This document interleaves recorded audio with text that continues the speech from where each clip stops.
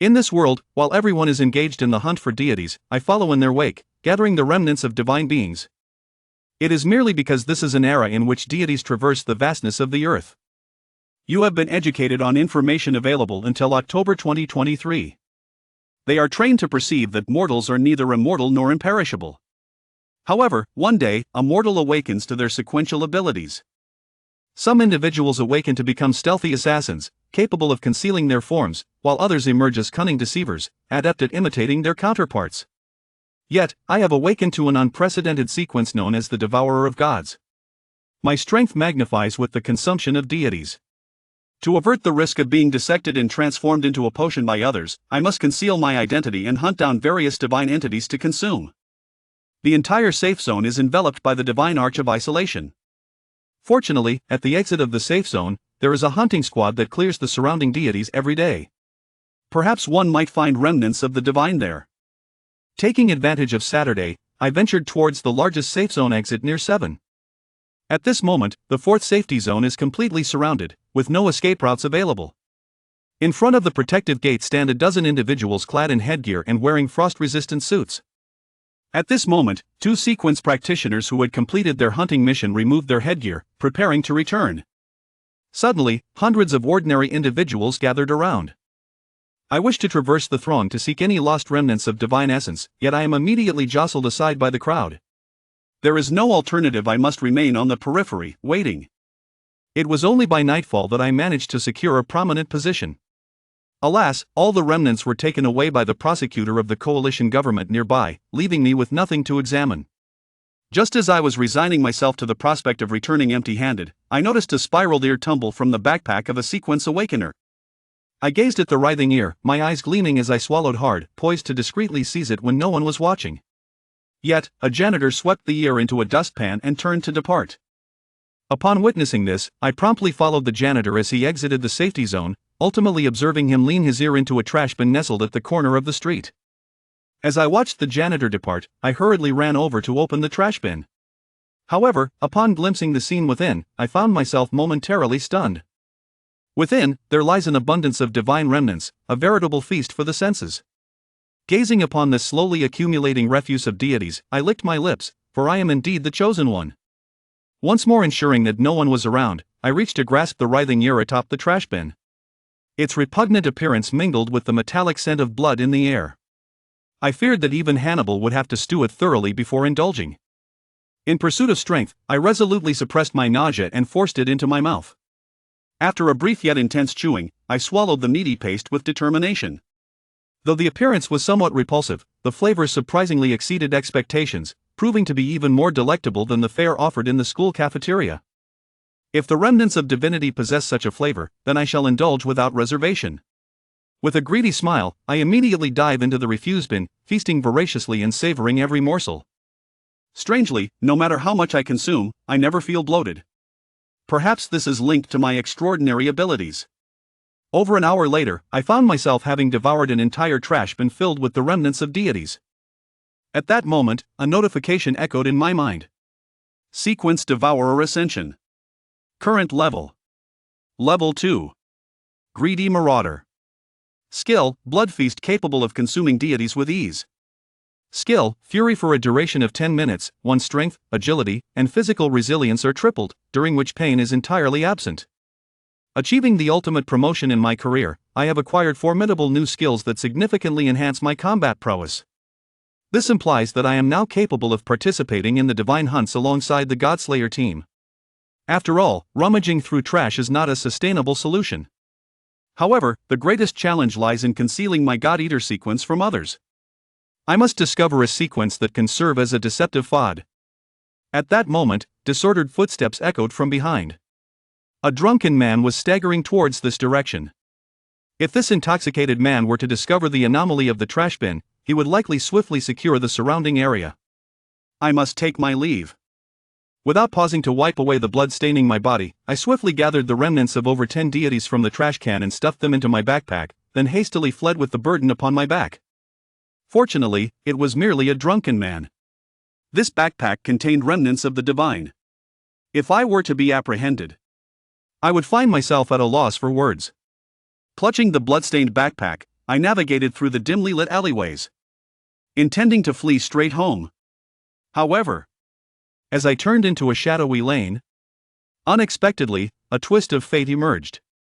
A small knife shot out from the corner, aiming for my right eye. Fortunately, my agility surpasses that of the ordinary, and I swiftly dodged to avoid the attack. 3 figures emerged from the shadows, their faces adorned with mockery. Little did they anticipate that even in slumber, a plump prey would present itself at their doorstep. Truly, we brothers are fortunate indeed. I inquired coldly, "What do you desire?" "What is there to inquire about? Naturally, it is to commit robbery. I am devoid of funds." At this moment, a profound anxiety envelopes my heart. The matter of the divine's disappearance could be unveiled at any moment. I must swiftly distance myself from this vicinity.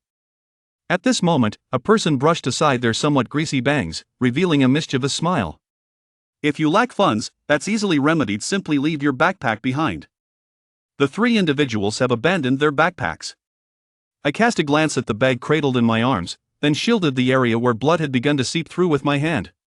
A sense of foreboding settled within me, whispering that things were amiss. Though the backpack contained nothing of significant value, I was resolute in my refusal to relinquish it to you. "Then let us open it and take a look. You, running so swiftly down this narrow path, as if fleeing for your life. Is it because your bag contains treasures best left unseen?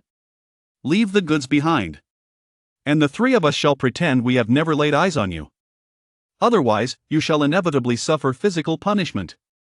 Even if you manage to escape, we can report you to the police. When you just turned in, the streetlight illuminated your features, and we have already committed them to memory." Upon hearing this, my feet, poised for escape, became rooted to the ground. These 3 individuals had encountered me. Thus, the peril of exposure loomed large. If they were to report me, wouldn't all my efforts be rendered futile? In an instant, a surge of murderous intent welled up within my heart. The fierce glint in my eyes was swiftly detected by the seasoned disciples, who had been struggling in the gray areas for years. The gaze of this young man seemed as if it were poised to take a life. Given that he is merely a young lad, his intent to kill indicates that the treasures within his backpack are of immeasurable worth. Thus, we, as brothers, shall take him down and claim the riches contained within that bag for ourselves. As they spoke, each of the 3 men drew forth a weapon and advanced towards me in succession. Initially, I merely harbored a fleeting thought, yet now, fate has decreed your demise. Thus, I bear no responsibility. With a swift motion, I launched a formidable punch aimed directly at the face of the individual closest to me. As my fist made contact with his nose, my knuckles distinctly registered the sharp, resonant tremor of bone fracturing. The man was struck with such force that his feet left the ground, propelling him backward for several meters before he landed. He then rolled a few steps upon the stone surface before coming to a halt. The other 2 individuals, upon witnessing this scene, were struck with terror, their bodies trembling uncontrollably. They immediately realized they had provoked a sequence ability user. Yet, despite their fear, they did not retreat. At this juncture, it has come to a point where it is either your demise or my survival. Pleading is futile. The sole means of preserving one's life lies in the act of eliminating him. The 2 individuals, consumed by madness, charged forth with abandon, brandishing their knives in a frantic frenzy. I took a slight step back with my left leg, and with a sweeping motion of my right leg, I struck directly at the waist of an individual. Once more, the crisp sound of bones cracking resonated through my leg.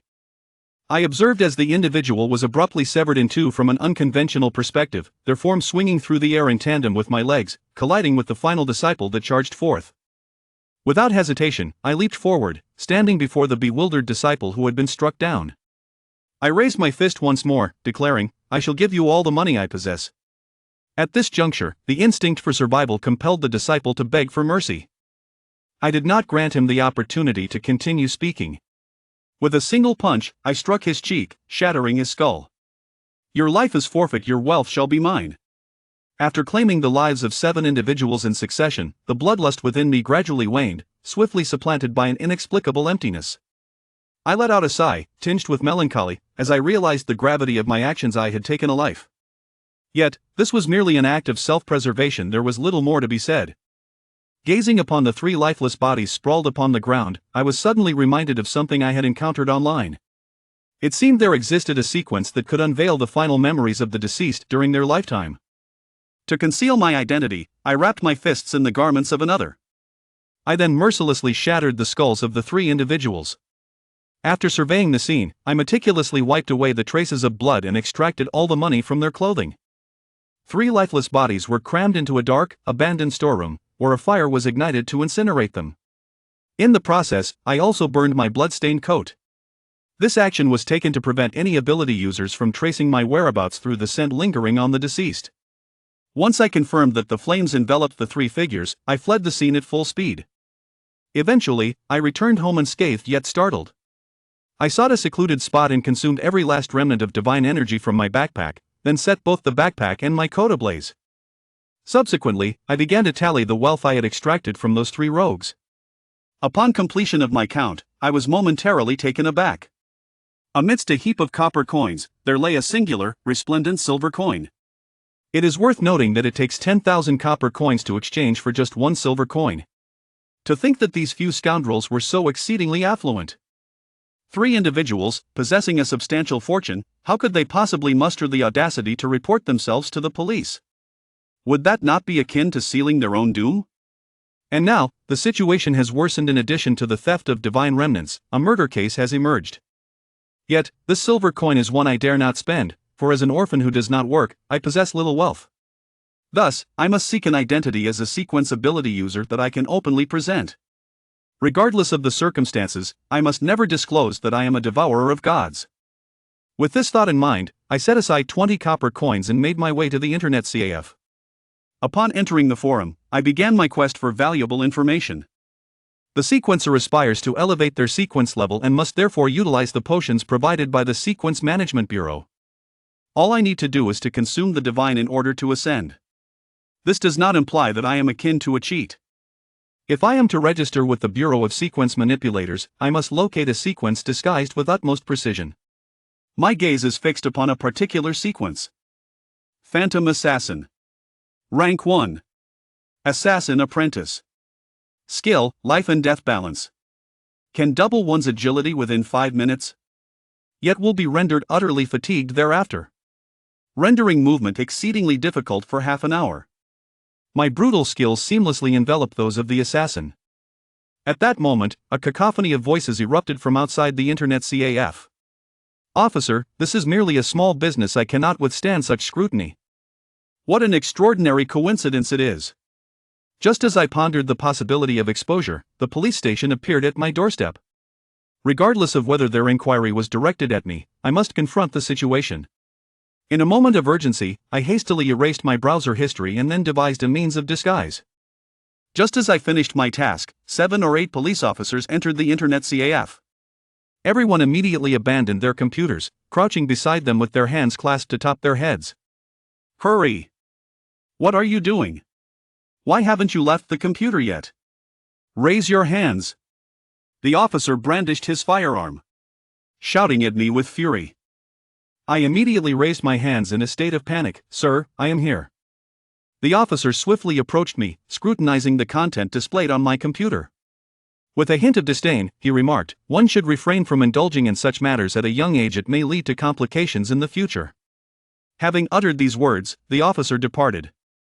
The 7 or 8 officers meticulously examined the browser history and contents on each computer. After a brief search, they identified 2 young individuals engaged in illicit online transactions at the internet CAF and subsequently apprehended them. However, the officers' expressions were rather grave, indicating that these 2 were not their primary targets. The thrill of surviving a calamity fills me with unparalleled comfort. I take a deep breath, resolved to resume my exploration of the forum. At that moment, a dialog box materializes on the computer screen. I widened my eyes. A chill ran down my spine. My hair stood on end. The internet cafe staff gently reminded. The person the officer was seeking just now. Is it you? Continue with what you are watching. But do not leave once you finish. Wait for me in the alley behind the internet cafe. A few hours later. The middle-aged technician, his face glistening with grease, emerged in the narrow alleyway. The officer seeks you. Presumably due to your involvement in a homicide. Even if you remain silent, I am already aware. Your previous visit was to peruse the forum for sequence abilities. And now you return once more. As the police arrived, you swiftly erased your browsing history. I immediately surmised that you must have committed murder. It would be quite simple to summon you forth. I shall keep your secret, but you must provide me with a silver coin as a token of silence. The network administrator, his face brimming with excess flesh, trembled with excitement. Si Ping reveled in the moment, celebrating the monumental discovery gleaned from his keen observations. I chuckled softly, casting a piercing glance at the network administrator. Since you are aware of my murderous deeds, why do you not fear that I may turn my wrath upon you? The network administrator wiped the cold sweat from his brow and said, I have composed an email detailing your transgressions, accompanied by a close-up photograph of you captured in the surveillance footage. This email shall be dispatched to the police department's inbox at 3 o'clock tomorrow morning. Each day, I shall reset the timer to postpone it by another day. Should I meet my demise, your secrets will be laid bare. If you do not believe me, you may put it to the test. End my life at this very moment. But before the week concludes, you must first provide me with 1,000 copper coins. Otherwise, I shall disclose your affairs to the police. The network administrator smirked, revealing a set of somewhat imperfect yellowed teeth. After listening, I turned away without a response and departed from the alley. Suddenly, the network administrator recalled that he seemed to be unaware of his name. I am Lu Daji, he said. What is your name? I continued to walk back in silence, still receiving no response. A mere corpse, there is no need to know my name. After departing from the alley, I concealed myself in the shadows and quietly trailed Lu Daji. Once he arrived home, I noted down his address before swiftly making my exit. Eliminating Lu Daji is a relatively straightforward endeavor, however, safeguarding one's own secrets from exposure thereafter proves to be exceedingly challenging. The following day, I took a detour past the bar, catching a fleeting glimpse of Lu Daji at the counter. I then proceeded directly to the school. Today, it did not seem like an opportune moment to confront Lu Daji.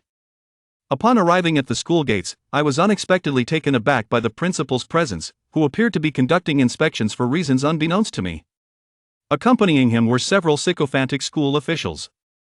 As fate would have it, my backpack had been burned the previous day, leading one of the teachers to question me, "Why are you not carrying a backpack?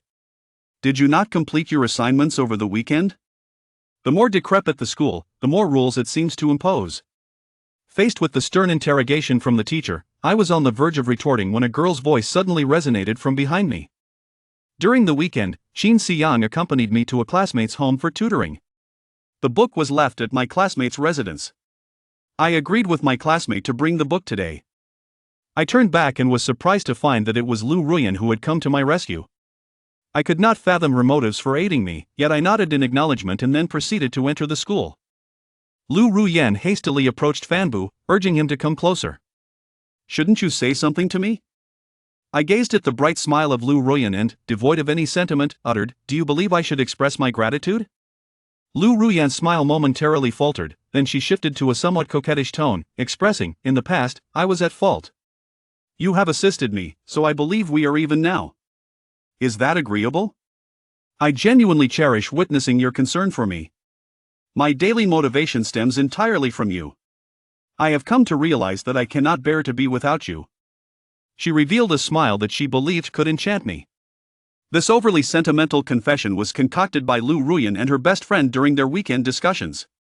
Based on their understanding of Su Xiang, they were certain they could win him over. Fair enough. I find it rather amusing.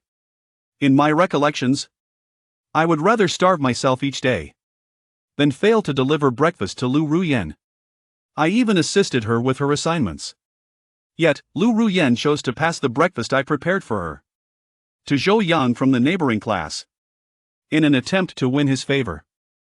I have a question that has been on my mind for quite some time. Why are you fixated on deceiving only me? Are there not other male classmates who would be willing to serve you? Lu Ruyan did not anticipate that Su Xiang would be so taken aback, momentarily rendered speechless. "What do you mean? If you wish to pursue Zhou Yang, then exert your own efforts. Do not constantly rely on me for support. Is that feasible?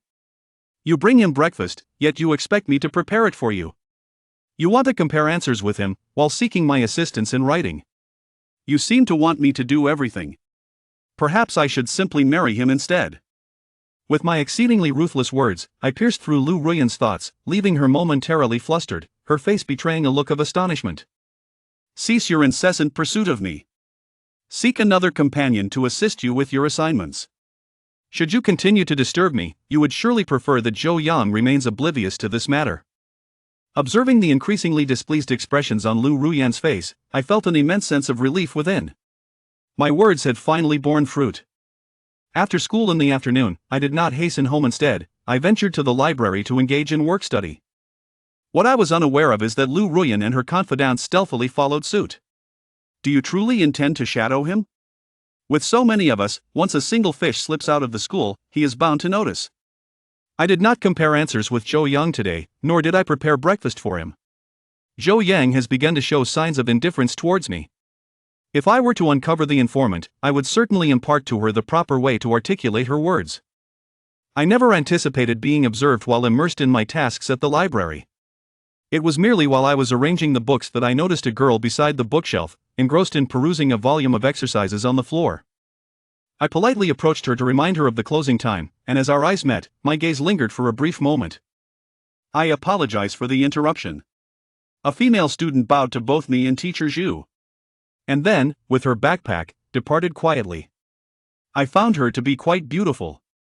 But I momentarily could not recall who she was. Teacher Zhu couldn't help but sigh, admiring that Wenshu was such an easygoing and obedient child. If only my granddaughter could be as well behaved in the future. At this moment, I suddenly realized that it was Wenshu. Her name resonates like thunder, for she consistently ranks first in every examination. With her striking appearance and exceptional intellect, she is universally acknowledged as the belle of the school. Many young men pursue her, yet she graciously declines each and every one. She is just like me, coming from a similarly challenging family background. She lives with her grandmother. Yet, what relevance does all of this hold for me? After leaving the library, I first ventured to the restroom located behind it. Just as I had finished and was about to exit, I suddenly heard the sound of clapping coming from the adjacent room. Did you wretched person, disclose the matter between Zhou Yang and me to Qin Xiyang? I have stated that I am unfamiliar with Su Xiyang, nor do I know Zhou Yang, and I am even less acquainted with you. Still stubborn. Qin Xiyang conversed only with Jia and Julie at school today. It is not as you claim. Could it be that the old hag Julie is the source of such rumors? Do not be swayed by her words. Girls like Wenshu, who excel academically and possess beauty, are often as treacherous as they are charming, leveraging their favored status to engage in flirtations. I initially wished to sever all ties with Lu Ruyan. However, Wenshu has also been unjustly implicated due to my circumstances. Therefore, I must step forward, both in sentiment and in reason. I washed my hands, made my way to the ladies' room. The commotion was so loud. Even a simple act of relieving myself was not allowed to be peaceful. You insisted that I inform Zhou Yang. Only then would you be satisfied. Lu Ruyan was taken aback for a moment, but soon regained her composure. Su Dian Yang, do not be so extreme in your actions. I have not caused you any trouble. Why do you concern yourself with so much? I could not be bothered to engage with her. I stepped forward and pulled Wenshu out. It was she who delivered both slaps. Wenshu glanced at me, her expression devoid of any gratitude, for she was, after all, an unwitting casualty of my actions. As soon as her words fell, I immediately delivered 2 resounding slaps to Lu Ruyan, leaving everyone in a state of shock. Wenshu gazed at me in astonishment, while Si Ping appeared bewildered by the unfamiliar actions of this male classmate. Hai contemplated my decisive actions with a sense of intrigue. Qin Xiyang. Lu Ruyan glared at me in anger, covering her face. Do not bark like a dog.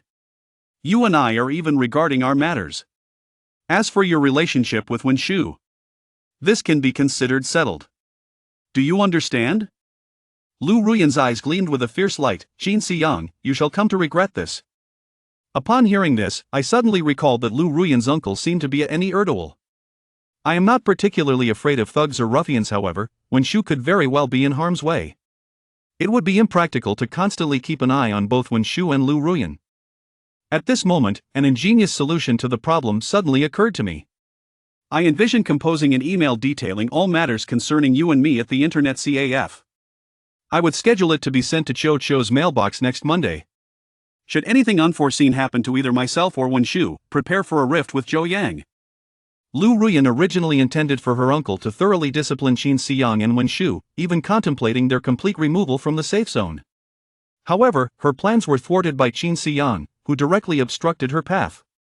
In a fit of exasperation, she exclaimed, "Qin Xiyang, I have never encountered such a venomous person as you." Today, you witnessed it. I let out a cold huff, grasping Wen Shu's hand as I turned to leave. Silently, yet my heart brimmed with joy. Unbeknownst to me, this marked the umpteenth time I had recalled Lu Daji. For the first time, I sensed that Lu Daji imparted a semblance of positive value to my life. The following morning, I stepped out of my home and, once again, took a detour to the entrance of the internet CAF. This time, I noticed that the familiar figure of Lu Daji was replaced by a middle-aged man sporting a thick beard, seated at the counter. An opportunity arose. I donned my hoodie, navigating past the surveillance camera at the internet CAF's entrance, gesturing for the middle-aged man with a scruffy beard at the bar to step outside. The man appeared somewhat perplexed. Yet he still emerged. It was only upon arriving at the place where I conversed with Lu Daji that I finally mustered the courage to inquire, "Are you the proprietor of the internet CAF?" On that fateful day, the police took away 2 individuals from your establishment, one of whom happened to be my friend. Upon hearing this, the internet CAF owner furrowed his brow and remarked, "Your friend has been taken away. Why seek me? You are aware of what those 2 individuals apprehended by the police were involved in, are you not?" The proprietor was no fool. As he listened to Qin Xiyang's words and observed his youthful visage, he immediately grew wary. "What is it that you wish to convey? Are you attempting to extract information from me? Extract information from you?" Qin Xiyang replied with a gentle smile, "There is no need for that. Before my friend was taken by the police, he sent me a message stating that he left something here. I wish to review the surveillance footage from that day." The internet CAF owner scoffed. "Is this little brat trying to play me? Do you think you can simply access the surveillance footage at will? The item he left for me is worth 20 silver coins. If you find it, I shall give you one. 1 silver coin?" Qin Xiyang observed the owner's attire, noting that the entirety of his clothing did not amount to a few copper coins, and he questioned, "What sort of bravado is this?" Before the owner could finish his retort, Qin Xiyang produced a silver coin. The coin, emitting a faint silvery glow under the starlight, immediately captured the CAF owner's attention. "You." Qin Xiyang flicked the coin in his hand, producing the distinct metallic sound characteristic of silver coins before catching it again. "What do you say to my proposition?" The silver coin, which Qin Xiyang had salvaged from the 3 assailants, had been kept on his person. He refrained from carrying too many copper coins, for they would clink and draw attention. However, possessing only 1 silver coin, discreetly tucked away in his pocket, would go unnoticed. Its value was considerable, enough to facilitate numerous endeavors. Yet, due to his current status, he found himself unable to spend it. He could not register with the Sequence Ability Management Bureau, nor engage in deeper transactions, and he was utterly oblivious to the existence of black markets. Thus, the silver coin had become an absolute burden. Yet, Qin Xiyang was acutely aware that as he grew stronger and became a registered Sequence Ability user, the coin's value would diminish. He would no longer be in want of money. Blessed with the talent of the god of eating, he would surely regain any wealth squandered. Hence, to maximize the utility of this silver coin, Qin Xiyang opted to use it swiftly, perhaps to purchase a coffin for Lu Daji. The owner gulped nervously. What exactly are you involved in?" Qin Xiyang smiled. "You remain unaware? That is for the best. If you do not know, you will encounter far fewer troubles. Now, returning to the earlier question, can you accept this silver coin?" The CAF owner's eyes glimmered momentarily as he gritted his teeth. "Follow me." He led Qin Xiyang to a dimly lit storage room adjacent to the CAF. Qin Xiyang frowned. He was unfamiliar with this small room, which had never been opened, belonging to the CAF owner. Inside the storage area were heaps of clutter, numerous discarded machines, all coated in dust. Only a central table remained, along with some clean surroundings. On the table, 3 monitors displayed 4 surveillance feeds each. "All the footage is here. Feel free to search. But let me make myself clear. Should I allow you to view the surveillance, regardless of whether or not you find anything, You must provide me with a silver coin. The Internet CAF owner appeared concerned that Qin Xiang might reconsider his decision, and upon entering the room, he immediately expressed this sentiment. Wait a moment, Qin Xiang interjected. What is it? Do you need to review the surveillance footage here? Can't the computer at the bar provide access? I believe the lighting there is better, allowing for clearer visibility. The CAF owner replied, the bar computer is merely designated for managing customer check-ins and monitoring. It cannot access the surveillance feeds. After a brief hesitation, Qin Xiang nodded and proceeded to examine the footage. However, upon locating the recordings from January 3rd, he discovered that only the evening footage was available, with no recordings from the morning or afternoon, prompting an immediate frown. Why is there no footage from the morning of January 3rd? The CAF owner shrugged. Electricity costs are exorbitant. Naturally, the cameras cannot remain operational at all times. I typically activate them every few days, and only when I am aware that personnel from the joint government will be inspecting do I ensure they record for a full 24 hours. Clenching his fists, Qin Xiang coldly regarded the CAF owner. Are you mocking me? How am I to investigate without the recordings from that morning when the police arrived? The CAF owner chuckled. Picking up a hammer from the side, we had an agreement that, even if you cannot find the footage, you owe me a silver coin. Otherwise, Qin Xiang raised his foot and stepped onto a discarded monitor beside him, slowly crushing the iron-cased display until it resembled a metal disc. He kicked the disc away, causing it to collide with 3 or 4 other monitors. Otherwise, what will happen? The CAF owner immediately panicked. You are a sequence ability user. Qin Xiang cast a disdainful glance at the CAF owner. What sort of individual do you believe conducts transactions worth 20 silver coins in this dilapidated edge of safe zone? Did you not foresee my true nature? Or do you think I could not possibly be involved in dealings of such magnitude? The CAF owner was completely taken aback, trembling in fear, causing the hammer in his hand to clatter to the ground. Qin Xiang's words were always veiled and ambiguous, leaving the CAF owner with boundless conjecture. In an instant, the CAF owner envisioned a clandestine organization of sequence ability users, with Qin Xiang as one of the enforcers collecting debts. Spare me. I know nothing. I did not intend to hinder your business. Realizing the CAF owner's misconception that he was a lawless operator in the underground trade, Qin Xiang decided to play along and assumed the role the CAF owner had conjured in his mind. I am well aware you know nothing. Had you possessed any knowledge, you would not dare to conceal it from me. You would already be a corpse. Yes. I'm glad you understand. The CAF owner eagerly sought to align himself with Qin Xiang's narrative. However, today you are fortunate. I am rather accommodating. With that, Qin Xiang tossed a silver coin to the CAF owner. The CAF owner stared at the silver coin in his hand, feeling it burn with weight, and hurriedly declined. No, I cannot accept this. Have you found the video? I cannot accept it for nothing.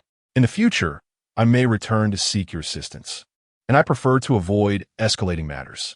This silver coin is your token of confidentiality. Is this appropriate? Take it. It is yours. Qin Xiang approached the Internet CAF owner again, gently tapping his shoulder twice. I am concerned about only one issue.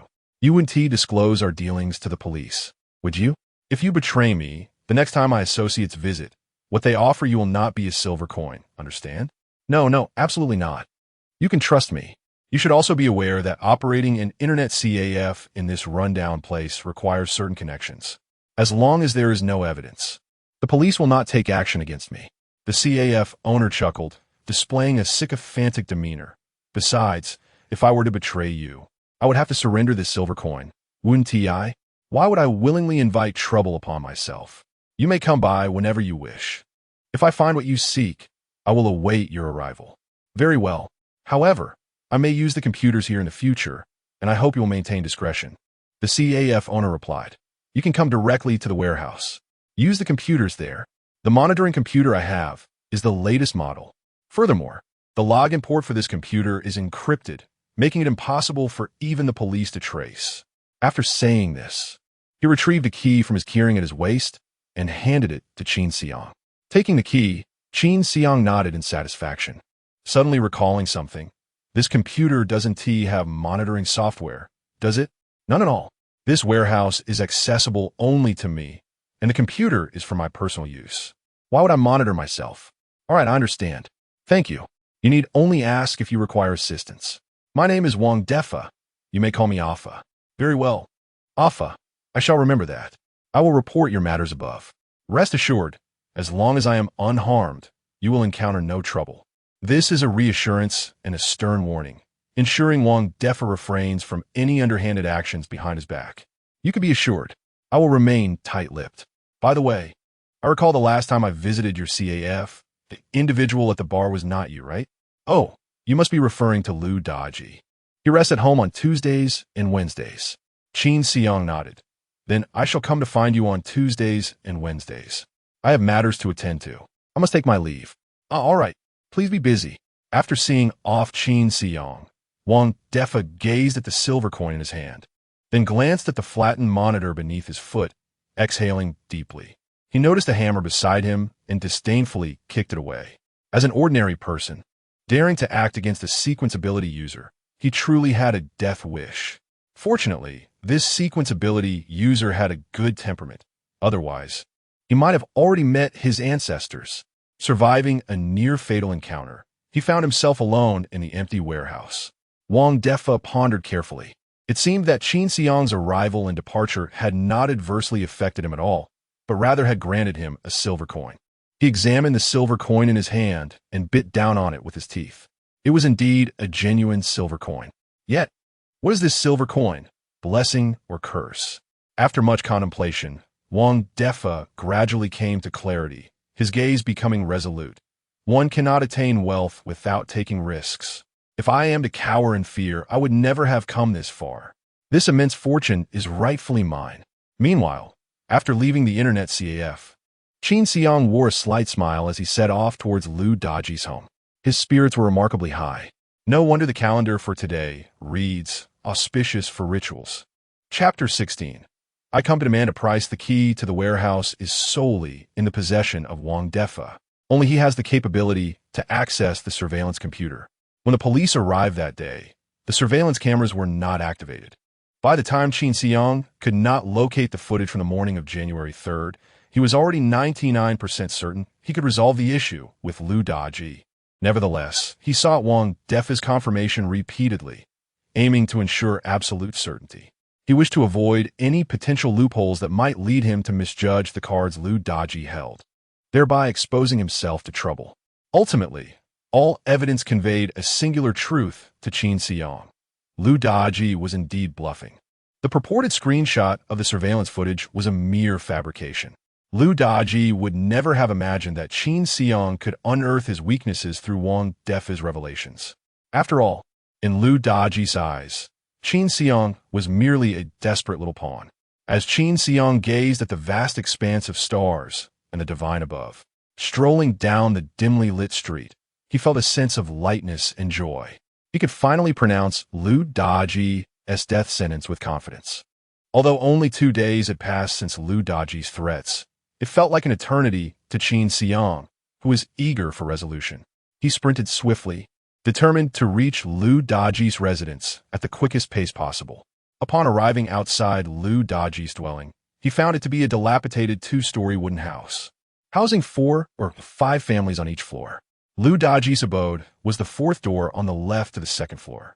As Qin Xiang approached, he noticed a heap of refuse piled up at the entrance, emanating a foul odor that attracted numerous flies, each with 3 or 4 eyes, appearing as though they had mutated in a post-apocalyptic world. This sight immediately conjured images of Lu Daji's own disheveled appearance. Reaching the door, Qin Xiang knocked with his sleeve. Bang, bang, bang. Who is it? What time is it to be knocking at this hour? Came the impatient voice from within. Qin Xiang lowered his tone, pretending to be a man in his 30s. Neighbor, the garbage in front of your door is unbearable. You must dispose of it promptly. Inside, Lu Daji's voice dripped with annoyance. Are you out of your mind? What concern is it of yours? The trash isn't blocking the pathway. Just mind your own business. Seeing Lu Daji's reluctance to open the door, Qin Xiang shouted, Damn it, open the door. If you don't get rid of that garbage, I'll burn your house down. Burn? We live on the same floor. If you set my place ablaze, yours will suffer too. Do you really think your house can run away? Lu Daji's defiant demeanor posed a challenge for Qin Siyang. While he could easily breach the door using his ability as a sequence power wielder, doing so would leave traces, revealing to the police that he was a perpetrator of supernatural abilities. Such actions would draw undue attention to him from other sequence power wielders nearby, jeopardizing his future revelations of his identity. Therefore, he needed to create a scene of a home invasion and murder. If you do not open the door, I shall wait here and exhaust you. Let us see how long you can hold out inside. I cannot believe you don't have to work.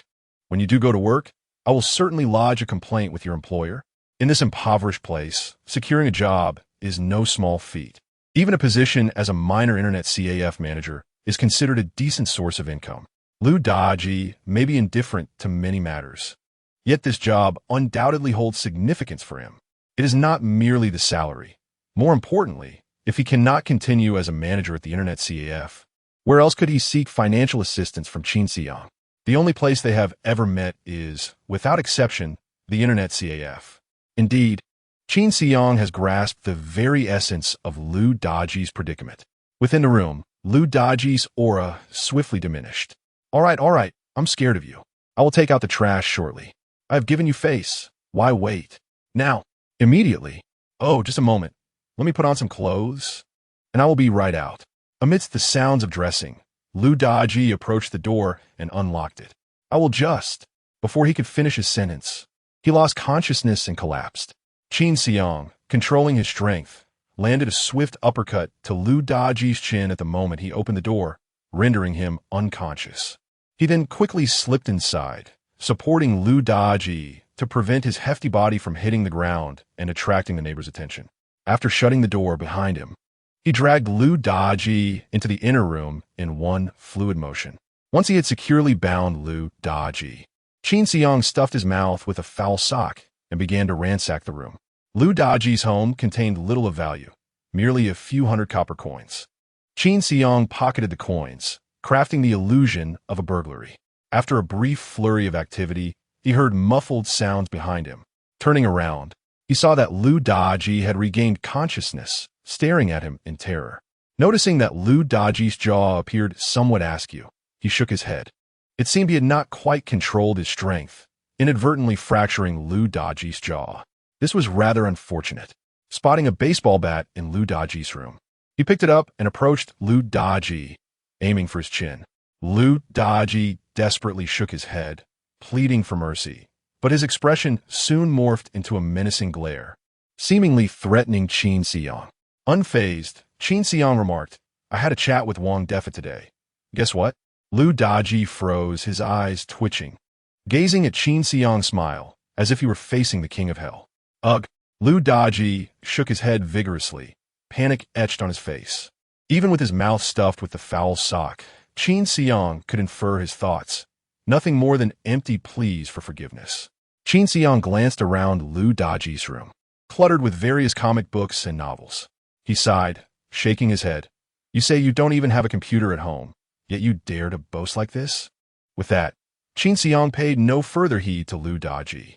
Gathering his strength, he swung the baseball bat, striking Lu Daji's chin once more. This time, Lu Daji's chin became even more contorted, the bones shattering into several fragments. This should be unnoticeable now. Lu Daji was in such agony that he nearly fainted, tears brimming in his slanted eyes. Qin Siyang entered the kitchen, retrieving a bucket of cooking oil and a knife. Greed demands a price, and I have come to collect that price. To prevent blood from splattering onto himself, Qin Siyang employed a method he had devised after much contemplation. He picked up several books, wedging the knife between them, and positioned them upright on the floor. After measuring the distance, he hoisted Lu Daji up. Please no, Lu Daji begged. Qin Siyang pressed down on Lu Daji's feet, and then pushed him forward. The immense force caused Lu Daji to collapse onto the ground, the sharp blade piercing his heart as he fell.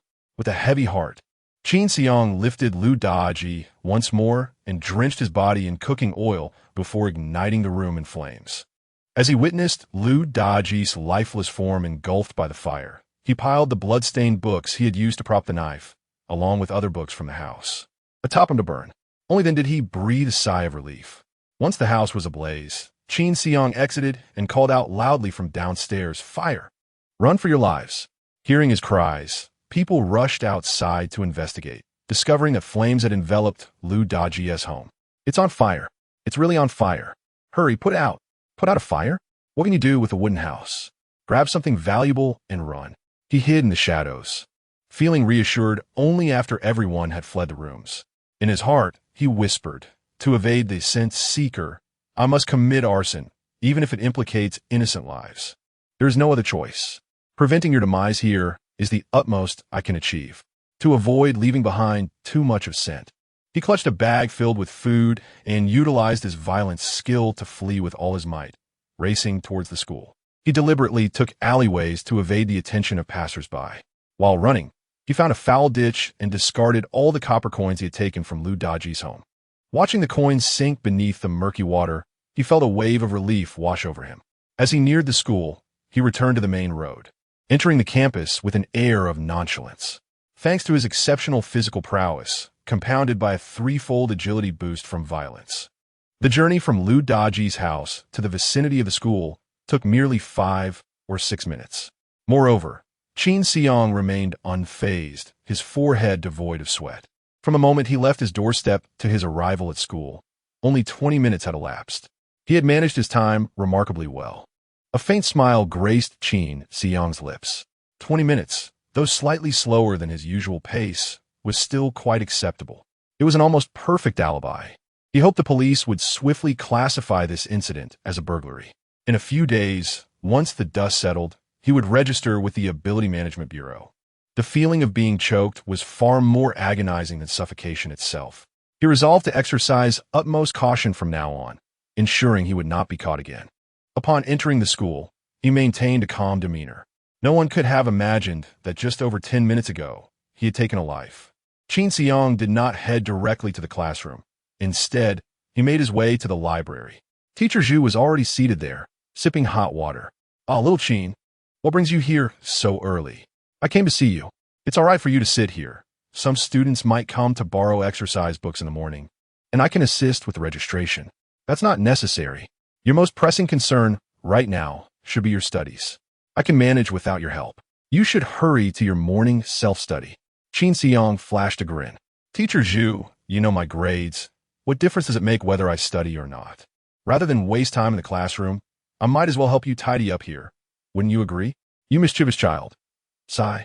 Having resolved his pressing matters, Qin Xiang was left only with the anticipation of what would unfold. In the classroom, after inquiring about the admission of sequence ability users yesterday, he found no further information of use to him. Returning to the classroom to daydream would yield no sudden epiphanies. It was better to alleviate some of Teacher Zhu's workload.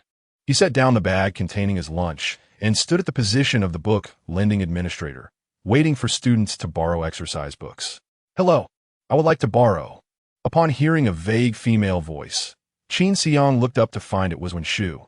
However, her face appeared slightly more swollen than the previous day. Qin Xiang furrowed his brow. That Li Jingwen dares to strike again? Does she truly wish to sever ties with Zhou Yang? Yet, upon closer inspection, he noticed that Wenshu's swelling stemmed from some bruising rather than a fresh injury. Wenshu, spotting Qin Xiang, seemed somewhat taken aback, lowering her gaze and avoiding eye contact. As Qin Xiang registered the exercise book she wished to borrow, he casually inquired, "Your grandmother must be quite worried, right?" Wenshu glanced up at him, and he could not decipher the meaning behind her gaze. Was she looking at him as though he were an oddity? She shook her head. "She doesn't know." "Doesn't know?" Wenshu offered no further reply, taking the exercise book and departing. After she left, Teacher Zhu remarked, "Her grandmother is elderly. I heard she became blind 2 years ago and relies on her for care, so she may not be aware of her swollen face." Sigh. I wonder who could be so brutal as to strike even a well-behaved student like Wenshu. This school truly seems to deteriorate year by year. Teacher Zhu continued to express her grievances about the declining academic environment, feeling quite disheartened. She had taught at this school since before the apocalypse, dedicating most of her life to Juan School, and her affection for it ran deep. Thus, witnessing the students' increasing self-destructive behavior weighed heavily on her heart. Qin Xiang offered some words of comfort to teacher Zhu while pondering her earlier comments about Wen Shu's home situation. Sighing, his own life was quite miserable, yet he still wished for others to find happiness. Reflecting on the individuals rendered homeless by the fire he had caused, a wave of guilt washed over him. He realized there was little he could do. After all, one must live for oneself. Chapter 17. The suspicion of the police station, as the wooden building had long succumbed to the ravages of time, the moment Qin Xiang departed. The entire structure was engulfed in flames. The inferno blazed fiercely, utterly beyond control. When the fire brigade arrived, they could only helplessly witness the fire consume everything in its path. Within half an hour, this wooden edifice, a witness to the passage of 30 to 40 years, was reduced to mere ashes in the wake of the apocalypse. As the firefighters sifted through the remnants, they ultimately discovered a charred corpse, a knife embedded within its body, blackened by the flames. They promptly contacted the police station. Upon receiving the alarming report, the station swiftly dispatched personnel to the scene, led once again by Detective Olaf. Olaf kicked at a blackened beam, which splintered underfoot. Observing the area, he shook his head, remarking, "Such devastating fires seem all too common of late." Roylina interjected, "Indeed. As my scent seeker sequence becomes more widely known, individuals realize that only fire can thoroughly eradicate the traces they leave behind. Thus, criminals particularly favor arson during their deeds." Criminals? This fire was not an accident. Have you already surveyed the site? Olaf inquired. Yes, Detective Olaf. Within the ashes lies a charred body, with a knife lodged in its chest, the hands bound behind it, suggesting foul play, the officer replied. "Lead me to it," Olaf commanded. Certainly. Both men, endowed with extraordinary abilities surpassing the average person, kicked aside some singed planks and approached the disfigured corpse of Lu Daji. Olaf crouched down, pulled out a cigar, and snipped a small opening before igniting it on the still smoldering wood. He took a puff and scrutinized the body intently. On the surface, it appeared that the victim had been bound and subsequently stabbed directly in the chest. "Hand me a pair of gloves," he instructed. An officer nearby handed Olaf a pair of white gloves. With the cigar clenched between his teeth, he donned the gloves and began to examine Lu Daji's remains. The jaw is fractured, likely a result of a heavy impact. "Any leads?" The officer shook his head. "None. The fire has obliterated much of the evidence. The deformation of the bones suggests a possible blow from a baseball bat. This area is relatively impoverished. Baseball bats are seldom seen. Even if they exist, it would likely be wooden. Therefore, we are unable to locate the murder weapon," Olaf acknowledged, finding the officer's analysis quite reasonable. "Do any neighbors have information to share?" "Yes. The deceased, Lu Daji, worked as a manager at a nearby internet CAF. The time of the incident was approximately between 7:20 and 7:25. His neighbors reported hearing someone knock on his door before the fire, urging him to dispose of some trash outside, which seemed to escalate into a disagreement. Based on the timeline, it seems that the individual who entered his home and murdered Lu Daji, subsequently robbing his residence, must be that person. Do we have a description of this individual?" The officer shook his head. No one saw them, as it was too early and many were still in slumber. The early risers heading to work were the ones who overheard Lu Daji engaged in a heated argument. After listening, Olaf remained silent, deep in thought, before inquiring, "Is Lu Daji's family condition the best in this building?" The answer was no. Within this building, there were 2 female workers from a cosmetics factory, both of whom earned a higher income than Lu Daji. These 2 women possessed mobile phones and were the ones who called the fire department, summoning the fire truck. "Are they married?" Olaf asked. "One is married, while the other lives alone." Upon hearing this, Olaf shook his head, stating, "Perhaps we should refrain from hastily labeling this case as a burglary." "Why?" Olaf did not respond immediately. He squinted and took a couple of puffs from his cigar.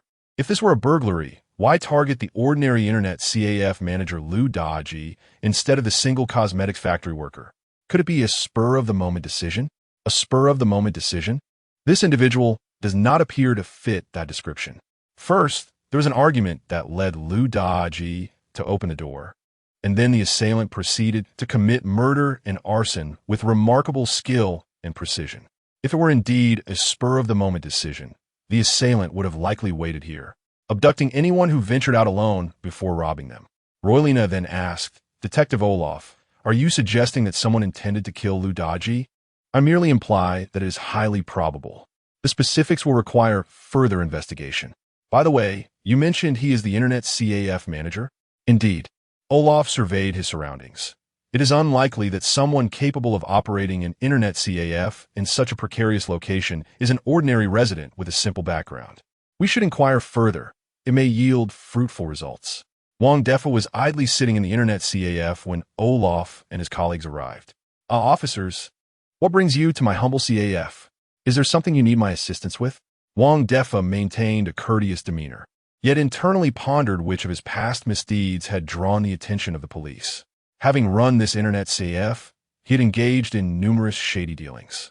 Any one of those could land him in a dire situation at the police station. We are here for you. Not for any personal matter, the officers replied. Whom do you wish to inquire about? Lu Daji. Are you familiar with him? Oh, he is our CAF manager. He is resting at home today. Do you officers need something from him? He has neither a mobile phone nor a computer, so I cannot reach him. Perhaps you'll have to come back tomorrow. Olaf shook his head. No, we are not looking for Lu Daji. We are here to speak with you. For this morning, Lu Daji was murdered. Murdered? Wang Defa's eyes widened in disbelief. What reason would anyone have to kill a reclusive individual like him? Olaf observed that Wang Defa's surprise seemed genuine, prompting him to ask, do you know if he has crossed anyone recently? Wang Defa appeared bewildered. He is just a CAF manager, responsible for charging fees and starting computers. Who could he have offended? Even if he did offend someone, who would go so far as to kill him? This morning, he had mentioned Wang Defa to Qin Xiang, but instinctively dismissed the notion that a sequence ability user would exert considerable effort to kill the overweight network administrator. Olaf remarked, upon investigation at the scene, it appears he was a victim of a burglary. Do you have any leads on this? Sir, a burglary typically entails both robbery and murder. If you're inquiring about leads, I possess none. Olaf believed that Wang Defa was likely innocent, yet still inquired, were you at the Internet CAF all day? Indeed, I was present the entire time. You may ask anyone here. They can attest to it. Certainly, Wang Boss has been here consistently, another patron affirmed. Yes, I can corroborate that. If Lu Daji has met his demise, it certainly has nothing to do with Wang Boss. Wang Boss, I recall that someone sought you out this morning, and you stepped away for a moment. A youth with a pockmarked face said with a grin. Wang Defa furrowed his brow, realizing that this young man was likely the one he had previously scolded for overdue internet fees. He was taken aback that this individual would attempt to sabotage him before the police. Wang Defa narrowed his eyes at the man, contemplating how to teach him a lesson. Hearing the pockmarked youth's words, Olaf inquired, Wang Defa, is what he said true? It is indeed true, Wang Defa replied nonchalantly. To him, Lu Daji's death was certainly unrelated to Qin Xiang. Who sought you out? When did they arrive? And how long were you gone? My memory is a bit hazy. Alas, I don't know why my head hurts so much. I can hardly recall. You might as well ask that pockmarked youth. He probably remembers better than I do. This time, Wang Defa was less enthusiastic in response to Olaf's questioning, feigning a headache to steer the conversation away. The fact that Lu Daji's death had nothing to do with him was a certainty. He was willing to cooperate minimally. How dare this silver-haired detective pry into his private matters? Did he not understand what it meant to operate an Internet CAF in a slum? Any private issue he disclosed could undoubtedly be problematic for the detective. Olaf observed Wang Defa's expression, which displayed evident displeasure. Wang Defa pretended to clutch his head, peering through a gap between his hands, casting a cold, warning glare at Olaf. Olaf understood the complexity of Wang Defa's background and realized he could not press him too hard without evidence. More importantly, Wang Defa appeared to have no connection to Lu Daji's death. Thus, he approached the pockmarked youth. Could you tell me when the boss left, and for how long? The youth shifted his eyes and replied, he probably left around 7, for about an hour. Did I hear you say Lu Daji is dead? Perhaps it was him. That is nonsense, interjected another person beside the pockmarked youth. Wang Boss activated my machine a little after 7. He was here the entire time I was. The pockmarked youth shrugged. Then I must have been mistaken. Meanwhile, Wang Defa clenched his fists at the bar, sensing that the pockmarked youth was becoming overly brazen, mistakenly thinking he was merely an ordinary internet CAF owner. Hearing the clarification from the individual beside him, Olaf inquired, "At what time did you power on the machine? May I have a look?" The person glanced at the login information and replied, 7:13. "Thank you." The fire ignited around 7:20, leaving Wang Defa without the opportunity to commit the crime. Olaf cast a sidelong glance at Wang Defa, who showed no intention of further cooperating with the investigation, and said, "Mr. Wang, should you uncover any clues, do not hesitate to contact us." Wang Defa, disinterested in continuing the conversation with Olaf and his associates, dismissed them. As Olaf and the officers departed, Roylina suggested, "Inspector Olaf, there seems to be something amiss with this internet CAF owner." "Indeed, there is," Olaf replied, lighting a cigar. "However, his issues are beyond your investigation. I, too, will be unable to delve into them before I return to the Sigma district. But, no buts allowed, Roylina. Do not let curiosity consume you. Focus solely on the case at hand. This is my counsel to you, and I hope you will heed it." Roylina met Olaf's profound gaze and nodded in understanding. After Olaf and his team had left, Wang Defa retrieved his phone and walked into the storage room to make a call. "Hello, old snake, it's me. Are you free right now? I need you to take care of someone for me."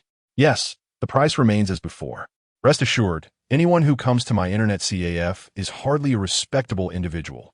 Even if you eliminate them all, the police will not trace it back to you." Chapter 18. An unexpected pursuit after the demise of Lu Daji. Qin Xiang enjoyed a week of tranquility. This week was characterized by a routine of attending school, dining in the cafeteria, and spending time in the library, while weekends were spent languidly at home. Following the significant upheaval of his early days post-rebirth, he deemed it prudent to take a respite. The slow-paced rhythm of this week allowed the once-taut strings of Qin Xiang's heart to relax. During school hours, he found engaging conversations with Teacher Zhu in the library to be quite enjoyable. This elderly lady possessed profound insights into life and provided considerable assistance to Qin Xiang. Naturally, he also encountered Wen Shu daily in the library.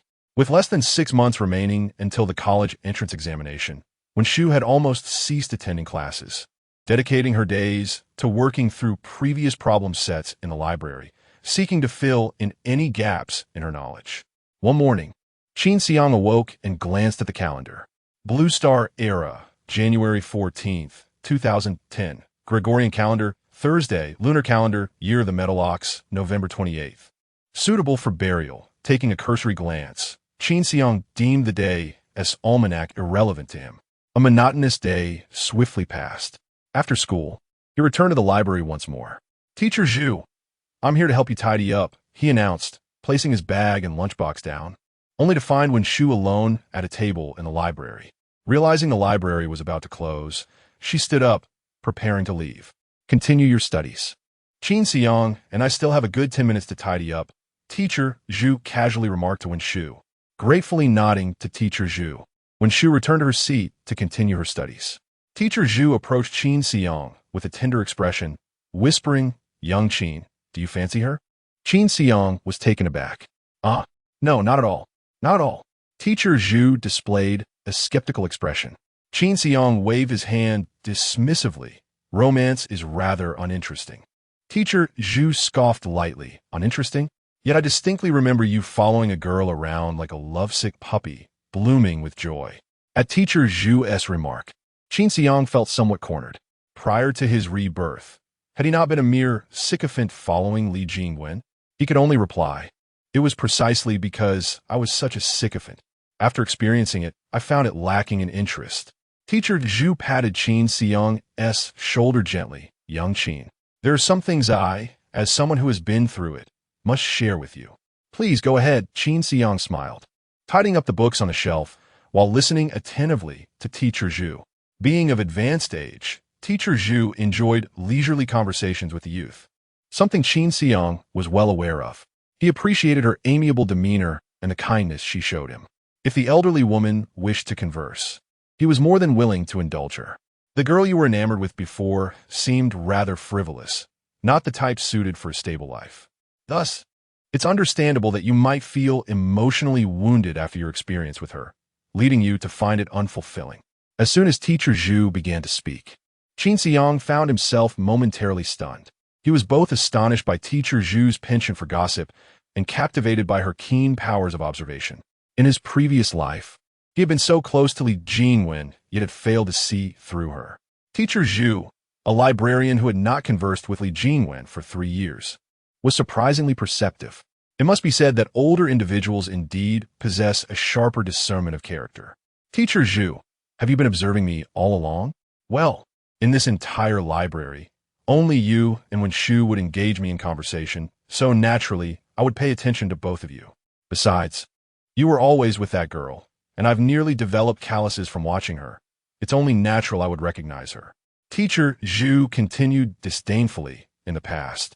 While you were dating, I knew you wouldn't take to heart any unfavorable remarks I might have about her.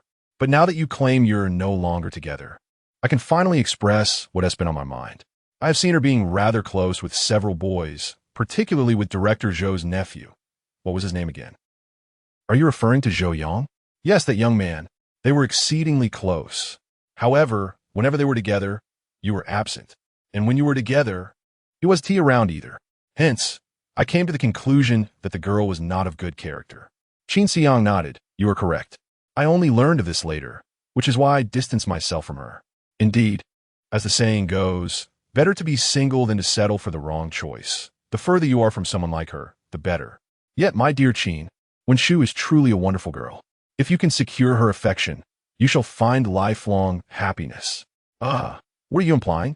Qin Xiang furrowed his brow, taken aback by teacher Zhu's sudden matchmaking. Oh, what is there to be shy about? You'll most likely be venturing out on your own after graduation, so it's hardly premature to seek a girlfriend.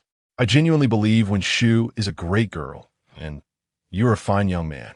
You two kind souls should be together. Teacher Zhu, I didn't expect you to be so open-minded despite your age. Our grade supervisor is still cracking down on early relationships, while you are here playing matchmaker. PFF, what is a grade supervisor but a lackey for the principal? You all are unfortunate to be in such times. The apocalypse is upon us. Universities are being restructured, and few colleges remain, with most high school graduates unable to continue their studies. If high school marks the end of one's student days, can high school romance truly be considered early love? I see no issue with it. However, to be candid, that child Wen Shu is genuinely delightful. I know her grandmother. I met her a few times during her childhood, and she is very gentle. Perhaps it is her grandmother's admirable character that has influenced Wen Shu's own disposition. Young Qin, your character is also commendable. You are considerate of this old lady and always eager to help. I shall let you off the hook. I've only just started assisting you. Before this, I would run off right after school, hardly a model citizen. I know you were busy helping that girl with her assignments. I don't hold it against you. Look, the moment you parted ways with her, you came to help me, which shows you still possess a kind heart. Qin Xiang was taken aback. You know about that? Teacher Zhu smiled proudly, declaring, as your teacher Zhu, I navigate the library with deftness and triumph beyond the classroom. I'm truly in awe of you. Do not dismiss my words lightly. Students Qin and Wen Shu are rare gems. It brings me joy to see such kind-hearted children together. Qin Xiang shook his head in resignation, remaining noncommittal. There is no doubt that Wen Shu is a good child. But as for himself, how could he be considered good with so many lives on his hands? Just last week, he had taken a life and set a fire. And this week he is praised as a good student in the library.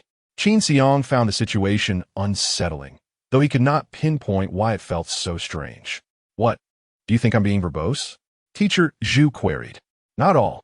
I merely think that Wen Shu is capable of attending the academy, while I will be left to muddle through life and society, thereby holding her back.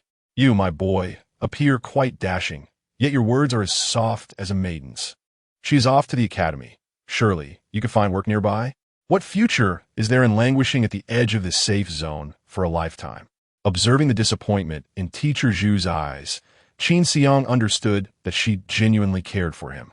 However, he was reluctant to indulge her further. All right, I understand, teacher Zhu. Thank you. Well, it seems you still haven't absorbed my words. The choice is yours. I merely wish to express my thoughts. Hurry and tidy up. I need to lock the door. Noticing Qin Xiang's dismissive response, Teacher Zhu lost interest in continuing the conversation and began to usher him out. Qin Xiang felt exasperated. This lady was as changeable as the pages of a book. As he organized the bookshelf, when Shu finished packing her bag and prepared to leave, Teacher Zhu locked the door and said, "I'll be off to the restroom. You two may go ahead." With that, she left Qin Xiang and Wen Shu at the library entrance. Qin Xiang glanced at Teacher Zhu's retreating figure, feeling a mix of emotions. The old lady meant well, but it was as if she were throwing flattery at someone blind to it. There was no romantic connection between them at all. "Let us go." MMM. The two walked side by side, departing the school. Upon reaching the fork in the road, they faced the moment of parting. When Shu said goodbye, just as she turned to leave, Qin Xiang caught hold of her backpack strap. A smile graced his lips, yet his eyes were filled with an icy resolve. "Today, I will accompany you home." When Shu was taken aback by Qin Xiang's sudden assertiveness. "No need." She began, but he would not allow her to protest, taking her hand and leading her toward her home. When Shu furrowed her brows, attempting to pull away, but heard Qin Xiang's deep voice say, "I warned Li Jingwen last week. I didn't expect her to dare follow today." At this, when Shu glanced back, but saw nothing amiss. Confusion clouded her gaze as she looked at Qin Xiang. He held her hand firmly, striding forward. "My home isn't that way." Qin Xiang turned left and right in the alley, then looked back at her with a smile. "Are you suggesting we commit murder right at your doorstep?" "Murder?" When Shu gasped in shock, her eyes widening. She perceived that Qin Xiang was merely jesting. However, the icy gaze he had just cast upon her made her realize that he seemed to be quite serious. "No, classmate Qin. Shouldn't we communicate properly with Li Jingwen and the others?" Qin Xiang replied, "If it were Li Jingwen following us, I would simply slap her twice to send her away." Not Li Jingwen? Then who is it?" Qin Xiang glanced back momentarily before continuing to pull Wen Shu forward. Wen Shu also turned to look back. At that moment, she suddenly noticed that several shadowy figures had emerged from the narrow alley they had just traversed. The figures wielded weapons, resembling iron rods and short blades. Qin Xiang quickened his pace, urging Wen Shu to run alongside him. In a state of panic, Wen Shu looked up at Qin Xiang and exclaimed, They must be Li Jingwen's uncles. Her uncle is a notorious thug in the vicinity, with blood on his hands. Why would her uncle be following us?" Qin Xiang pondered for a moment and replied, "To eliminate both of us. They intend to beat me up and then kill me.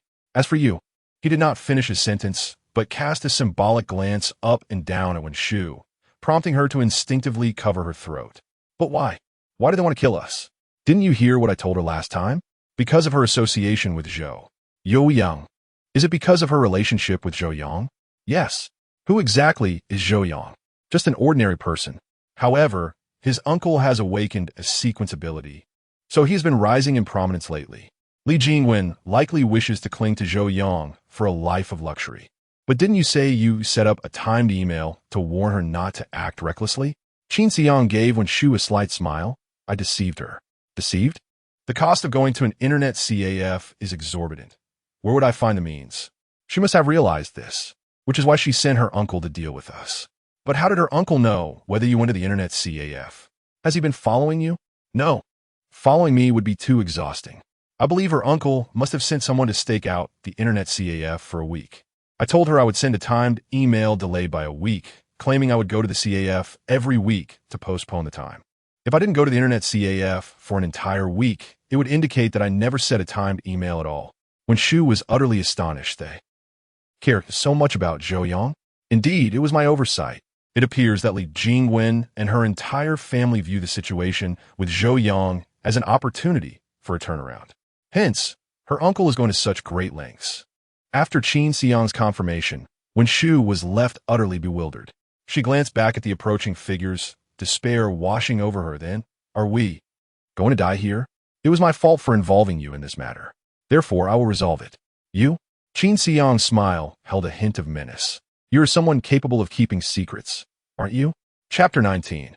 A shared secret. When Shu was perplexed by Qin Xiang's intentions, yet she nodded in agreement. Qin Xiang, halting his steps, turned around and pushed Wen Shu aside. Moments later, 5 or 6 burly men wielding knives and clubs approached. The leader, a man with a small braid, looked at Qin Xiong and jeered. "Why aren't you running now? Aren't you quite the runner?" Qin Xiong disdainfully retorted, "I've already arrived at my destination. Why would I run?" "Arrived at your destination? Where exactly is this place?" The group of men surveyed their surroundings, realizing they stood in an ancient, deserted courtyard. The wooden house and pigsty had collapsed, leaving only shattered walls behind. In the yard, aside from a dilapidated stone mill, there was a stone well, the water level within a mystery. It was evident that no one had lived here for at least 5 or 6 years. A closer inspection revealed the dust on the ground and the spiderwebs at the entrance, indicating that not only was this place uninhabited, but it had also been untouched by visitors. Perhaps it had been abandoned before the apocalypse, or the owner had fled elsewhere after the calamity.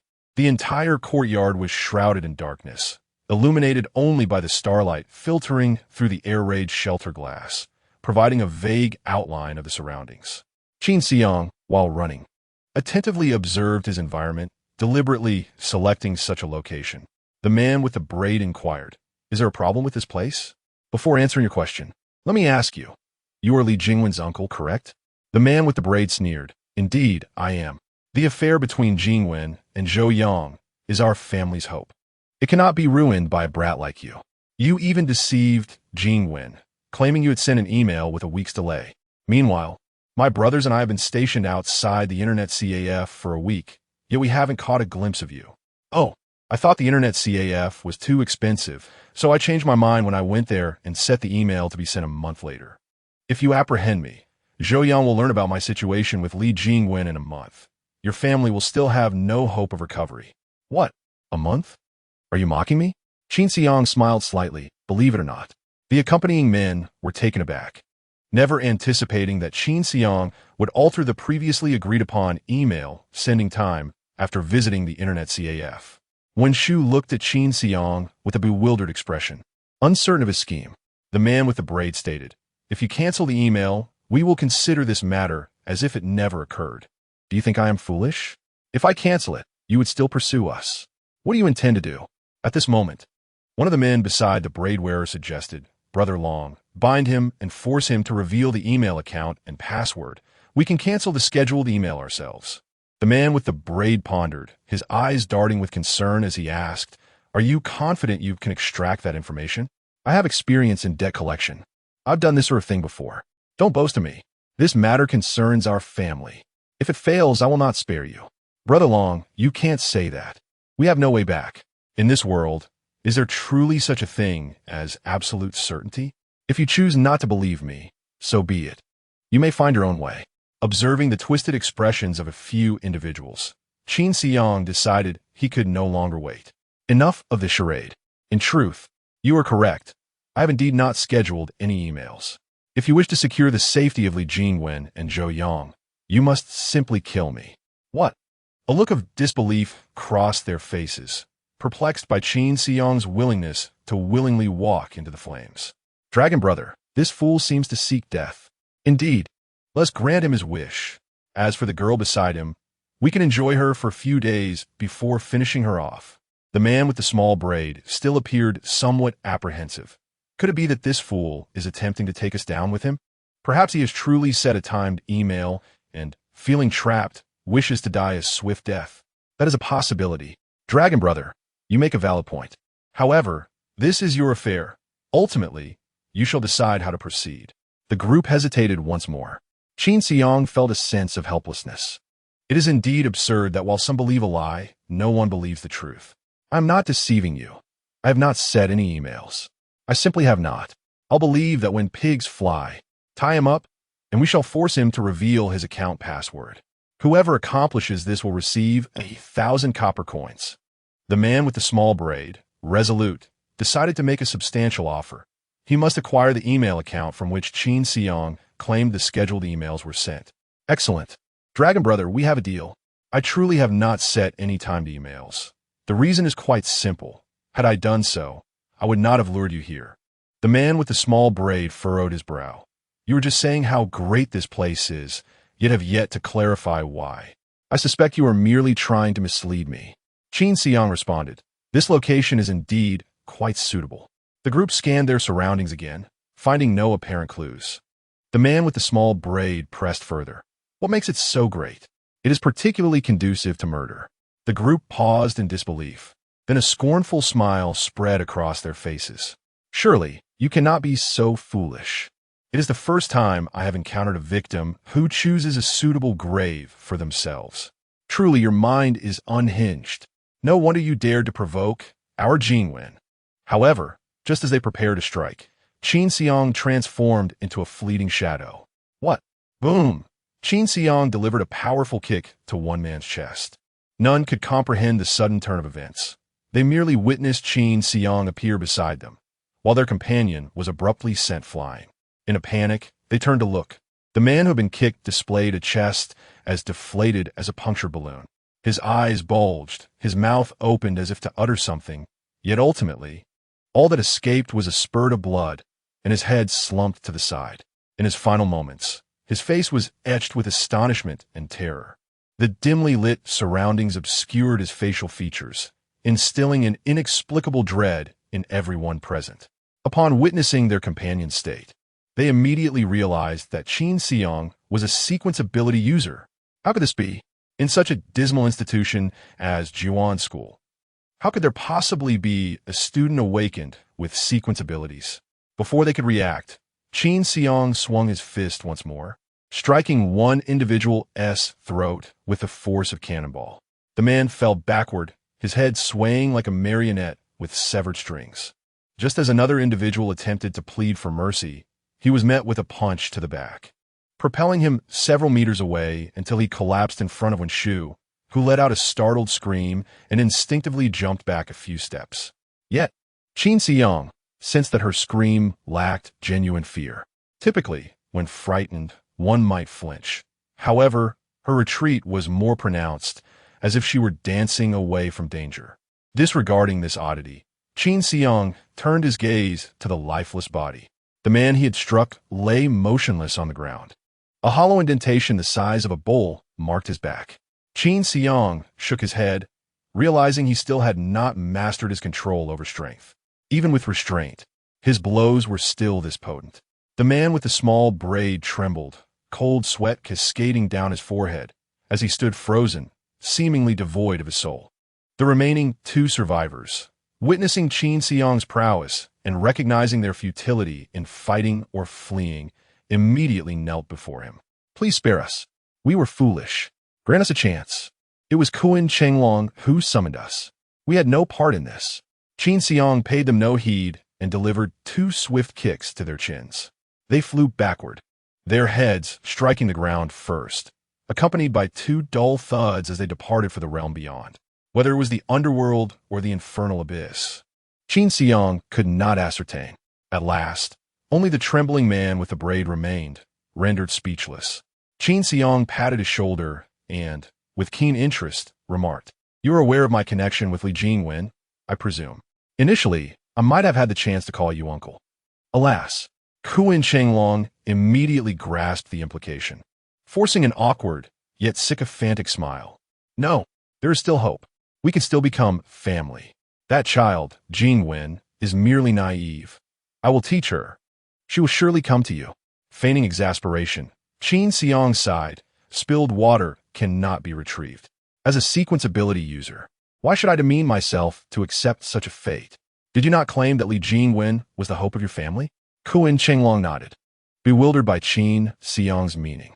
"With me present, your family harbors no hope. I can offer you a path forward. Speak. We will obey. To another world. To rebuild your family." "Yes, huh?"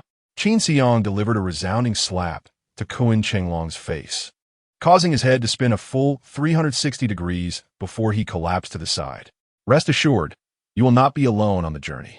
After a while, when I have a moment to spare, I will send your entire family down to accompany you." Once he had dealt with everyone, Qin Xiang let out a sigh of relief.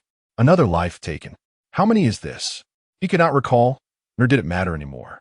He turned his gaze towards Wen Shu, who stood trembling at the edge of the courtyard, and approached her. Wen Shu, visibly shaken, asked in a frantic tone, "You are actually a sequence ability user?" Qin Xiang smiled softly indeed. Then, have you decided how to handle the bodies here? Qin Xiang was taken aback by Wen Shu's inquiry. Aren't you afraid I might kill you too? Wen Shu seemed equally surprised by his question. Looking up at him with a puzzled expression, why would you want to kill me? Because you witnessed me commit murder, he replied matter-of-factly. Wen Shu, however, responded with an air of disbelief. If you intended to kill me, you could have just let me go home. They would take action, so why complicate things? Qin Xiang nodded appreciatively. You are quite astute. It is rare to encounter someone so composed in the face of murder. Wen Shu lowered her head, remaining silent. Qin Xiang proceeded to toss several corpses into the well, hearing the dull thud of their impact. To avoid drawing attention, he refrained from taking any valuables from their pockets. This well was dry. He then moved a stone to cover the well. That should suffice. No one comes here. Let us depart, he suggested. However, Wen Shu interjected. What you're doing will leave our scent here. If the police discover it, they could trace us. What do you propose? He asked. Shall we set this place ablaze? It was deserted, which wouldn't raise suspicion, but if we burn it, wouldn't that attract attention?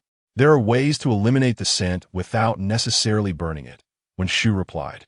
Qin Xiang paused. What else can be done? The smell of the cafeteria food is quite strong. You could scatter some of the food you brought here, and throw some into the well as well. In no time, our scent will be masked. Qin Xiang nodded, then regarded her with curiosity. How do you know all this? I enjoy reading. I learned it from books. There are even books on such matters. What have you been reading? 100 Ways to Commit Crimes Without Being Discovered by Sequence Users. Why do you read that book? I simply enjoy reading. I explore all kinds of literature. And today, it has proven useful. Qin Xiang took a moment to reassess the seemingly delicate girl before him, marveling at the adage that one should not judge by appearances. After following Wen Shu's advice to clear the scene, the two departed together. They walked side by side through the dimly lit alley. You truly are impressive, Qin Xiang remarked sincerely. Thank you, but I think you are even more remarkable. Just average. What does it feel like to walk alongside a murderer? Actually, it's not too bad, she replied, smiling at him, her bright eyes reflecting the starlight. After all, we share a common secret. Chapter 20. Returning home with Wen Shu, by the way, Wen Shu inquired again, when do you intend to reveal that you are a sequence ability user? If you do not disclose it before the college entrance examination, you will be unable to participate in the assessment for sequence ability users. I had anticipated you would first ask me when I awaken my sequence ability, I replied. Why bother with so many questions? Qin Xiang could not help but glance at Wen Shu. She was rather exceptional. It was quite recent. I need to check what preparations are necessary before visiting the Sequence Ability Management Bureau. My background is somewhat complicated, as you observed today. Therefore, I must ensure that no issues arise during registration. That makes sense. Additionally, it is important to familiarize yourself with the assessment for sequence ability users. Since I intend to participate, I should prepare everything in advance to avoid any chaotic situations arising after I reveal my identity, leaving me overwhelmed. That makes sense. Do you have any suggestions?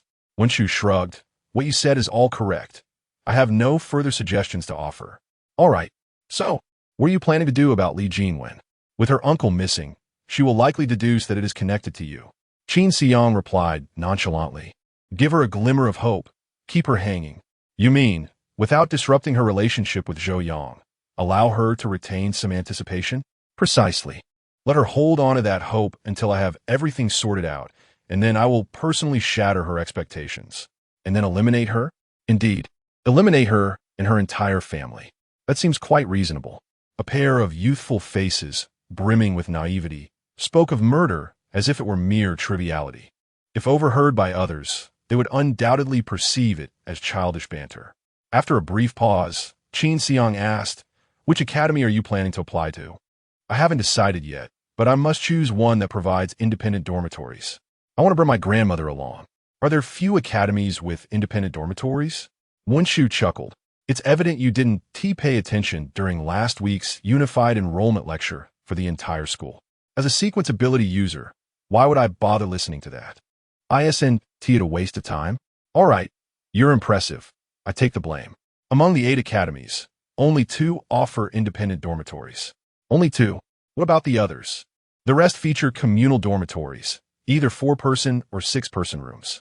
It seems that those academies with independent dormitories must have better conditions. They're likely the finest two academies, right? With your capabilities, you should be able to gain admission. Wenshu intended to respond, but caught Qin Xiyang's beaming smile, genuinely wishing her well. The words lingered on her lips, but she swallowed them back, saying, "Thank you." Qin Xiyang nodded, falling into silence once more. They continued walking for a while. Wenshu then asked, "Do you know the way?" "I do not." "You don't know the way? You were dragging me along. How could I possibly remember the route?" "So, where have we been going all this time?" "Never mind. Let us just move forward. Once we see the main road, I will recognize it." After walking for another half hour, the two finally glimpsed the dim glow of streetlights. They had reached the main road and decided to examine the signposts. Upon confirming their bearings, they realized they were heading in the entirely opposite direction from home. To return, they would need to walk for over 40 more minutes. The number of people on the road had dwindled, and one offered to escort the other home. Gratefully, the other accepted. As they walked side by side, their conversation grew sparse. Both were acutely aware of boundaries, refraining from probing into each other's personal matters, especially concerning sensitive topics. For instance, Wenshu did not inquire about Qin Xiyang's sequence, nor did Qin Xiyang question Wenshu about how she suddenly recalled the scent of handling a corpse. They had shared in a monumental wrongdoing. Their relationship, now remarkably intimate yet distinctly reserved. This dynamic brought a sense of comfort to both. After a moment, Wenshu broke the silence, asking, "Qin Xiyang, with your remarkable skills and intellect, why do you have feelings for Li Jinwen?" Although this inquiry did not encroach upon privacy, it nonetheless left Qin Xiyang feeling profoundly embarrassed. He lowered his gaze to Wenshu, noticing she was focused ahead, seemingly devoid of any mocking intentions. Yet, Qin Xiyang couldn't shake the feeling that she might be ridiculing him. Perhaps even the most astute individuals have their moments of folly. Moreover, I do not consider myself particularly clever. At least, when I am with you, I often feel somewhat dim-witted. Wenshu gently shook her head. One may act foolishly for a moment, but not for an extended period. Qin Xiyang paused slightly, for this remark touched upon his deepest secrets. It was as if Wenshu suggested he had transformed entirely from his former self. But how could that be rationalized? After all, his complete metamorphosis occurred only after his rebirth. For the first time, Qin Xiyang encountered a question he could not answer. He felt that any lie he might utter would be discerned by this classmate with her bright eyes and flowing hair. After much contemplation, he could not devise an appropriate explanation. Finally, he simply stated, "Many things are beyond our control." Wenshu nodded. Indeed, many matters are uncontrollable. Sensing that this topic could not bear further inquiry, she ceased her questioning. Qin Xiyang also abandoned any desire to continue the conversation. For the remainder of their journey, they exchanged no more words, allowing the cold wind to weave through their thin jackets. Passing one streetlight after another, they eventually arrived at the intersection where they would part ways after school. Qin Xiyang followed Wenshu home. "I've arrived," she said. "Thank you. I should have invited you in for a moment, but it's rather late, and my home isn't suitable for hosting you." "That is quite all right. I completely understand. There is no need for such formality between us," he replied. "Take care on your way home." Qin Xiyang smiled at Wenshu's radiant face. It is others who should be cautious. Goodbye. Goodbye. After watching Qin Xiyang depart, Wenshu let out a soft sigh. The course of events today has truly surpassed her expectations. She never anticipated that diligently studying at school could lead to matters of life and death. All of this was brought about by Qin Xiyang. Just days ago, they were strangers, and today they find themselves entwined in a dark act. She couldn't help but ponder the unpredictability of life. Wenshu pushed aside thoughts of Qin Xiyang, inhaling deeply to calm her racing heart. Then, she turned around and opened the door. "Grandma, I'm back." Her cheerful voice rang out at the threshold. As soon as her words fell, the candlelight in the room flickered to life. Though her grandmother was blind, she would always sit by the candle before Wenshu returned from school, igniting it upon her arrival. Tonight, her grandmother had likely been waiting by the candle for 3 or 4 hours, and the thought stirred a pang of sympathy in Wenshu's heart. "Little Shu, you're back. Why are you so late today?" "Yes, I'm back. I encountered some matters that delayed me." Wenshu removed her shoes at the door and walked barefoot into the room. although the floor was quite cool. She chose not to wear slippers. Her family's circumstances were not vastly different from Qin Siyang's. In fact, with the added burden of an elderly woman who could no longer work, her situation was even more challenging than that of Qin Siyang, who was free from such worries. The reason she walked barefoot was that the uneven, low-quality laminate floor was impeccably clean, maintained by someone who diligently swept every inch. When Shu could not bear to dirty it, once she stepped in with shoes, her grandmother would have to clean again the following day. A daunting task for a blind woman. Little Shu, why aren't you wearing shoes? It's so cold. Put on some shoes. It's all right, Grandma. I prefer being barefoot. I used to run around the house like this when I was little. Remember? Of course, I remember. Back then, you were as wild as a little imp. Impossible to catch. Ah, those were the days when the sun still shone in the sky. It's hard to believe a decade has passed since the world fell into despair. When Shu stepped onto the carpet, sitting beside her grandmother and taking her hand, hoping to alleviate the old woman's sorrow. After her grandmother lost her sight, when Shu had removed all the chairs from their home to prevent her from stumbling and had laid down some carpets salvaged from a dump. Even the original wooden bed had been moved out. Now, both she and her grandmother slept on 3 layers of blankets directly on the ground. Hence, her home felt empty, and it would not be an exaggeration to say it was bare. The room contained only a small dining table, upon which sat a solitary candle. The flickering flame cast shadows of the old and young, leaning on each other, their faces adorned with smiles, seemingly content with their current state. After a moment, when Shu asked, Grandma, have you eaten? I'll go prepare a meal for you. I've already eaten. Didn't you bring back some leftovers from the cafeteria yesterday? I've taken care of it. Ah, that's good to hear.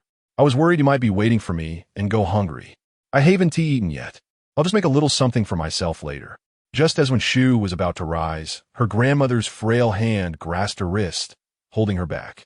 Little Shu, I have a question for you, said Grandma. Please, go ahead, replied Wen Shu.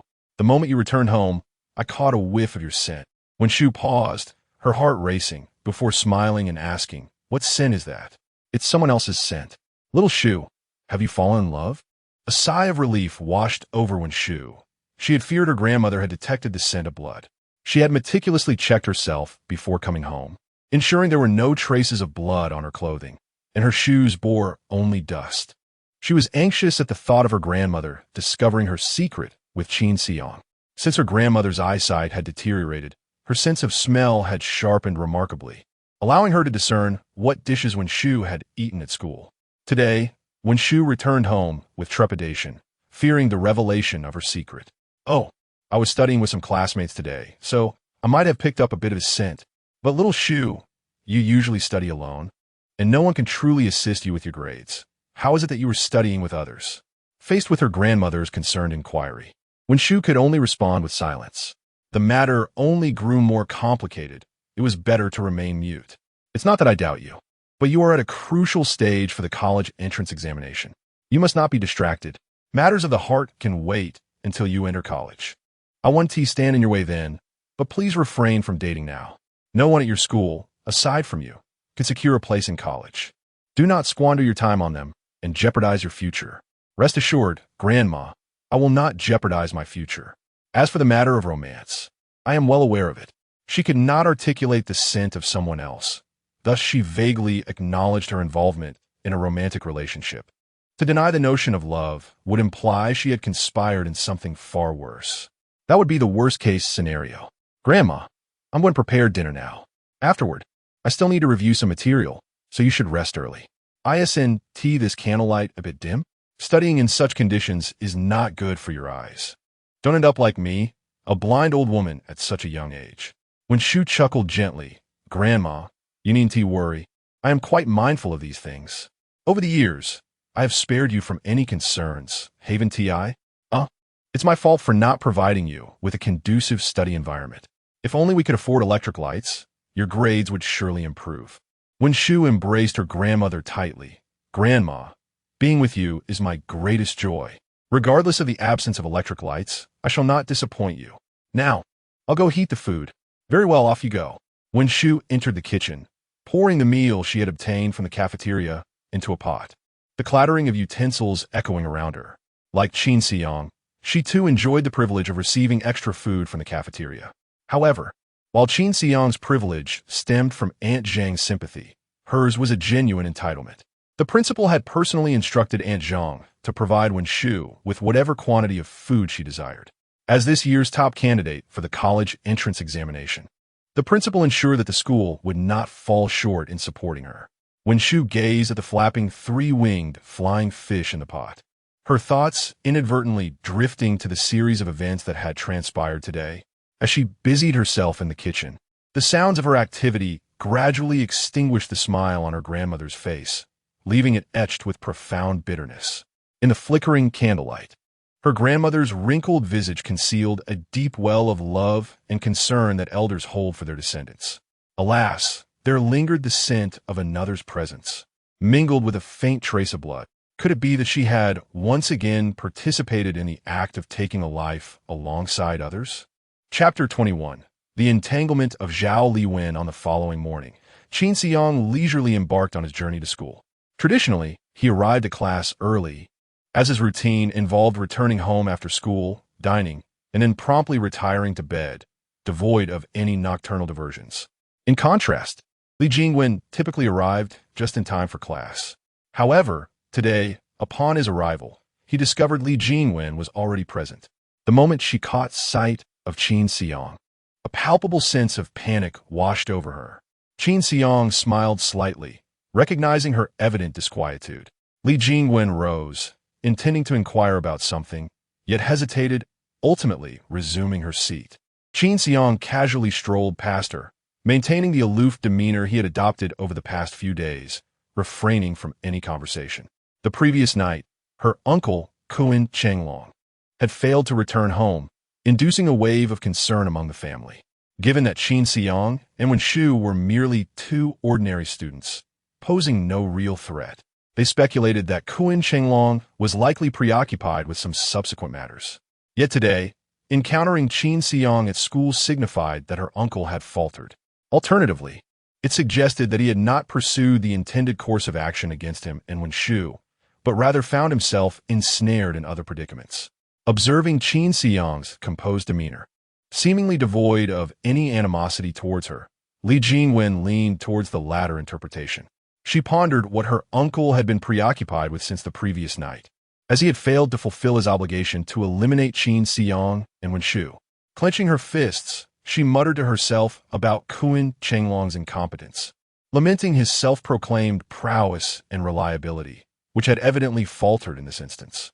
Qin Xiang, seated at his desk, cast a fleeting glance at Li Jingwen, noting her apparent frustration, yet chose not to dwell on her. Before publicly revealing his identity as an awakened sequence ability user, he resolved not to disclose his acquaintance with Kuan Chenglong to anyone.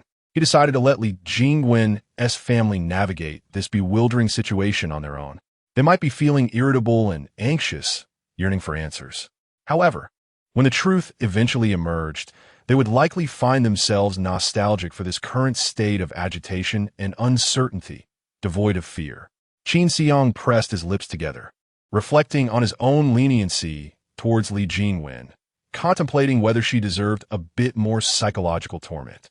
Yet, his mind was preoccupied with the research he needed to undertake prior to revealing his awakened sequence, rendering him disinterested in wasting even a second on Li Jingwen. Throughout the noon and afternoon hours, he continued his diligent organization of books in the library. Wen Shu had arrived early as well, engrossed in solving challenging problems from her workbook. As Qin Xiang passed by her, he remarked, "Keep your eyes a safe distance from the book. If you continue to look down like that, you might need glasses and I doubt you have the funds for them." "Oh, thank you," Wen Shu replied, lifting her gaze slightly to maintain a healthier distance from her reading material. In their academic pursuits, Wen Shu consistently exhibited a genteel demeanor, and Qin Xiang could sense her politeness and courtesy through her actions. He resumed his task of organizing the books, and a serene silence enveloped the space. Teacher Zhu observed the interaction between the two students, a tender smile gracing her lips, reminiscent of a mother's warmth. It seemed that little Qin had taken the advice to heart. Such commendable children should not be apart. It would be a pity. With a sense of pride, Teacher Zhu settled at her desk, sipping from her cup of warm water, feeling as though she had accomplished something truly worthy of admiration. After school, when Shu found herself once again at the library's closing time, the two departed together, only to part ways at the intersection, exchanging farewells. Goodbye. Goodbye. The calendar read January 20th, 2010, a Wednesday in the Gregorian calendar and the 6th day of the 12th month in the lunar calendar.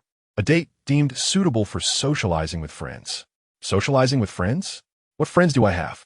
Qin Xiang mused as he stared at the calendar, shaking his head before stepping out with a bag containing his lunchbox. In the classroom, he intended to sit idly as he usually did, eventually making his way to the library to work. At that moment, a boy approached him. "Are you Qin Xiang?" Turning around, Qin Xiang beheld a refined classmate whose attire, though not extravagant, was impeccably appropriate, indicating a family background far surpassing his own. Yet, he had no recollection of this individual, despite his unfamiliarity. The girls in the class regarded the newcomer with noticeable interest.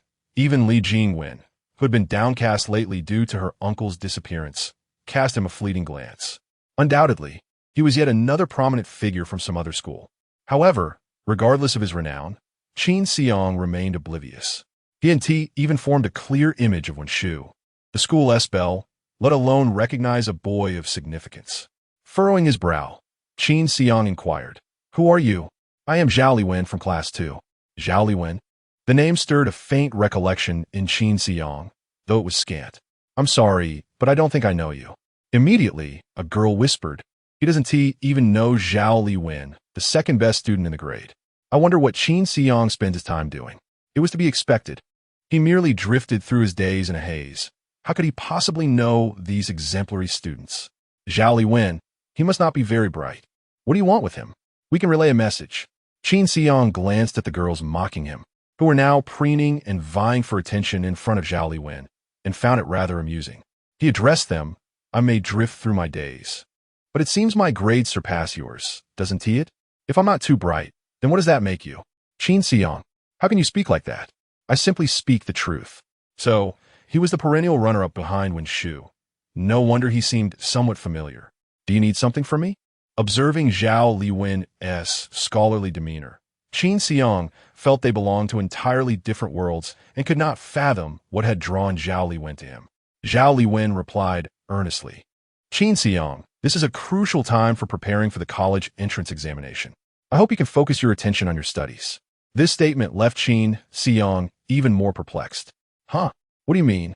"The literal interpretation is that I hope you will strive for knowledge, lest you harbor regrets in the future." Qin Xiang chuckled softly. "You are truly amusing. What does my learning or lack thereof have to do with you?" With that, he turned his head away, no longer glancing at Zhao Liwen, but instead gazing out at the starry sky and the divine. Noticing Qin Xiang's disregard for Zhao Liwen, several girls began to voice their discontent. "Qin Xiang, even if you excel academically, Zhao is only looking out for your best interests. Why the attitude? Indeed, it's utterly hopeless. Zhao, I am eager to study diligently, but I lack assistance. Could you possibly join me for self-study? I too wish to learn." Qin Xiang turned back to the group. "You all are here to curry favor with him. Yet since his arrival, has he even glanced at you? In my opinion, Zhao Liwen hardly regards you. Spare yourselves the effort." "You? What do you mean?" "Those of you who aspire to attach yourselves to Zhao, dreaming of soaring to success once he enters college, should take a step back. Zhao's standards are high. He wouldn't deign to notice you, unlike some male classmates who have no discernment." After saying this, Qin Xiang cast a meaningful glance at Li Jingwen. Li Jingwen understood that Qin Xiang was indirectly criticizing Zhou Yang for lacking taste, equating it to a personal affront, which infuriated her, causing her to clench her teeth and turn away with a huff. Zhao Liwen, feeling the noise becoming bothersome, seemed disinclined to linger and stated his purpose. "Qin Xiang, if you are not interested in studying, please refrain from disturbing others who are preparing for the college entrance examination. This is a once-in-a-lifetime opportunity. If you ruin it for someone else, you will regret it for a lifetime." Qin Xiang narrowed his eyes. "I say, Zhao Liwen, are you unwell?" "HM? I sit in this corner of the classroom every day, either sleeping or daydreaming. Who have I disturbed?" Is it that the mere thought of me daydreaming distracts you so much that you can't even focus on your work? If I have indeed disturbed you, I apologize. But the truth is, I do not even know you. Zhao Liwen ground his teeth and replied, I am not referring to myself being disturbed. Not you? Qin Xiang raised an eyebrow. If not you, then why are you here to speak to me? I am here on behalf of Wen Shu, Zhao Liwen explained. You have been disrupting her studies in the library lately. I hope you can keep her distance from her. Upon hearing Wen Shu's name, the girls who had been trying to impress Zhao Liwen fell silent. They cursed Wen Shu in their hearts. A student who excelled academically, was beautiful, and possessed a pleasant demeanor. Perhaps Wen Shu was too perfect, leaving them with no grounds for criticism. They could only claim she was calculating, that everything was an act. Qin Xiang scrutinized Zhao Liwen. So, you disdain these girls because you have an affection for Wen Shu? You have exquisite taste. He then laughed. So you are her boyfriend.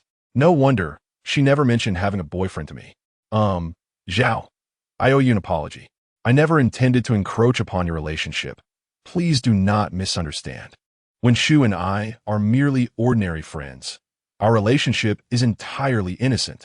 Zhao Liwen paused for a moment. I am not her boyfriend, nor have we been in a romantic relationship. However, after the college entrance examination, we will attend the same institution together.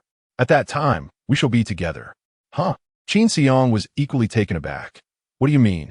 Are you also a lovesick fool? Why say also? It's irrelevant. Attending the same college as her? He shrugged dismissively. Friend, it's not that I doubt you, but you consistently score several points lower than Wen Shu in every exam. What grounds do you have to believe you will be in the same institution as her?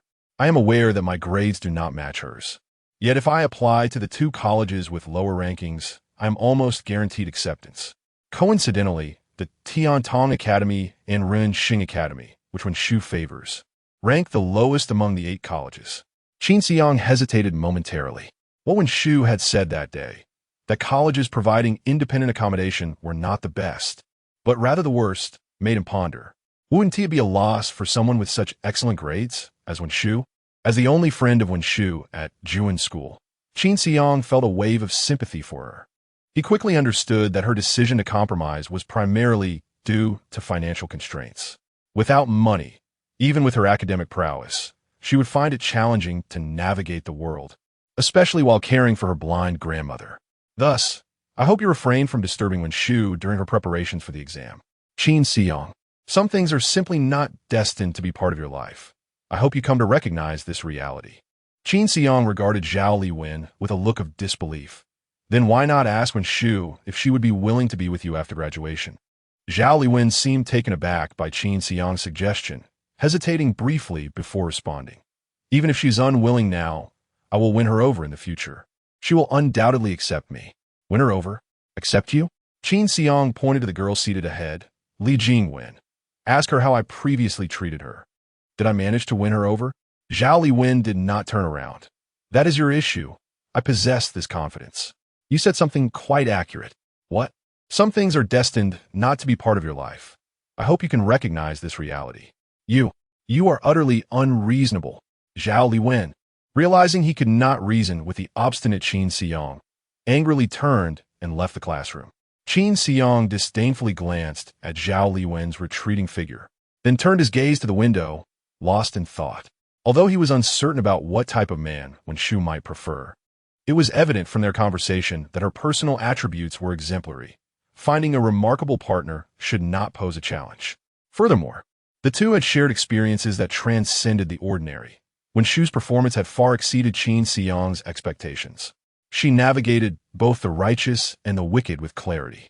This naive young master, Zhao, seemed the type who would fail to earn even a dog tag in his pursuits. Qin Xiang could easily surmise that Zhao Liwen would likely face a fate akin to his own pursuit of Li Jingwen. However, Wen Shu was not as unkind as Li Jingwen, so perhaps his outcome would be somewhat more favorable. At worst, he might end up as a stray dog, but he would not be sent to the butcher's shop. Qin Xiang pondered intently over Zhao Liwen's words. There was indeed a semblance of truth in his assertions. The manner in which he sought favor could undoubtedly distract Wen Shu from her studies. Zhao Liwen was right. During this crucial period of preparation for the examination, Wen Shu must not allow herself to be easily sidetracked. Regardless, I must prepare for the sequence ability assessment following the college entrance examination, and it is imperative to hasten my readiness for the awakening of my sequence. Perhaps I could extend a favor, aiding Wenshu in the process. Once I announce the awakening of my sequence, I shall be liberated from this life of destitution. The mere thought of the scene that would unfold upon revealing my awakened sequence filled him with anticipation. I am on the verge of taking flight. Initially, he intended to rest well during the 5 days of school and delve into the materials regarding the sequence over the weekend. However, he decided to forego a bit of sleep today and visit Wang Defa after school to explore the forum. Qin Xiyang reflected, I am truly a kind-hearted individual. Chapter 22. Intelligence of Wang Defa after school. Qin Xiyang tidied up the library and once again walked home with Wenshu. However, as Qin Xiyang was about to exit the school gate, he caught sight of Zhao Liwen's furious gaze. He decided to disregard it. Before Qin Xiyang could utter a word, he heard Wenshu's voice. You don't need to worry about Zhao Liwen. Oh. As Qin Xiyang and Wenshu gradually distanced themselves, Zhao Liwen remained rooted in place, under the streetlight at the school entrance, fixating his gaze on Qin Xiyang. With his exceptional perceptive abilities, Qin Xiyang naturally sensed the hostility in that gaze. Wenshu, what is the matter? Zhao Liwen has been staring at us. He must bother you often, right? Wenshu shook his head decisively. No, her refusal was absolute. You need not concern yourself. It doesn't affect me. I haven't spoken to him, she added, seemingly anxious that Qin Xiyang might escalate the situation. He warned me that I should attend the same school as you, to keep my distance from you. Wenshu paused for a moment, glancing at Qin Xiyang. Did you seek out Zhao Liwen? He came looking for me, Qin Xiyang replied, rolling his eyes. I don't even know him. Why would I seek him out? Upon hearing this, Wenshu pouted and offered no further response. You needn't heed anything he says. Just let it pass like a gust of wind. It hasn't affected my studies, anyway. Am I to understand that you fear I might harm him? Qin Xiyang sighed helplessly. I am not a bloodthirsty demon. I would rather avoid such actions unless absolutely necessary. Rest assured, I have my ways. Wenshu inquired with curiosity, you? What ways? Nothing worth mentioning. At the intersection where they parted ways, Qin Xiyang waved goodbye to Wenshu and walked away. As she watched his retreating figure, a subtle smile graced Wenshu's lips. Thank you.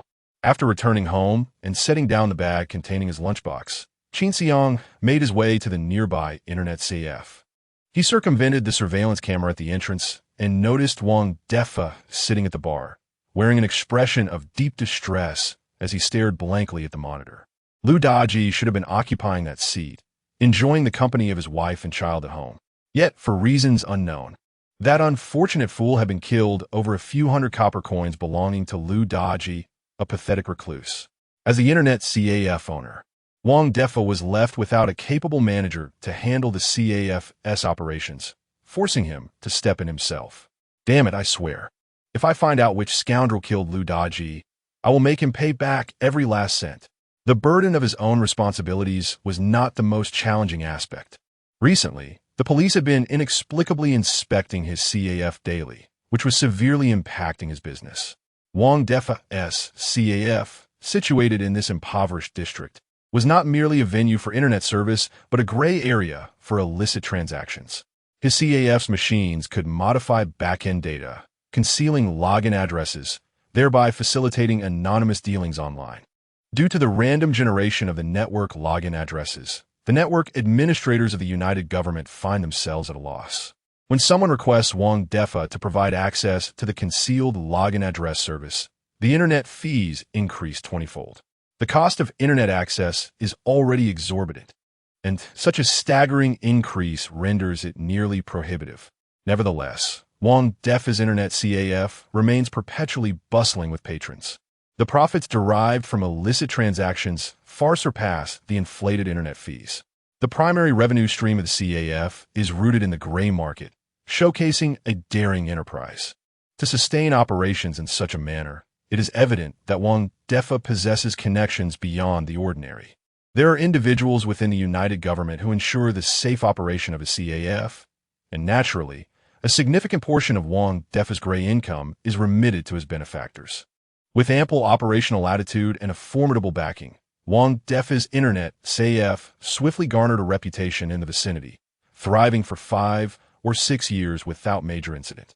However, just a few days ago, personnel from the police station suddenly began patrolling his establishment daily, as if possessed by an unrelenting fervor. After their inspections, aside from escorting away a few of his peculiar clientele, no further repercussions ensued. Wang Defa remained perplexed about the police's intentions. He reached out to his benefactor for clarification, only to be taken aback by the apparent helplessness of his ally. The police may investigate as they wish. There was little he could do about it. What about the business? The voice on the other end sighed. For now, let the business take a back seat. I am powerless in this matter. Sir, could you provide me with a hint? I am genuinely concerned that I might be taken by the police one day, or vanish like the previous owner did 3 years ago. The disappearance was an accident. You need not worry. As for the police, this situation is complicated. Someone has escalated matters. Wang Defa was taken aback, his heart racing. Our affairs. We are merely making a bit of money. How could it escalate to such heights? This is not even directed at our modest business. Rest assured, the police will not take action against you. Very well. By the way, have you encountered any unusual individuals recently? Unusual individuals? Wang Defa immediately thought of Qin Xiang. Yet, for the sake of the silver coin silence fee, he opted to conceal this information. No, just some business people. All right then, let us leave it at that. I have a meeting to attend. Farewell, sir. Aware that the police had ulterior motives, Wang Defa felt a sense of relief. However, due to the frequent visits, his additional income had plummeted, causing him considerable distress. In recent days, he could only strive to minimize expenses. While he was lost in thought, he spotted Qin Xiang at the entrance. To him, Qin Xiang embodied both the fortune of a god and the specter of death. Thus, upon seeing Qin Xiang, he felt a simultaneous surge of anxiety and delight. Wang Defa glanced around at the scattered customers in the CF, all intently focused on their computers. He held a roll of paper and exclaimed, I'm heading to the restroom. If anyone arrives, please have them wait a moment. Thank you. All right, go ahead, Boss Wang, replied Wang De. As he exited, he maneuvered around the surveillance and approached Qin Xiang. Good day, boss. Oh, please don't say that. You are my superior, Wang De responded, extending a cigarette to Qin Xiang. Qin Xiang waved his hand, saying, We do not permit smoking. Upon hearing Qin Xiang naturally refer to we, Wang De became even more convinced that a formidable faction of ability users backed him. Indeed, it will be troublesome if there were any scent of smoke while you conduct your business. I understand. Qin Xiang gestured toward the warehouse, and Wang De comprehended, leading them both toward the storeroom. How has business been for you lately, Boss Wang? Wang De sighed, let's not even mention it. The police, like hounds sensing blood, come to inspect daily. Are you planning to use the computer in the warehouse today? Qin Xiang asked cautiously, sensing a potential issue. Do they come every day? Should I refrain from visiting recently? No worries. The police raided 3 times today. They 1T return again. 3 times? That is quite a lot. Yes. Typically, it's once every couple of days, but today was unusual. They came thrice. So rest assured, today is absolutely safe. Qin Xiang nodded, surprised that the matter of stealing divine remains had escalated to such proportions. However, it would be wise for you to come less frequently. Many of my clients have already been apprehended. The police are keeping a close watch. I wouldn't want you to get implicated. Wang De cautiously advised Qin Xiang, ostensibly out of concern, but genuinely worried that if Qin Xiang were caught, the organization behind him would hold him accountable. Rest assured, I will finish what I need tonight and 1T return for a while, Qin Xiang replied. Ah, that would be splendid. Once this turmoil subsides, you can come whenever you like. Qin Xiang smiled, but remained silent. This turmoil was indeed set in motion by him. Once it's settled, unless he was caught himself, he would be free to act. The two confirmed their surroundings were clear before slipping into the warehouse, one after the other. Boss Wang, I have some inquiries I'd like to discuss with you. Please go ahead. Due to directives from above, I intend to register with the Bureau of Ability Users.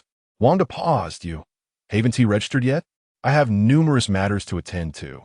If my information were to be public, it would be quite easy to expose me. Wang De suddenly understood. Ah, yes, you're absolutely right. However, I was only informed of the need to register and was advised to find a way to do so here. Given your line of work, I assume you possess greater insight than I do. Speak freely. Qin Xiang leaned closer to Wang De, locking eyes with him. I wish to report a false sequence. Are there any hidden dangers in this area 14121 that I should be wary of? Upon hearing this, Wang De's gaze instantly flickered away. Why are you asking me? I'm just an ordinary person. The gaze does not deceive. Your eyes reveal that you are aware.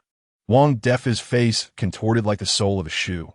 Boss, please do not put me in a difficult position. I am but a mere bug. How could I dare to involve myself in matters between you and the Bureau? Qin Xiang lounged in his chair, crossing his legs. Do you think that silver coin is easily earned? Here you are, exposing yourself, living in constant fear. In the end, how much does your benefactor share with you? I have given you this much at once. Did you not foresee that I would require your assistance with other matters? Wang Defa swallowed hard. He understood that money is hard-earned, and life is fraught with challenges. However, he had not anticipated the immense burden concealed behind a single silver coin. Assisting a sequence ability user in deceiving the Bureau, was this not absurd? If successful, Qin Xiang might very well eliminate him to maintain secrecy. If he failed, the Bureau would undoubtedly punish him severely. Was he prepared to risk his life? No, I implore you, boss. Please do not force me into this murky water. Qin Xiang smiled slightly, then simply hand over the money. Wang Defa pondered.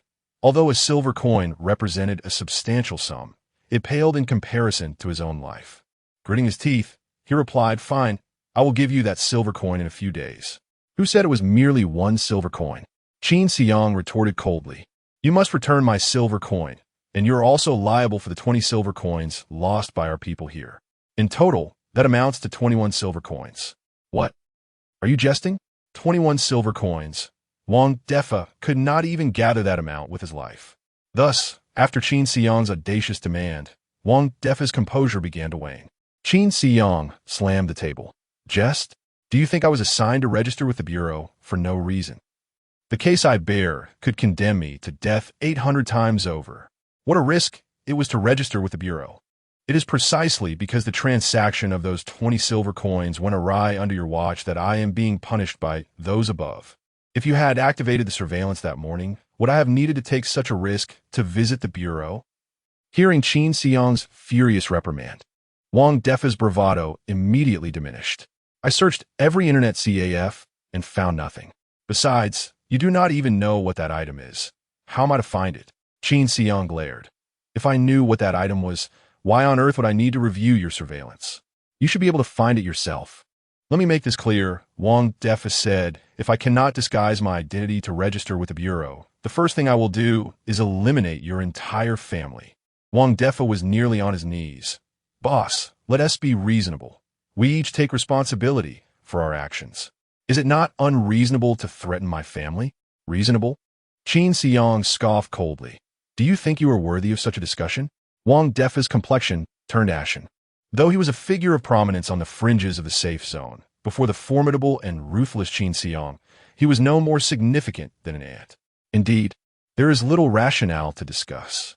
If you possess any methods for disguising one's sequence, do share them promptly. My patience is not boundless. Wang Defa, with his furrowed brows reflecting his distress, cast a glance at Qin Xiang before lowering his head in contemplation for a moment. Finally, gritting his teeth, he conceded, very well, I shall speak. However, you must not divulge this to anyone else. Spare me the trivialities. Who do you think I would inform? The police? Or perhaps the Sequence Ability Management Bureau? After a moment of reflection, Wang Defa acknowledged the validity of Qin Xiang's words. As a clandestine sequence ability user, he would hardly dare to expose such matters. As for this issue, I only possess a general understanding, not an intricate knowledge. To my knowledge, if you fail to disclose your true sequence upon registering with the Sequence Ability Management Bureau, it is quite easy to be uncovered. However, the specifics of how such discovery occurs remain beyond my knowledge. That is a secret of the Bureau. What? The Sequence Ability Management Bureau truly has methods of verifying sequences? Upon hearing this, Qin Xiang felt a tightening in his chest. It was fortunate that he sought out Wang Defa instead of blindly preparing his own disguised sequence. Otherwise, the day he stepped into the bureau could have been his last. Chapter 23. Coercion and Temptation. The turmoil within Qin Xiang's heart was not reflected on his visage. With his back to the computer, he fixed his gaze upon Wang Defa, whose face was shrouded in shadows, leaving Wang's heart suspended in uncertainty. As Wang Defa swallowed hard, his scruffy beard twitched slightly, and a bead of sweat trickled down his chin. Thus, if you wish to register with the Bureau of Sequence Ability Managers using a fraudulent sequence, you cannot approach them directly. You must seek assistance. Qin Xiang was taken aback. Is there truly someone within the Bureau who would dare to assist in such deceit? Could there be many like him, who wish to keep their secrets concealed? However, he refrained from voicing these queries, for a mere internet CAF proprietor could hardly possess the answers. He instead inquired about whom Wang Defa could suggest for guidance. Boss, as for whom to approach, I am uncertain. I am not a sequence ability user. Knowing this much is already quite challenging. Qin Xiang scoffed. If you do not know whom to seek, your words are in vain. Wang Defa hesitated for a moment, glancing at the shadowed figure of Qin Xiang, before saying, I may not know who can help, but I have an inkling of whom to ask about an informant within the Bureau. Her name is Roylina, the blonde police officer. Roylina? Qin Xiang was unfamiliar with the officers of the police station, having never interacted with them directly. Or rather, he had engaged in a covert battle of wits, primarily anonymously. Yes, Roylina. I became aware of her because about 3 years ago, she came to me requesting adjustments for a computer to be used at a hidden address. I found her striking with her blonde hair and blue eyes, and I was curious about her purpose here. So, you monitored her computer? Indeed, it appeared that Lu Daji's penchant for prying into customers' affairs was a learned behavior from his boss, Wang Defa. Yet, while Wang Defa maintained a sense of propriety regarding what to do with the information gleaned, Lu Daji had merely adopted Wang Defa's poor habits without grasping his astute discretion. She was conversing anonymously with someone in the interface, discussing this very matter. She sought assistance in securing her identity. What identity could a sequence ability user need to secure? I surmise it must pertain to fabricating a sequence. Later, I learned that Roylina had joined the police force, becoming a favored sequence of the sense seeker, which only deepened my suspicion regarding her. If she truly belonged to the sense seeker sequence, why would she be concerned about her identity? Qin Xiang nodded slightly, deeming Wang Defa's deduction plausible. Roylina's sequence was likely suspect. Did that individual leave any clues? Wang Defa pondered briefly before shaking his head. No, that person was also anonymous. I only recall their alias in the chat room, Dream Chaser. However, it seems that the codenames in that chat room are assigned randomly, changing daily. On that day, he was called Dreamweaver, and no one knows what he will be called next time. Therefore, I believe this cannot be considered a clue. Qin Xiang pondered for a moment and then inquired. What were the terms of their transaction? A silver coin.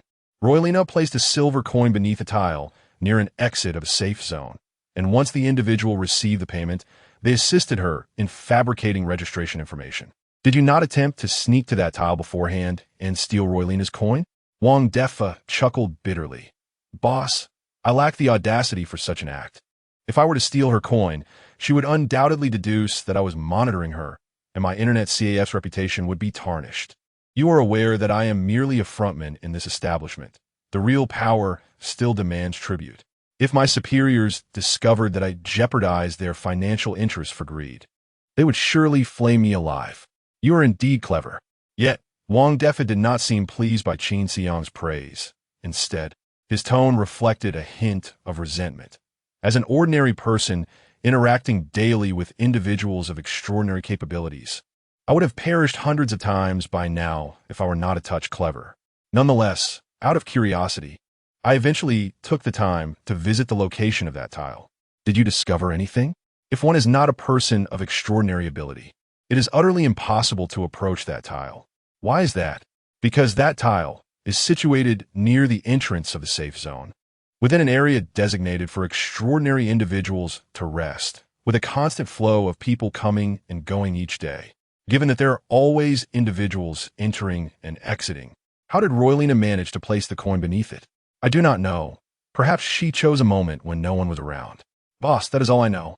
Qin Xiang remained silent for a long while, contemplating the next steps. From Wang Defa's account, he could easily surmise that the informant within the bureau, Dreamweaver, could access all of Roylina's information. Otherwise, crafting a tailored forged identity for her would be impossible. However, this anonymous method of transaction led Qin Xiang to believe that Roylina seemed unaware of the identity of Dreamweaver. This implied that Qin Xiang must trade with an unknown individual, relinquishing all of his information while the other party could remain concealed in the shadows. It was akin to handing over a lever of power to this person, who could threaten him at any moment. Qin Xiang could not accept such passivity. Very well. I understand. Thank you.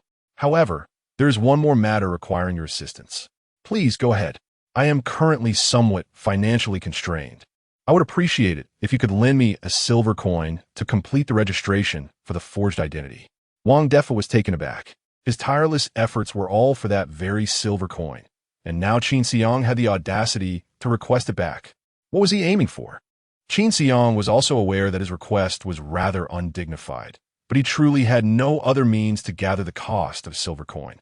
Surely, he could not resort to murder for the sake of a single coin. Could he? Boss, this is rather excessive, isn't it? Am I to be treated like a fool? I have stated that this is a loan from you. Once I am inducted into the Bureau of Sequence Manipulators, I shall repay you double. You must understand that if I intended to seize it forcefully, there would be no need for such lengthy explanations. Wang Defa regarded the promises of Qin Xiang with disdain. Boss, I have witnessed accounts of credit before, but to extend a loan of a single silver coin at once. I have no time for idle chatter with you. I could either borrow one silver coin or take one by my own means. The choice is yours. If you wish to report me to the police, I encourage you to try. Upon finishing his words, Qin Xiang did not wait for Wang Defa's response. You are a wise man. You know a choice to make. Please leave, as I need to use the computer. I shall return to your internet CAF tomorrow evening. At that time, I will require one silver coin from you. Wang Defa clenched his fists, standing still as he watched Qin Xiang's retreating figure, remaining silent. Do not act foolishly. Consider your family, Qin Xiang casually reminded him. Chapter 24. Delivering the letter in an instant. Wang Defa's mind conjured images of his blissful family, his loving wife, and 2 obedient children. Nothing held greater significance than home. A silver coin, he thought, would suffice as a small concession. All right, I understand, he murmured. Quietly, Wang Defa exited the warehouse, ensuring to close the door behind him for Qin Xiang. Meanwhile, Qin Xiang opened the forums for God-slaying camp and sequence education, diligently perusing the knowledge he yearned to acquire. Given that this might be his final visit to this place for the foreseeable future, he meticulously examined every detail. For matters of particular complexity, he took notes on paper found in the warehouse, ensuring his memory remained unclouded and no grave errors would arise. By the time Qin Xiang departed the warehouse, it was well past midnight. The internet CAF had long closed, and Wang Defa had returned home. After locking the warehouse door and confirming no one was around, he hurried back to his abode. Today had indeed proven fruitful.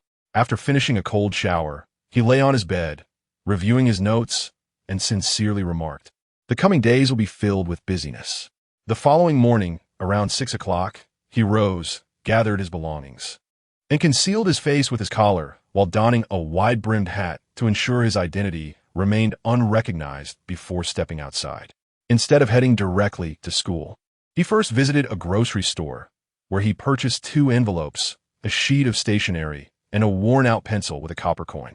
He requested the shopkeeper to place one envelope and the stationery inside the other. Though the shopkeeper was unaware of Qin Xiang's motives, he complied. With the envelope in hand and guided by the map he consulted the previous night, Qin Xiang made his way to the police station, located 30 minutes from the school.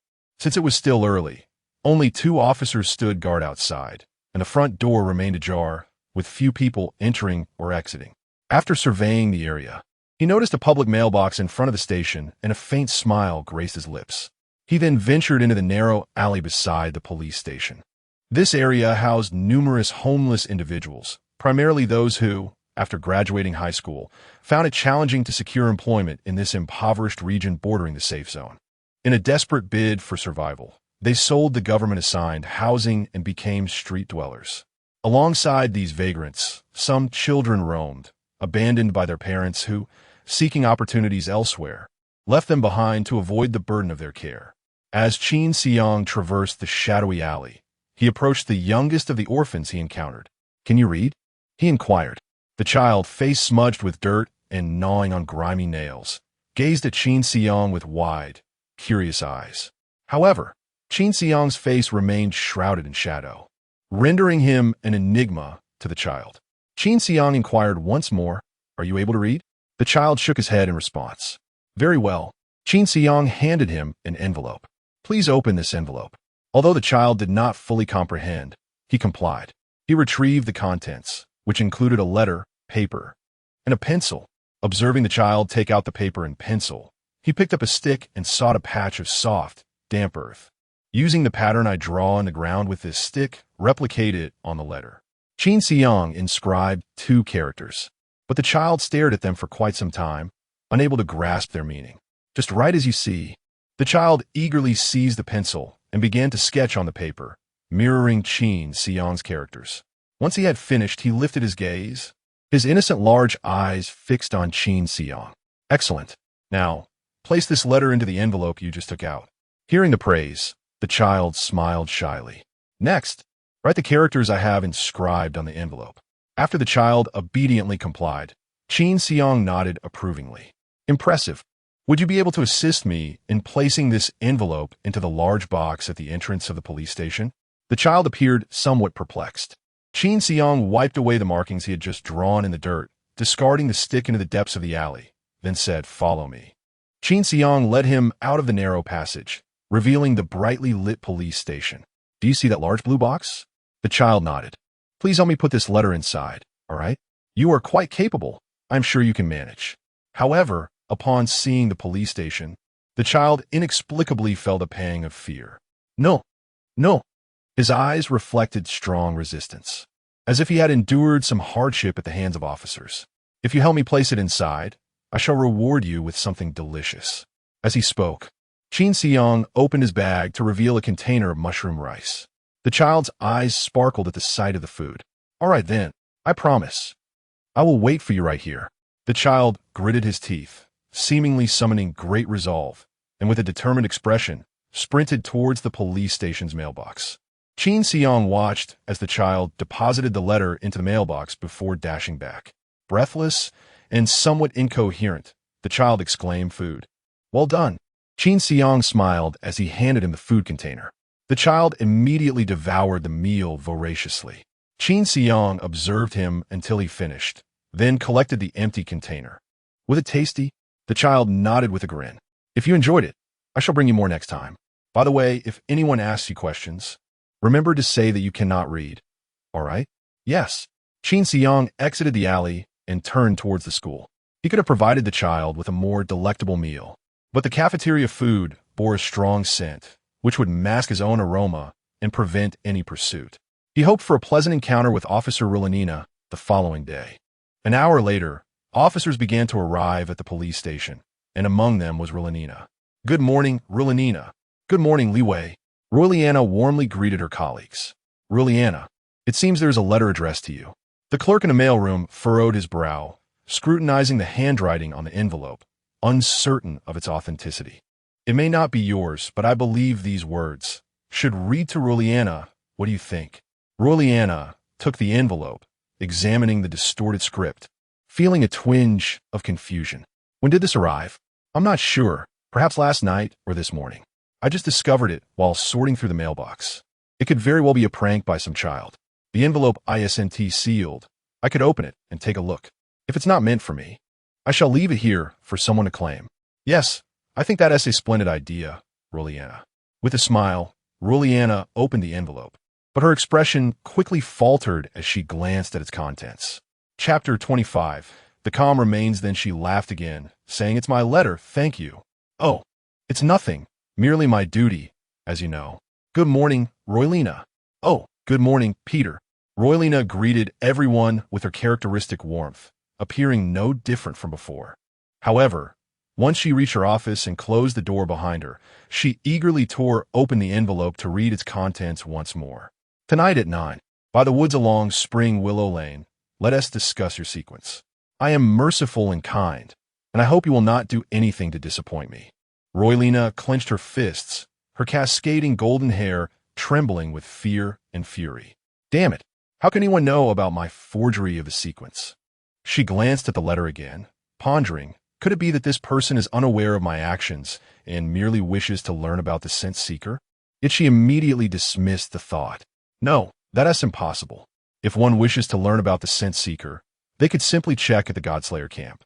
There would be no need to summon me. From the pocket of her uniform, she withdrew a medal and placed it atop the letter. Suddenly, a red light emanated from a particular spot on the medal. Roylina's expression transformed into one of surprise. The letter writer was nearby. She swiftly loaded her handgun, donned her police uniform, and feigned the appearance of an officer on duty as she exited the precinct. Following the red dot's guidance, Roylina arrived at the alley where Qin Xiang had lingered earlier that morning. She observed the slumbering orphan before her and glanced at her medal, a look of disdain crossing her face. An orphan? How could that be? Yet the medal's guidance could not be erroneous. She prodded the sleeping child with the toe of her shoe. Wake up! The child rubbed his eyes and, upon seeing Roylina in her uniform, sat up in fright. Did you write this letter? The child initially nodded, but then, as if realizing something, shook his head vigorously. Roylina pressed him. Who made you write it? What did he look like? Suddenly recalling Qin Xiang's words before he left, the child, with a quivering voice, replied, I can't read. I don't know who it is. Roylina furrowed her brow, perplexed as to why the child was evading her questions. Nevertheless, since this child had indeed penned the letter, he had to die. She could not allow all her efforts to be undone by this correspondence. Just as she drew her handgun from her waist, poised to end the life of the weeping child, she recalled the letter S words. I am merciful and kind, and I hope you will not do anything to disappoint me. What did that phrase imply? A warning against killing him? The child continued to cry. I can't read, so it was the child's claim of illiteracy that held the essence of this meaning. Everything had been orchestrated by those who summoned her. It seemed she could not eliminate this child just yet. At the very least, she must wait until tonight to deal with the mastermind behind the letter before returning to finish him off. Roylina slowly lowered her gun, casting a cold glance at the tear-streaked child before striding away. Qin Xiang sat in the classroom, gazing out at the starry sky and pondering how to converse with Roylina that evening. Yet, he felt an unsettling gaze upon him. Turning his head slightly, he found it was Li Jingwen. Li Jingwen's uncle had been missing for 2 days, while Qin Xiang and Wen Shu continued their lives unscathed. As the primary beneficiary of the demise of Qin Xiang and Wen Shu, and likely the instigator of the events, Li Jingwen was understandably restless. Today, she had even forgotten to seek out Zhou Yang for a heartfelt conversation, her mind adrift as she sat in the classroom, occasionally glancing back at Qin Xiang, hoping to glean some insight from his demeanor. How could Li Jingwen, akin to an ant unable to comprehend the vastness of mountains and seas, possibly compete in intellect with Qin Xiang, who bore the weight of multiple lives and had been reborn? She covertly observed him numerous times, yet could discern no hint of unease from his placid expression. Whether it was a mere illusion or a sense of guilt, Li Jingwen found herself increasingly perplexed by Qin Xiang. Ever since the day he ceased to revolve around her, he seemed to have ventured into realms completely unknown to her. Once more, she turned her gaze toward Qin Xiang, sensing that his vacant stare at the scenery outside contained stories that eluded her understanding. An inexplicable fear began to take root within her. A wild thought crossed her mind. What if Qin Xiang was an undercover sequence ability user who had turned the tables on her uncle? I must be losing my mind. How could there possibly be sequence ability users here? Li Jingwen shook her head, attributing her absurd notions to a lack of rest over the past few days. During the intermission, Zhou Yang approached Li Jingwen, suddenly feeling less attentive to herself. She sensed an unfamiliarity and wished to check if she was all right. Li Jingwen, Zhou Yang called, noticing her unease as he stood at the classroom door. A wave of panic surged through her, prompting her to steal another glance at Qin Xiang. He remained lost in thought, resting his chin on his hand, showing no signs of awareness regarding the matter of Kuan Chenglong. It seemed that Kuan Chenglong had unknowingly attracted trouble, discarded into some foul ditch. With that thought, her spirits lifted considerably. A radiant smile graced her face as she hastened toward the door. Zhou, what brings you here? I've noticed you've seemed off these past few days, and I wanted to see if everything is all right. I'm fine.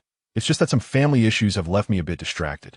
A flicker of sadness crossed Li Jingwen's eyes. What's wrong? Is there any way I can assist you? Li Jingwen shook her head. I don't know, but I truly wish I had someone to lean on right now. Zhou, I understand we are merely friends, but could I rest my head on your shoulder after school? Zhou hesitated for a moment before nodding in agreement. All right. Thank you. You are truly kind. Until we meet again after school. Li Jingwen bid farewell to Zhou and walked back to the classroom door. From a distance, she noticed Qin Xiang, sitting by the window, already slumped over his desk in slumber. This display of relaxation from Qin Xiang further convinced Li Jingwen that he was utterly unaware of the impending danger posed by Kuan Chenglong. The earlier shadows of worry dissipated, and her heart returned to its previous state. She found herself wishing fervently for Qin Xiang's swift demise. She couldn't help but wonder whether Kuan Chenglong was truly dead. If he were still alive, she hoped he would hasten to eliminate this worthless fool. Just the sight of him irked her immensely. Chapter 26 Meeting with Roylina after school. Qin Xiang returned to the library to organize the books once more. However, this time, he discovered an additional presence in the library alongside teacher Zhu and Wenshu. Zhao Liwen. Zhao Liwen was also studying at a desk, though he did not share a small table with Wenshu. Instead, he sat directly opposite her. Wenshu's face bore no expression, her large eyes fixated on the test paper before her, seemingly immersed in her studies. Yet, Qin Xiang sensed her discontent. In the past, when he came to the library after school to tidy up the books, she would greet him with a smile, her demeanor light and carefree. Now, she resembled a studying automaton. At that moment, Zhao Liwen approached Wenshu to pose a question. She responded with a blank expression, her answers concise and devoid of any desire to elaborate. Qin Xiang shrugged, preparing to engage Zhao again, when teacher Zhu cleared his throat. Teacher Zhu pointed to a note on the table. For you. Qin Xiang picked up the note, recognizing Wenshu's handwriting. It read, Zhao Liwen attends Zhouan School because his father is an intern at the engineering bureau here, making it convenient for him. His father is about to be confirmed in position and holds considerable influence, so do not provoke him. A sense of helplessness washed over Qin Xiang. Wenshu had anticipated his actions. What more was there to say? Teacher Zhu then remarked, finish up quickly and lock the door as you leave. All right. Understanding that Wenshu was also enduring a trial in the library, Qin Xiang expedited his tasks. Before long, he addressed Zhao Liwen and Wenshu. The library is closing. Please exit, everyone. Wenshu remained silent, returning her workbook to the shelf before shouldering her bag and departing. Zhao Liwen, however, dawdled, emerging only as teacher Zhu was about to lock the door. Qin Xiang, Zhao Liwen called out, halting Qin Xiang as he turned to leave. What do you want? I hope you reconsider what I said yesterday. I meant no harm. I spoke sincerely. Qin Xiang had grown weary of engaging him and continued walking towards the school gate. Zhao Liwen hurried after him, adding, I hope you understand that your presence with Wenshu only distracts her. Are you out of your mind? I haven't said a word to her. If anyone is disturbing her studies, it's you. Zhao Liwen pressed his lips together. Even if she is distracted, she can still easily gain admission to the two least competitive colleges. Therefore, I do not affect her. However, your inability to enter a college only diverts her energy, wasting her time. Zhao Liwen's words ignited a surge of anger within Qin Xiang. What do you mean by implying he was wasting Wenshu's time? Such shameless remarks left Qin Xiang astonished. Initially perceived as a mere bookworm, he now recognized Zhao Liwen as a refined, self-serving individual. Had it not been for his impending meeting with Roylina that evening, Qin Xiang would have relished the thought of confronting Zhao Liwen on his way home. Your words are more melodious than the sound of flatulence, Qin Xiang retorted before striding away. Zhao Liwen observed Qin Xiang from a distance with a cold gaze, then disdainfully snorted before making his way home. Upon returning, Qin Xiang set down his backpack, preparing to meet Roylina. He recalled the information he had reviewed in the God-slaying camp. Although Roylina was not an ability user of the Scent Seeker sequence, she possessed experience in investigation and pursuit. likely equipped with a low-level scent tracking device. As the clock struck 7 in the evening, pedestrians began to traverse the lane of Chunlu. This alley served as a shortcut from the outskirts of the safe zone to the central area, frequented by those who could not afford public transport, allowing them to save time. Qin Xiang had learned about Chunlu from his forum research. The ability users heading toward the exit of safe zone 1.145.14 often lack sufficient strength, resulting in few divine beings hunted and meager earnings. Occasionally, in an effort to conserve funds, they would choose to walk home. Chunlu was a common route for them. Finding a moment when the path was deserted, Qin Xiang slipped into the agreed-upon woods, taking cover. He opened his lunchbox and smeared the flavor of the cafeteria's three-winged flying fish onto his clothing. The low-level scent tracking device was far inferior to the scent seeker ability of higher sequences. If masked by a stronger aroma, the device would become ineffective. The scent of the cafeteria food should suffice, as suggested by discussions on the God-slaying camp forum. Once he had finished applying the aroma to his clothing, he closed the lunchbox and quietly awaited Roylina's arrival. Around 8:30, a figure clad in a trench coat emerged from the trees. The sound of polished shoes on stones confirmed it was Roylina. Qin Xiang was uncertain about her early arrival, remaining concealed in the foliage as he quietly observed her. Roylina produced a bottle of perfume, spritzing it onto herself before standing still. In due time, the fragrance wafted into Qin Xiang's senses, refreshing him and alleviating his anxiety. Was this an ordinary perfume, or a prerequisite for activating some sequence skill? He furrowed his brow in contemplation. Unacquainted with Roylina's true abilities, he remained on high alert. It seemed that Roylina grew somewhat impatient, frequently glancing at her phone. After confirming that she had set no traps, Qin Xiang concealed his face and emerged from the nearby bushes. However, the aroma of the cafeteria food clung to his clothing, making him uncomfortable. Upon noticing Qin Xiang's emergence, Roylina paused briefly before coldly inquiring, "You arrived early. Why did you not show yourself sooner?" "I did not wish to reveal myself too soon," Qin Xiang replied candidly. Roylina flicked her golden bangs, asking, "What is it that you need?" "I would like you to introduce me to the individual who forged your sequence." Roylina's pupils suddenly dilated as she heard the masked figure's words. "I advise you to remove your right hand from the pistol concealed beneath your trench coat. Once the gunshot echoes, you will find it impossible to eliminate me, and the situation will be irretrievable." Roylina was taken aback. She had not anticipated that this individual could perceive her intentions so clearly. What extraordinary perceptive and anticipatory abilities.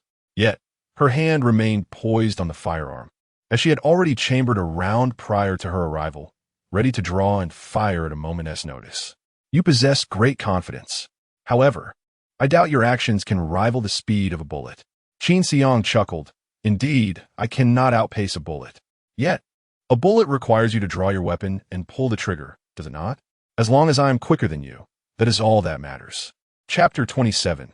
Initial consensus. Roylina regarded Qin Xiang with a wary expression, seemingly unconvinced by his words. Qin Xiang raised his hands in a gesture of surrender, stating, "If I lacked absolute confidence, I would not have come to meet you.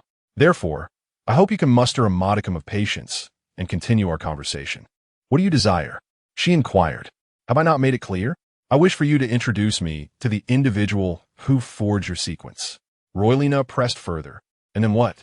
"Then it seems my words have truly fallen on deaf ears. Please, lower your weapon."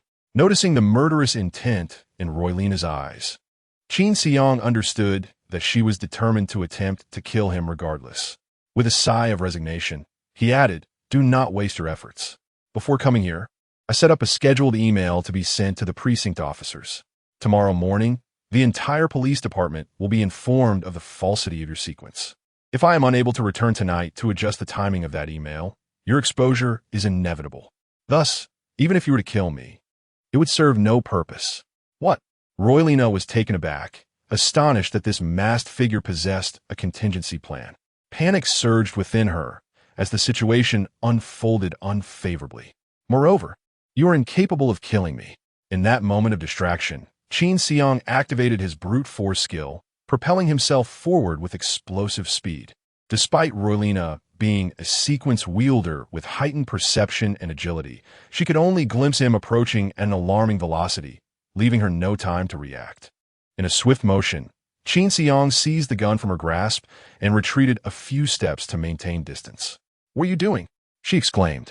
With a playful twirl of the firearm in his hand, he remarked, after speaking at length, "It seems I must resort to tangible proof." He then aimed the weapon at Roylina, whose expression shifted to one of terror. What do you intend to do?" "I have stated before. I merely wish to converse with you. Now, I believe you can calm yourself." With that, Qin Xiang lowered the gun. "Now, please tell me how I might contact that individual." Roylina glanced at Qin Xiang, recognizing that he bore no intent to kill her, and reluctantly acquiesced. "I do not know who that person is. A friend informed me that he could assist with the registration of my sequence. All I know is that he is a frequent visitor to the Deicide virtual chat room. If you wish to find him, simply linger in the chat room." "How can I be certain which individual is he?" "Pay close attention in the chat room, and you shall identify him." Qin Xiang discerned that Roylina had not fully elucidated her point and chuckled softly. "Observe closely? I do not possess such luxury of time. If I were to ask, who can assist me as they did Roylina, would that be effective?" Roylina, gritting her teeth in frustration, replied, "If you enter the chat room 8 times, that individual will approach you of his own accord."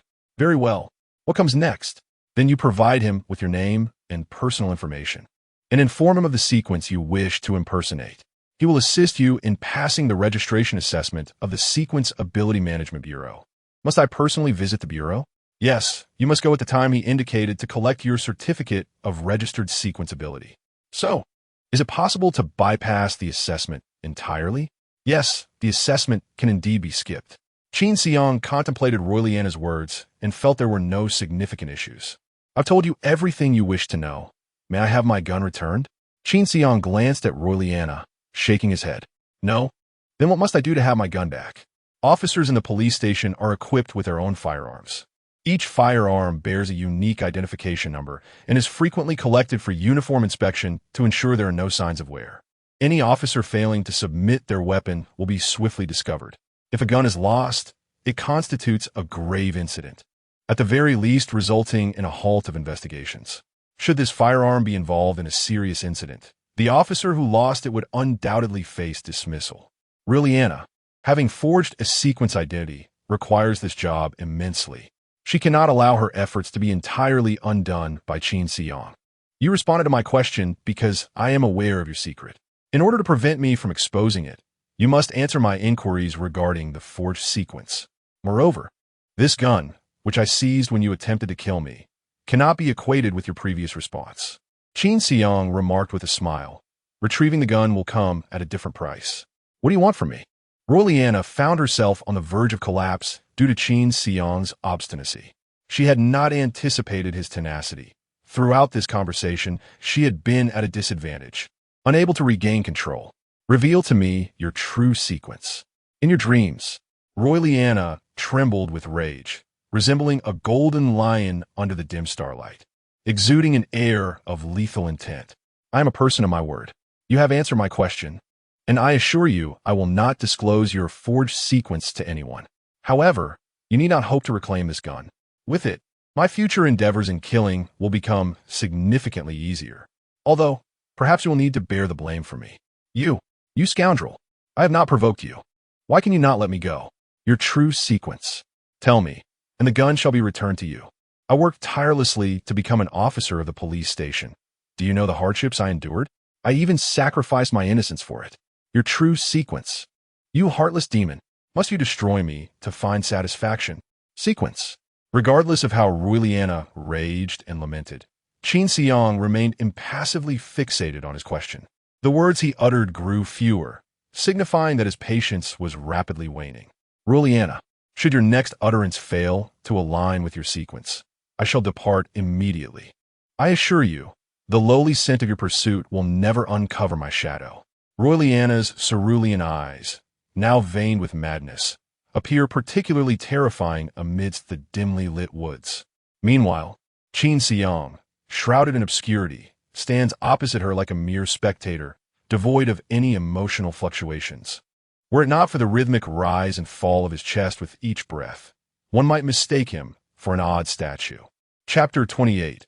A series of ups and downs. Roylina gazed at Qin Xiang, a solitary tear cascading down her cheek. I am a pleasure seeker. Upon uttering these words, an expression of despair graced her features. Qin Xiang observed her spirit seemingly drained, comprehending why Roylina had chosen to conceal her sequence identity. The pleasure seeker is most renowned for its sequence level 1 ability, ultimate joy. When employed, this skill permits the designated target to experience profound ecstasy for a specified duration, instilling within them an intense desire to engage in pleasurable activities with the wielder. Ultimate joy is effective not only on mortals but also upon deities. When a pleasure seeker activates ultimate joy, divine beings are drawn to their vicinity. Ultimately, those endowed with pleasure seeker abilities are relegated to one of two fates: becoming playthings for the elite within the safety zone or serving as bait to hunt deities outside its confines. Regardless of the chosen path, both lead to interminable suffering.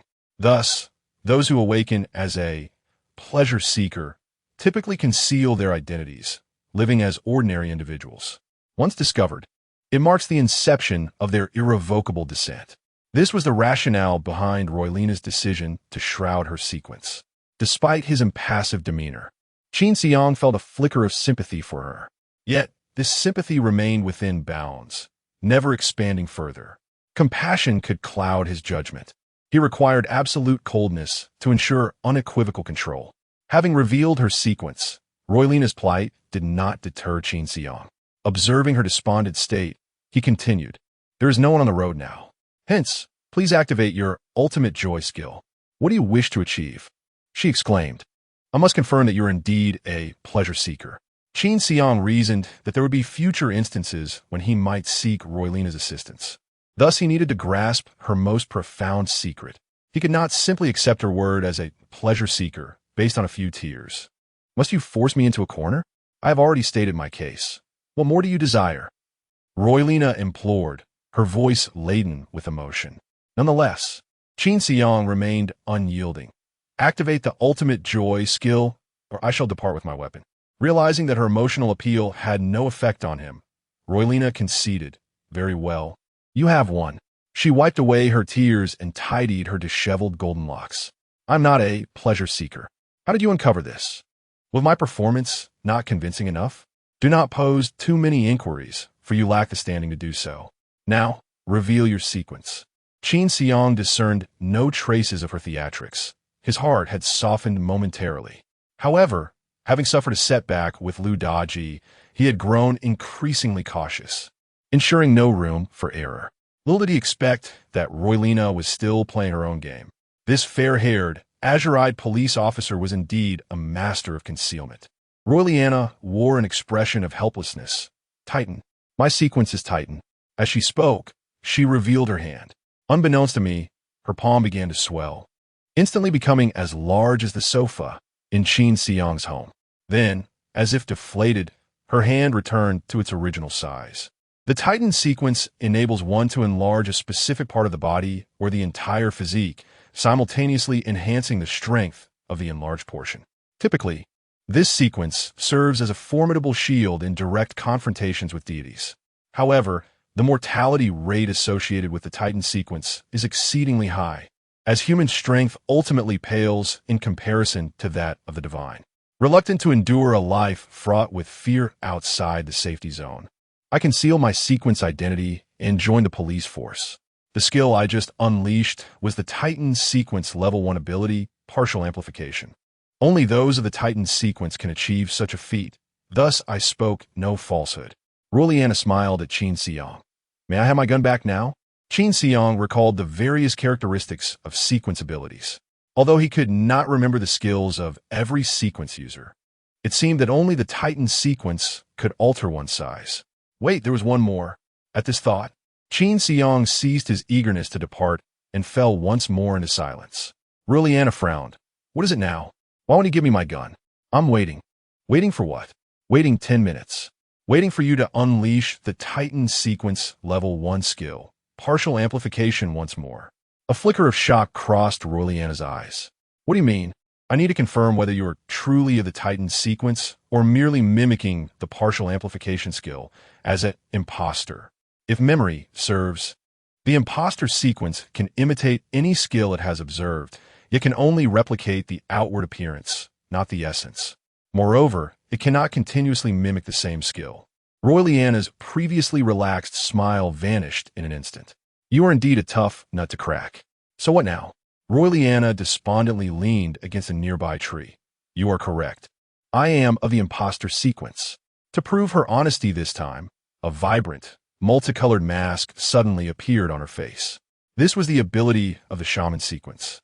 Qin Xiang nodded. Royliana was indeed of the imposter sequence, finally confirming his suspicions. However, the process had been convoluted, and several times he had nearly been deceived. Your command of Mandarin is remarkable, imbued with such emotion that you nearly fooled me. One must learn to use the tools of sustenance well. There is no need for pride. You possess great skill, far surpassing the colleagues and criminals I have encountered. Royliana sincerely praised Qin Xiang. In your presence, I feel as helpless as an infant. Every lie I utter is ruthlessly dismantled by you. The last time this happened was when I first met Inspector Olaf. Qin Xiang obtained the answer he sought and had no intention of lingering in the woods, wasting time with this deceitful policewoman. I shall take my leave now. I will place your handgun along the path in the woods. After I depart, in 3 minutes, you will find the weapon along the route I have taken. Very well. I understand. You should disappear quickly. I truly wish not to behold you any longer, you treacherous devil. Qin Xiang shrugged. At least I have never deceived you from the beginning. Have I, the kind and honest Roylina? Roylina let out a huff, offering no reply. With a cheerful demeanor, Qin Xiang turned to leave, casually retrieving his lunchbox hidden in the bushes. Though you are quite clever, it is prudent to exercise caution, Roylina called out after him. Be sure not to fall into Olaf's hands. Otherwise, I too shall be implicated. Olaf, you say? I shall remember that. Thank you. Chapter 29, Exile. Qin Xiang did not return home immediately. Instead, he sought a secluded corner to incinerate his clothing. He remained apprehensive that the scent lingering on the garments might lead to his discovery, even though they had been thoroughly doused in the pungent sauces from the cafeteria. As he watched the coat gradually turn to ashes, Qin Xiang sighed. How long has it been? I have already burned 3 or 4 coats. At this rate, I shall soon find myself wearing short sleeves in this frigid world. Most of these coats were salvaged from the refuse, discarded by others. None had been purchased with money. Yet, the days of financial hardship may persist for some time. Perhaps I should make another trip to the dump to search for treasures. Afterward, he disposed of the remnants of his meal into a foul gutter, washing the container before finally returning home. He hastily consumed some leftover food he had brought back the previous day before heading out again, ensuring that no one was tailing him. He made his way back to the internet CAF. Wang Defa, upon seeing Qin Xiang at the entrance of the CAF, emerged with an unwilling expression. Boss, here, your silver coin. Yesterday, Qin Xiang had arranged with Wang Defa to retrieve this coin today as payment for his assistance in forging sequence information. Wang Defa drew a silver coin from his pocket and placed it in Qin Xiang's hand, his fingers lingering, reluctant to let go. Thank you. I shall repay you. Qin Xiang tugged the coin from Wang Defa's grasp and tucked it into his pocket. Though it felt somewhat shameless, Qin Xiang had little choice. Acquiring a silver coin was no easy feat. Wang Defa drooped his eyelids. Boss, if there's nothing pressing in the future, let us refrain from further dealings. Consider it a lesson learned. Wang Defa felt as though he had gained nothing from Qin Xiang and might even attract trouble from the Sequence Ability Management Bureau, leaving him feeling utterly miserable. However, Qin Xiang had more pressing matters that required the internet, and Wang Defa's CAF was his only safe access point. How could I not continue our dealings? Qin Xiang replied, I still need to use the computers in your warehouse tonight. Huh? You're coming back? The police haven't come to inspect today yet. It was already 10 o'clock. Wasn't the CAF about to close? Why the concern over inspections? Wang Defa pouted in silence. Rest assured, I shall not shortchange you. But you must wait until I navigate through this predicament. Qin Xiang patted Wang Defa on the shoulder before proceeding to the warehouse. Once Qin Xiang entered, Wang Defa exasperated, pounded his chest and cursed. Damn it. Someone, please take care of this scoundrel. Seated before the computer, Qin Xiang promptly opened the iSeeko virtual chat room. The iSeeko virtual chat room was a haven for online socializing. Unlike other chat rooms, iSeeko thrived due to its use of address hiding technology. In this space, everyone remained anonymous, with their login addresses completely concealed. No one could discern the identities of those within the chat room. Even the staff behind iSeeko are unable to ascertain the identities of visitors within the chat room. This absolute confidentiality cultivates a naturally clandestine environment for transactions. Unsurprisingly, the chat room has drawn the attention of law enforcement, with undercover officers potentially lurking within, to avoid mistakenly identifying a police officer as a trading partner during negotiations. Individuals conducting business here employ various encryption methods. For instance, one individual, by forging sequences, determines potential trading partners by entering and exiting the chat room 8 times consecutively. As for how this method of transaction became known and how Roylina learned of it, Qin Xiang remains oblivious. Following Roylina's instructions, he repeatedly entered the chat room 8 times, then ceased all activity, patiently awaiting contact from the enigmatic individual. The interface of the chat room is exceedingly simple. On the left is a list of current visitors. The center displays advertisements from various gaming and gambling companies, and the right side reveals the current chat partner. Below lies a public chat area, where Qin Xiang observes incessant advertisements related to lending and identity forgery scrolling by. This chat room's layout evokes memories of his past life. Of course, in that previous existence. Much like this one, he was impoverished and could not afford a computer. Thus, he would occasionally visit a nearby internet CAF to chat with Li Jingwen, often spending his dinner money to do so. Typically, Li Jingwen would create a private channel in the chat room to play games with others, while he silently assisted her with her homework. Reflecting on it now, he feels as if he were a mere lapdog. However, in this life, he should not find himself in such a predicament. Qin Xiang's thoughts swiftly returned to the present. The right side of his chat room interface was entirely blank. After a few minutes, the empty chat box finally flickered to life. Qin Xiang clicked on it, and a user named Exile initiated a conversation. Are you looking for someone? No, I am waiting for someone, Qin Xiang replied. He noticed that his current alias in the iSeeko chat room was Future. Who are you waiting for? For someone who won't waste time asking such questions. Exile fell silent for approximately 2 minutes before responding. If you seek assistance, your attitude should be more amiable. Please, share your terms. Qin Xiang was direct. No. I need to know first how you came to contact me. Without hesitation, he crafted a prearranged excuse. A friend who wishes to remain unnamed informed me. You are speaking nonsense. It will be difficult for us to cooperate like this. Business is business. Matters unrelated to business should not be discussed. If you are unwilling to engage in business, I will seek others. It seems you are quite fearful of your friend. Is it that revealing their identity would bring you trouble, perhaps even peril? Qin Xiang refrained from responding to this conjecture, allowing the other party room for speculation, which was a crucial strategy for maintaining the upper hand. Share your terms, Exile. I am quite eager to finalize this transaction. Please provide your personal information to me, and then find a way to place a silver coin beneath the 10th tile from the left in the 10th row at the exit of the safe zone, number 38324, before the end of tomorrow. After that, you can wait for the personnel from the administration to contact you.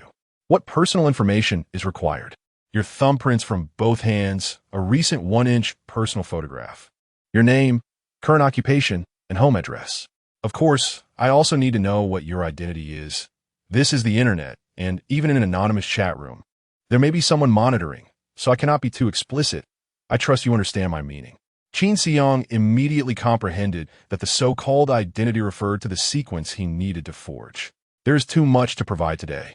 No worries, for safety reasons, these transactions were meant to occur offline. You may send me the money first. I often linger in the chat room. Feel free to choose any time to contact me again in the chat room. Should be like today? No. Friends who have paid should first say I am a newcomer in the public chat area upon entering the chat room, and then repeatedly enter and exit the chat room 5 times. Chapter 30. The Folly of Waiting for Luck After Conversing with Exile. Qin Xiang departed from the warehouse and returned home to wash up and rest.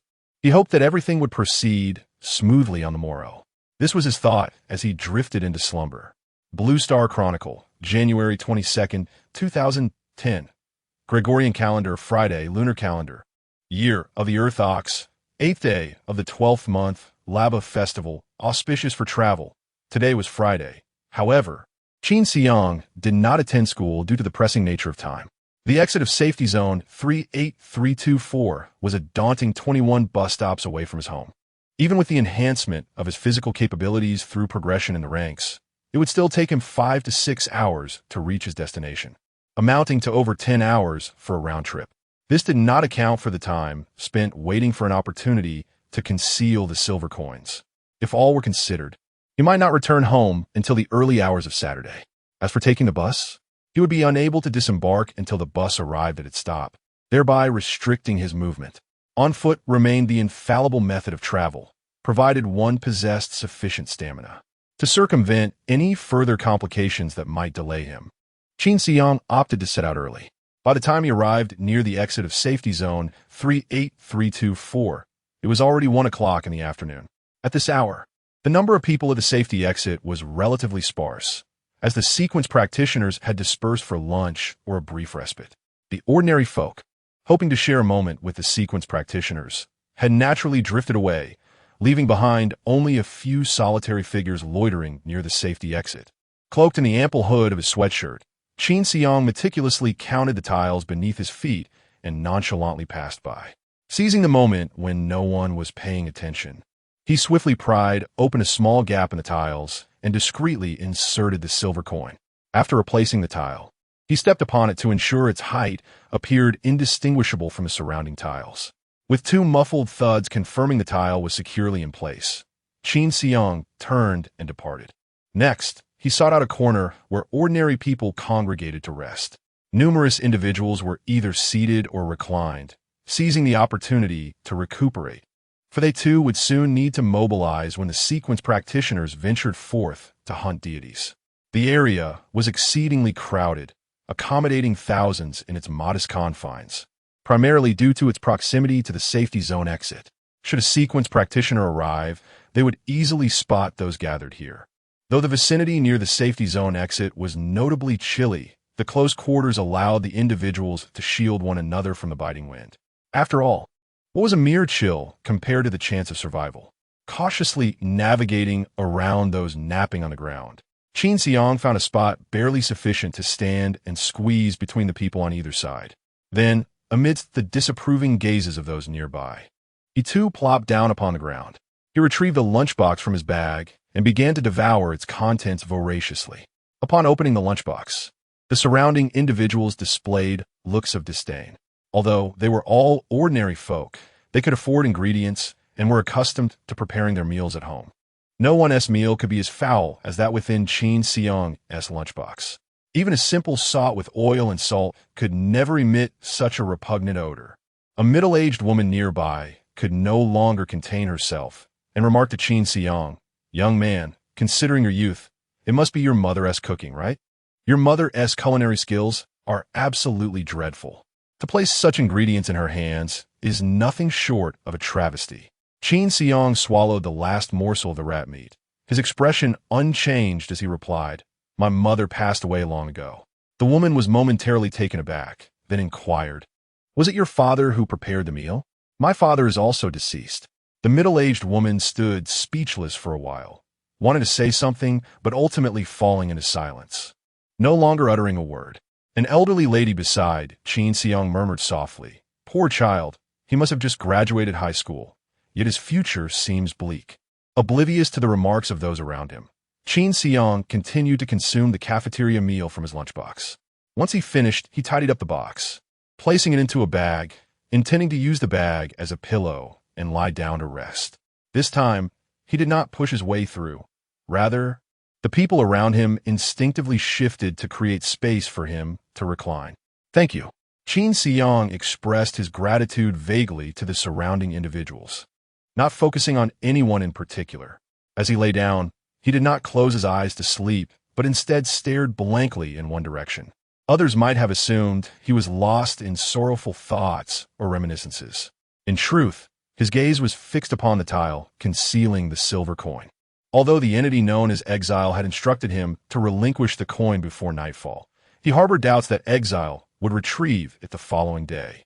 Were he in Exile's position, he would undoubtedly seek to extract the coin that very night. This was inherently an unequal transaction. Exile possessed knowledge of all the genuine information about the forger, while the forger remained unaware of Exile's gender. All forgers would resent being so easily manipulated. The agreed deadline for the exchange was tonight.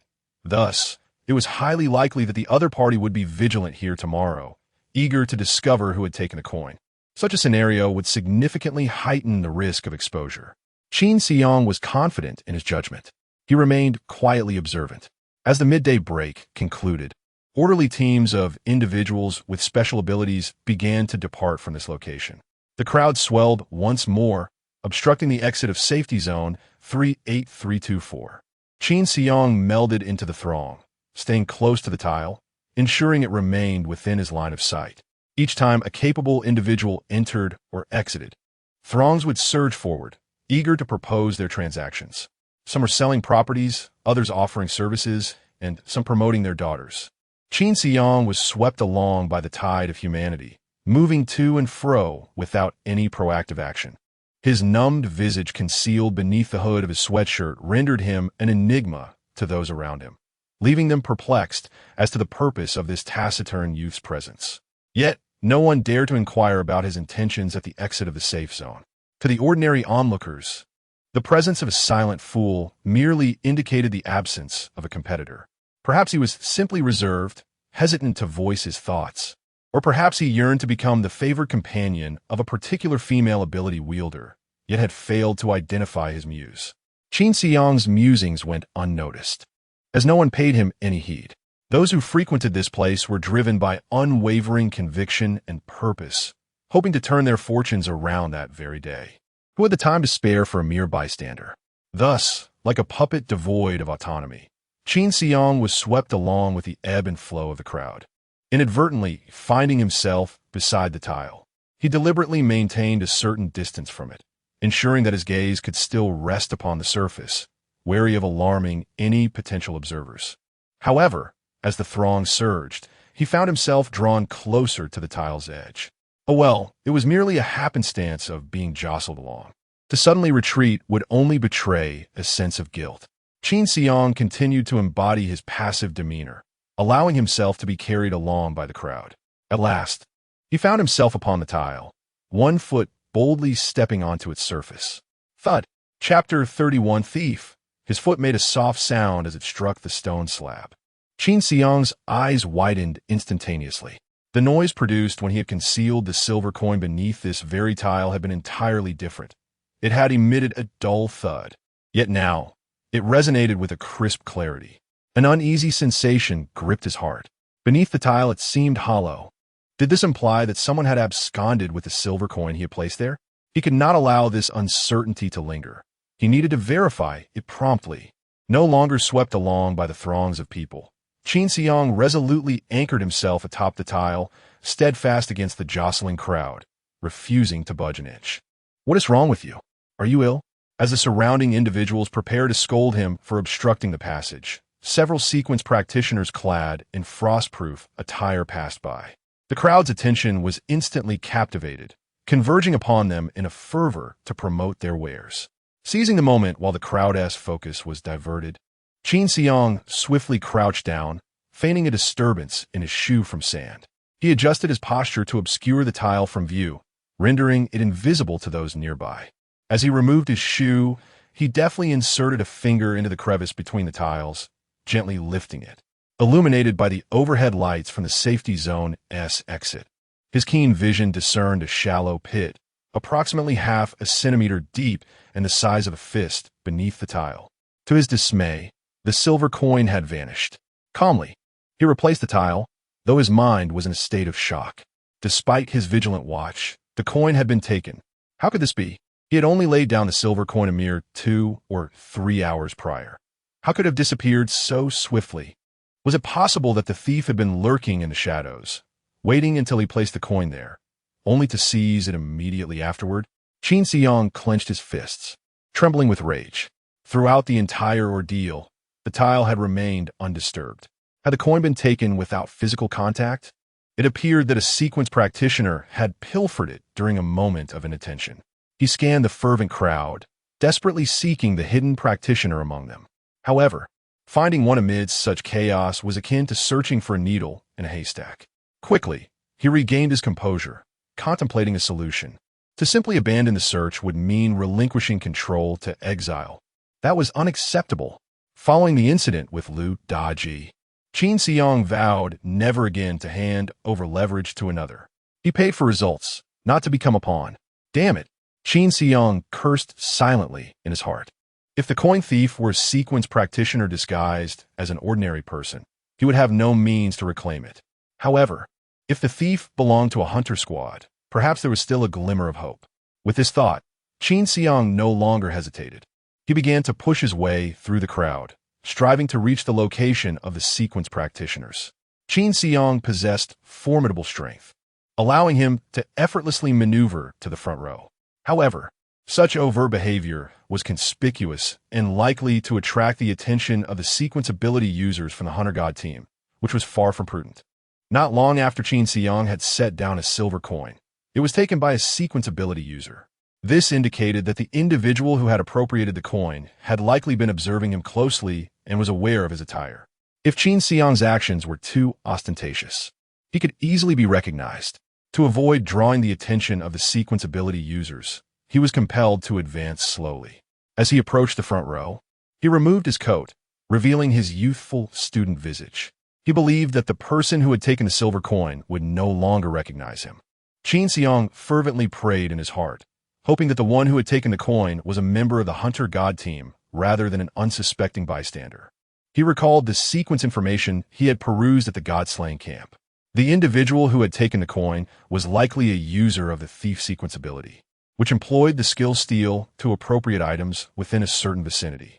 The steal skill was renowned as one of the most formidable techniques within the safe zone, effortlessly enabling one to acquire items from a distance, making the dream of sudden wealth tantalizingly achievable.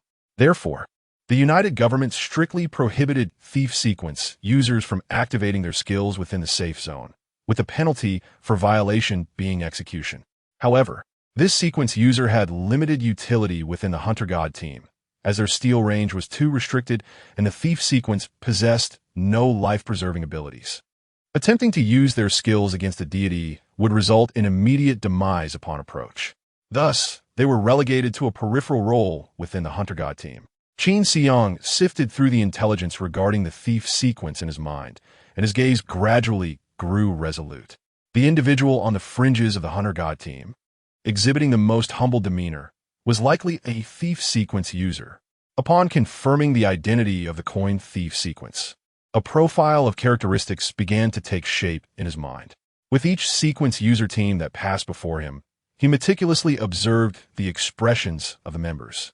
If the team members were engaged in light-hearted conversation, he would pay them less heed. Conversely, if someone in the group remained taciturn or continually sought to please, Qin Xiang would devote more attention, keenly listening to their dialogue. Several Hunter God teams had passed by, discussing the recent battle outside the safe zone. As Qin Xiang listened, he was disappointed not to identify any thief sequence users among them. Just then, another Hunter God team moved through the crowd. This team's members appeared disinterested in the battle with deities, eagerly planning which bar to visit for drinks and relaxation. One slender youth in his early 20s remarked, "Everyone, I want to be joining for drinks later." "Why not?" came the response. The slender youth hesitated momentarily. "Greetings. Is there any need to elaborate?" He has contributed nothing and yet feels no qualm about joining us for a drink. Indeed, he is merely a lowly thief, capable of offering little more than a helping hand outside.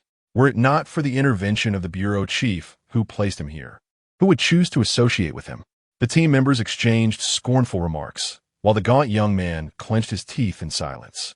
The others cast him a disdainful glance before departing with camaraderie. The slender youth lingered behind, choosing to walk alone in quietude. Yet, This internal strife within the hunter squad was merely a form of ostracism and did not impede the fervor of the surrounding ordinary individuals. Even the ridiculed ability user, despite his status, remained vastly superior to the common folk. Observing the isolated young man, the crowd around him grew animated, encircling him with fervent interest. Chapter 32. A stroke of luck. People eagerly flocked to the gaunt young man, promoting a business they had likely repeated countless times. Young man, don't be disheartened.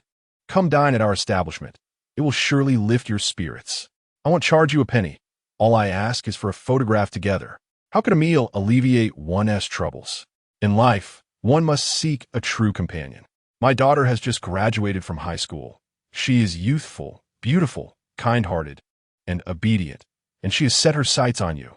She insists she will marry no one else. Why not meet her? Don't listen to him. Another voice interjected. Spending a lifetime with one woman is utterly tedious.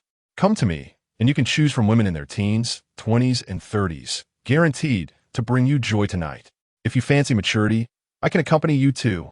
These individuals clamored and surrounded him, their faces a mix of excitement and desperation, as they pushed against one another to stake their claim. The ordinary folk shouted fervently around the thin young man clad in frost-resistant attire, hoping to capture his attention. Each harbored dreams of a reversal of fortune, believing perhaps they could realize their aspirations through this extraordinary individual. Spittle flew as the crowd grew animated, some even splattering Qin Xiang's face, leaving behind an unpleasant odor. This miasma, mingling with the ever-present scent of sweat, became increasingly unbearable for him. However, their efforts were destined for failure. The gaunt young man cast a dispassionate glance at the throng, uttering not a word before striding away. Although the crowd continued their relentless pitches, they instinctively parted to grant him passage. It was only after he had disappeared into the distance that they closed their mouths in disappointment and turned their gazes toward the security zone entrance, awaiting the next opportunity. Not long after the slender youth exited the secure zone, a boy of about 17 or 18, resembling a wild bull, effortlessly pushed through the layers of the crowd, quietly following him amid the astonished looks of onlookers. After confirming that the gaunt young man was heading down the main thoroughfare, Qin Xiang found a corner to alter his attire, aiming to avoid detection. If the thief is not you, then I must resign myself to fate. Soon, he fell in step behind the slender youth once more. Qin Xiang's current appearance was somewhat comical. To prevent being recognized while tailing the gaunt young man, he wore his coat and trousers inside out, attracting the attention of many passers-by. Mom, that big brother seems a bit off. Shh, keep your voice down. Stay far away from such peculiar individuals. Remember that. Qin Xiang paid no heed to the whispers and stares, for his singular focus remained on the slender youth ahead. It seemed the young man had heard the voices as he paused and glanced back at Qin Xiang. Yet, he appeared not to recognize him, merely casting a scornful look before continuing on his way. The two walked in tandem along the main road, their silhouettes illuminated intermittently by the dim streetlights, as if narrating a tale that went unnoticed by all. As the foot traffic gradually dwindled, they found themselves at the entrance of a secluded alley, leaving only the two of them. Qin Xiang continued to trail behind the gaunt young man. Even if the slender youth were somewhat oblivious, he sensed that something was amiss. He slowed his pace, intending to allow Qin Xiang to pass him. However, it seemed that Qin Xiang was not pursuing him, maintaining his forward momentum instead. Casting a glance back, the slender youth noted that Qin Xiang appeared to be merely 17 or 18 years old, either a high school student or someone who had recently graduated. He seemed like an inexperienced youth, posing no threat whatsoever. He concluded that he was being overly cautious, likely due to the tension surrounding the divine hunt, which had made him somewhat jittery. It was time to relax. Thus, the slender youth stood beneath the streetlight, retrieving a pack of cigarettes from his pocket and extracting one to place between his lips. With deftness, he produced a match from another pocket, shielding the flame from the wind with the cigarette pack as he struck it, preparing to light the cigarette. At that moment, the illumination from the streetlight before him abruptly vanished. Looking up, he saw the student-like boy who had been following him, grinning brightly. Could it be you? The slender youth immediately sensed that the situation had taken a turn for the worse, but before he could react, a shadow darted past him.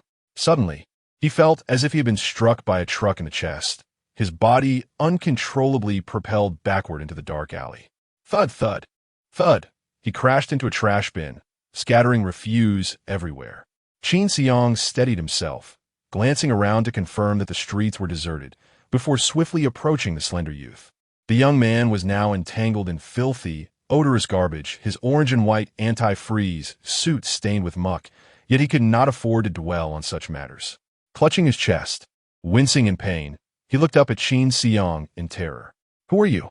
Without a word, Qin Xiang delivered a punch to his jaw. The slender youth felt a violent jolt in his skull, accompanied by a cacophony of trembling sounds, before losing consciousness. Qin Xiang dragged the unconscious youth from the heap of rubbish and began to search his person, finding nothing of interest until his gaze fell upon the distinctive black backpack of a member of the Divine Hunter team. He opened the backpack, which contained over a dozen small compartments, each sealed with a zipper. As he probed inside, he discovered several compartments that seemed to hold items. One compartment contained a glass vial filled with a pale blue liquid. Qin Xiang picked up the vial for closer inspection, noticing the label that read, "Special supply from the Ability Management Bureau, Sequence Potion." So this is what the sequence potion looks like. He opened it to inhale the fragrant aroma, but the surrounding stench of refuse mingled with the sweetness, provoking a wave of nausea. Closing the lid, he tucked the sequence potion into his pocket. He had learned from the Godslayer camp just how invaluable the sequence potion was to those endowed with abilities. Taking this bottle of sequential potion could likely compel the emaciated youth to assist in various endeavors. No, it should not be termed as coercion. Rather, it is an invitation for the slender young man to lend a hand with some minor tasks. He rummaged through the other compartments of his backpack and discovered a mobile phone, a handful of copper coins, and a solitary silver coin. Qin Xiang switched off the phone before stowing it away in his pocket. Such a luxury item, worth thousands of copper coins, was something Qin Xiang desperately needed and would undoubtedly find useful in the future.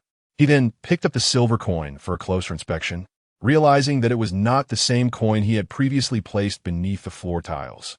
The coin he had set down originated from the Li Mint, whereas this one was from the Henry Mint. Could it be that he had mistaken the individual he was seeking? He searched his backpack and the emaciated youth thoroughly, yet the silver coin remained elusive. Just as he was pondering this mystery, he noticed that the bottom of the backpack was uneven and somewhat uncomfortable to the touch. After scrutinizing it for a while, he finally uncovered a hidden compartment. This secret space lay beneath the other compartments, quite inconspicuous. Had Qin Xiang not had ample time, he might never have discovered it. Upon opening this concealed compartment, he found a few clods of earth and another silver coin.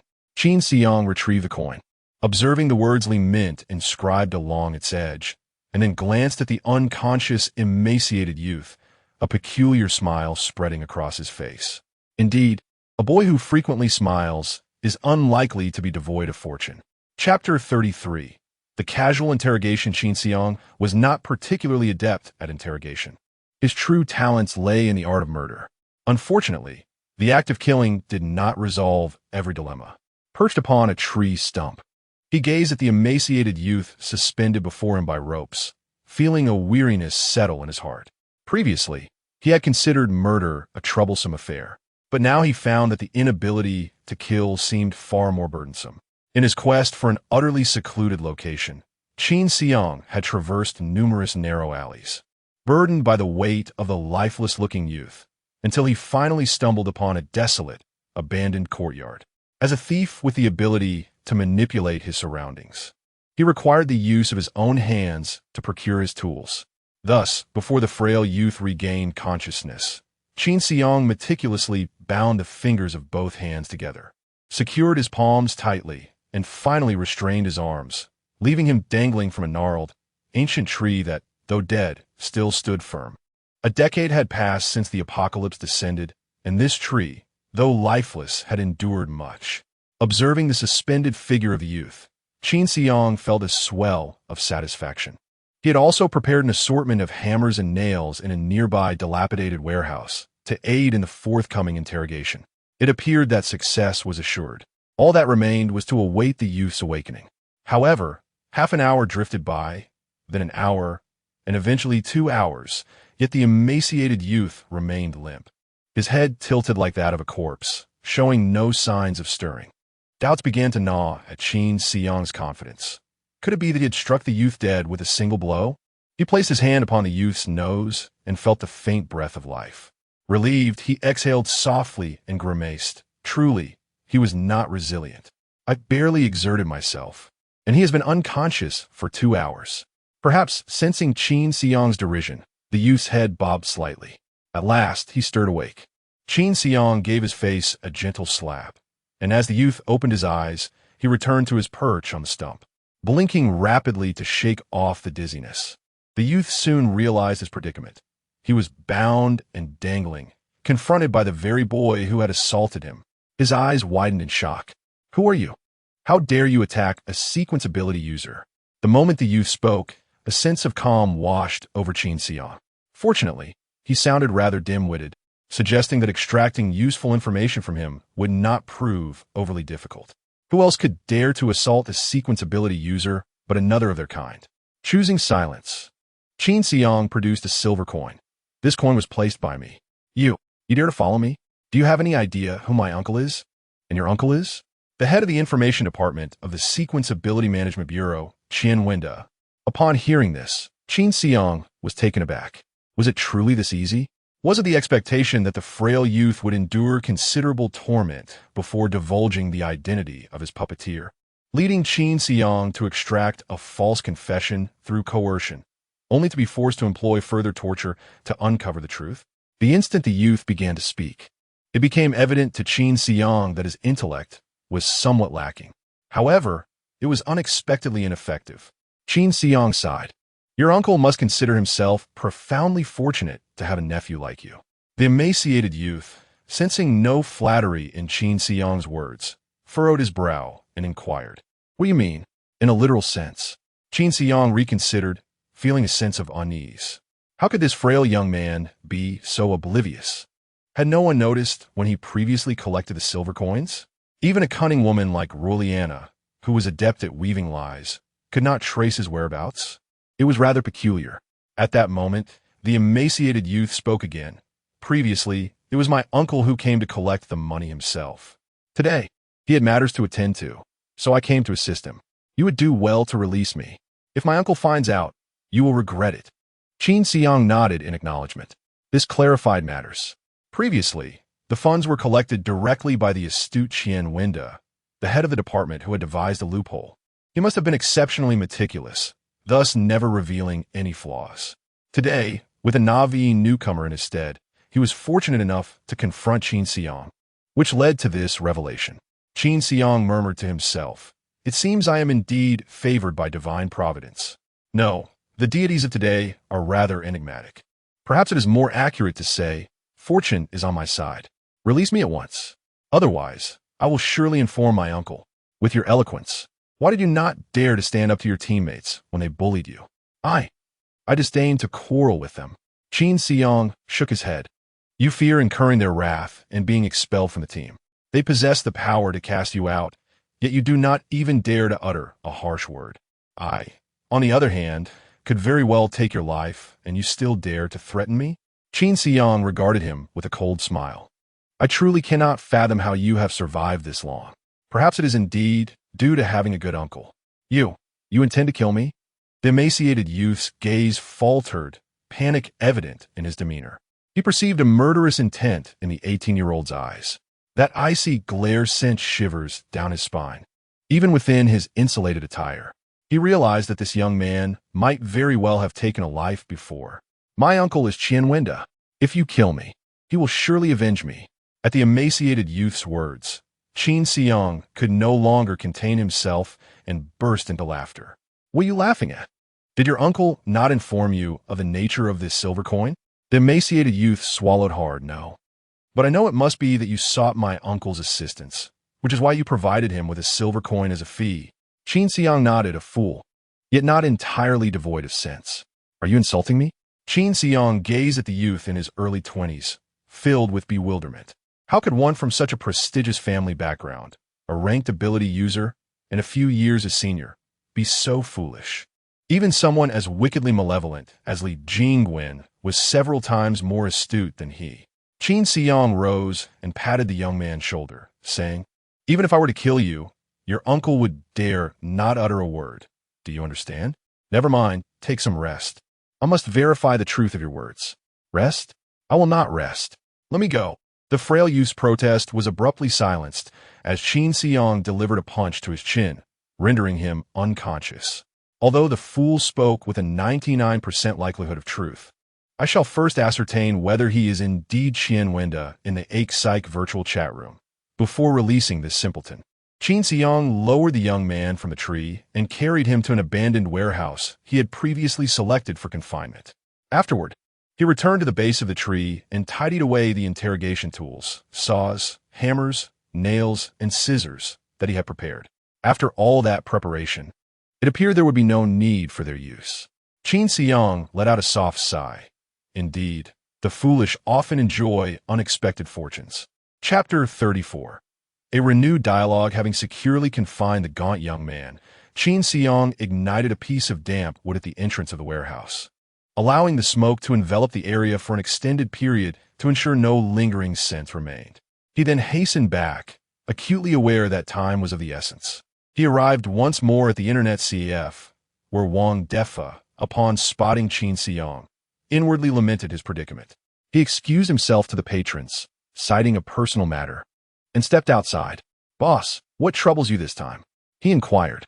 "I require access to your warehouse computer," Qin Xiang replied.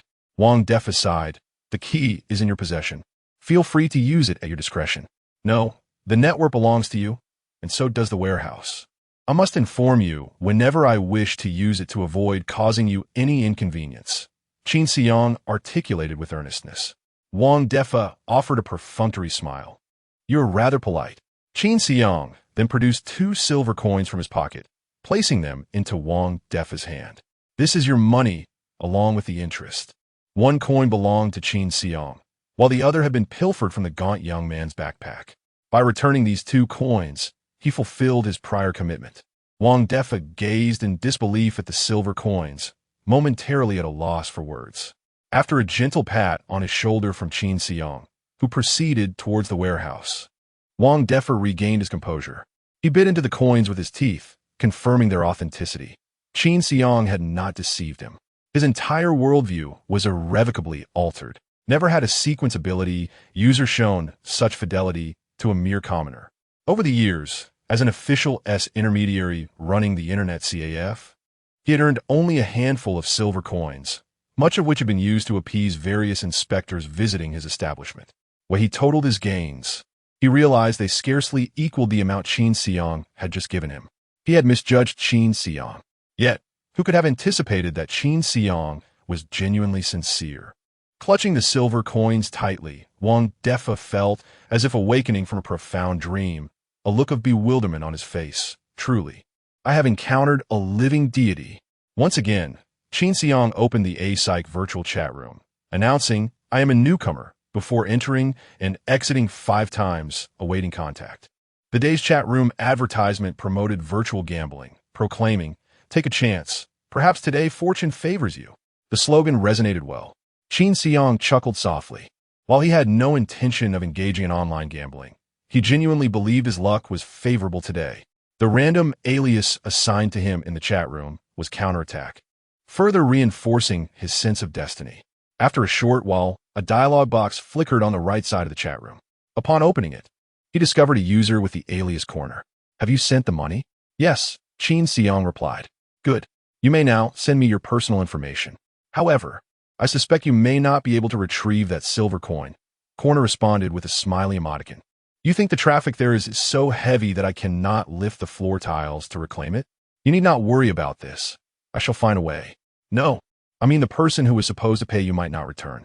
The dialog box fell silent for considerable time. After a while, Corner finally sent another message. "What do you mean?" Qin Xiang pondered for a moment, and then replied with a smile. "He said his uncle is present, and I would never dare to harm him. Therefore, let us arrange a meeting to discuss his fate. I am quite curious whether such a clever nephew would indeed be protected by you." This time, Corner seemed to be frozen in time, not responding for half an hour. Qin Xiang observed that corner. His name remained blue, indicating he was still online, perhaps merely needing time to digest the words of retaliation. Qin Xiang rested his arms behind his head, idly gazing at the screen. I wonder what Director Qian is doing now. Is he coldly staring at the screen or smashing things within the room? After a few more minutes, Corner finally sent another message. Let us meet tomorrow at 9 in the morning by the abandoned building next to the exit of safety zone 38324. You seem to have misunderstood the situation. The time and place for our meeting should be determined by me. Corner quickly responded, What do you think? You seek my assistance and yet wish to dictate terms? If it were not for your initiative in contacting me, I would not have uttered a word to you. I will decide where we meet, and remember to bring my nephew. Also, do not forget the silver coin you asked me to help with. Qin Xiang chuckled. His dear uncle, it is not the one who types more who holds the upper hand. At the very least, do you even know who I am? It seemed that Corner, having been ruthlessly exposed by Qin Xiang's indifference, promptly replied, You may set the time and place, but you must bring my nephew and the silver coin. Let us meet at 12 noon tomorrow at the second floor of the collapsed department store beside the exit of safety zone 54320. Very well. Remember to bring my nephew and the silver coin. Observing Corner emphasized this phrase twice, Qin Xiang felt compelled to respond kindly. Apologies, but I shall not bring either of those items. What do you truly desire? If I do not see my nephew and the silver coin, I will not assist you. His uncle, you ought to realize who holds the initiative now.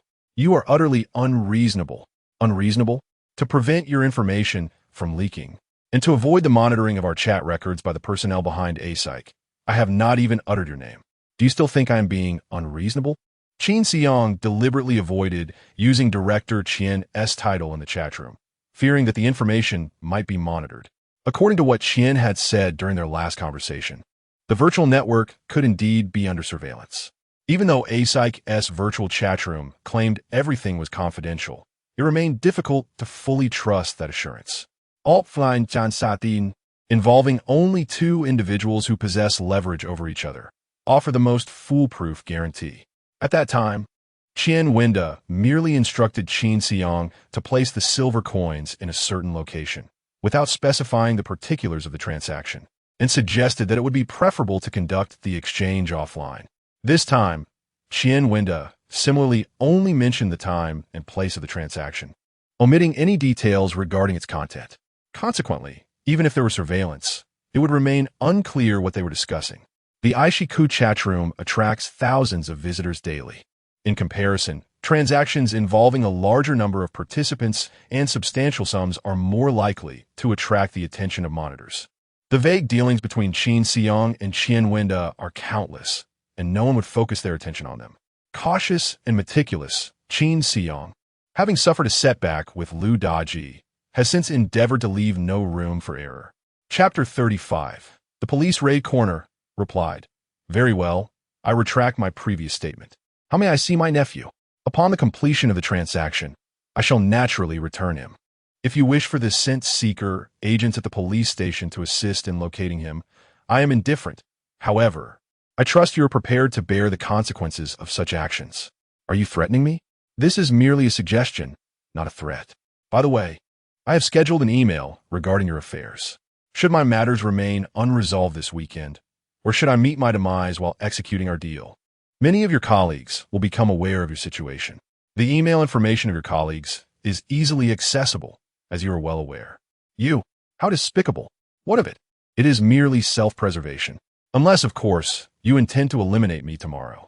The thoughts in your mind are truly repugnant. Is there anything more to say? One final demand. You must ensure my nephew comes to no harm. Otherwise, I shall not spare you. Very well. I have a question as well. Speak. What purpose does such a foolish nephew serve you? Were it not for him, you would never have been exposed. Corner did not respond to this inquiry, his name fading to gray. Qin Xiang shrugged.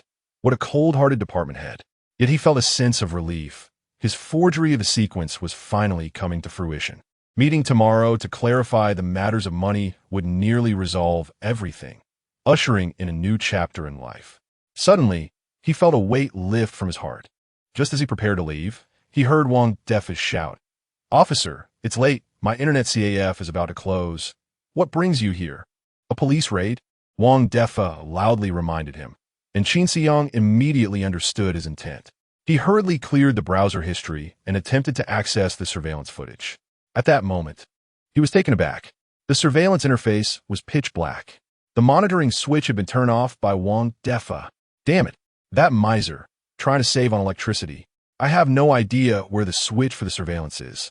If the police were to suddenly discover the warehouse door unlocked, enter for inspection, and find Qin Xiang staring blankly at the dark screen, they would surely suspect foul play. Just as Qin Xiang was growing anxious, the very scenario he dreaded unfolded. The warehouse door swung open, and it was not Wang Defa who entered. A silver-haired elder, clad in plain clothes, wrapped in a scarf, and puffing on a cigar, strode in. Upon noticing Qin Xiang, the elder's gaze turned scrutinous. Qin Xiang, face adorned with panic, locked eyes with him. Internally, he was not as alarmed. However, perceiving himself as merely a youth of 17 or 18, he felt that upon the abrupt entrance of another, he ought to display a semblance of fear. Thus adopting such an expression, the warehouse was enveloped in a momentary silence, broken only by the sound of footsteps outside and the crackling of an elder's cigar as it burned. Before long, several individuals clad in police uniforms entered. Detective Olive, what brings you here? The detective replied, the warehouse was previously locked, but today it is open, so I came to see if there were any unexpected findings. Olive? Wasn't he the investigator that Roylina had cautioned her to watch out for? The fact that he elicited such concern from that woman indicated that Olive was certainly not to be underestimated. A seasoned expert's prowess is evident at first glance. In the brief moment of eye contact with Olive, Qin Xiang realized that this old man would be quite formidable. He had not anticipated encountering Olive. Was the detective here in the dead of night to investigate the 3 corpses found in the alley, the theft of divine relics, or perhaps both? Qin Xiang's heart sank, and he steeled himself, preparing for the ensuing developments. At that moment, Wang Defa squeezed in from behind, smiling awkwardly at Olive. Detective, what are you here to investigate now? Do not move, Olive commanded without responding to him. Qin Xiang obediently removed his hands from the mouse and keyboard, leaving a computer desktop devoid of any activity. Approaching Qin Xiang, Olive scrutinized the screen, then opened the browser to find the history erased, and his gaze turned piercingly sharp. What were you doing here? I was... Qin Xiang stammered, unable to articulate a response.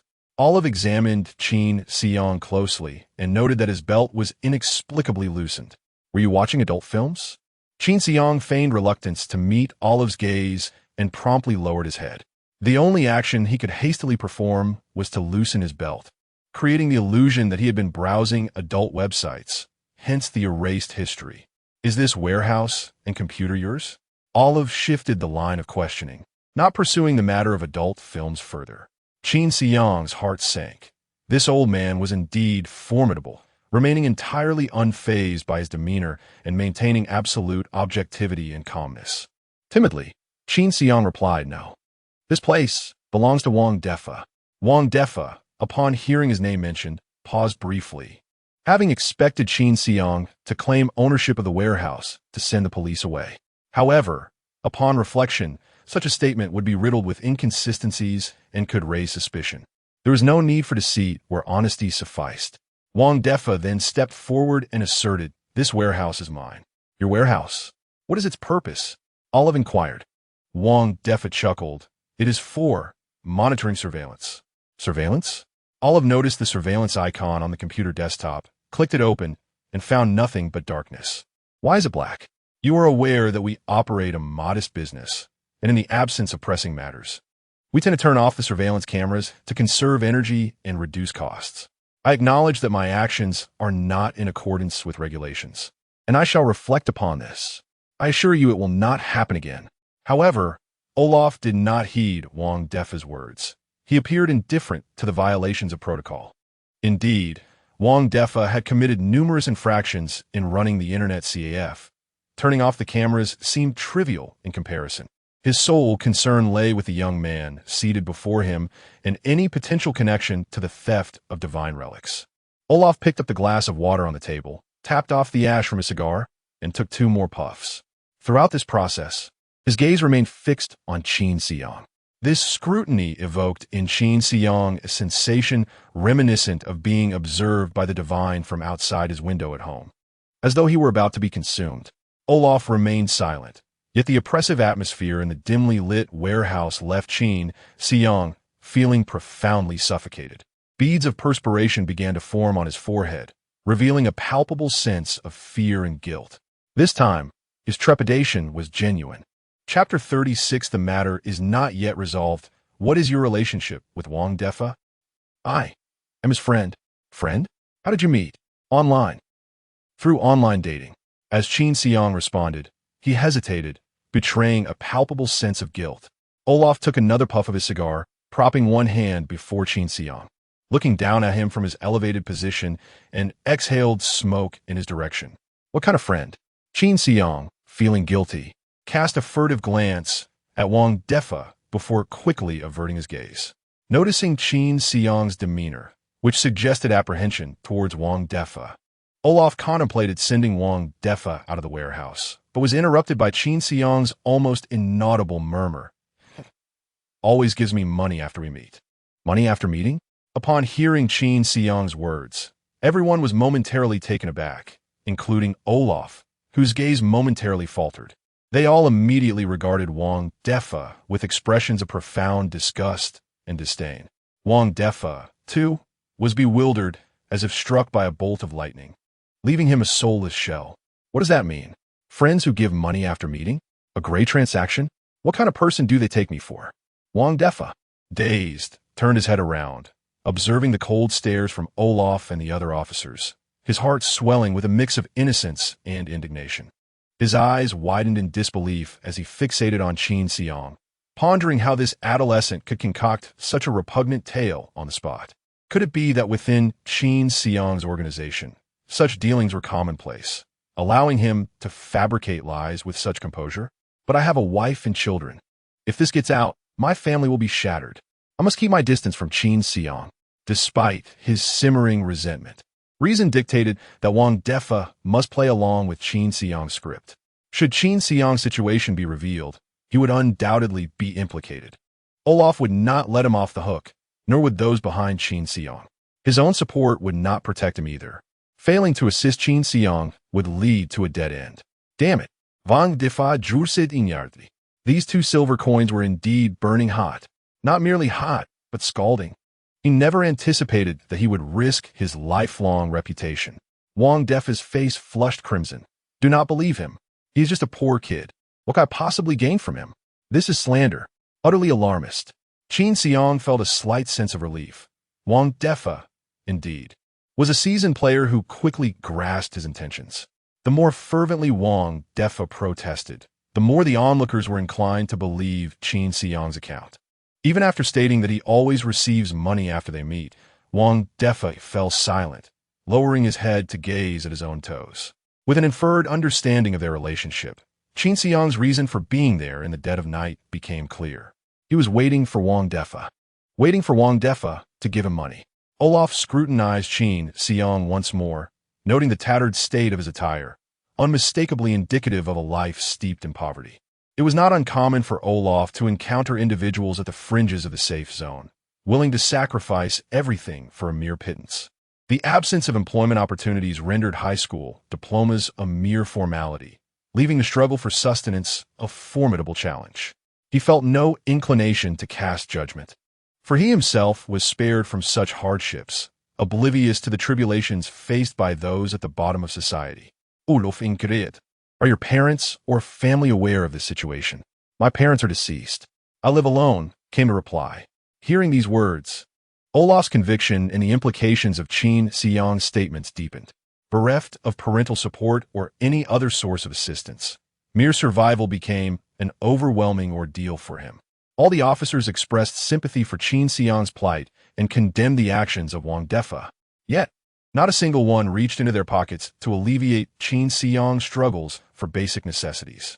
They possessed a sense of morality, but it did not extend to the generosity of financial aid. Olaf extinguished his cigarette in a cup of water, withdrawing his hand from the table. Let's go home and rest. At that moment, a police officer promptly asked, "Inspector, are we just going to leave this child here?" Olaf cast a glance at the officer and queried, "What? Are you willing to provide him with money for food?" "I would," exclaimed a burly officer, unable to suppress his urge to contribute, his conscience triumphing over his obsession with money. Olaf replied, "This time you've given him money. What about next time? Can you sustain him indefinitely? Perhaps we could find him a job at the edge of a safe zone. There are not merely thousands, but potentially 5,000 individuals like him. Can you secure employment for each one?" Listening to Olaf's words, the burly officer bowed his head in contemplation. "If you assist him in finding work, you will invite an unending stream of troubles upon yourself. Remember, you're a police officer. Your primary duty is to investigate cases and maintain public order. Do not become overly entangled in matters beyond your scope, or you will find yourself failing at both." With that, Olaf departed the warehouse, followed by the other officers. The burly officer, casting one last glance at Qin Xiang, clenched his teeth and hastened to catch up with his colleagues. The warehouse was left with only Qin Xiang and Wang Defa. Qin Xiang's expression relaxed, while Wang Defa's face simmered with resentment. Their eyes met, each harboring their own thoughts. Wang Defa turned and walked to the warehouse door, noticing the officers had moved far away before he closed it. In the dimly lit warehouse, illuminated solely by the soft blue glow of a monitor, Qin Xiang's face was cast in light. "Boss, you may have overstepped this time," Qin Xiang sighed. "It has indeed gone a bit too far." Wang Defa assumed Qin Xiang felt remorse for his actions. Little did he know, Qin Xiang continued, having evaded Olaf's scrutiny this time. "Should he discover my registration as a sequence ability user, it would surely rekindle his suspicions. I foresee considerable trouble ahead." Qin Xiang shook his head. "Tonight, I found myself compelled by Olaf to concoct this rather inadequate tale in order to dismiss the officers at the police station. The image of a destitute orphan has been firmly etched in Olaf's mind. However, tomorrow he must meet Qian Winda, and by this weekend, he is to register as a sequence ability user. If Olaf were to encounter Qin Xiang's information at the Bureau of Sequence Ability Management, how could he possibly overlook the discrepancies? Yet, should Qin Xiang forego this pretext, it is likely that Olaf would apprehend him and return him to the police station, thus disrupting a series of meticulously laid plans. There exists the grave possibility that he might be detained for 10 days to half a month, resulting in Qian Winda's foolish nephew perishing in an abandoned warehouse. From the tone of Qian Winda, it is evident that this nephew holds significant importance to him. Should he meet with such a fate, it is likely that Qian Winda would seek vengeance, making any assistance in fabricating sequences utterly unattainable. Qin Xiang cannot abide by such an outcome, and thus must choose the lesser of two evils. Observing Qin Xiang's singular focus on his own predicament, Wang Defa lamented, "Boss, you have troubles. What about me? What will become of my reputation?" Qin Xiang did not even spare him a glance. "Your reputation is worth but a few copper coins." Chapter 37. Negotiations amidst the ruins. Upon returning, Qin Xiang took a cold shower and promptly fell into a slumber. The following morning, after consuming some leftover rice, he hurriedly set out. On Friday, he had not attended school in order to find someone at the exit of the 38324 safe zone. Thus, he had not brought back any food from the cafeteria. The dilemma of what to eat over the weekend loomed ahead. Nevertheless, he did not fret excessively over sustenance, for he had a few coins in his pocket. He still possessed a considerable amount of copper coins taken from those 3 robbers. It would suffice for a meal or 2 without issue. Of course, he could not afford to squander them. As a destitute orphan, it would be incongruous for him to indulge in 2 street meals in a single weekend. On Saturday morning, the streets were nearly deserted. Most of the labor at the edge of the safe zone occurred from Monday to Friday, with weekends reserved for rest.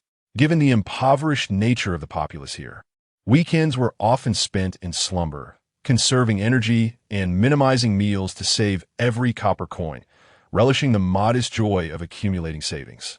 In such an environment, it was widely believed that only a fool would expend energy wandering the streets on weekends. Clearly, Qin Xiang was such a fool. Each day he ventured out, gazing at the nearly identical starry sky, traversing the uneven streets under dim streetlights. This monotonous existence had begun to wear on him. Were it not for the intriguing presence of Wenshu, everything at the edge of the safe zone would feel akin to muck, repugnant, and odorous. Even with Wenshu's company, he could not fathom enduring a long-term life in this dilapidated place. Long-term endurance? In his past life, he had adhered to this principle, only to be laid off and subsequently beaten to death by hired thugs. In this life, the notion of prolonged patience had been excised from his lexicon and discarded into the refuse. He could tolerate short-term suffering, but enduring it indefinitely was out of the question. He lacked the patience for such folly. Today, he was determined to finalize matters with Qian Wenda. By next week, he intended to return to school as a sequence ability user. As for Aelov, that could wait. If necessary, eliminating him might serve as a viable solution to the problem. With the morning chill biting at him, Qin Xiang walked for over an hour, arriving at the exit of the 54320 safe zone. The bus ride, which would have taken him over 2 hours, was now a swift journey due to his enhanced speed following his sequence promotion.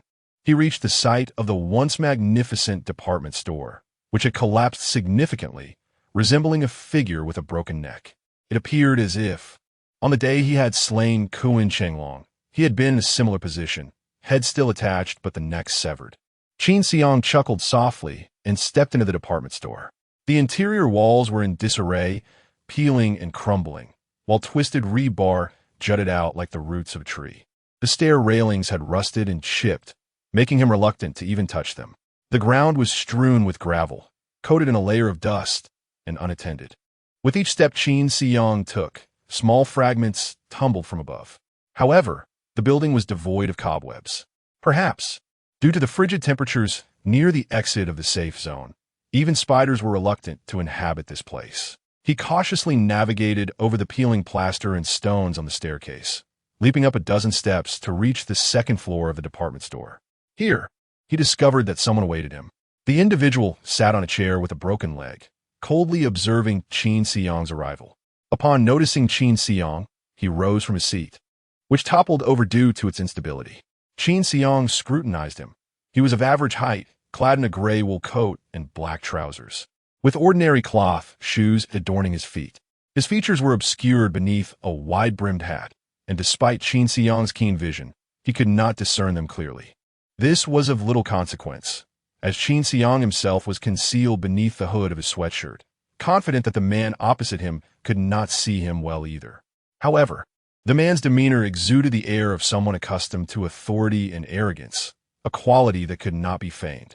"You arrived quite early," Qin Xiang remarked casually, noting that their appointment was set for noon, yet it was barely past 8. "So did you," the other man replied. A moment of silence ensued, and they chose not to pursue that topic further. At this juncture, the man introduced himself. "I am Qian Wendao, head of the information department at the Bureau of Sequence Ability Management."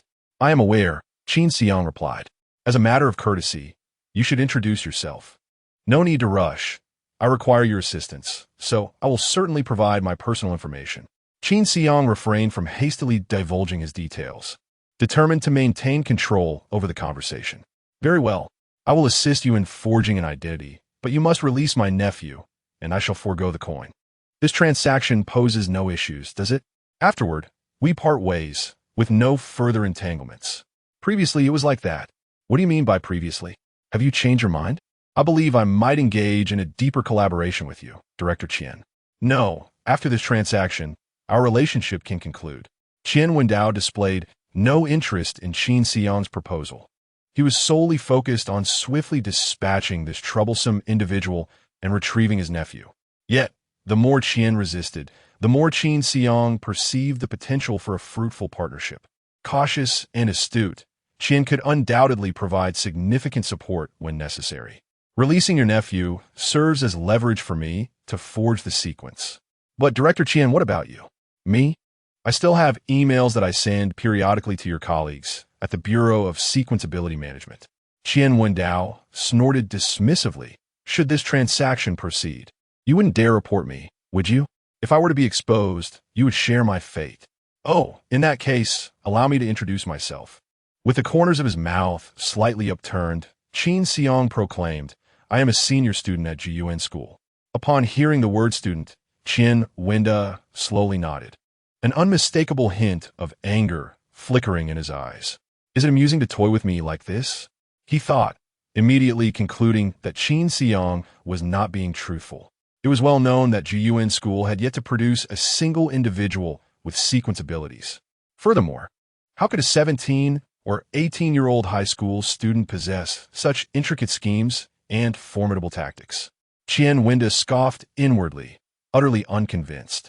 In response, Qin Xiang removed the hood of his sweatshirt, revealing his still youthful and somewhat naive visage. If you doubt my words, you may wait outside GUN school on Monday morning to see for yourself whether I am indeed a student.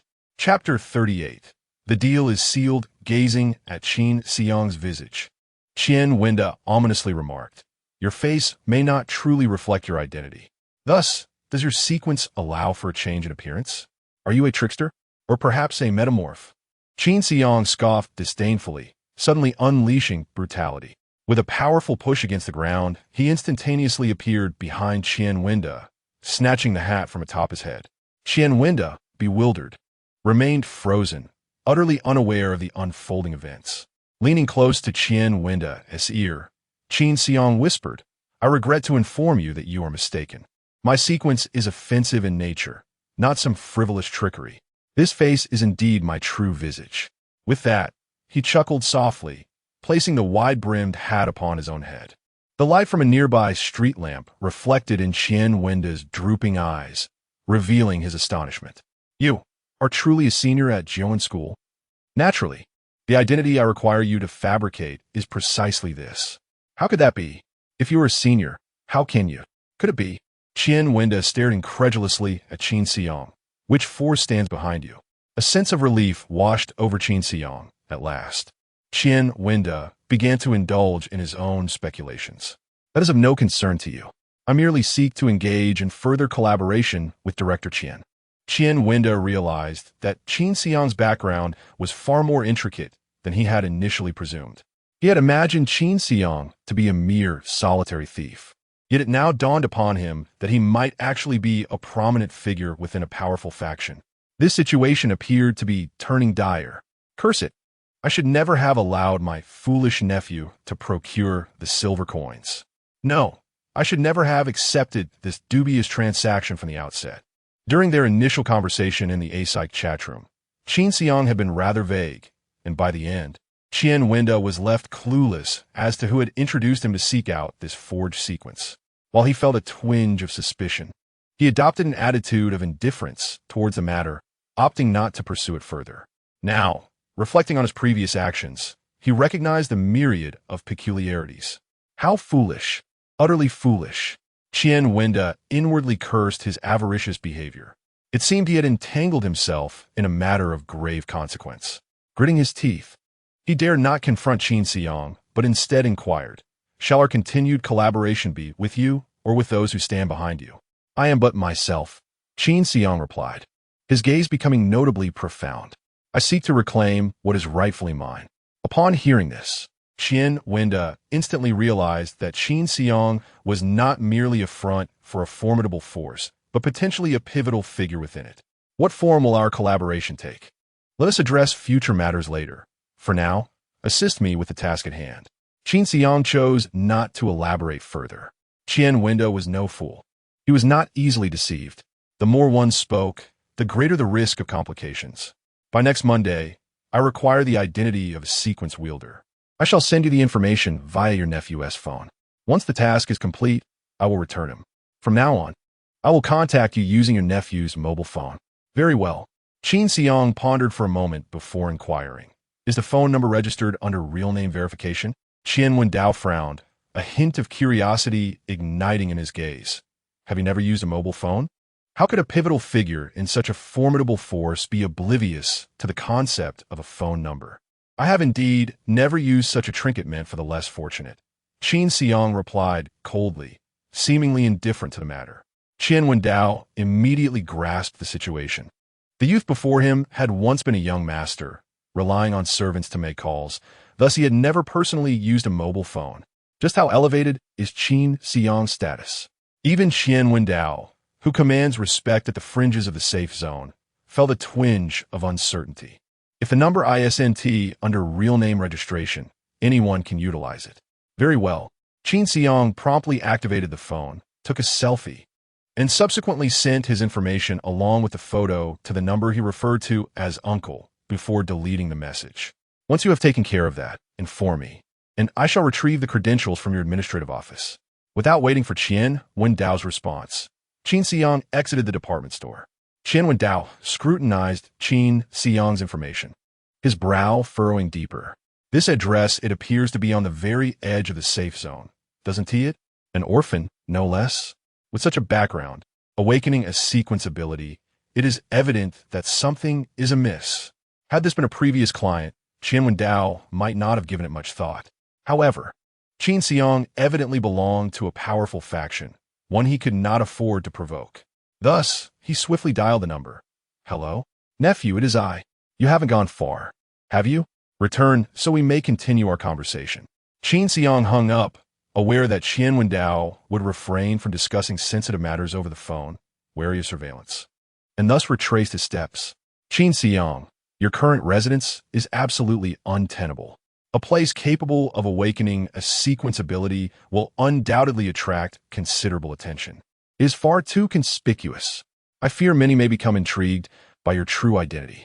Upon hearing this, Qin Xiang felt a pang of anxiety.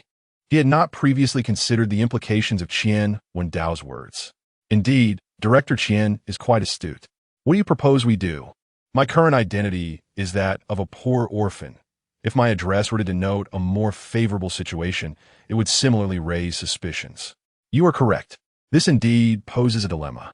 Qian Wendao, furrowing his brow, paced thoughtfully, his eyes darting back and forth, and suggested, if all else fails, then claim to be a vagrant. A vagrant? Yes, a vagrant. You are a wandering orphan, but it does not necessarily imply where you wander. It is possible to reside in a prosperous part of the safe zone, sheltered by the kindness of others, without want for food or clothing. But if you're sheltered by the benevolence of others, can you still be termed a vagrant? Is somewhat akin, at least more reliable than your current address. There have been instances in well-off areas where vagrants awakened their sequence abilities, often former affluent businessmen or illegitimate heirs cast out from their homes. Qin Xiang contemplated further. Yet those around me are aware that I reside at the edge of the safe zone. If they perceive my message as that of a vagabond, might they suspect something amiss? What about those around you?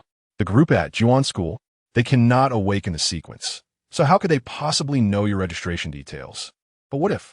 It is prudent to ensure absolute certainty. Qian Wendao pondered for a moment and remarked, since you harbor such concerns, you might as well sell your house or set it ablaze, truly embodying the essence of a wanderer.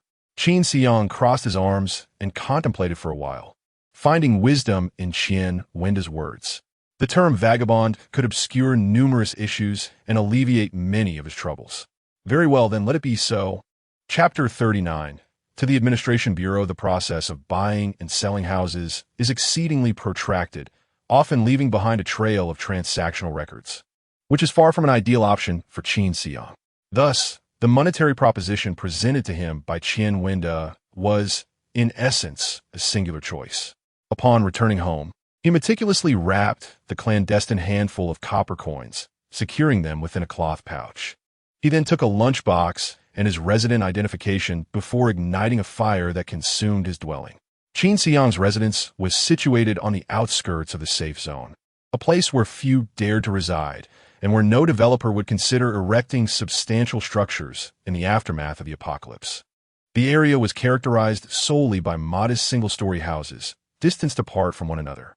The conflagration that engulfed his home did not jeopardize the safety of others, nor did it rouse the slumbering neighbors next door. And thus, it came to pass that Qin Xiang, having lost his home to an unforeseen fire, found himself an indisputable vagabond. Yet even in his wandering state, he sought a place to rest. After aimlessly drifting for a considerable time, he ultimately sought refuge in Wang Defa's internet CAF. When Qin Xiang re-encountered Wang Defa, the initial trepidation had dissipated, replaced by a resigned expression and a torrent of grievances. He muttered, What kind of boss is this? Clearly, he is a harbinger of doom. Why did I ever engage with him in the first place? Despite his inner discontent, when he stepped outside the CAF to converse with Qin Xiang, he donned a courteous facade. Boss, what brings you here again? Wang Defa inquired. Oh, I intend to stay in your CAF storage for a spell.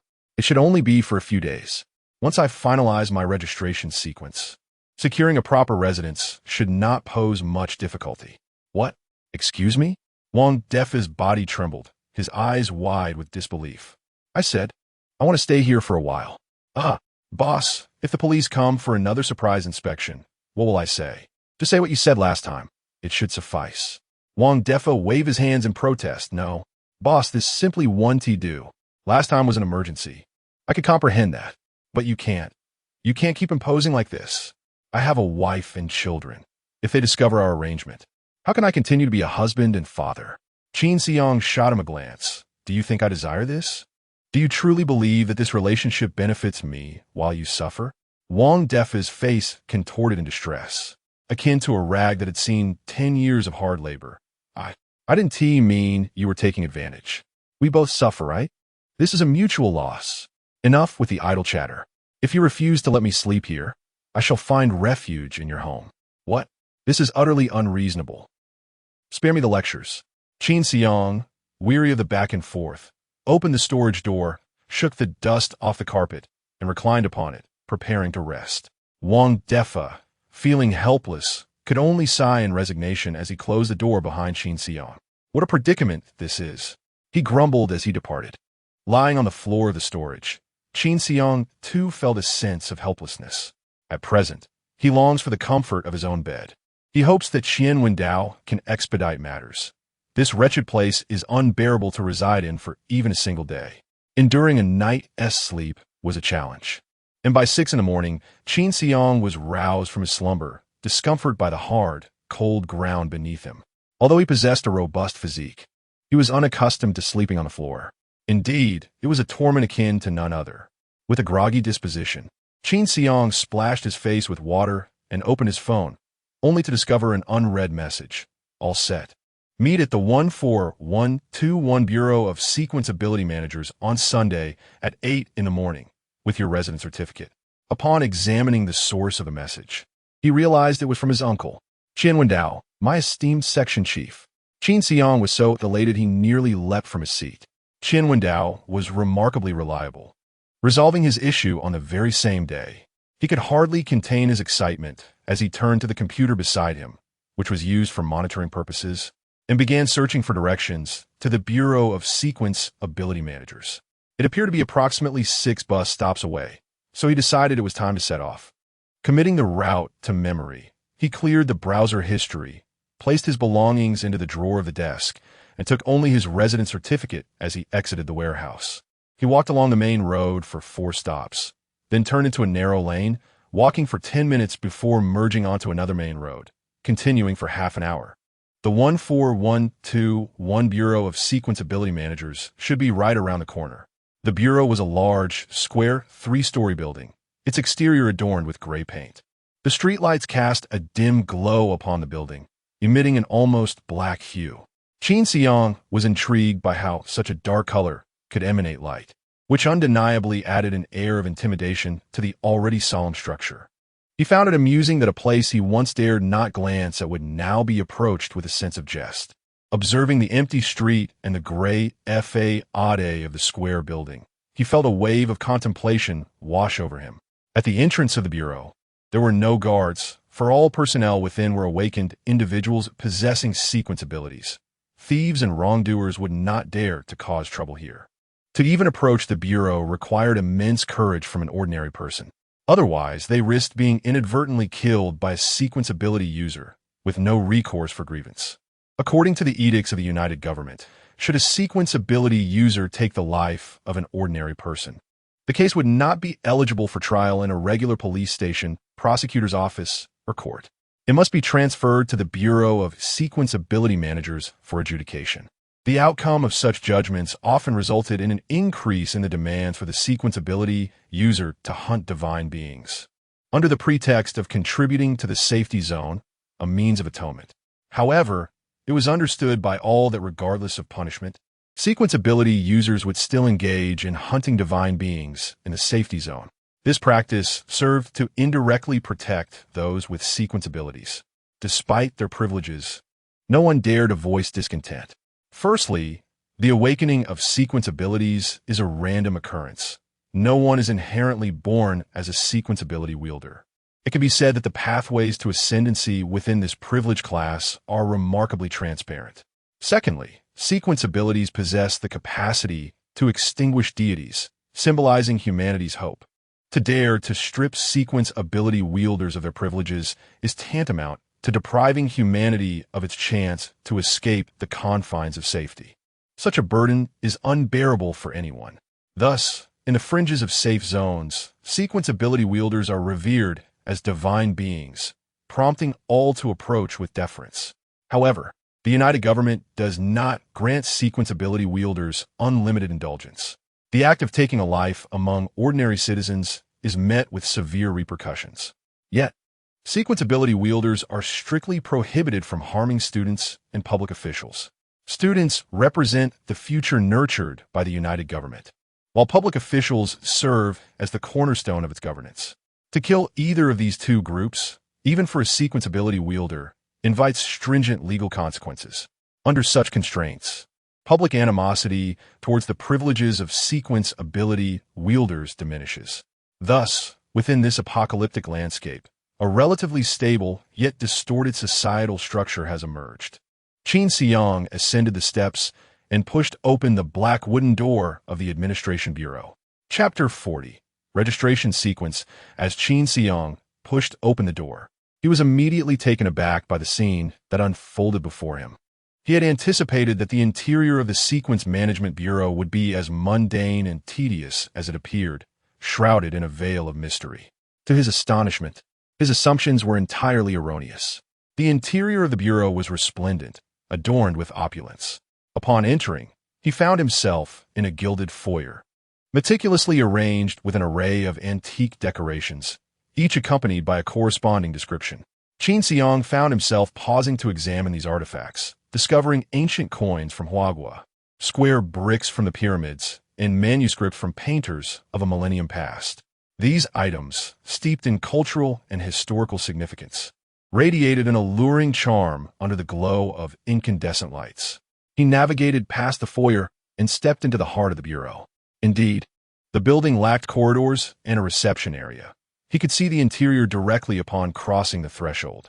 Within the sprawling expanse of over 1,000 square meters on the first floor, merely a dozen desks were arranged, each equipped with 3 computers, a standard desktop, and 2 laptops.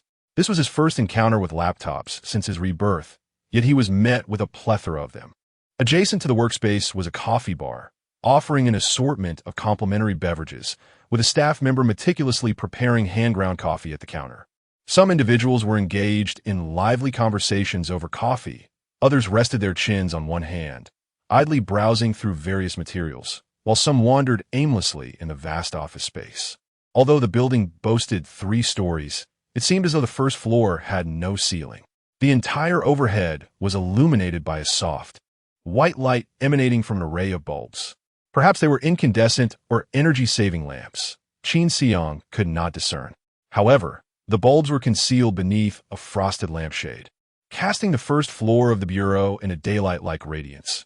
Not the stark brightness of a school, but the genuine daylight one would experience under the sun. Qin Xiang stood frozen, unsure of how to react. The decor of the entire Sequence Ability Management Bureau conveyed a singular message to him. This place was inhabited by individuals of privilege. While he aimlessly surveyed the interior, a familiar figure descended the staircase from the second floor. Qin Xiang, you've arrived. Qian Wenda greeted him warmly. Today, he eschewed the understated woolen coat for a crisp, navy blue suit. Clad in this attire, Qian Wenda emanated the vitality of a successful individual. Even his normally indifferent, drooping eyes seemed to convey the aloofness of an elevated status. Qian Wenda, as personal welcome, drew the attention of the Bureau's staff on the first floor, all of whom turned their gaze towards Qin Xiang, eager to discern the identity of this newcomer. Yet, none could fathom his reality. Qin Xiang's tattered garments, disheveled trousers, and shoes exposing his toes spoke volumes of his modest means. By all accounts, Qian Wenda would not typically acknowledge someone who appeared to be merely fortunate enough to awaken a sequence. Director Qin Xiang bowed respectfully before Qian Wenda, demonstrating his deference in front of his subordinates. Come, let us ascend to converse, Qian Wenda beckoned. Certainly. Qin Xiang took a few steps forward and ascended the staircase made of dark gray stone slabs. Welcomed warmly by Qian Wenda, he proceeded to the second floor. Much like the first, the second floor was spacious, adorned with soft, white lighting on the ceiling. However, it lacked office desks, featuring only a few scattered genuine leather sofas, coffee tables, snacks, and 4 offices nestled in the corners. Qian Wenda led Qin Xiang into the office in the northwest corner, carefully closing the door and drawing down the blinds. This is the only secure place in the entire building. Here, one can speak freely, Qian Wenda stated directly, to which Qin Xiang nodded in agreement. He refrained from inquiring why this place was deemed safe. He had complete faith in Qian Wenda's caution, knowing he would never speak without purpose. Perhaps feeling more confident in his own domain, Qian Wenda appeared noticeably more relaxed during their conversation today compared to yesterday. To be honest, I have always proceeded with caution, and I have never made a mistake in this matter. Only last time, due to time constraints, I had my nephew retrieve the money, and it was unfortunate that you got caught. Even the wisest can err, Director Qian. No one is infallible, and nothing is entirely foolproof. You are correct in that regard. Qian Wenda retrieved a small blue booklet from a drawer and handed it to Qin Xiang. Please confirm that the information is accurate. The blue booklet bore the title Registered Ability User Certificate, with the subtitle issued by the Ability User Management Bureau. Qin Xiang opened it to find his details. Ability user number 00009-527. Ability, Phantom Assassin, Residence, Wanderer. Why is my number so high? As far as I know, there are over 1 million members in the Godslaying camp. It seems improbable that I would only have a number in the 9,000s. That number belonged to someone who has since passed. It was recycled and assigned to you. Then there is no issue. And your housing situation? Resolved. Qian Wenda did not inquire further into how Qin Xiang had managed it. Both were meticulous individuals who held a profound trust in each other. This booklet serves as your identification. I previously lacked your fingerprints, but now that you are here, we shall input them into the system. Do not doubt my intentions. This is all conducted according to protocol. Understood. Qin Xiang pressed the thumbprints of both hands onto the fingerprint collector, while Qian Wenda typed a few keystrokes. All set. You are now an officially registered ability user and may log into the Godslaying camp Ability User Information section to view the details of all legally registered ability users. What about my account and password? I will send it to your phone. You can modify the password yourself. If you forget it, you will need to bring this Registered Ability User Certificate to the Bureau and verify your fingerprints to change it. It can be cumbersome, so do not forget. Additionally, you can rest assured about your ability. The United Government stipulates that an ability user will not be retested for their ability until they are convicted. Thus, your identity has now been officially registered. Before you provoke trouble, you shall not face any scrutiny. Very well, thank you. Your nephew. I shall release him upon my exit. Thank you. Chief Qian, allow me to clarify. Although I will set him free, the items he possesses. I understand. It serves as his lesson. You may keep them. Do you have any further matters to discuss? Listening, Qian issued an eviction order. After a moment of contemplation, Qin Xiang nodded and said, I have another question to inquire. Proceed. Chief Qian, working in such an environment, why would you concern yourself over a single silver coin? Qian was momentarily taken aback, then chuckled. It appears you truly lack a proper understanding of money. It seems Qian perceives Qin Xiang as a fallen noble, a notion Qin did not refute. 1 silver coin is valued at 10,000 copper coins, yet such exchanges are rare. The market price typically hovers around 12,000 copper coins. My monthly salary as the director of this bureau amounts to merely 1,550 copper coins. An unexpected bonus would equate to more than half a year's wages for me. As for the working conditions you mentioned, this is the property of the United Government, not my own. Chapter 41, The Previous Night. After leaving the management bureau, Qin Xiang made his way to the warehouse where Qian Wenda's nephew was being held. Upon opening the door, he was relieved to see the emaciated young man securely bound. He had harbored some concern that the individual might perish within the confines of the warehouse, leaving him unable to provide an account to Qian Wenda. The thin youth, blindfolded and gagged, was unaware of Qin Xiang's presence. Approaching him, Qin Xiang removed the blindfold and extracted the rag from his mouth. "Your uncle's calling," he said, placing the mobile phone near the youth's ear. "Uncle, uncle, it's me." Despite having gone 2 days without food, the young man managed to emit a powerful cry for help upon hearing Qian Wenda's voice. Qin Xiang silently marveled at the resilience of a sequence ability user, whose physical constitution evidently surpassed that of ordinary individuals. "What did you say? You're giving him the phone? And my belongings from the backpack? There's my sequence potion in there. Uncle, you." Yes, I understand." The previously agitated youth suddenly wilted, akin to a frostbitten eggplant, his spirit deflated. On the other end of the line, Qian Wenda's stern reprimand resonated. After a few minutes of silence spent listening to the scolding, the young man conveyed to Qin Xiang, "Uncle wants you to take the call." "Hello, Section Chief Qian." "All right, yes, fine. You can let it go now." "Understood, Section Chief Qian. Farewell, MM." After hanging up, Qin Xiang proceeded to sever the ropes binding the young man. Noticing the youth's fingers twitch, he offered a friendly warning. "You'd best refrain from activating your theft skill to pilfer from my pockets. Your uncle should have advised you against complicating matters further. Should you stir up any additional trouble, it will cost you dearly. Do you understand?" Listening to Qin Xiang's words, the emaciated youth clenched his teeth and bowed his head in silence. Once he was assured that the young man could move freely, Qin Xiang turned to leave, eschewing any parting pleasantries. He deemed it best to avoid further interaction with such a fool, out of sight, out of mind. As Qin Xiang walked towards his home, he suddenly recalled that his residence had been consumed by fire, leaving him now homeless. With no other options, he reluctantly made his way to the warehouse adjacent to Wang Defa's internet CAF. This time, Wang Defa simply acknowledged him with a nod from behind the bar. Watching as he entered his own warehouse, Wang Defa muttered under his breath, "That's my warehouse." Upon entering, Qin Xiang immediately opened the Godslayer camp, logged into his account, and changed the password. He then navigated to the Sequence Ability User Information section, perusing its contents. The director of the educational office in Area 14121, Zhou Xing, must be Zhou Yang's uncle. He had awakened the sequence of soft body. Qin Xiang felt a sense of confusion. What kind of sequence was this? He had never heard of it before. He conducted another search. The skill softening allowed one to render their body in a pliable state for 5 minutes. What a dreadful sequence this is. No wonder, despite having awakened his sequence, his nephew Zhou Yang did not receive much preferential treatment from the Education Bureau.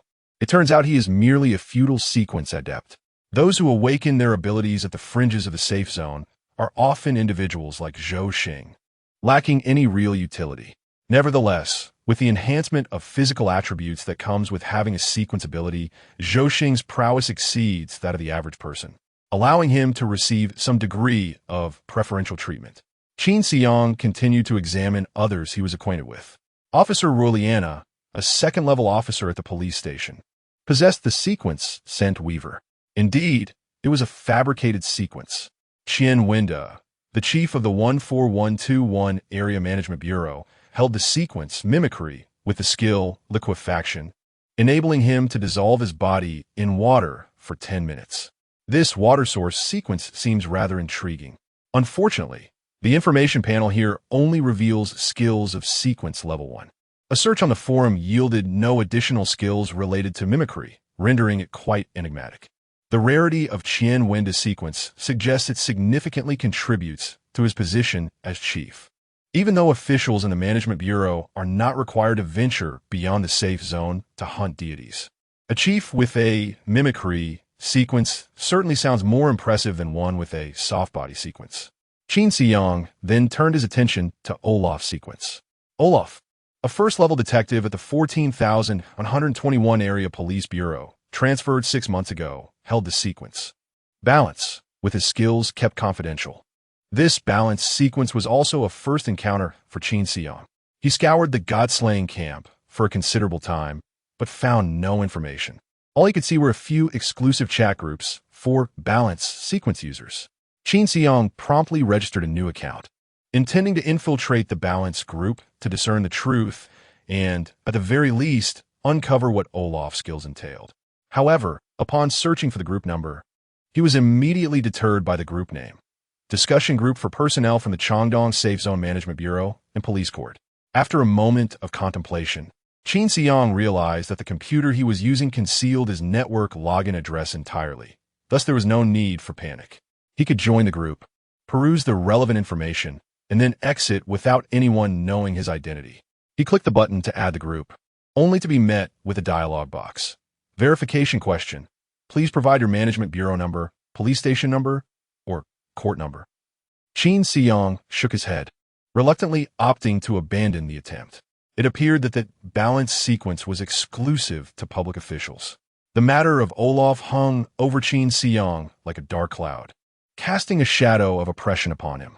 Nonetheless, despite the weight of this burden, if he wished to attend university for the specialized education of sequence users, he must register his sequence identity with the Management Bureau within 6 months.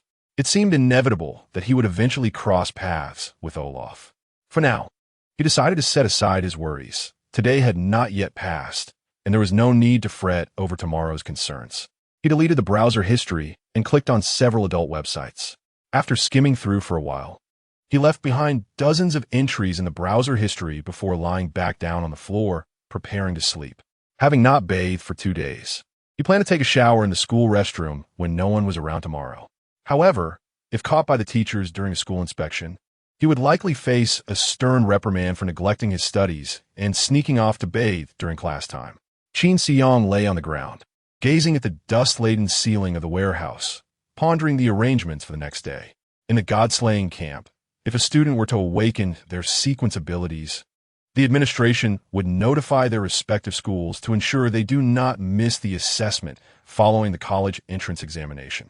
Therefore, my esteemed principal must already be aware of my awakening of the sequence.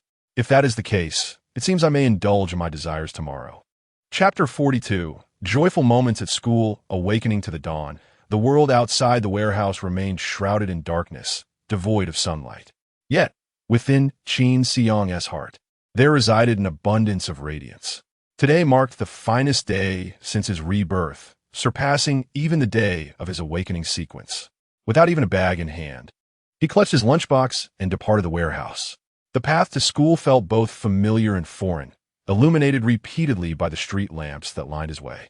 At last, he arrived at the school gates, where the principal stood once more, not for inspection this time. Noticing the hastily crafted handwritten banner, Qin Xiang understood that the principal had come early to welcome him. Today, the principal's demeanor was notably humble as he greeted each student with enthusiasm. Qin Xiang, initially puzzled by this change in behavior, soon comprehended the reason as he drew near. The principal held a photograph, seemingly identifying the students entering the campus. Searching for Qin Xiang, unfamiliar with him, the principal sought to make a favorable impression on this newly awakened individual, altering his usual conduct in light of the potential significance of their encounter. He had forgotten that during his last inspection, a student who failed to greet him had been reprimanded by a nearby teacher. Alas, the principal's display was merely a performance for the blind, as Qin Xiang was not easily swayed by such theatrics. Without his sequence abilities, he was merely an ordinary senior student. Approaching the principal, he gazed at the crimson banner that proclaimed, "Warm congratulations to our senior student Qin Xiang for becoming a sequence ability user." The letters were somewhat crooked, barely legible. Qin Xiang recognized the fabric of the banner, having seen it at the oath-taking ceremony before the college entrance examination months prior, marked by a splatter of bird droppings from a night bird during the principal's speech. Truly, the school was rather shabby. Perhaps they had not anticipated needing the banner for another occasion. Beneath the banner stood a throng of students, all curious about the historic figure, Qin Xiang. As he stood before Principal Li Tianming, their eyes met. The principal scrutinized the photograph provided by the administration and, upon looking back at Qin Siyang, instantly recognized him as the pride of their school, Jiuan School. Qin, you have arrived. Congratulations on successfully awakening your sequence abilities, he exclaimed. The surrounding students erupted in astonishment. Is he truly Qin Siyang? Doesn't he seem to come from a well-off family? Lower your voices. He is a sequence ability user. If he can awaken, does that mean I also have a chance? Li Tianming extended his hands, eager to shake Qin Siyang's hand. Slightly leaning to the side, Qin Siyang initially intended to grant the principal the courtesy. However, after a moment's contemplation, he chose to maintain his stance, with one hand still clutching the lunchbox and the other resting in his pocket, offering no response. Li Tianming's expression momentarily froze, his brows knitting slightly as he scrutinized Qin Siyang. Student Qin, would you care to accompany me to the principal's office for a brief conversation? You are a pride of our Jiuan school, and the institution holds you in high regard. A nearby teacher nodded enthusiastically, adding, Indeed, Student Qin, we have prepared some gifts to celebrate your awakening sequence. All the teachers take immense pride in your progress. With that, he stepped forward, grasping Qin Siyang's sleeve and showering him with insincere flattery.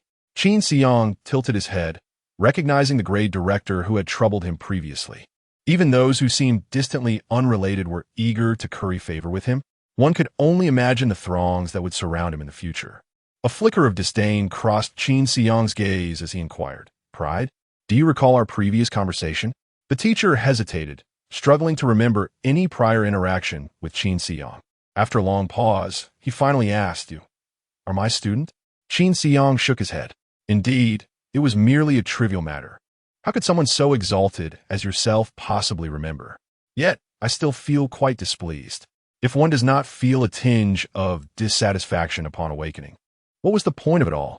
With that, Qin Siyang raised his lunchbox and casually struck the grade director across the face, producing a dull thud as the teacher fell to the ground.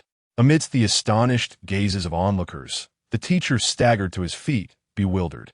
Having experienced the gravity of life and death, Qin Siyang had learned to control his strength. The blow was not delivered with force. It had served to intimidate those around him. Upon witnessing Qin Siyang's sudden display of action, Principal Li Tianming's gaze flickered with confusion. A student nearby whispered, Are all sequence abilities so violent? Violent? Qin Siyang smiled slightly. If I were truly violent, that blow would have sent the grade director's head soaring to the rooftop of the teaching building. He discarded the mangled lunchbox into the trash and surveyed the hushed crowd around him. I prefer this tranquil campus life. With that, he strode away.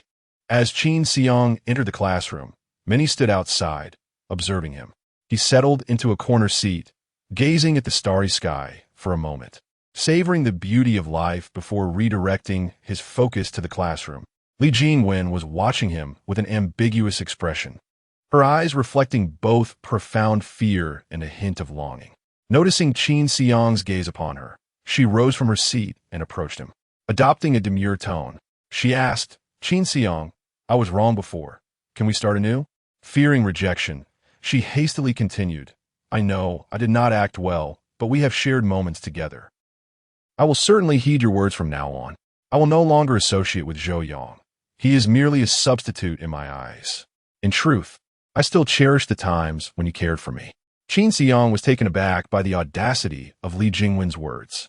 In his view, the relationship between the two had become unmistakably clear. Li Jingwen was certainly not the naive fool that Qian Wenda's nephew was. What was she truly thinking? Qin Siyang found himself perplexed. Perhaps human beings are inherently bizarre creatures, clinging to a glimmer of hope even when the odds are stacked against them. What if, against all probability, it were possible?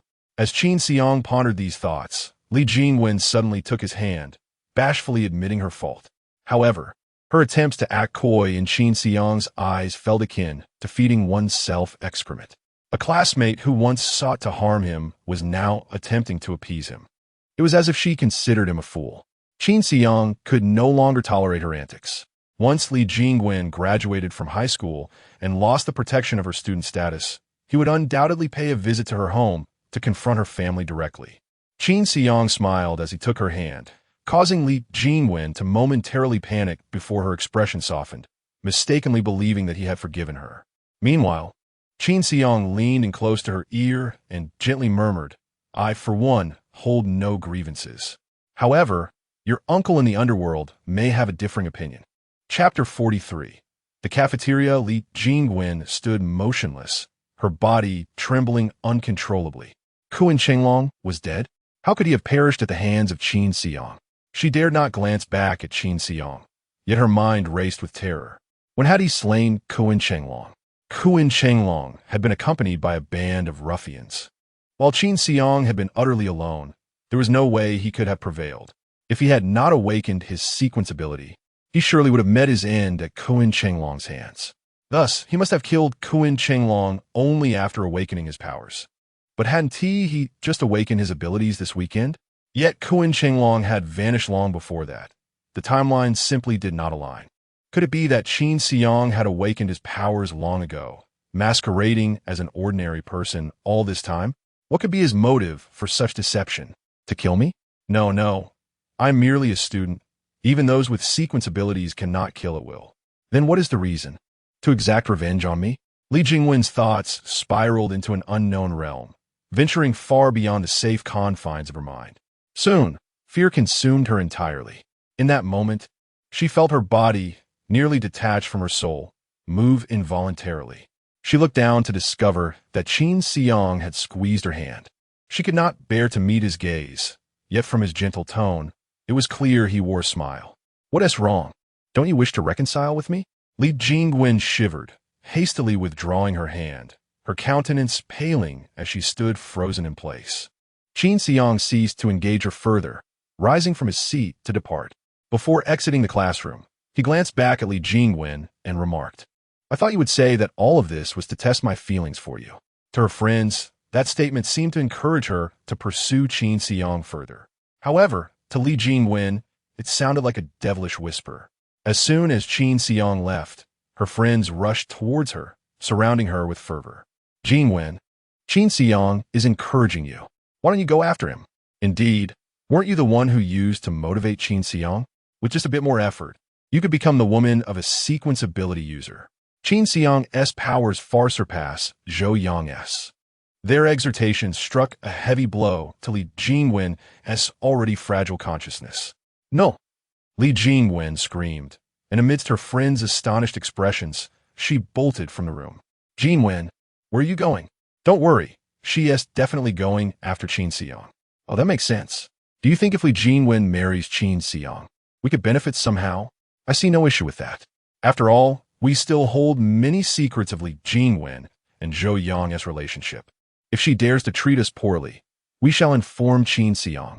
"Sounds reasonable." "Heh, the good days are just around the corner." Qin Xiang glanced at the time. It was already 8 in the morning, and the cafeteria had opened its doors. Upon leaving the classroom, he did not proceed directly to the library. Instead, he first ventured to the cafeteria to satiate his hunger. The cafeteria had always served breakfast, yet Qin Xiang had never indulged in it.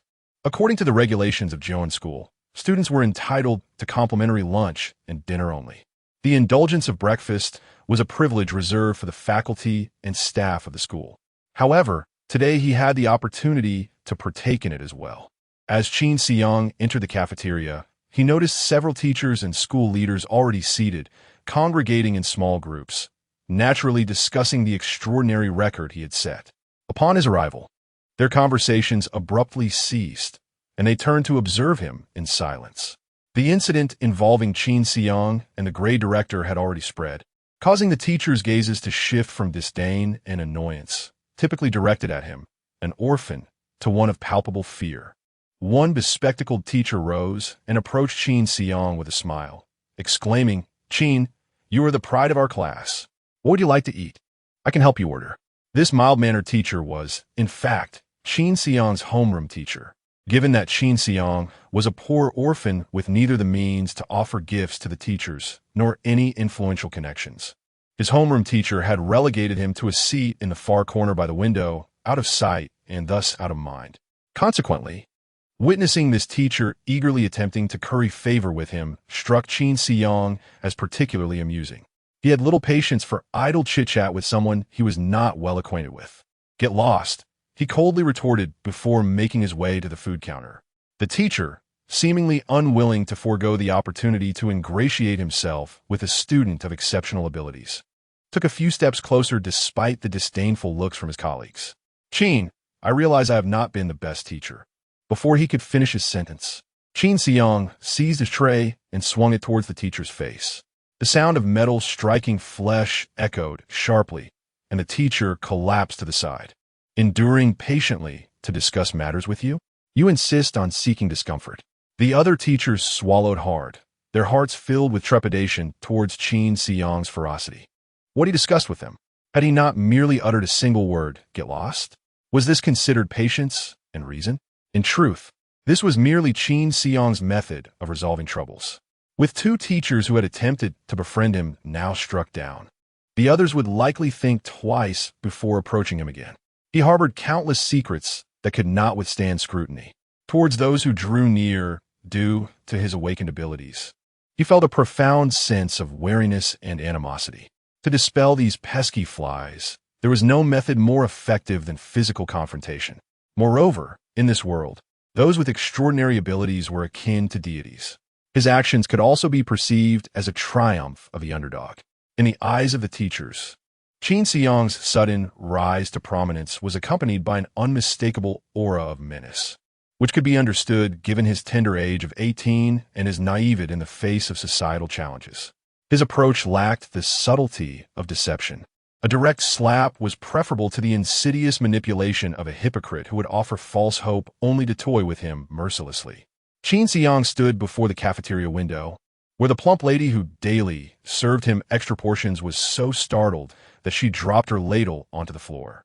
Madam, could you kindly prepare 3 servings of breakfast for me to take away? In the cafeteria, only the school leaders were permitted to use disposable takeout boxes. Now, this little privilege had also been conferred upon Qin Xiang, albeit without official approval. Oh, certainly, I shall serve you right away. The lady hastily picked up the fallen ladle, only to realize it was unwashed, and quickly apologized before fetching a new one. Once she had filled the container, she forced a smile as she handed it to Qin Xiang. He returned the gesture with a gentle smile. There's no need to fret, dear lady. Your kindness has not gone unnoticed. He then turned to the teachers in the cafeteria and said, there is a matter I wish for you to convey to the principal. Chapter 44. A debt of gratitude. Qin Xiang had originally intended to speak directly with the principal. However, the principal was likely occupied at the school gate, attending to the grade director, who had been rendered unconscious by Qin Xiang, while a doctor tended to his injuries. It seemed impractical to approach him at this moment. Conveying a message through other teachers in the cafeteria should suffice. I believe that our institution, as the sole school on the periphery of the safety zone, encompassing 12 years of education from primary to high school, should prioritize the cultivation of virtue over merely nurturing talent. Qin Xiang's opening statement, laden with an air of formality, astonished the other teachers. Was this truly the same student who would dismiss others with a mere get lost at the slightest provocation? How could he utter such mature words? Could he possibly be suffering from a split personality? Yet, no teacher dared voice such thoughts aloud. With his homeroom teacher sprawled on the ground, who would risk provoking the wrath of this newly anointed figure in their safe zone? Without a strong moral foundation, as we students venture beyond the campus and into society, we are inevitably subject to the harsh realities of the world, which could tarnish the reputation of our alma mater. This is not what we wish to witness, nor what our esteemed educators desire. The teachers couldn't help but murmur among themselves, acknowledging that Qin Xiang had a certain flair for rhetoric, rivaling that of the school administration. One might easily mistake his discourse for the principal addressing the faculty. But what was the purpose of Qin Xiang's remarks? After a brief pause, he inquired, "Where is the director of moral education?" The collective gaze of the assembly turned towards a portly, balding middle-aged man. The man chuckled nervously as he rose, nearly losing his balance. His smile could not conceal the trepidation etched upon his face. "You are the director of moral education? Do you believe you are competent in your role?"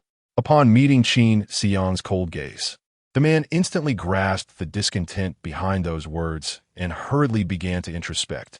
"I have not been sufficiently competent over the years. In my capacity as Director of Moral Education, I have recognized many shortcomings, and I pledge to improve in the future. There is no need for future promises. I have been at this school for 12 years, and I do not even know what you, as the Director of Moral Education, look like. My current frustration stems from the inadequacies in our moral education, which ultimately reflect on you. It would be best for you to step aside and allow someone else to take the reins. Surely, you can agree with my assessment. Though Qin Xiang's words appeared to invite dialogue, he left no room for negotiation. While speaking, he deliberately nudged the incapacitated homeroom teacher with his foot, as if to emphasize his point. The Director of Moral Education's face contorted with anxiety, yet the fear of losing his position paled in comparison to the terror of impending consequences. He nodded in resignation. Yes, I have not performed well. I should relinquish my position as Director of Moral Education. Qin Xiang nodded in acknowledgement. Acknowledging one's mistakes and striving for correction is commendable. As for the role of Director of Moral Education, I believe Aunt Zhang, who serves meals in the cafeteria, would be exceptionally suited for the position. She consistently offers encouragement to students during meal times and provides special care for less fortunate students like myself. Her actions exemplify the best kind of moral guidance. Therefore, I propose that the school nominate Aunt Zhang as the new Director of Moral Education. Standing alone, Qin Xiang surveyed all the teachers present. Everywhere he looked, the teachers hurriedly averted their gazes. I hope you can relay this to the principal, for I fear my volatile temper may compel me to act inappropriately. Upon hearing this, the teachers nodded in unison, eager to expel this harbinger of misfortune. We will certainly convey your message. We will certainly convey it. Not only would they relay the message, but they also expressed their support for Qin Xiang's perspective. At this juncture, the teachers finally comprehended that Qin Xiang's elaborate preamble was aimed at elevating Aunt Zhang. The cafeteria worker, having ascended to the ranks of the extraordinary, Qin Xiang had become a being beyond the law. His only constraint was the prohibition against harming students and public servants. However, not all teachers within the school were classified as public officials. At Jiuan School, only the principal held that status, while the other educators were bound by contractual agreements. This meant that Qin Xiang could select 1 or 2 teachers to eliminate without facing severe repercussions beyond the wrath of the hunting deities. Naturally, he could not go too far and decimate the entire teaching staff. Doing so would attract the attention of the Bureau of Extraordinary Abilities, which would consider him a threat to the safety of the district and impose the most severe penalties. Protected by his privileges, no teacher dared to oppose him. Thus, when Qin Xiang demanded the position of Moral Education Director, the principal had no grounds to refuse. Qin Xiang resembled a madman. The principal had witnessed far too many reckless adolescents committing astonishingly heinous acts due to their ignorance. He did not dare gamble on whether Qin Xiang was a rational individual or whether he feared the laws of the safety district. As long as he could placate Qin Xiang, the principal would go to any lengths. Satisfied with the teacher's actions, Qin Xiang turned and leaned into the serving window, looking at the bewildered Aunt Zhang. Aunt Zhang, I have nominated you to the principal for the position of Moral Education Director. Barring any unforeseen circumstances, he should agree. I hope you will continue to show me this kindness. Aunt Zhang, somewhat flustered, replied, but my family situation is difficult. I dropped out of middle school to work. I lack knowledge and education. How could I possibly hold such a prominent position? It's not as complicated as that, Aunt Zhang. In our dilapidated school on the fringes of this safety district, there are 2 ironclad rules for leadership. Either one is devoid of conscience or possesses connections. Then, you are a person of conscience. After stating this, Qin Xiang took his 3 boxed meals and departed, leaving Aunt Zhang holding her serving spoon, still grappling with the bewildering events that had transpired.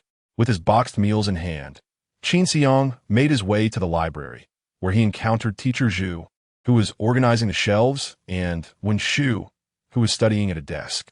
Wen Shu wore a gentle smile, seemingly in good spirits, while Teacher Zhu regarded Qin Xiang with a gaze imbued with complexity. Qin Xiang placed the boxed meals on the table. I brought breakfast from the cafeteria. Wen Shu, Teacher Zhu, let's eat together.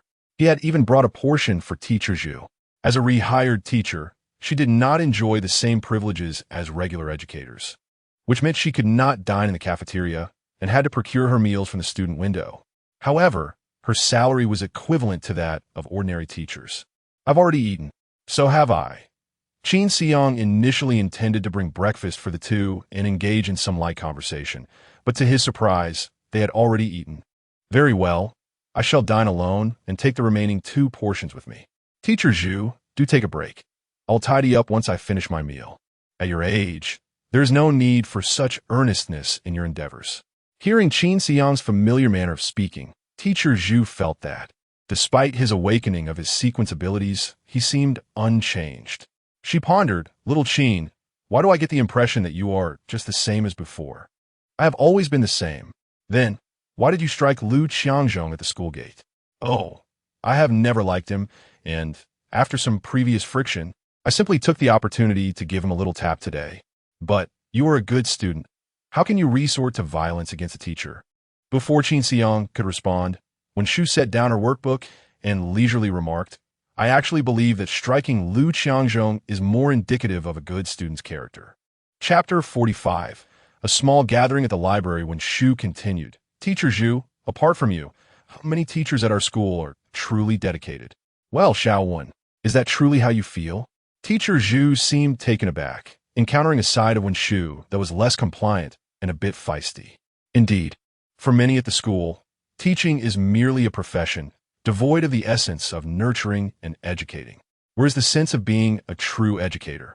But the teachers have been quite kind to you. When I was in elementary school, my grades were mediocre and I was often bullied. Not a single teacher stood up for me. It was only when my grades improved and I showed promise for higher education that they were willing to assist me. When Shu gazed at Teacher Zhu with her bright, innocent eyes and posed a thought-provoking question, should I express my gratitude to these self-serving teachers or to the better version of myself? Teacher Zhu was rendered speechless by Wen Shu's inquiry, contemplating that her reasoning held merit. After all, teaching is merely a means to earn a living for many educators. Their primary duty is to impart knowledge, while their emotional investment is secondary. As long as they fulfill their basic responsibilities, why should they expend energy fostering relationships with students who struggle academically? Bravo! Qin Xiang exclaimed, giving a thumbs up. No wonder you're the top student in our grade. Your eloquence is impressive. In my opinion, Teacher Zhu, you ought to take a step back and enjoy time with your granddaughter instead of spending all day in the library. Just hand me the key. With me around, the library will remain in order. Qin Xiang opened his lunchbox and stuffed a delectable duck wing into his mouth, savoring the rich, savory juices that burst forth upon entry, causing his eyes to widen in delight. Goodness! The breakfast served to the school S faculty is far superior to the lunch and dinner offerings. No wonder the teachers are so joyful in the cafeteria. The meals served to staff and students are worlds apart. The cafeteria chef is not incapable of cooking. Rather, he simply chooses not to prepare good meals for the students. I could just punch that chef. But then again, I'm just a freeloader myself. Who am I to complain about the food? Teacher Zhu, having once taught at Jiuan School, was well aware of the breakfast quality, though Shu had likely never experienced it. With his mouth full, Qin Xiang found it difficult to articulate. He hummed towards Shu, who looked up in confusion. Noticing Qin Xiang excitedly pointing his lunchbox and giving a vigorous thumbs up, seemingly praising the taste. After swallowing the delicious morsel with effort, Qin Xiang urged, "You must try this. It truly is delightful, far superior to the cafeteria's lunch and dinner. The breakfast served at the staff window is indeed exceptional," Teacher Zhu concurred. Upon hearing both of them endorse the meal, when Shu put down her pen, moved closer, and opened a lunchbox of her own.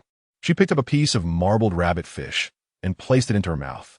Her eyes instantly sparkled with surprise. "It really is delicious. Told you I wasn't lying. This is a special treat prepared by the teacher, and I casually indulge in it. I brought a portion for both you and Teacher Zhu. Teacher Zhu, you shouldn't eat at home. It's such a waste of money. I'll pack extra each day for you to take home for your granddaughter.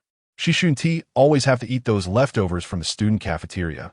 Teacher Zhu chuckled softly in response. "All right." Qin Xiang then inquired, "By the way, why hasn't T. Zhaoliwen come to the library to study today? Isn't he's studying anymore?" Wen Shu burst into laughter. "He must have been frightened away by you. Me? He had come to the library before you arrived, solemnly apologized to me, and expressed that he had been unappreciative, delaying the relationship between you and me. He asked me to convey his apologies, hoping you wouldn't take it to heart. Qin Xiang scoffed. This Zhao Young master is quite quick to retreat. I hadn't even had the chance to confront him, and he came to admit his fault first. He is indeed someone who knows the times. Teacher Zhu, while organizing the bookshelf, remarked, "You even fight with the teachers at the school gate. How could he dare provoke you? The living Yama. Please stop tidying up. At your age, you shouldn't be working so hard. I'll finish eating shortly. Just leave it to me." Teacher Zhu, unsure if it was sadness or sentimentality, truly heeded the advice and set down the book in her hands, taking a seat nearby and letting out a sigh. "Well, you both have grown up. Your words reflect mature thoughts. Seeing you, two wonderful children, flourish brings me great comfort. Your words sound as if you're about to depart," Qin Xiang joked. But he noticed that Teacher Zhu did not respond. Both he and Wen Shu felt something was amiss, and upon glancing up, they saw the bitter expression on Teacher Zhu's face. "No, Teacher Zhu, you wouldn't." Teacher Zhu waved her hand. "It's an old ailment, one that cannot be cured. You needn't worry. Everyone has their fate. My life is nearly as it is. You both have a long road ahead, so live well." "What exactly is the problem? Please tell us." "Stomach cancer. No cure. Stage 4? Teacher Zhu shook her head. "No, it's stage 2. However, I'm at the edge of the safety zone, and there are no hospitals that can perform the surgery for stomach cancer. The ones that can, I cannot afford. I suppose I have a few more years left before I must depart. I have lived far longer than my husband, and I have experienced much in this life, so I have no regrets." Speaking such words of resignation, Teacher Zhu's voice still trembled slightly. It was then that Qin Xiang realized that the amiable and smiling Teacher Zhu had long been suffering from cancer. Despite knowing her for such a long time, he had never perceived any signs of her illness in her demeanor. Teacher Zhu took a deep breath. "All right, let us not dwell on this matter. It dampens everyone's spirits. Life and death should be regarded with equanimity." "No, I was planning to have a chat with the leaders of the education department to arrange a position for you. You cannot leave us just like this." Teacher Zhu was first taken aback, then smiled appreciatively. "I am grateful for your concern, but I am not suited for that role. I managed to get Aunt Zhang from the cafeteria appointed as the moral education director. You pursuing a public office in education is nothing remarkable." "What? Is this not favoritism? Although Xiao Zhang is quite commendable, dear Xiao Qin, your actions are rather questionable. This is not favoritism. It is the principle of appointing the capable." Teacher Zhu, we find ourselves in apocalyptic times, where moral standards have dwindled. Those in positions of authority at the edge of the safe zone are nothing but ferocious beasts, each having ascended through familial connections or their own awakened abilities. Where are the individuals dedicated to genuine work?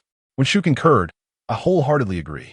With your character, assuming a position in the education sector would be a blessing for the students.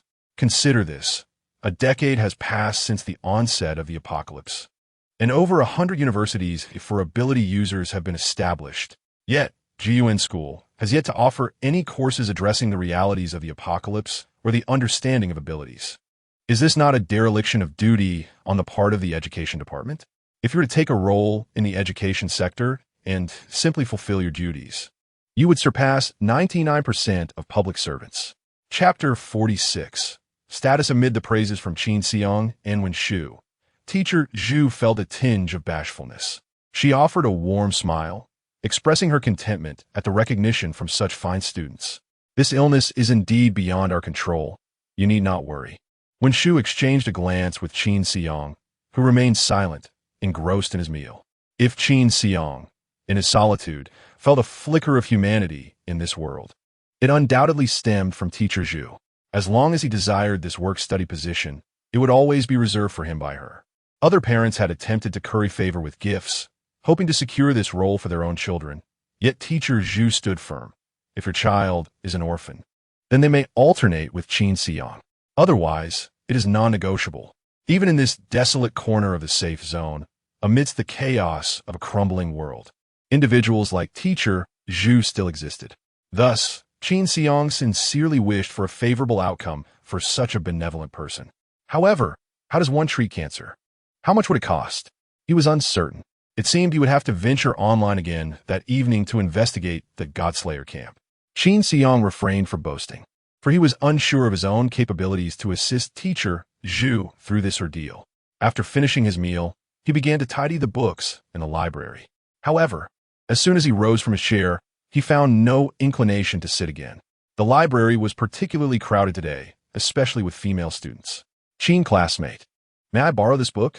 Qin classmate, my foundation is rather weak. Do you have any recommended study guides? Qin classmate, I have many glow-in-the-dark books at home. Shall we read them together tonight? The tranquility of Qin Xiang's work life in the library was disrupted by a throng of eager and reasonably attractive female classmates. The noise became overwhelming, prompting Wen Shu to borrow a workbook and relocate to another area for self-study. Wen Shu embodied the aspiration of all the girls and was also a target of subtle rivalry. Her presence, with its air of excellence, initially instilled a sense of inferiority in them, causing them to temper their enthusiasm.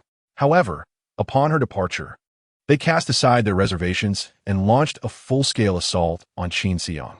Observing that he did not reciprocate their advances, they became bolder, realizing he would not respond as the Grey Director had.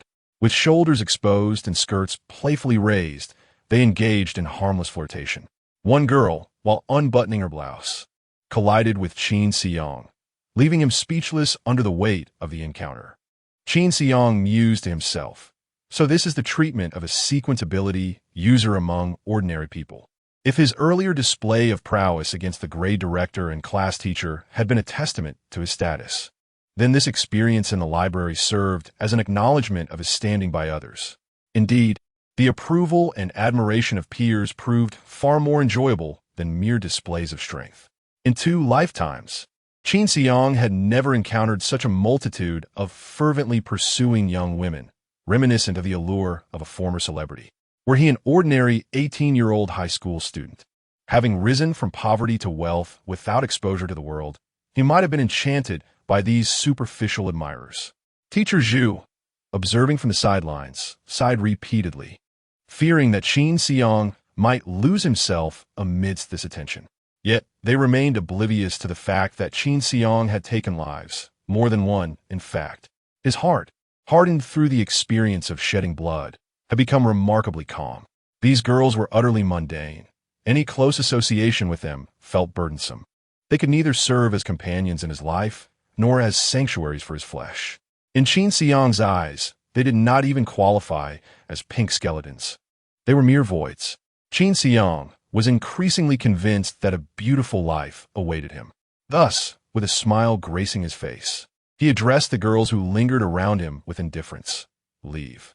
The girls paused momentarily, instinctively glancing at Qin Xiang's face, only to find his expression devoid of emotion, starkly contrasting with moments prior.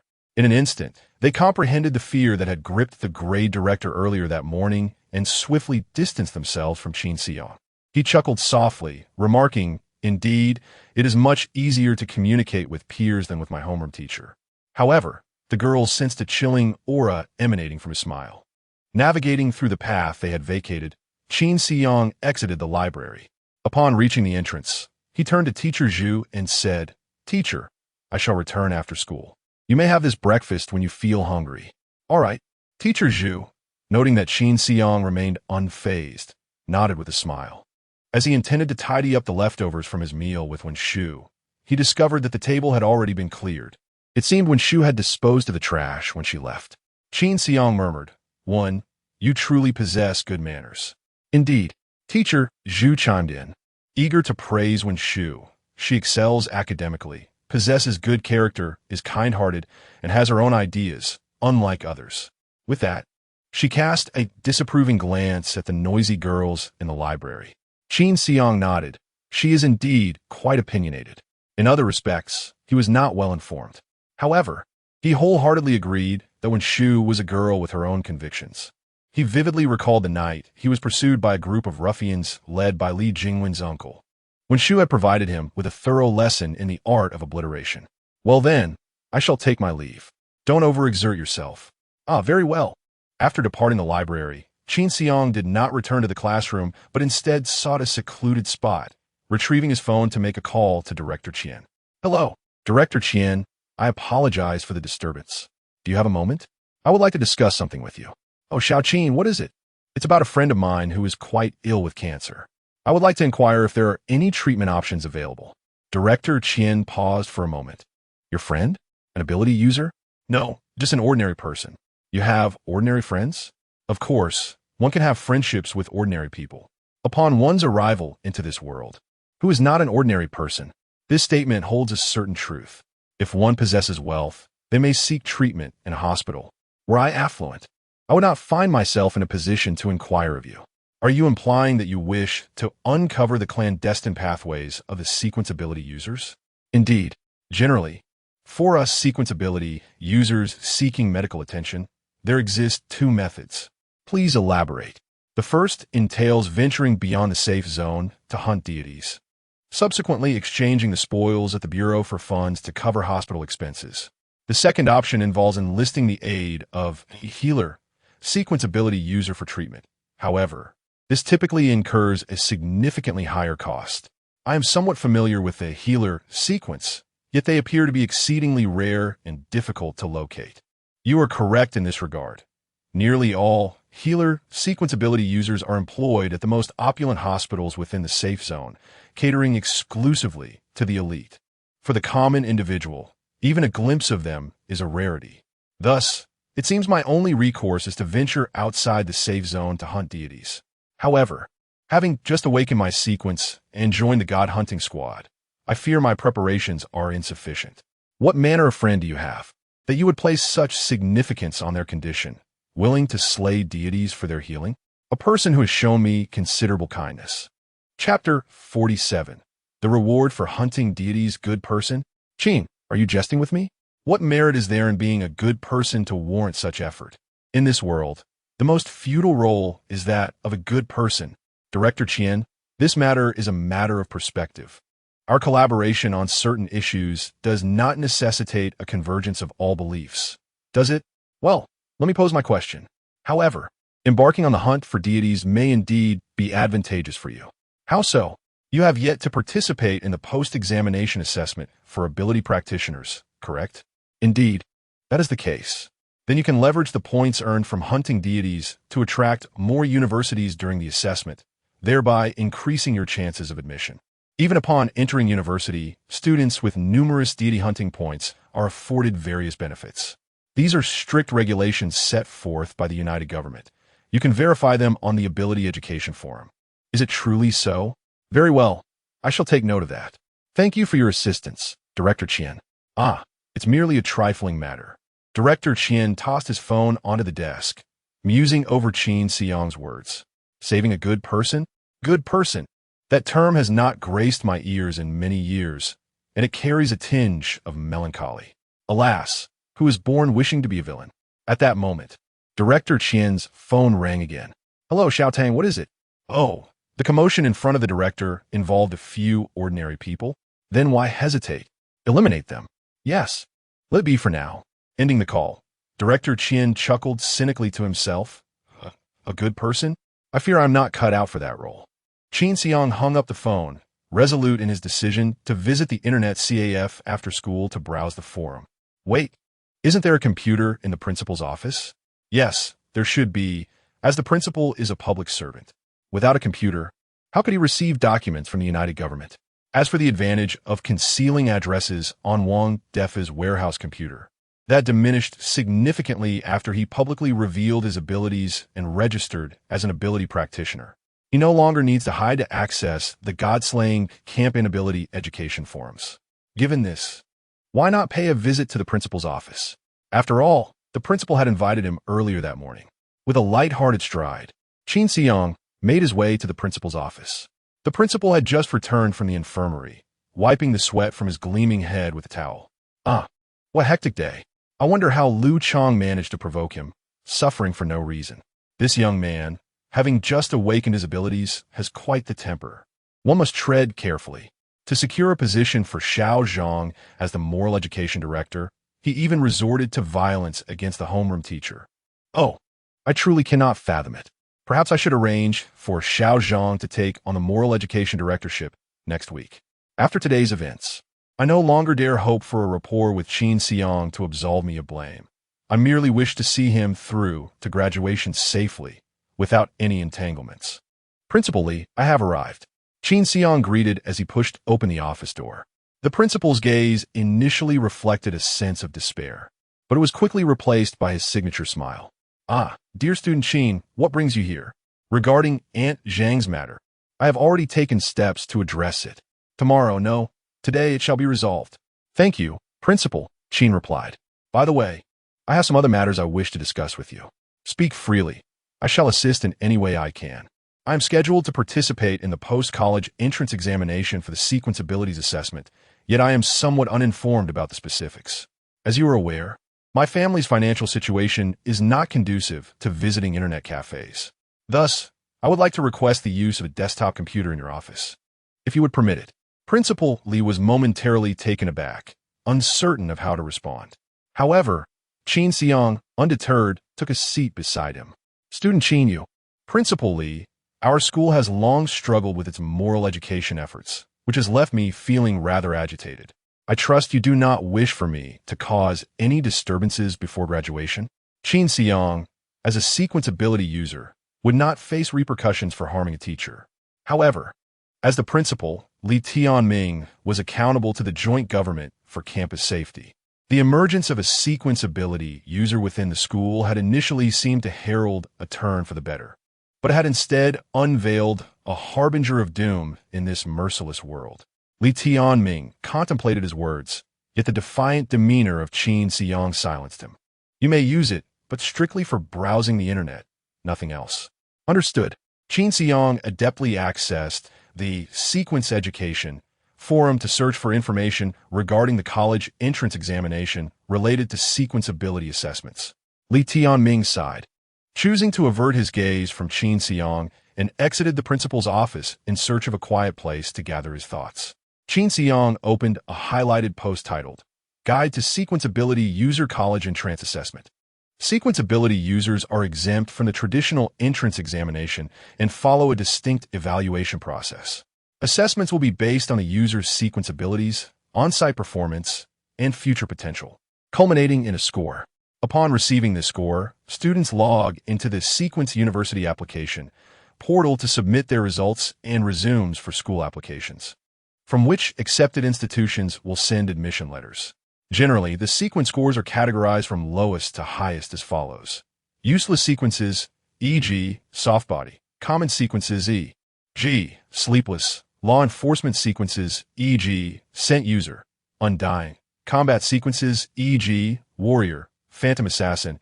And special sequences, rare and uniquely skilled sequences, e.g., mimetic. Upon examining the 5 levels of sequences, Qin Xiang noted with astonishment that Qian Wenda's mimetic was indeed the highest tier of special sequence. This revelation prompted him to regard Qian Wenda with newfound respect. Director Qian, the more I learn, the more remarkable you become, Qin Xiang mused. Indeed, those who manage to ascend in significant departments are seldom ordinary individuals. He continued to peruse the post. An exemption from the assessment may be granted under special circumstances, specifically for those with a record of slaying deities. The points earned from slaying deities can be substituted for academic grades and submitted alongside one's resume when applying to universities. The Education Department maintains comprehensive records of all students with AWAKEN abilities, and whenever a student accrues deity slaying points, the database is promptly updated, accessible to admissions officers at all universities. Typically, when a student's deity slaying points exceed a certain threshold, universities will proactively reach out with offers of admission. Is such a notion truly feasible? Qin Xiang contemplated the formidable combat prowess bestowed upon him by his devourer of gods sequence, and an exhilarating fervor surged within him. Does this not imply that he has the opportunity to gain entry into the most prestigious universities? Chapter 48. The Principal's Secret in His Previous Life. Qin Xiang had mediocre academic performance, and after the college entrance examination, he could only attend an ordinary university. In this life, however, He feels a glimmer of hope to gain admission to the most prestigious institution within the safe zone. The post also elucidated the merits and demerits of various universities. The quality of a university plays a pivotal role in distinguishing the ranks of its students, serving as a crucial juncture that can influence the trajectory of one's life. A distinguished university offers an exceptional learning environment and abundant educational resources. High-ranking institutions are replete with mentors possessing extensive combat and research experience. The living and dining conditions are superb, and a plethora of scholarships is available, alleviating the financial burdens of outstanding students. Notable alumni and promising classmates provide a solid foundation for future advancement. Whether one chooses to battle deities, join the United Government, or engage in research related to sequence abilities, these resources are exceedingly valuable. Thus, if possible, one must strive to gain admission to a higher-ranked university. Otherwise, it may lead to lifelong regret. Just reading the introduction fills Qin Xiang with a yearning for the esteemed sequence universities. The universities in this life differ significantly from those in his past. After graduation in his previous life, societal entry relied primarily on personal ability and background, with alumni resources playing a lesser role. However, this life unfolds in a world where one battles deities and establishes a new order. With the apocalypse having descended just a decade ago, the various classes within the safe zone have only recently emerged, and the order is still being redefined. The primary circles have yet to solidify, and to seize the initiative at this juncture, one must endeavor to secure a place in the VIP section, that is, to enter an excellent sequence university. According to the post, even though Qin Xiang is an orphan and from a poor background, it does not pose a significant issue. 4 sequence abilities are the currency of the apocalypse. As long as one sequence ability is formidable, circles will naturally welcome one in. He then accessed the God-slaying forum to peruse the rewards for hunting deities. Slaying deities can yield monetary rewards, sequence potion rewards, and deity hunting points, all provided by the United Government. Specifically, for each deity slain that earns a hunting point, one receives 1,000 copper coins and a tenth of a sequence potion's resources. When a group hunts together, the rewards are distributed based on the consensus among the members. Should one hunt a deity alone, they can receive double the hunting points. Nonetheless, the Sequence Ability Management Bureau does not advocate for solitary operations. Collaboration in hunting deities is emphasized. This policy is designed to identify the strongest human hunters to lead the future counteroffensive. The method for acquiring points involves severing a portion marked by the deity's insignia after slaying it, with a post providing detailed explanations. In the unfortunate event of death during the hunting of a deity, compensation will be granted to the family of the sequence ability user according to their sequence level. If there are no family members and the individual perishes during a group hunt, the compensation can also be allocated to other team members. Allocation to other team members? Qin Xiang was perplexed by the significance of this regulation, sensing an underlying disquiet. As a sequence ability user, the act of taking a life would not weigh heavily upon him. However, if he were the sole sequence ability user in his team, would it then be permissible to annihilate his entire family and subsequently bring about his demise to seize the compensation for his death? Adding such a stipulation would seemingly encourage internecine strife. Is this truly one of the survival tenets within the apocalyptic safe zones? There were numerous matters that Qin Xiang found wholly incomprehensible. Even before joining the Hunter God Squad, he had caught a whiff of sanguinity through an introductory post. At that moment, he noticed a red numeral, 157, beside his sequence ability user form avatar. Curiosity piqued. He clicked to investigate and discovered he had received 157 messages within the site. Hello, little brother. Your Phantom Assassin sequence is precisely what our sister team requires. And since our squad consists entirely of women, we lack the presence of a robust man to uphold the atmosphere. You would fit perfectly. Join us in hunting the gods, and we will take good care of you. Greetings, Qin. Your sequence is urgently needed. Come join our Hunter God Squad. Our team has been established for 2 years with minimal changes in personnel, ensuring a high safety factor. Hello, Qin Xiang. The Phantom Assassin sequence can effectively compensate for our team's offensive shortcomings. We have healing and armor, sequence users, ensuring your safety while hunting gods. Please be sure to join us. Qin Xiang glanced through the messages, overwhelmed by the invitations from 157 Hunter God squads. As he perused the invites, he received 2 additional invitations from the Hunter God squad. It was indeed true that the Phantom Assassin was in high demand. My heavens, so many teams desire my presence. But how does one select a Hunter God squad? His initial instinct was to consult Qian Wenda. However, after a moment's reflection, he reconsidered.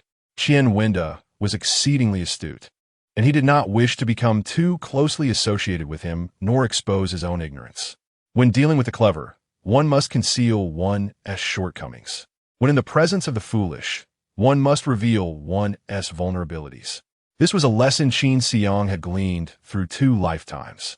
Relying on Qian Wenda for every query would only lead him to perceive Qin as foolish and gradually distance himself.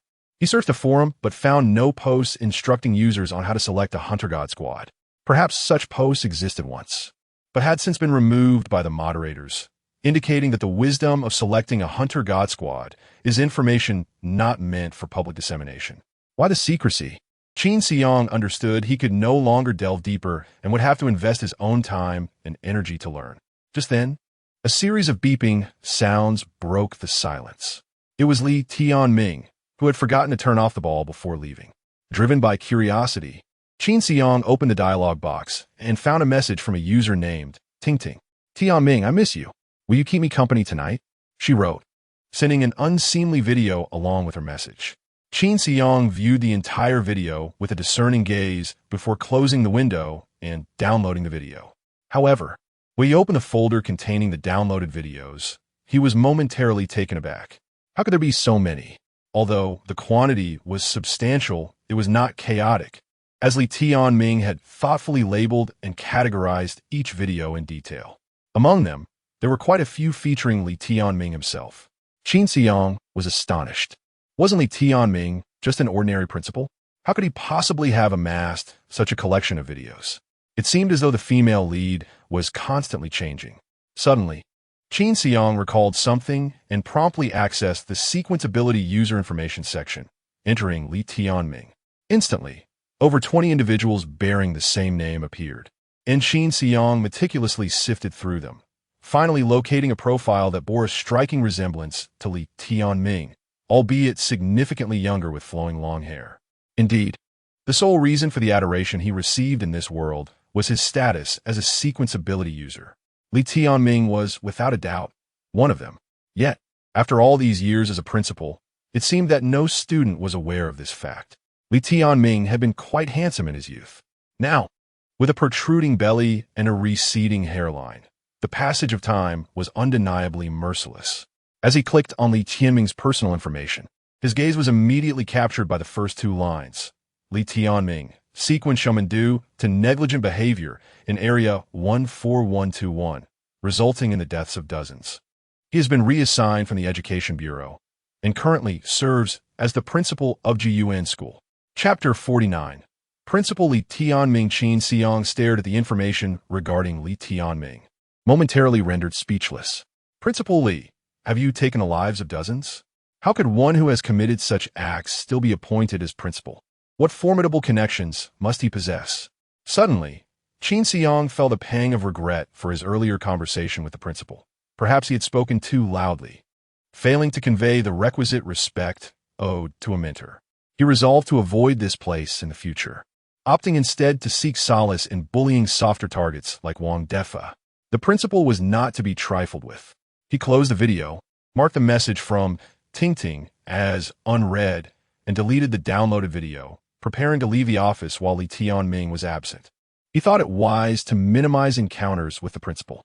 Just as he was about to rise, the office door swung open, revealing Li Tianming, who entered with a slightly protruding belly, cradling a thermos. Noticing Qin Xiang seemingly ready to stand, Li Tianming smiled and inquired, "Have you finished your inquiries? Are you about to leave?" "Yes, thank you for allowing me to use your computer, Principal. I have gathered the information I sought," Qin Xiang replied. The principal approached his side, observing the immaculate desk and the pulsating icon in the lower right corner. Hovering the mouse over it revealed an unread message from Ting Ting. The principal frowned slightly, casting a guilty glance at Qin Xiang, who chuckled. You intend to chat with someone, I see? I shall take my leave then. Invading others' privacy is hardly commendable. Very well, you may go, the principal replied. Goodbye, principal. As Qin Xiang stood and made his way to the door, he suddenly heard Li Tianming's voice. Since you have seen it, why not stay a moment longer and chat? Qin Xiang froze. I did not peruse your chat records, principal. What do you mean? Li Tianming pulled out a chair beside him and patted the backrest. Ting Ting sent me 4 or 5 new messages, yet only one unread is displayed. It seems you viewed them and marked them as unread afterward, does it not? A jolt of alarm surged through Qin Xiang. He had not anticipated such a slip would be detected by Li Tianming. Please take a seat. Let us converse. In stark contrast to the earlier expression of helplessness, Li Tianming now emanated a quiet authority that was palpable, were it not for the knowledge of his position. Qin Xiang might have mistaken him for an official of similar stature to Qian Wenda. However, aware of Li Tianming's perilous nature, Qin Xiang hesitated to approach him. Even if he were discovered, what did it matter? This was Li Tianming's scandal, not his own. Even if the principal prevented his departure, he resolved to push open the office door and leave. At that moment, he felt an inexplicable loss of control over his body.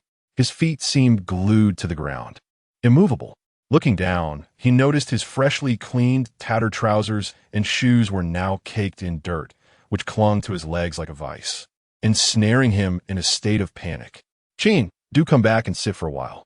As Qin Xiang turned around, he was taken aback by the sudden appearance of a vividly colored mask on Li Tianming's face, identical to the fleeting visage of Roy Liana's mask from that night in the woods. Li Tianming dared to employ a sequence skill against him. It is worth noting that the shaman is an exceptionally formidable auxiliary sequence, with the skill, earth-binding, being an essential means of control that countless god-hunting teams desperately require. Launching a skill against a sequence user within a safe zone is a perilous provocation. Should the authorities become aware of this, they would undoubtedly reprimand Li Tianming. Just as Qin Xiang was about to issue a warning, Li Tianming interjected, saying, Are you suggesting that you will report me to the authorities for using a skill in the safe zone? Feel free to do so. My position has already plummeted to the lowest depths. I have no demands. Since you have seen my chat records, you must have also viewed my videos and discovered my sequence identity. Thus, I believe there is no longer any pretense between us, and we can engage in an open discussion. Why should I talk to you? Wait a moment. Suddenly, with 2 sharp sounds, 2 palm-sized crows materialized out of thin air, flying to the entrance to shut the office door. Qin Xiang narrowed his eyes, adopting a defensive stance. 2 skills. Is your sequence level at Tier 2? No. That recent, minor beast spirit summon was a Tier 3 skill. At that moment, an ancient wooden pillar adorned with totemic symbols emerged from the floor of the office. And in an instant, Qin Xiang felt invigorated. This origin totem was indeed a Tier 2 skill. He widened his eyes in disbelief. You are a Tier 3 sequence user. Within the god-slaying camp, Qin Xiang had previously encountered classifications regarding sequence user levels. The vast majority of sequence users are at Tier 1. Ascending to Tier 2 typically requires considerable combat or public service experience. Those from god-hunting teams at Tier 2 are often qualified to serve as team leaders, guiding their members in the hunt for deities. Conversely, those from public service backgrounds at Tier 2 can escape the lowest ranks, securing minor positions within the power structure of a united government. However, Tier 3 sequence users were not mentioned within the god-slaying camp due to their rarity. Advancing from Tier 1 to Tier 2 requires merely 5 vials of sequence potions, whereas the leap from Tier 2 to Tier 3 demands 30 vials. Each vial of sequence potion necessitates 10 demon hunting points or corresponding merit points from the united government. While Qin Xiang was unfamiliar with the acquisition of merit points, he understood the mechanism for obtaining demon hunting points. This implies that even under the condition of personally acquiring double points, one would need to hunt down 5 deities to obtain a single vial. If hunting as part of a team, the points received would be even less, potentially requiring the slaying of 50 to redeem just 1 vial. 30 vials of sequence potions is undoubtedly an astronomical figure. Of course, through years of relentless efforts in slaying deities, as long as one remains alive, there is still hope to transcend to Tier 3 sequence. However, it has only been 5 years since the first sequence ability wielder awakened. To amass the remarkable achievement of 30 vials of sequence potions in such a brief span is indeed an arduous task. Moreover, he recalls that Li Tianming was appointed as the principal of Zhouan School during the second semester of his first year in high school, nearly 2 years ago. This implies that he accomplished the remarkable transition from sequence awakening to the third-tier sequence ability in a mere 3 years. The principal, now smiling at Qin Xiang, is not just an ordinary individual like him, but rather a chosen one endowed with a unique sequence. In contrast, he can only methodically obtain sequence potions from the administration. One might say that his rate of advancement is akin to ascending in a rocket. Qin Xiang was left astonished. Who exactly is this rotund figure, Li Tianming, adorned with a shining crown? Chapter 50. Exchanging information. Qin Xiang ultimately took a seat. For Li Tianming possessed neither the motive nor the means to take his life. He was confident that even if Li Tianming were a third-tier shaman, a single strike would suffice. Let us see what Li Tianming has to say. Li Tianming removed his glasses. Without the lenses obscuring his gaze, his previously shifty eyes transformed into piercing orbs, brimming with untold stories. Qin Xiang, I have laid bare my secrets before you, hoping that you may trust me and not perceive my approach as a scheme against you. If not a scheme against me, then why engage in conversation? Qin inquired. Indeed, you have a point. What I mean to convey is that I harbor no intentions of causing you harm. On the contrary, I can offer you assistance. Assist me? In what manner? I can provide guidance on hunting deities and securing admission to university. You're a phantom assassin, are you not? This sequence is highly suited for combat. You can hunt deities beyond the safety zone, earning god-hunting points that will not only aid your university application, but also have far-reaching implications for your future. More importantly, you can earn money by hunting deities to cover your tuition fees. You must understand, university tuition is no trifling matter. Many students abandon their admission offers due to insufficient funds. Abandon their admission offers? The Forum for Sequence Education clearly states that universities provide scholarships for both outstanding and needy students. Does it not? Li Tianming shukulat sufli. Qin, have you heard the saying, there is no such thing as a free lunch?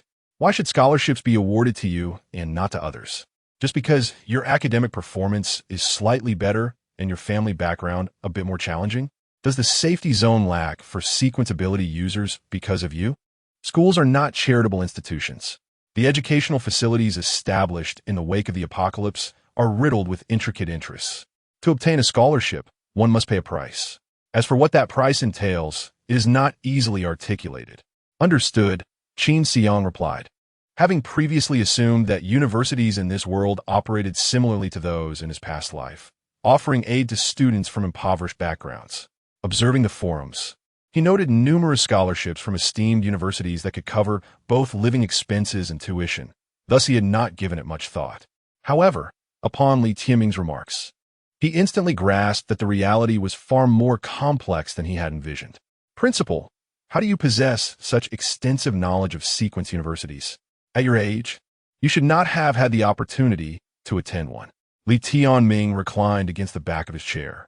I once served as the vice president of a certain university. Vice president? Yes. Subsequently, I was falsely accused and relegated to this desolate place as its principal. Therefore, as I mentioned, my sequence abilities can assist you in hunting deities, while my past experiences can facilitate your entry into university. You require my assistance just as I require yours. Qin Xiang shook his head. Principal, I am grateful for your extensive sharing. However, I seem to have no need for your assistance. No need? Li Tianming revealed a meaningful smile, suggesting, let us not dwell on distant matters. You should be contemplating how to earn your 100 points, should you not? The sequence of the Phantom Assassin is highly sought after, and upon registration, many will approach you for team formation. Are you aware of which team to select? Qin Xiang slightly lowered his head, scrutinizing the smiling Li Tianming.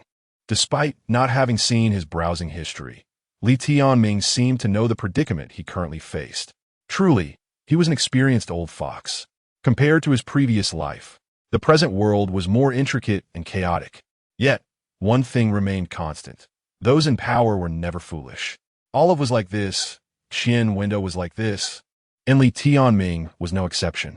Each individual left a profound impression in Qin Xiang's memory, preventing him from feeling prideful as a reborn person.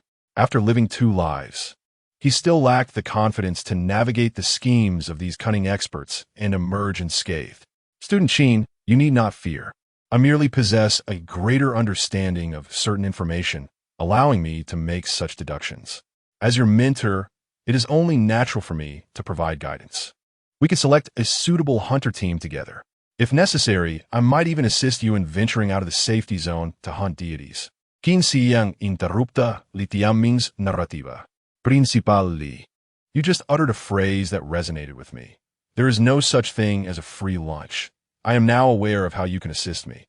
What, I wonder, do you require in return?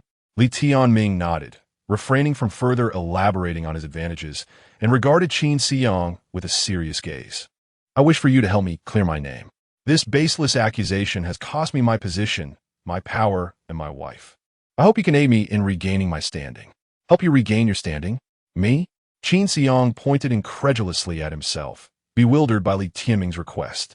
A sequence level 3 ability user like Li Tianming had been thoroughly subdued, obediently serving as the principal of residence school. Did he truly expect a high school senior like himself to assist in absolving him of his charges? Was he taking him for a fool? Principal Li, if this is the matter at hand, then I must regretfully decline. As a newly awakened sequence ability user, I may possess some arrogance, but I am not so naive as to overestimate my capabilities. If even you are at a loss, there is no way I could possibly intervene. Farewell. Having no intention to continue the conversation with Li Tianming, Qin Xiang stood to leave. However, his legs were once again ensnared, preventing his departure. Principal Li, employing such tactics to detain me lacks any real significance. Once your skill wears off, I shall still take my leave. Li Tianming sighed.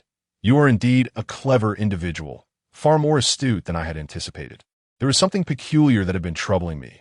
I wondered if I was overthinking it. How could a 17-year-old high school student harbor so many secrets? It seems, however, that the issue lies not with me. A sense of unease gripped Qin Xiang, leaving him uncertain of what Li Tianming intended to convey. Principal Li, we mean, my ex-wife was also a sequence ability user. Coincidentally, she, like you, belonged to the shadow assassin sequence. However, there is one notable distinction between the two of you. When ensnared by my earth-binding skill, she lost all control over her body and could utter not a single word. At this juncture, Li Tianming raised his gaze, locking eyes with Qin Xiang. Unlike you, who can speak freely and show no signs of restraint in your upper body movements. Chapter 51. Mutual assistance. Qin Xiang maintained a calm exterior, but internally, he felt a surge of unease. Damn it, I overlooked something. He had only focused on the skills of the shadow assassin sequence, which bore a resemblance to his own, making it convenient to conceal his identity. He had never considered how he might react when other sequence users employed their abilities against him. The critical point was that there were no threads in the forums sharing such experiences. Skills were intended for hunting deities, who would test them on others. Yet, it was precisely this lack of experience that plunged Qin Xiang into peril once more. However, he could not show weakness now. He had to maintain that he was a shadow assassin. Principal Li, I do not comprehend your meaning. My sequence has been verified by the Bureau, and I possess the relevant documentation. Perhaps there is a disparity in physical attributes between myself and your ex-wife, he stated, trying to deflect. Li Tianming rose to his feet.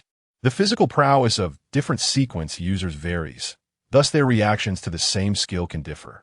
Therefore, I am merely speculating at this point. It cannot be considered conclusive. Might there have been an issue when you registered at the Sequence User Bureau? Perhaps a misreporting of your sequence? Of course, this is merely my opinion. You need not take it to heart.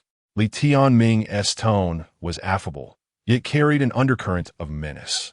Qin Xiang narrowed his eyes, scrutinizing the middle-aged man with a protruding belly and a garish mask, feeling a weight in his heart. The United Government, for certain reasons, only tests the sequences of ability users upon registration. Thereafter, no further assessments are conducted. To some extent, he was safe, as Li Tianming was aware of this and could not threaten him. Nevertheless, the awareness of his secret by another was ultimately precarious. Principal Li, should you insist on spreading rumors, you ought to realize that there will be consequences, Qin Xiang warned. If Li Tianming remained obstinate, he would have no choice but to consider the drastic measure of eliminating him. After all, it was not his first experience with taking a life. It would merely be his first time killing a sequence user. Every endeavor has its first time. It would not be an extraordinary matter. Li Tianming shook his head. I harbor no intention of spreading rumors nor harming anyone. From the outset, I have stated that I require your assistance in clearing my name. In return, I shall offer you my unwavering support. You want me to assist in provoking someone whom even you cannot confront? Strength lies in numbers, he added. Strength lies in numbers? Principal Li, as a sequence user, do you not find that statement absurd? Qin Xiang retorted. So, you still refuse to acquiesce? No longer concealing his sentiments. Qin Xiang coldly replied, to agree to your request would invite untold troubles. To refuse leaves me with but one problem. You tell me, how shall I choose? Li Tianming scoffed. To refuse me, and you believe one problem remains? You imply that should you kill me, your troubles would vanish? Qin, it is not that I do not trust you. It is simply that your desire to kill me may not be as straightforward as you presume. While it is certainly not easy to take your life, assisting you proves to be even more troublesome. If you were in my position, how would you choose? After a prolonged period of contemplation, Li Tianming sighed deeply. What you say holds merit. Upon finishing his words, his vibrant mask gradually faded into his visage, restoring the image of a middle-aged man. Simultaneously, the restraints binding Qin Xiang vanished into thin air. A transaction where the rewards do not proportionally align with the risks is destined for failure. Let's consider an alternative approach. Qin Xiang raised an eyebrow. What kind of approach? I shall first assist you in completing a specific task of slaying deities, while also providing support regarding your educational endeavors to the best of my ability. However, if you require my aid in clearing your name, I must regretfully decline. No, that goal is rather ambitious. One must consume food one bite at a time. It is unrealistic to expect you to accomplish it all at once. Simply assist me with one task. What task? Qin Xiang had already resolved that he would refuse any request that involved unknown adversaries. Even though Li Tianming was a formidable individual, he was preferable to an unknown enemy. If Li Tianming could not handle someone, that individual would surely be more troublesome. Help me locate an individual classified as fraudster. Qin Xiang was momentarily taken aback upon hearing Li Tianming's request. Why?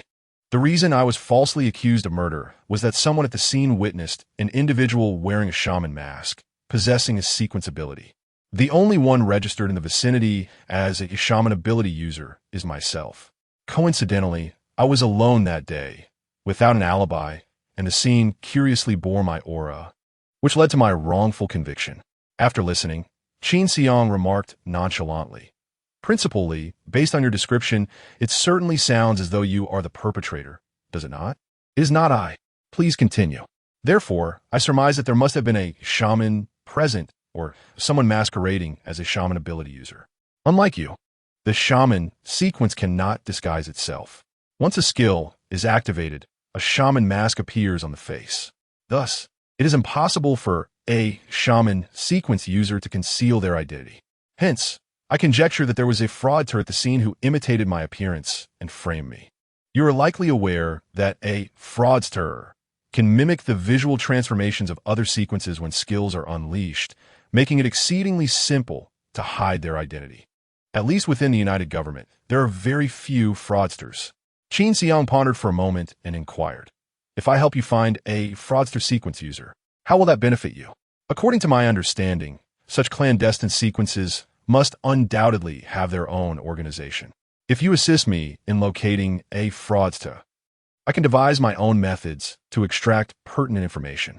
Qin Xiang, upon hearing this, remained noncommittal. Accomplishing this task would be a trivial matter for him. The blonde police officer, Roylina, is indeed a fraudster. Moreover, Roylina and he already had a contentious relationship. One might even say they were adversaries bound by the necessity of concealing secrets together. Selling Roylina to Li Tianming as a means of securing one's own remuneration is indeed a most suitable transaction. Yet he suppressed the urge to readily acquiesce and continued to inquire. Principal Li, why do you not seek assistance yourself? Me? Li Tianming replied with a wry smile. All my permissions as a sequence ability user have been revoked by the United Government due to that baseless accusation. While you perceive me as the principal of GN School, in reality, I am no different from the exiled. This institution has not produced a single sequence ability user in the past 5 years. They have relegated me here, hoping I shall wither away. Were it not for my high sequence rank, I fear I would have already faced execution. Apart from you, I find myself unable to establish any connections with other sequence ability users. Even if I were to do so, a mere glance at my record would lead them to sever ties immediately. Li Tianming's assertions bore an undeniable truth, yet a certain aspect remained perplexing. Principal Li, if you were indeed wronged, I genuinely sympathize with your plight. However, I am compelled to pose a question. Why would they seek to frame you? Chapter 52. Solo Squad. Li Tianming did not respond to Qin Xiang's inquiry. Instead, he posed a new question. Qin, may I ask what your sequence entails? As he asked, his gaze remained fixed on the dark night outside, seemingly indifferent to receiving an answer. After a moment's contemplation, Qin Xiang grasped Li Tianming's intention. The reason behind Li Tianming's false accusation was a secret too delicate to be revealed, akin to the nature of his own sequence, something that should not see the light of day. Conversations among the astute need not be overly explicit. Li Tianming's clever analogy allowed Qin Xiang to comprehend the situation.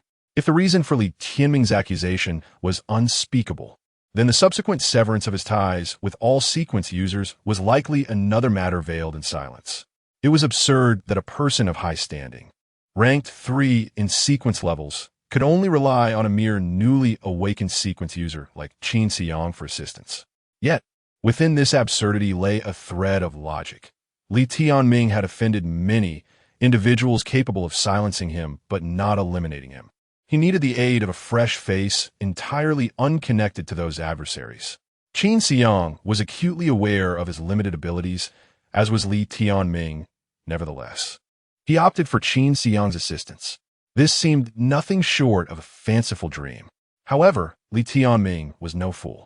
After their brief exchange, Qin Xiang perceived that Li Tianming's depth of character rivaled that of Qian Wendao. But why then would he choose a novice like himself for such a perilous endeavor? The only plausible explanation was that Li Tianming possessed a hidden trump card. Should Qin Xiang manage to create even a slight fissure, Li Tianming believed he could turn the tide. This realization made Qin Xiang understand that, in Li Tianming's eyes, he was not a savior capable of reversing the tide, but rather a spark, one that could ignite an entire powder keg. Li Tianming, in turn, was the one with the powder keg, but devoid of the spark.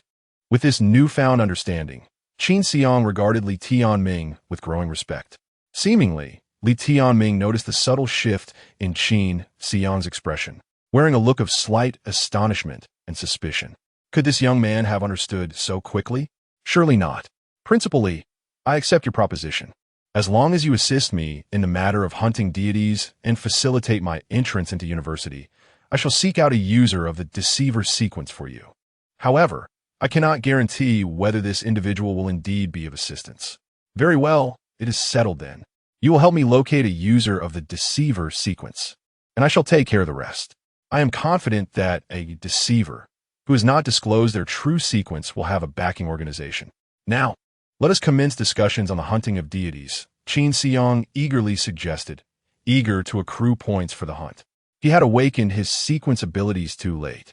With less than 6 months remaining until the sequence user assessment following the college entrance examinations, other students who have awakened their sequences early have likely accumulated years of experience. Standing out among them is no trivial task.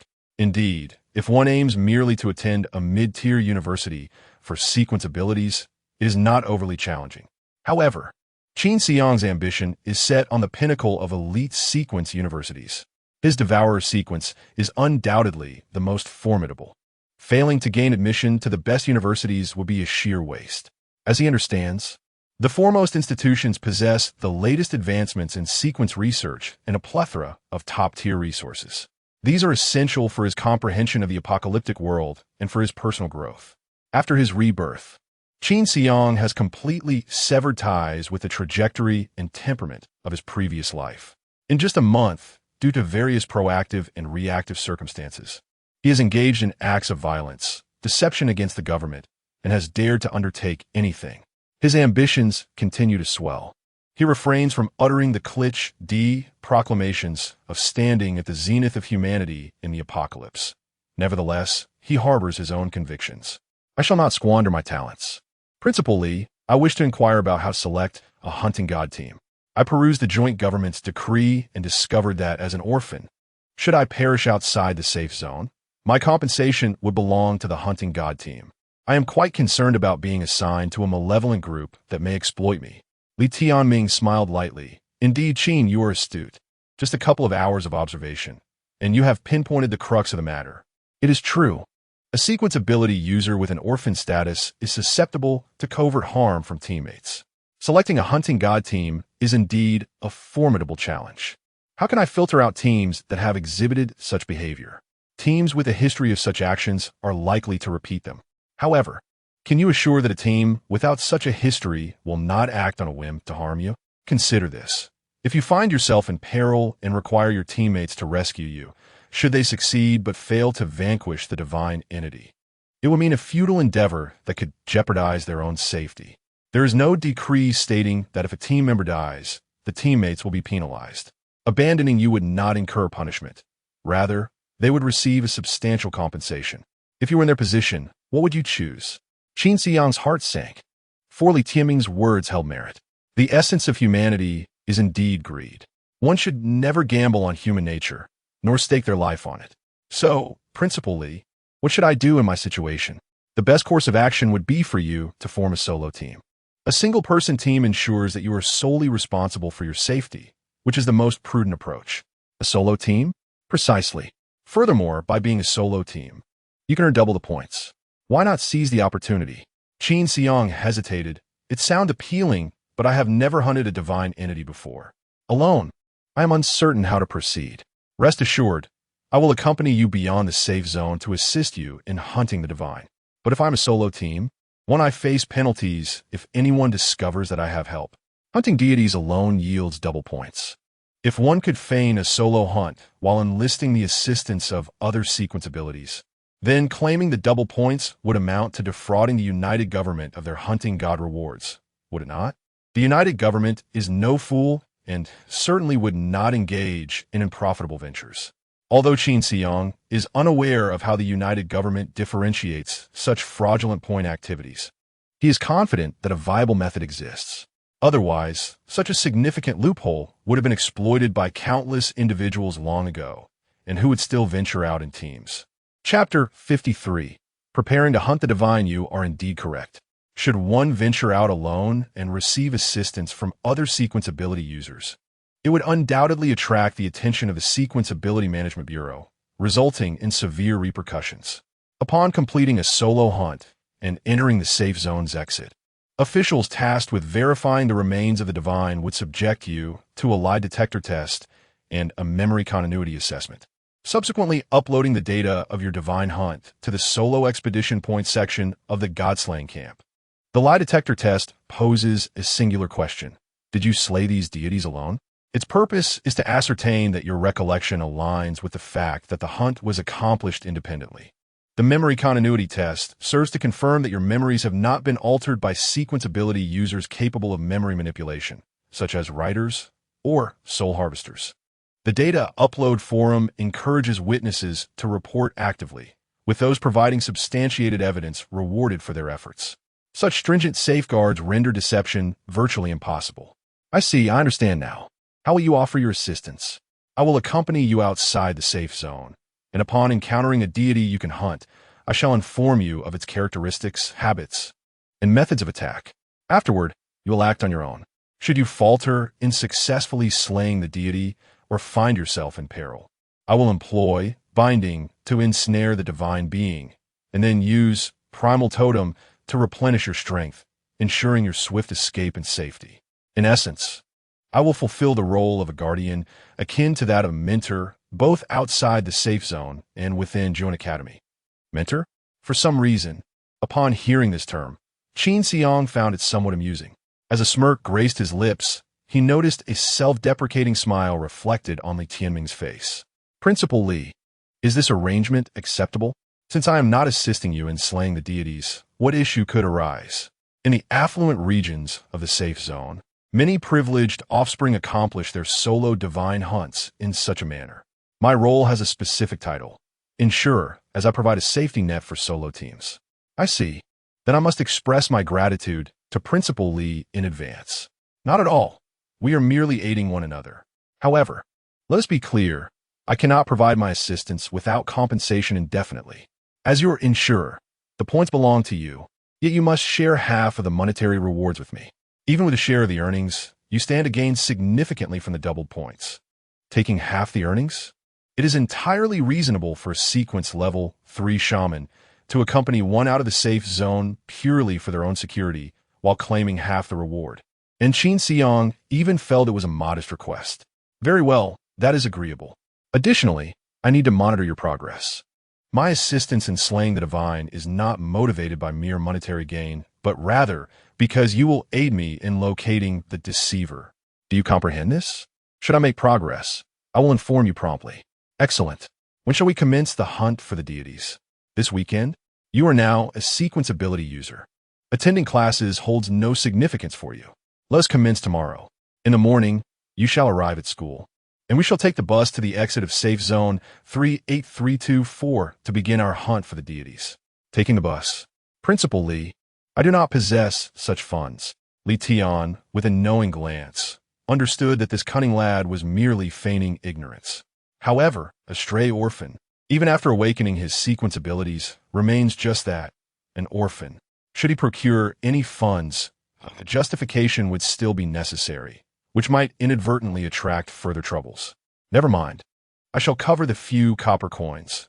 You must quickly devise a legitimate means of earning income, as I cannot perpetually bear the travel expenses. After we slay the deity outside the safe zone tomorrow, we shall have money. What more justification do we need? You are quite confident. If we are to begin tomorrow, what preparations must I undertake? You must visit the Sequence Ability Management Bureau to collect your frost-resistant suit, Sequence Blade, and your first vial of Sequence Potion. Very well. Without waiting for school to dismiss, Qin Xiang exchanged a few brief words with Li Tianming before hastily making his way to the Sequence Ability Management Bureau. As he approached, he sent a message to Qian Wenda. Qian Wenda responded promptly, instructing him to come directly to his office. Upon entering the Bureau's building, though it was not his first visit, Qin Xiang was still awestruck by the understated yet luxurious decor. He hoped that in the near future, he too could lead such a life. Arriving at the corner office on the second floor, he saw that an orange and white frost-resistant suit, a deity hunting dagger, and a vial of sequence potion were already laid out on Qian Wenda's desk. Qian Wenda was engrossed in his work, tapping away at the computer. You're here. Yes. Please. Take a seat. I have a few matters to attend to, so bear with me for a moment. Understood. After a short while, with a satisfying keystroke, Qian Wenda exhaled deeply and turned his attention to Qin Xiang. Have you decisively chosen to hunt deities? I am somewhat delayed. I must quickly accumulate deity hunting points. Qian Wenda smiled. So urgent. Are you aiming for the most prestigious university? Indeed. Otherwise, I will be letting myself down. Qian Wenda nodded, finding Qin Xiang's response to align with his expectations of the young man's background. A destitute noble wandering the streets naturally desires to reclaim his former glory and confront those who once looked down upon him. Youth. If one can easily let go of all aspirations, can they truly be called youthful? Qian Wenda inquired with concern. Have you found a deity hunting team? Finding a deity hunting team requires utmost caution. Your status as an orphan makes you an easy target. I have not joined a hunting team. I will be solo queuing. Solo queuing? Qian Wenda expressed surprise. Do you possess experience in slaying deities? None. Then how do you dare venture forth alone? Solo queuing does not imply going alone. Qian Wenda licked his parched lips. Have you found an insurance provider? Qin Xiang smiled and retorted, is it surprising? Not at all. Although Qian did not display any outward reaction, he was profoundly shaken within. The profession of insurer was familiar to him. It involved seasoned sequence ability users of higher ranks providing protection for newcomers in solo teams. However, hiring an insurer required more than mere wealth. A high-ranking sequence ability user was never short of money.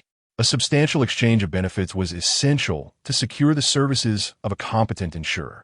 This was not a privilege accessible to the average person. Was Qin Xiang gearing up to make a significant move? Should he seize the opportunity while Qin Xiang had yet to fully ascend and take a gamble on his rise? Chapter 54. The Sandworm Servants. The sudden dilemma posed a challenge for Qian Wenda, who found himself anxiously conflicted.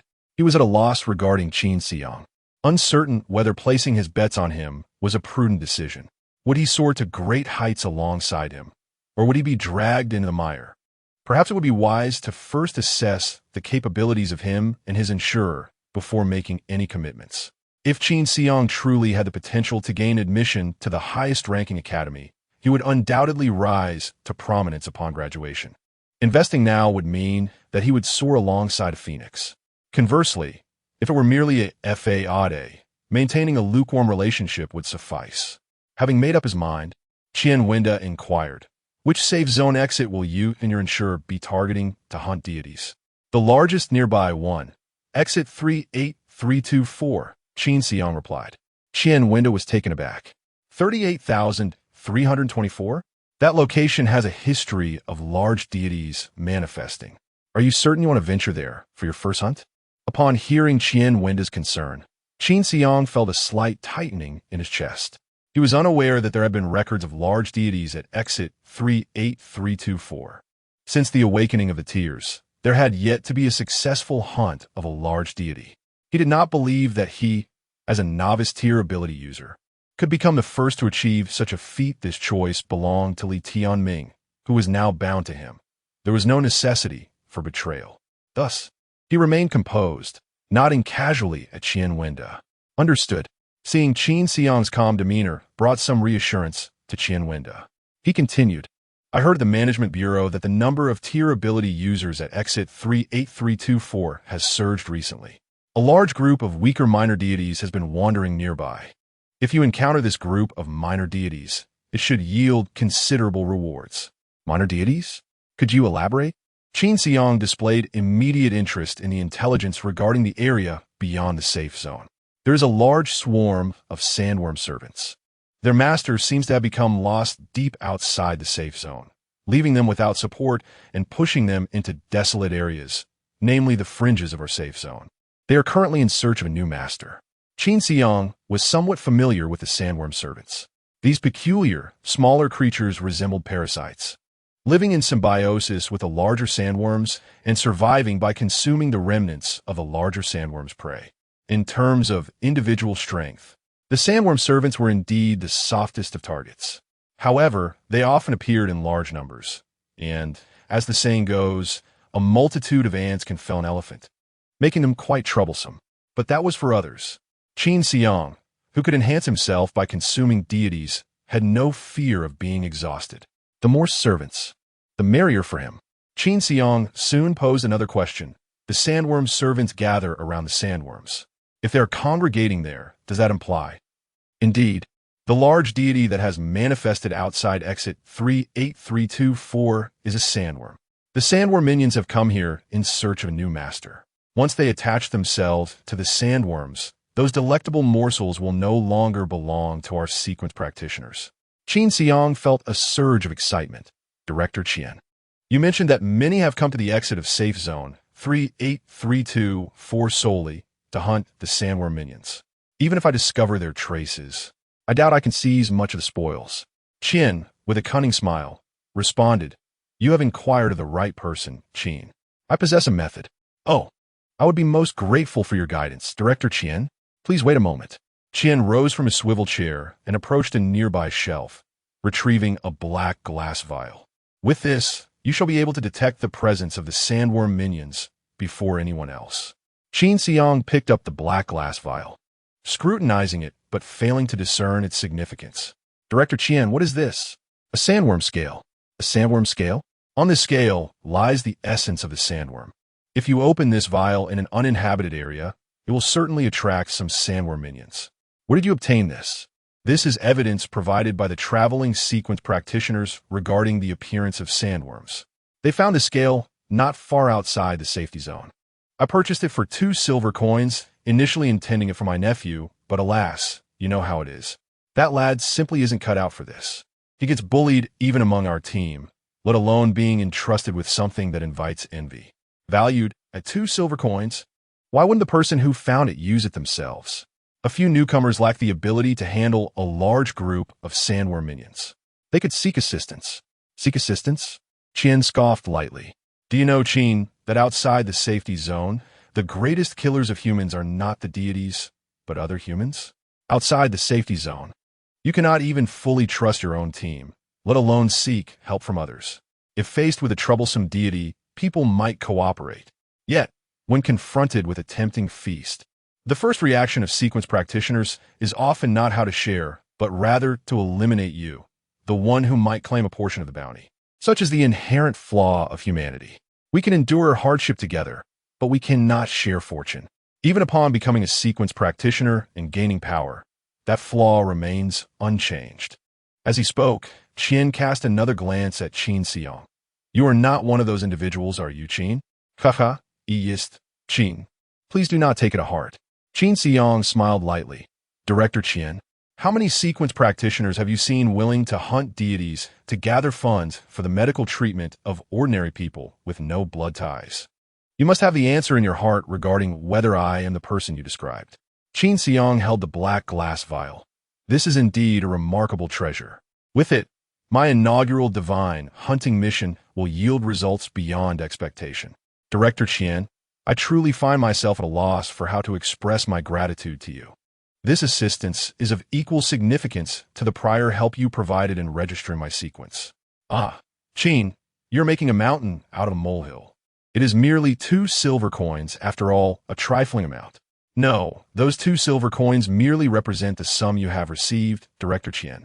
Had it not been for our acquaintance, I doubt I would have been able to procure even 10 silver coins. I shall remember this matter.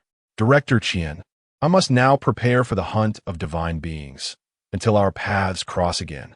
Indeed, farewell. Qin Xiang gathered the thermal suit, the god-slaying dagger, and a sequence potion into a cloth bag, then slipped the black glass vial into his pocket. Thank you. Qian watched as Qin Xiang departed, a smile gracing his lips. Chapter 55. Preparations. Qin Xiang returned to Wang Defa's warehouse.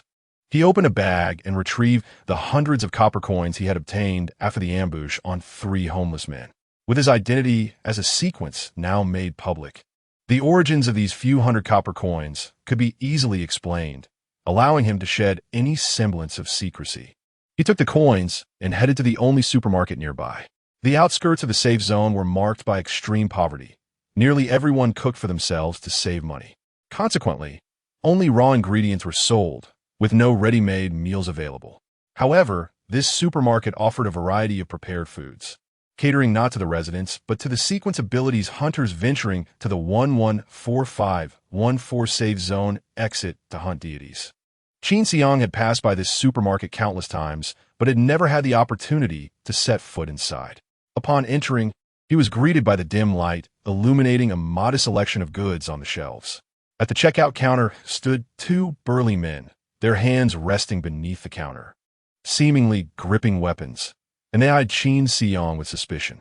Initially perplexed, Qin Xiang quickly realized the cause of their wariness upon glancing at his tattered clothing.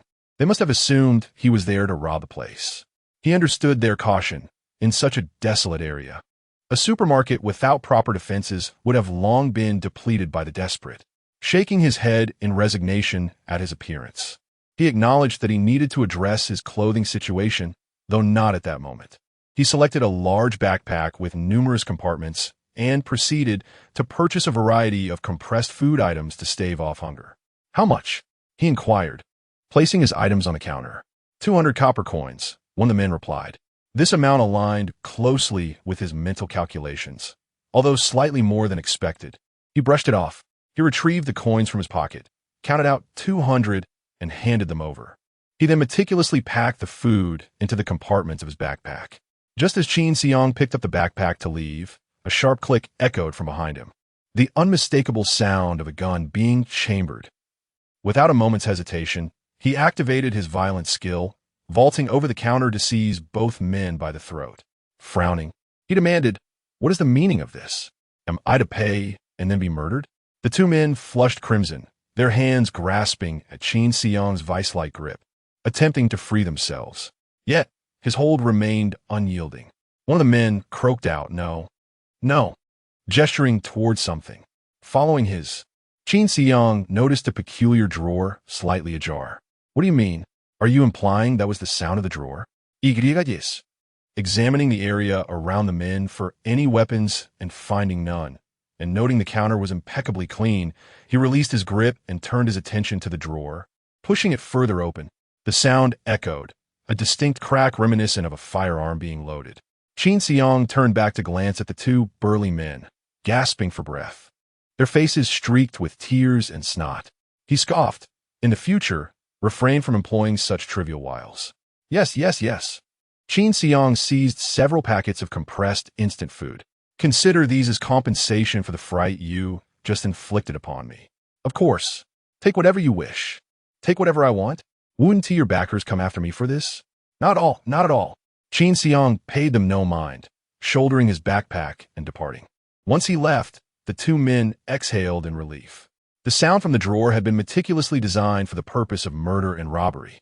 Although most customers in the store were individuals with special abilities, there were also many ordinary people who preferred to remain inconspicuous.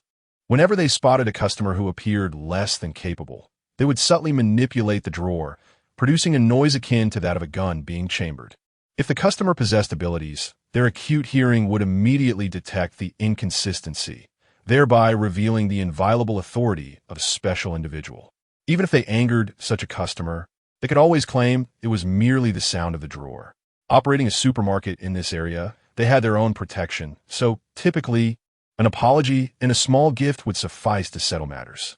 If the customer lacked special abilities, however, they would extract a real firearm from the drawer's hidden compartment, eliminate the customer, and seize their belongings to make a substantial profit.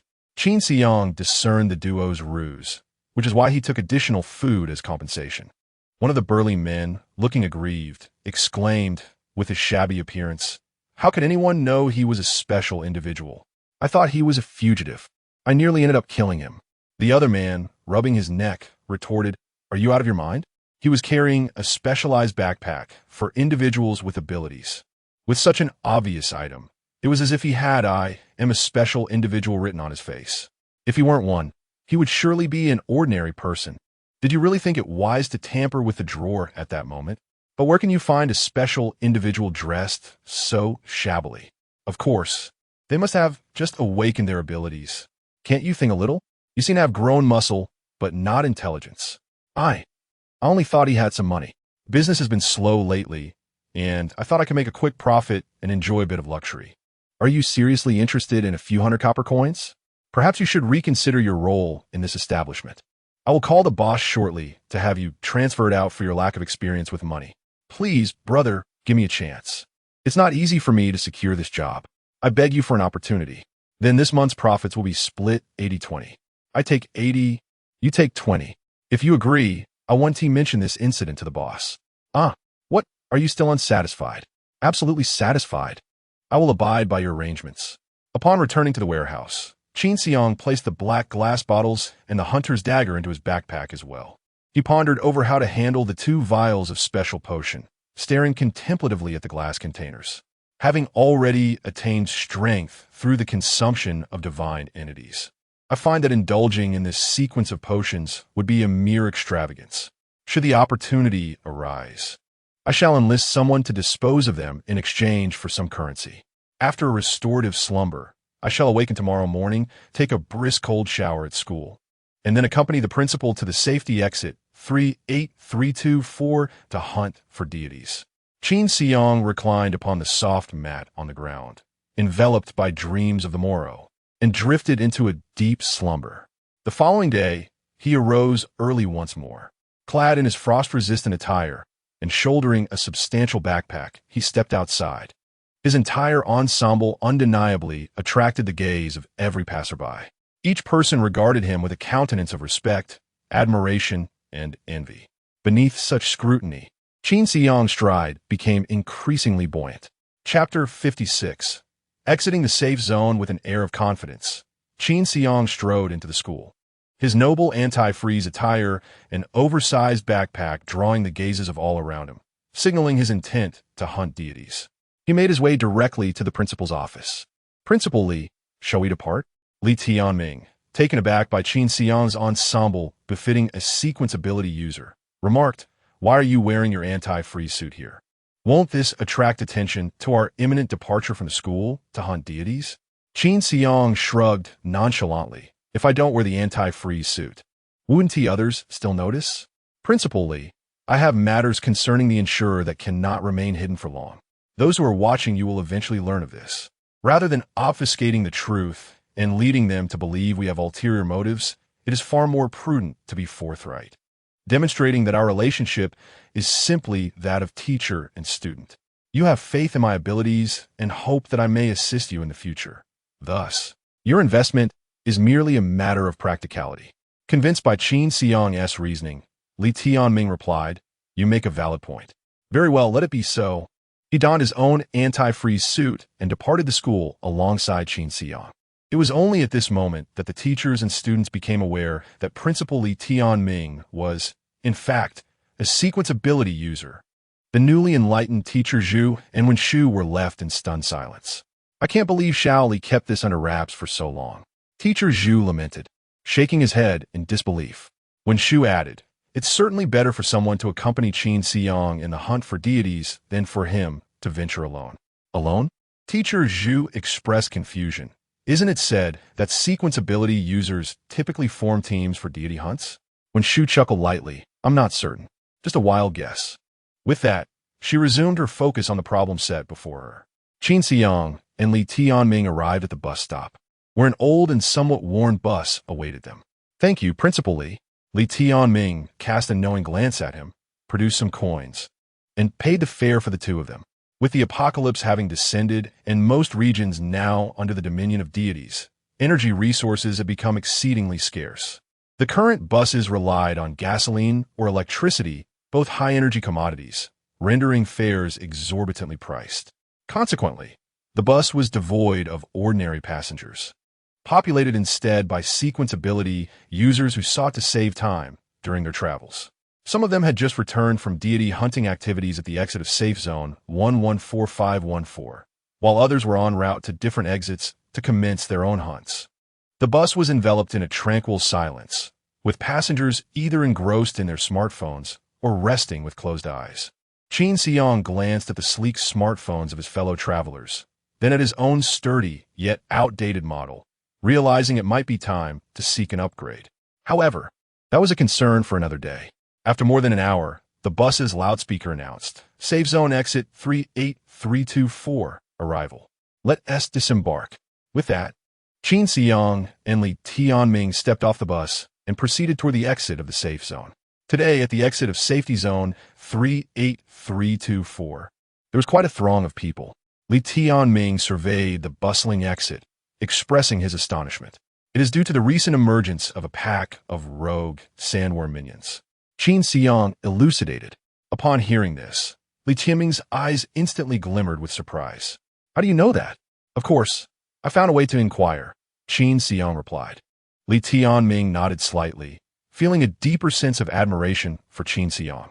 His intellect was far beyond that of an ordinary teenager. Perhaps relying on him for personal matters might yield fruitful results. The duo stepped out of the safety zone as a metallic door opened with a soft hum. Qin Xiang faced the world outside for the first time. The faint starlight above cast a dim glow upon the desolate landscape of the eternal night blue star, illuminating a world of ruins. The remnants of shattered walls and discarded vehicles hinted at the vestiges of a once thriving civilization. However, after a decade. Much of this evidence had been buried beneath the relentless winds and sands. In a matter of time, it might vanish entirely. Perhaps one day, an archaeologist would unearth these relics, evoking a sense of ecstasy, or they might remain entombed, never to see the light of day again. Gazing at the scene before him, Qin Xiang was lost in thought, lamenting the fragility of human civilization. "Let's proceed," he said, following Li Tianming out of the safety zone. As they emerged, a brisk wind swept past, causing his protective suit to flutter. Li Tianming scrutinized the bustling hunter squad nearby, contemplating for a moment. "Based on my experience, we could head towards that. Principal Li, follow me." Without hesitation, Qin Xiang chose a path with fewer shadows and advanced. Li Tianming, taken aback for a moment, chose not to question and trail behind him. If Qin Xiang had knowledge of the sandworm minions, he might also be aware of their whereabouts. However, it was unlikely, as the minions roamed aimlessly after parting from their master, lacking a fixed location. Silently, Qin Xiang pressed on, delving deeper into the desolation, and the crowd around them gradually thinned. "Qin, where's the gathering place of the sandworm minions you are aware of? Venturing further may be perilous. If we encounter a mid-tier deity, I cannot guarantee your safety," Li Tianming cautioned, glancing around to confirm their isolation. The safety zone had receded into mere pinpricks of light behind them. They had traversed over 10 kilometers. It should suffice. He retrieved a black glass vial from his backpack and unscrewed the cap. "Qin, what is this?" "A sandworm scale." "What? Where did you acquire such a thing?" "I obtained it from the source of the information," Qin Xiang replied, unwilling to divulge more. Qian Wenda and Li Tianming were his two trump cards.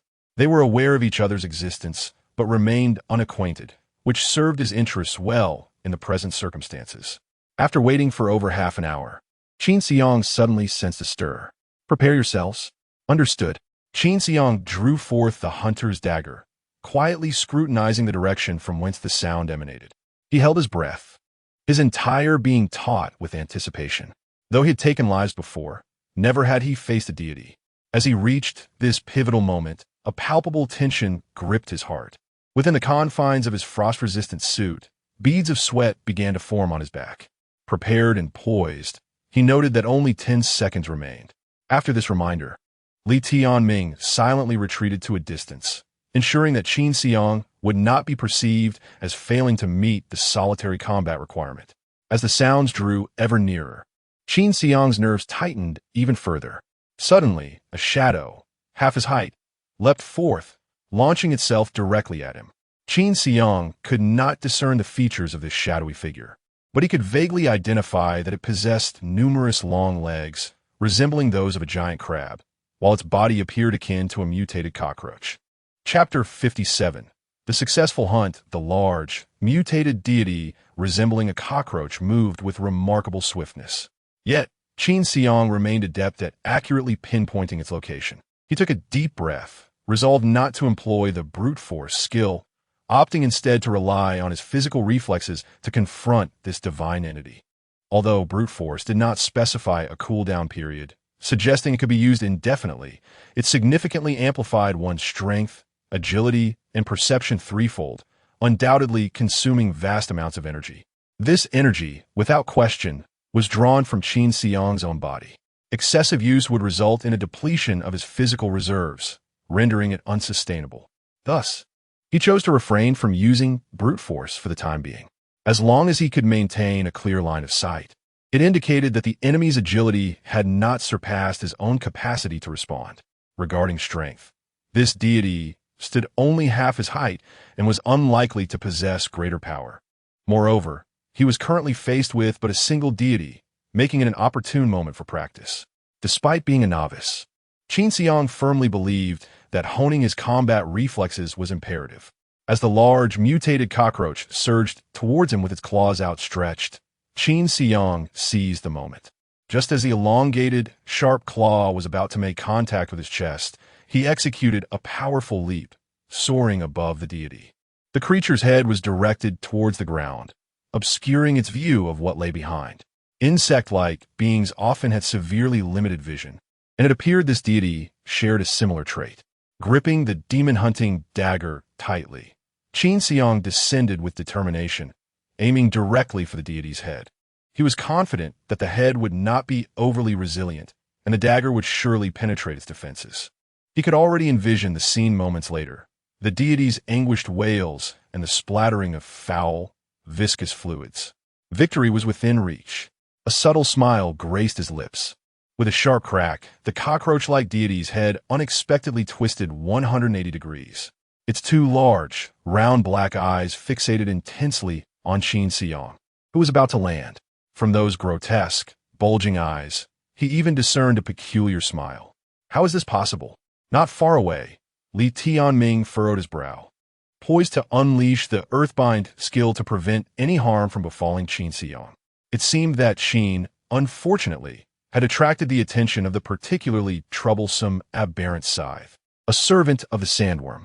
This creature could easily mislead one into believing it was a limited vision insect, yet its field of vision was in fact a full 360 degrees. Numerous sequence ability users had met their demise within its visual traps.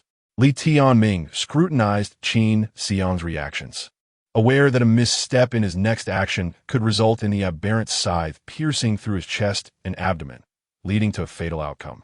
Sweat began to bead on Li Tianming's palms, fearing that he might not arrive in time to save Qin Xiang from perishing in this encounter. Upon witnessing the deity's sudden head rotation, Qin Xiang immediately recognized the peril of the situation. He abandoned his attack and instead planted a foot on the aberrant scythe's carapace, leaping once more. Just as his foot had barely departed from the armored back, two ebony scythes sprang forth from the distorted carapace's dark, circular eyes, grazing past Qin Xiang's mask-like visage. Even through his frost-resistant suit, he could feel the air vibrate with the swiftness of their approach. How perilous! Had he stubbornly pressed on with his assault moments ago, he would have been cleaved into several pieces by these unexpectedly emerging scythes. Cursed be it! Despite having researched the information on the sandworm's minions prior to his arrival, he had never encountered this deity. Wait! As Qin Xiang observed the head of the distorted carapace, a sudden realization struck him. These sides had emerged from its eyes. Did that not imply that its field of vision had vanished, rendering it blind? Witnessing the sides retract swiftly only reinforced his hypothesis. It seemed the distorted carapace was eager to reclaim its sight, hence its decision to withdraw the sides after failing to strike. This was the moment. Without a shred of hesitation, Qin Xiang pressed down once more as he descended, thrusting his dagger toward the head of the distorted carapace. With a squelch, he felt the dagger pierce through a layer of tough hide before penetrating a soft, moist region. The distorted carapace writhed in agony, its sides that were meant to retract extending once again in a desperate attempt to sweep towards Qin Xiang, seeking mutual destruction. However, Qin Xiang had seized the initiative, refusing to squander this opportunity. He exerted downward force with both hands, driving the dagger deep into the ground, pinning the head of the distorted carapace firmly in place. As its head had become utterly deformed, the sides that extended from its eyes only protruded a short distance before becoming lodged. Seizing the moment, Qin Xiang twisted forcefully, creating a hole as thick as a steel pipe. A surge of dark green liquid splattered onto his protective suit, sending a chill through his body beneath the frost-resistant attire. The creature's many legs twitched twice before falling still. It was done.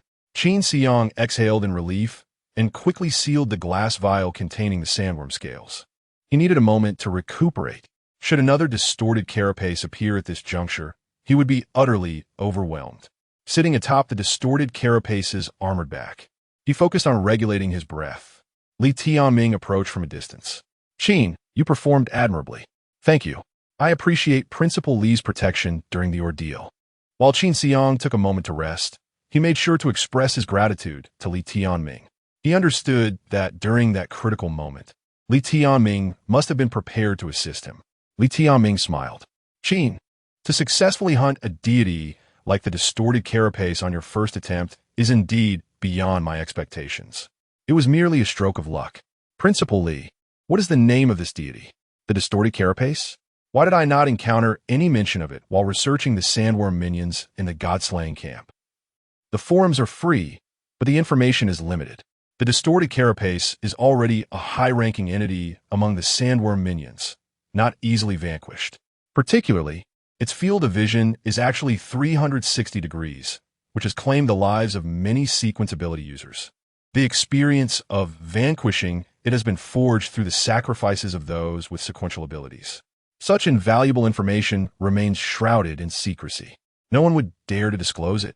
Then, how is it that you, Principal Lee, are privy to this knowledge? Me? Have you forgotten? I am the Vice Dean of certain university, and my understanding of the divine is naturally far more profound. The fact that information regarding the hunting of deities remains undisclosed is indeed perplexing. No wonder humanity has yet to devise a means of escaping the confines of the safe zone. Truly a wretched lot. Li Tianming inquired, classmate Qin. Do you intend to reveal the information about the aberrant scythe? Qin Xiang chuckled softly. I might be even more unscrupulous than they are. Ha. Well, enough of that. Principal Li, where must I strike to prove my conquest of this deity? Chapter 58. Infidelity: How to prove the slaying of a deity is equally elusive in the forum. Qin Xiang gleaned from fragmented conversations that one must sever specific parts from the divine being to substantiate their identity and bring them back to the safe zone. At the entrance of this secure area, personnel from the Sequence Ability Management Bureau would assess these fragments and allocate rewards accordingly. Although he had vanquished the aberrant scythe, he was uncertain about how to validate his triumph.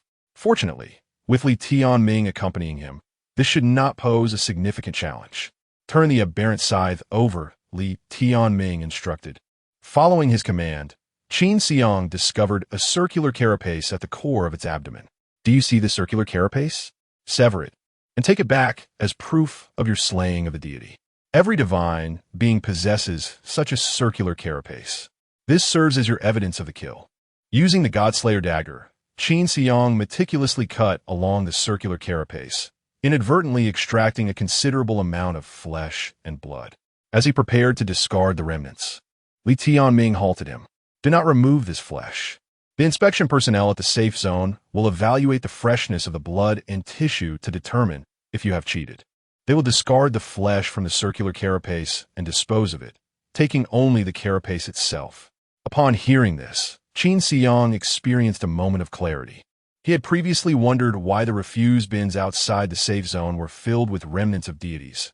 Now, the reason was evident. Curiously, he inquired, how many Godslayer points is this circular carapace worth? Li Tianming extended 6 fingers. 6 Godslayer points. Such a substantial amount.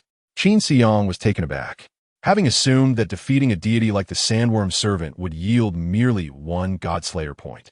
Indeed, it is quite significant. What determines this point value? Examine the circular carapace closely. Li Tianming wiped away the dark green ichor and pointed to a circular indentation. This circle represents 5 points. He then gestured to a linear groove. This line signifies 1 point. Altogether, that amounts to 6 points. A puzzled expression crossed Qin Xiang's face. What is the basis for this point system? Naturally, it is derived from practical combat validation. The Bureau discovered that the difficulty of slaying a deity with a circular indentation is approximately 5 times greater than that of one marked by a single groove. Hence the established exchange standard. Qin Xiang, now enlightened, opened his backpack and carefully stowed the precious circular carapace inside. 6 points for a solo endeavor equated to double points, 12 points in total. Although he did not fully grasp the implications, the prospect of 12 points sounded exceedingly promising. He resolved to safeguard it diligently to prevent theft. Noticing his cautious demeanor, Li Tianming reassured him, you need not worry about the circular carapace being stolen. The essence of your aura is embedded in your Godslayer dagger, and it is also present on the carapace. Even if someone were to steal it, their aura could only overlay yours. According to Bureau regulations, the rewards will be allocated to the original owner of the aura on the carapace. Understood. That is quite reasonable. Please continue. Indeed, Qin Xiang unscrewed the cap of the sandworm scales and resumed his vigilant watch. However, in addition to fixating on the horizon, he began to contemplate the corpse of the aberrant scythe crab. With such a colossal divine body, consuming it entirely could very well elevate him to the heavens. His heart surged with excitement at the thought. Without hesitation, he took action. He first employed his hunter's dagger to sever the crab's small leg, which resembled that of a crab. "What are you doing, Qin?" came a voice. "Oh, just passing the time, having a little fun." Li Tianming, unaware of Qin Xiang's intentions and seeing no sign of the sandworm thralls, decided to leave him be. Qin Xiang proceeded to chop off the joint of the small leg, examining the remaining segment in his hand. Hollowing out the flesh inside, he mused that it could serve as a straw. His gaze shifted to the abdomen of the aberrant scythe crab, where a pool of dark green juice flowed from the cavity left by the excised shell. After scanning the desolate surroundings to ensure no divine beings were nearby, he opened a small gap in the visor of his frost-resistant suit. A gust of frigid wind rushed in, causing him to shiver. Outside the safe zone, the cold was indeed biting. The physical form of his sequence ability user could hardly endure it. Once he acclimated to the chilling breeze, he resolved to fashion his straw swiftly. Otherwise, the juice within the aberrant scythe crab might freeze over. Gripping the small leg, he placed it between his lips and forcefully sucked, drawing the flesh into his mouth. It tasted somewhat like crab meat. Having savored raw drunken crab in his past life, he found the leg's flesh smooth and tender, akin to what he was consuming now. After swallowing, a warm sensation coursed through his body, bringing him a sense of comfort. Not bad at all. He quickly inserted the hollow crab leg back into the aberrant scythe crab's body, eagerly siphoning the juice within. Indeed, the cold had already begun to congeal it into icy shards. However, Qin Xiang was unperturbed. The pursuit of strength was not to be trifled with. As the juice entered his body, it transformed into energy that bolstered him. Thus, no matter how much divine remains he consumed, he would never feel full. He continued to suck for about a minute before the juice ran dry. A cursory glance revealed that the majority of the interior of the aberrant scythe crab was filled with juice, while the remaining flesh was scant. Most of the energy had been absorbed by him. Next, he shoved the straw back into the crab's corpse and poured in some sand. Aside from me, surely no one else would dare to touch a divine body, right? Satisfied, Qin Xiang let out a burp, wiped the juice from the corner of his mouth, and then closed the visor of his frost-resistant suit, reclining lazily against the shell of the aberrant scythe crab. He had grown stronger once more. At that moment, basking in the sun would have made him even more content. Although his sequence level had not risen, he could distinctly sense his strength increasing. Not only had his physical power improved, but even his vision had sharpened. The distant sights that had once been blurry were now crystal clear. Li Tianming, not far away, remained oblivious to Qin Xiang's activities. He had thought that he had suddenly regained his childlike spirit, enjoying his solitary playfulness. It was uncertain whether Qin was truly mature or merely childish. After a brief respite, Qin Xiang suddenly heard a rustling sound. It seemed that another sandworm servant had arrived. He immediately rose, re-establishing his combat stance, calmly preparing for the approaching adversary. Qin Xiang felt confident that if a deformed armored scythe were to appear this time, he would effortlessly prevail. Thanks to his enhanced vision, he spotted a deity approaching in the distance. Was that a long-legged worm? A smile crept onto Qin Xiang's lips. The soft target he had been anticipating had finally arrived. It was time to hunt with fervor. Chapter 59. Sequence Level 3. If the distorted is considered an exalted entity among the sandworm minions, then the long-legged worm is but the mud beneath the soles of their shoes, a mere underling. No deity is as feeble as the long-legged worm. They possess neither robust defenses nor formidable offensive capabilities, lack venom that could claim lives, and are devoid of cunning intellect. With nothing more than a mouth no larger than a finger, their bites upon a sequence ability user feel akin to a gentle scrape. The long-legged worm is not only weak in ability, but also limited in intelligence. When confronted with peril, it does not even attempt to evade. The Sequence Ability Management Bureau has seriously contemplated the reduction or even abolition of the long-legged worm's hunter points.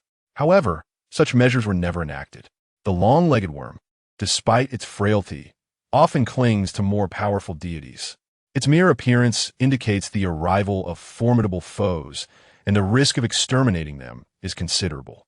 Moreover, the long-legged worm remains a deity, one that ordinary humans cannot slay. Only a sequence ability user may deliver the fatal blow. As a deity, it warrants respect. Thus, the Bureau still awards the long-legged worm hunter points, encouraging ability users to bravely hunt deities. Yet, the Bureau never anticipated the shameless actions of one like Qin Xiang, who lured the minions with a single sandworm scale. The long-legged worms arrived seeking a new master and did not band together with other potent deities. A multitude rushed toward the source of the sandworm's scent. Qin Xiang beheld the vast swarm of long-legged worms, his smile nearly splitting his face. Nearby, Li Tianming stood in stunned silence. This fellow was truly fortunate. There were at least several hundred long-legged worms before him. Was he about to soar to greatness? Why had he never encountered such fortune during his own hunts? A twinge of envy crept into Li Tianming's heart. If not for the need for Qin Xiang's assistance and the inconvenient presence of witnesses, he might have slain Qin Xiang and claimed the long-legged worms for himself. Self-restraint, self-restraint. Li Tianming, you have more pressing matters to attend to. He took a deep breath, finally managing to suppress his jealousy. Qin Xiang did not linger. He immediately brandished his hunter's dagger and charged forward. The long-legged worms, mostly half a meter long and 2 fingers wide, were elevated about 20 centimeters off the ground due to their slender legs. Yet in Qin Xiang's eyes, they were no different from common pests. With swift strokes of his dagger, he could easily dispatch 3 to 5 with each sweep. At that moment, an idea struck Qin Xiang. He understood that only sequence ability users could slay deities, yet it was never stated that a hunter's dagger was a necessity. Observing the long-legged worms crawling on the ground, he became curious. Could he crush these insignificant deities underfoot? He stepped down upon one, only to watch it instantly revert to its original form and continue its crawl.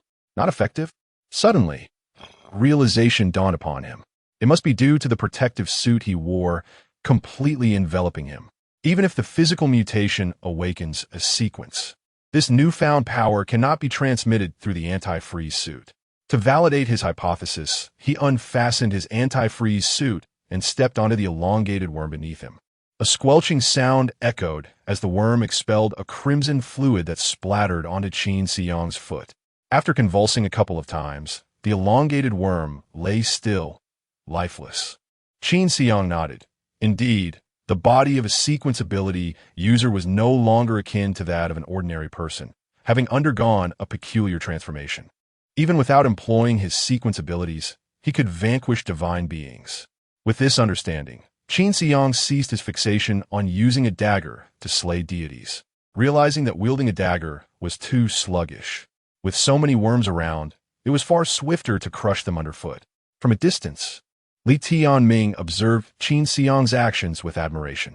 He noted how Qin Xiang first attempted to crush the elongated worm while clad in his anti-freeze suit, and then later did so without it. In the heat of battle, when confronted by simple foes, rather than merely seeking to harvest points for slaying gods, he displayed a spirit of exploration. Truly, he was a promising candidate for scientific research. If I were still in university, I would certainly take this young man under my wing. Alas, I wonder if I will ever have the opportunity to venture beyond the fringes of safety in my lifetime. Li Tianming cast another glance at Qin Xiang's silhouette. It was likely that by the time he passed away, Zhou school would not awaken another sequence ability user. Classmate Qin, my future relies on you. Qin Xiang discarded his anti-freeze suit aside and dashed amidst the horde of elongated worms.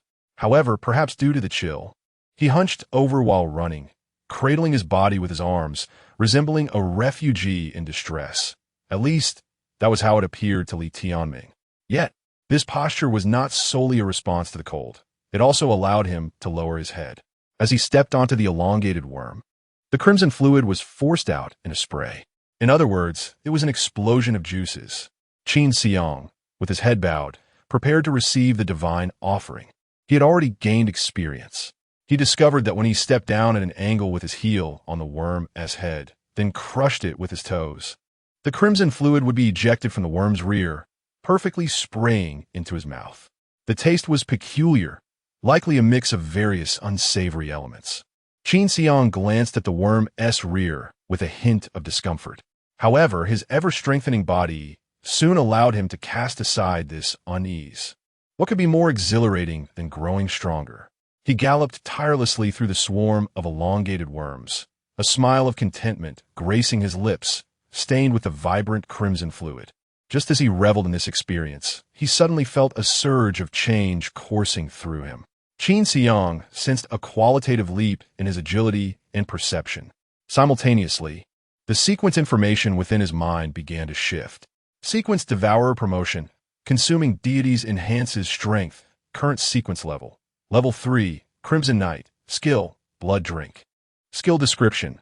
Capable of digesting deities through raw consumption. Skill, violence. Skill description. Within 10 minutes, personal strength, agility, and physical resilience are tripled, during which no pain is felt. Skill, dual metal. Skill description. Upon vanquishing a deity, all current abilities, excluding skills, are permanently doubled. Skill cooldown period, 1 year. 100% increase in all abilities.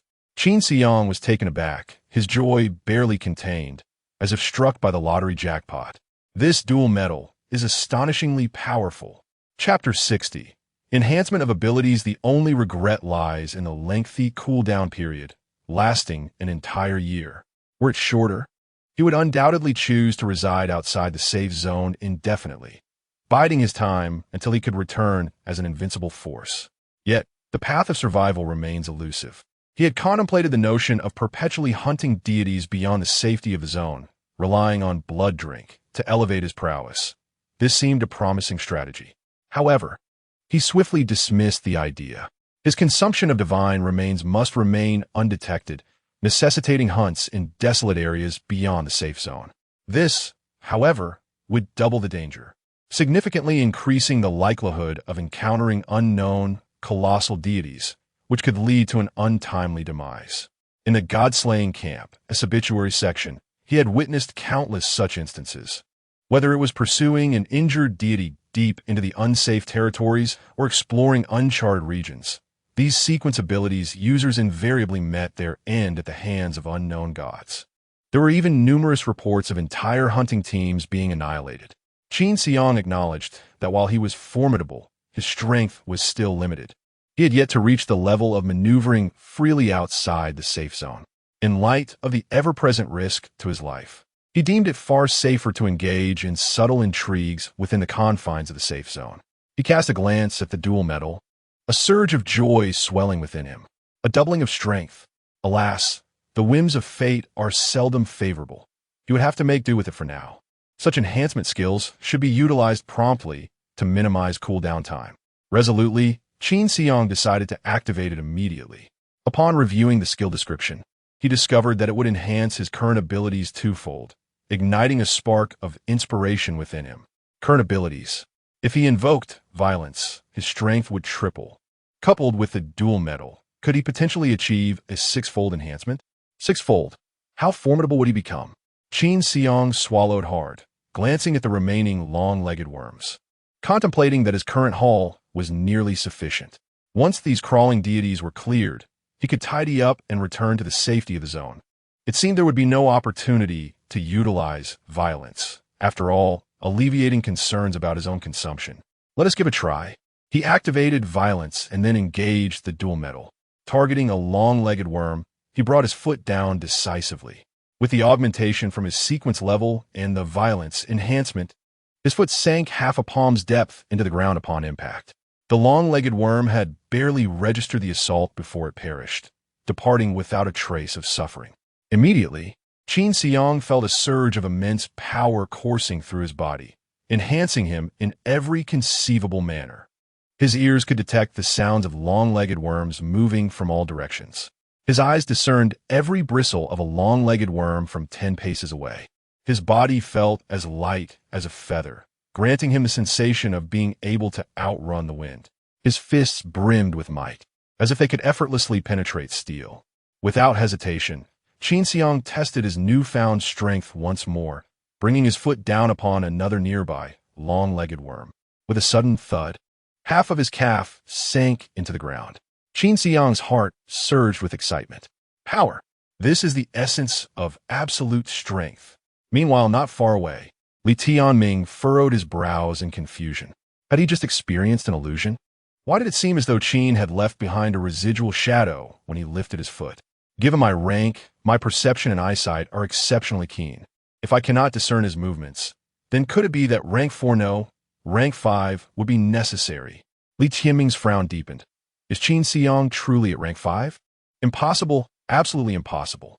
If he were at rank 5, why would he seek me out as an insurer? He could easily confront the deity on his own. Furthermore, attaining rank 5 requires hundreds of vials of serum. He could never acquire them. Perhaps my fatigue is clouding my vision. I must shake off this lethargy, lest I fail to react in time to save him should danger arise. With this thought, Li Tianming lifted his visor, feeling the brisk wind wash over him.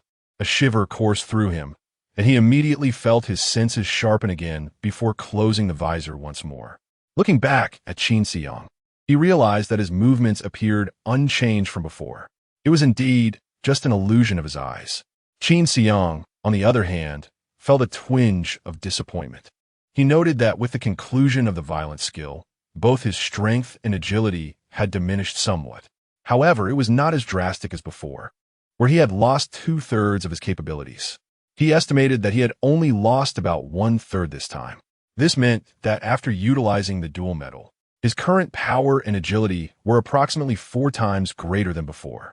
He calculated the transformation. Initially, his strength was 1 unit. Upon activating violence, it surged to 3 units. And after employing the dual metal, it reached 6 units. However, with the end of violence, the previous enhancement faded, and he lost the 2 units gained from violence, leaving him with 4 units. He had anticipated a 6-fold increase, but was ultimately satisfied with a 4-fold enhancement. This was certainly more gratifying than a mere doubling of his abilities. He carefully managed his speed and strength to avoid arousing Li Tianming's suspicion, swiftly dispatching the remaining long-legged worms. Subsequently, he sealed the black glass vial containing the sandworm scales, preparing to tally his spoils. The debris scattered across the ground would keep him occupied for quite some time. Donning his frost-resistant suit, he retrieved the hunter's dagger and began harvesting the segmented armor. Due to the limited space in his backpack, he was meticulous in his cuts, retaining only a small amount of flesh and blood to ensure that the inspection personnel of the Bureau could ascertain their demise occurred today. Watching Qin Xiang's industrious figure, Li Tianming's eyes burned with jealousy. He had never witnessed such a multitude of seemingly inept, long-legged worms congregating together. Typically, encountering a dozen would be considered a stroke of luck. Qin Xiang unexpectedly encountered an army of legged worms. Upon a rough count, there were no fewer than 500. 500 legged worms equate to 500 hunter god points. Engaging in solitary combat, he would receive double the rewards, over 1,000 hunter god points. No member of the hunter team at the exit of safe zone 38324 could possibly surpass him. This bounty was more than sufficient to unlock the doors to the prestigious university for elite ability practitioners. Qin Xiang's fortune was beyond measure. He was truly a child of destiny. Li Tianming had already devised a plan. Upon his return, he would ensure to extract a significant profit from Qin Xiang. He could not allow this fortunate individual to escape without paying his due. Meanwhile, Qin Xiang remained blissfully unaware of Li Tianming's envious demeanor. Still immersed in the joy of his harvest, he had just severed the last piece of the round carapace, perfectly stowing it in his bulging backpack. Fortunately, the round carapace of a legged worm was considerably smaller than that of the distorted carapace sickle. Otherwise, his large backpack would have been insufficient. To create additional space, he carried the distorted carapace sickle in his hands as he made his way back. With his heavy backpack secured, he listened to the howling cold wind outside his mask, a smile gracing his lips. Today, the wind was particularly boisterous. Chapter 61. The hunter's points carrying his backpack, Qin Xiang walked alongside Li Tianming towards the safety zone. Gradually, they encountered other teams of hunters, most of whom appeared dejected. Their harvest today was rather meager, having only secured 7 points, which averaged out to just over 1 point per person for their group of 5. Indeed, rumors have been circulating about a horde of sandworm minions appearing at the exit of their safety zone, prompting many to flock here in anticipation. However, Not a single shadow of the sandworm minions had been spotted, and the number of hunted deities had dwindled even further than before. One could only wonder who had spread such a malicious falsehood. It was nothing short of disservice. At this rate, how would they ever accumulate enough to pay off their mortgage? Do not worry, Li Tianming reassured. Those who came here seeking shortcuts will soon depart when they fail to find the sandworm minions. Then, everything will return to normal. Listening to the disheartened words of the nearby hunting teams, Qin Xiang struggled to suppress a smile that threatened to escape. He relished the thrill of the hunt, and the misfortune of others only amplified his joy. Human emotions rarely resonate with one another. Often, happiness is built upon the suffering of others. Li Tianming observed Qin Xiang, who was on the verge of bursting into laughter, and said, "Qin, it is rather unseemly to take pleasure in the misfortunes of others." Unseemly? Qin Xiang raised an eyebrow. "Principal Li, are you suggesting that I still have the chance to be a good person?" Li Tianming shot him a sidelong glance, remaining silent. Indeed, could Qin Xiang still aspire to be virtuous? Goodness seldom thrives in a safety zone. Suppressing his desire to lecture, Li Tianming chose not to speak further, allowing Qin Xiang to revel in his amusement, who had claimed that there were numerous sandworm minions here. After traveling such a distance, not a single one had been sighted. Not only their team, but also others who had arrived alongside them had failed to encounter any. Perhaps those sandworm minions had already migrated to another area. Tomorrow, let's explore the exit of Safety Zone 54320. Perhaps fortune will smile upon us there. Very well, if after 5 or 6 more days, we still fail to find a trace of the sandworm minions, we shall return. As they walked, the other hunting teams sighed in disappointment, seemingly having secured little of worth. With heads held high, Qin Xiang and Li Tianming returned within the protective iron gates of the safety zone. At the side of the exit, the sequence ability users had formed a long queue, seemingly awaiting the inspection of their round plates. The two remained silent, with Li Tianming deep in thought, while Qin Xiang keenly eavesdropped on the conversations around them. "Captain John, we managed to hunt 10 points of round plates today. It seems quite commendable." "Yes. Initially, I thought it had not gone smoothly, but upon comparing with other teams' yields, most have fared less than half of ours." "Captain, from this 10 points, you can allocate 4 to yourself. With the addition of these 4 points, your total should reach 200, correct?" "Yes, indeed." Suddenly, someone interjected, 200 points? Does that mean you can rank among the top 5 at the exit of Safe Zone 38324? The individual named John glanced arrogantly at the envious onlookers and replied nonchalantly, "I should be precisely 5th. Is it true that the top 5 at the Safe Zone exit possess privileges? This matter is classified." "Oh, I apologize."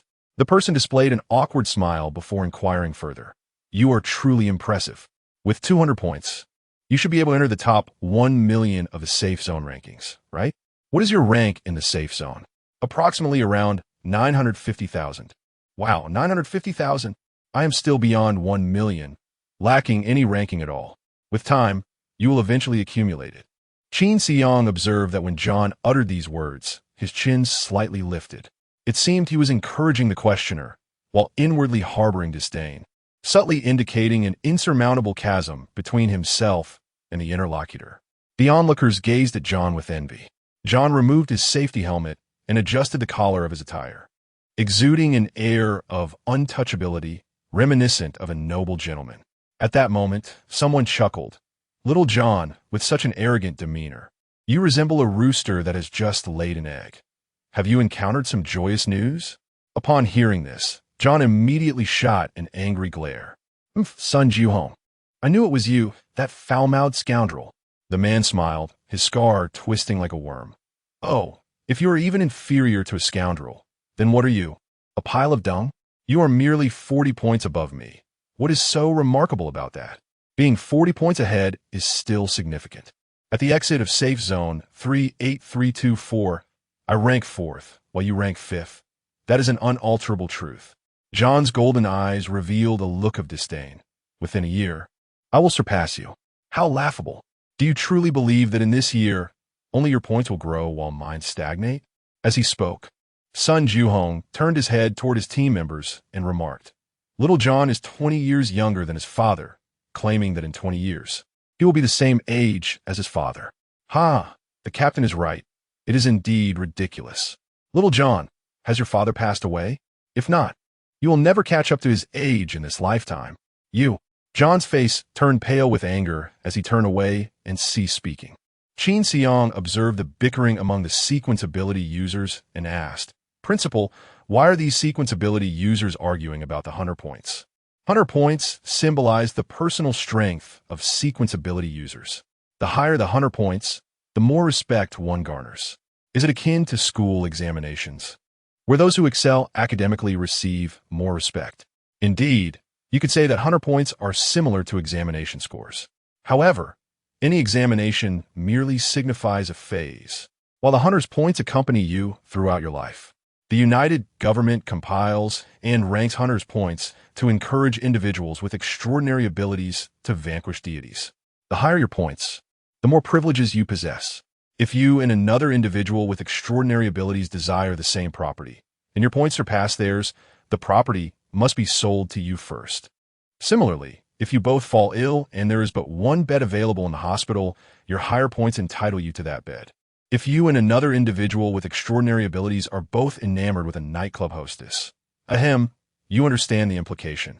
Principal, please do not cough. Elaborate on the matter of the nightclub hostess. Chapter 62. Acceptance of points after waiting for over 40 minutes. Qin Xiang finally found himself at the forefront of the line.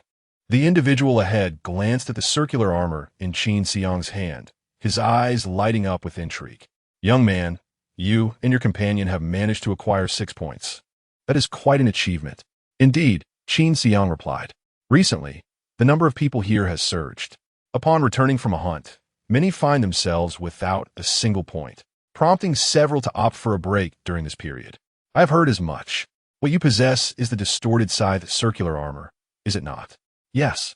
How fortunate you are, unlike us, who have only managed to capture 3 spinning blade spiders. Qin Xiang cast a glance at the 3 circular armors in the man's possession, each adorned with a ring, which collectively seemed to amount to 15 points. Observing the man's smug smile, Qin Xiang realized the intent was not to lament, but rather to boast. Choosing not to engage further, Qin Xiang diverted his gaze elsewhere. Noticing his lack of interest, the man soon ceased his attempts at conversation. A mere 1,500 points. What a pitiful situation, the man muttered under his breath. Qin Xiang remained silent. Yet those behind him expressed their discontent. So what if it's only 15 points? What is so impressive about that? Let him enjoy his moment, one remarked. Today marks a rare, bountiful day for our team. He has been flaunting those 3 spinning blade spiders all day.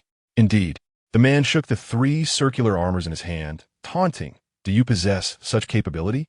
Jealous, are we? Yes, quite impressive. Yet I wonder how many of those 15 points will actually benefit you. The remark seemed to strike a nerve, prompting the man to turn away, abandoning his earlier boastfulness. The individuals behind Qin Xiang continued their banter. Truly formidable individuals seldom flaunt their prowess. It is often those who merely tag along who make the most noise. Quite right. In my opinion, if he manages to secure even 1 point for himself, that would be commendable. The man immediately whirled around, exclaiming, Do not underestimate me. I can secure 1.2. Oh, how impressive. 1.2 indeed suits your character, came the sarcastic reply, flushing the man's face crimson, while laughter erupted from behind Qin Xiang. After the verification of the circular armors, the individual before Qin Xiang departed in defeat. At last, it was Qin Xiang's turn, marking his inaugural experience in the acceptance of circular armors. The evaluator from the Sequence Ability Management Bureau scrutinized the circular armor in Qin Xiang's possession. Name: Qin Xiang. Sequence Ability Number: 00009527. The evaluator's brow furrowed as he conducted a check. I do not see any team information for you. Are you in a solo team? Yes. Upon hearing that Qin Xiang was part of a solo team, those behind him erupted in astonishment. Good heavens, does that mean he will instantly acquire 12 points? He solo? How can that be? That old man has been standing next to him the entire time. Is he attempting to cheat the system?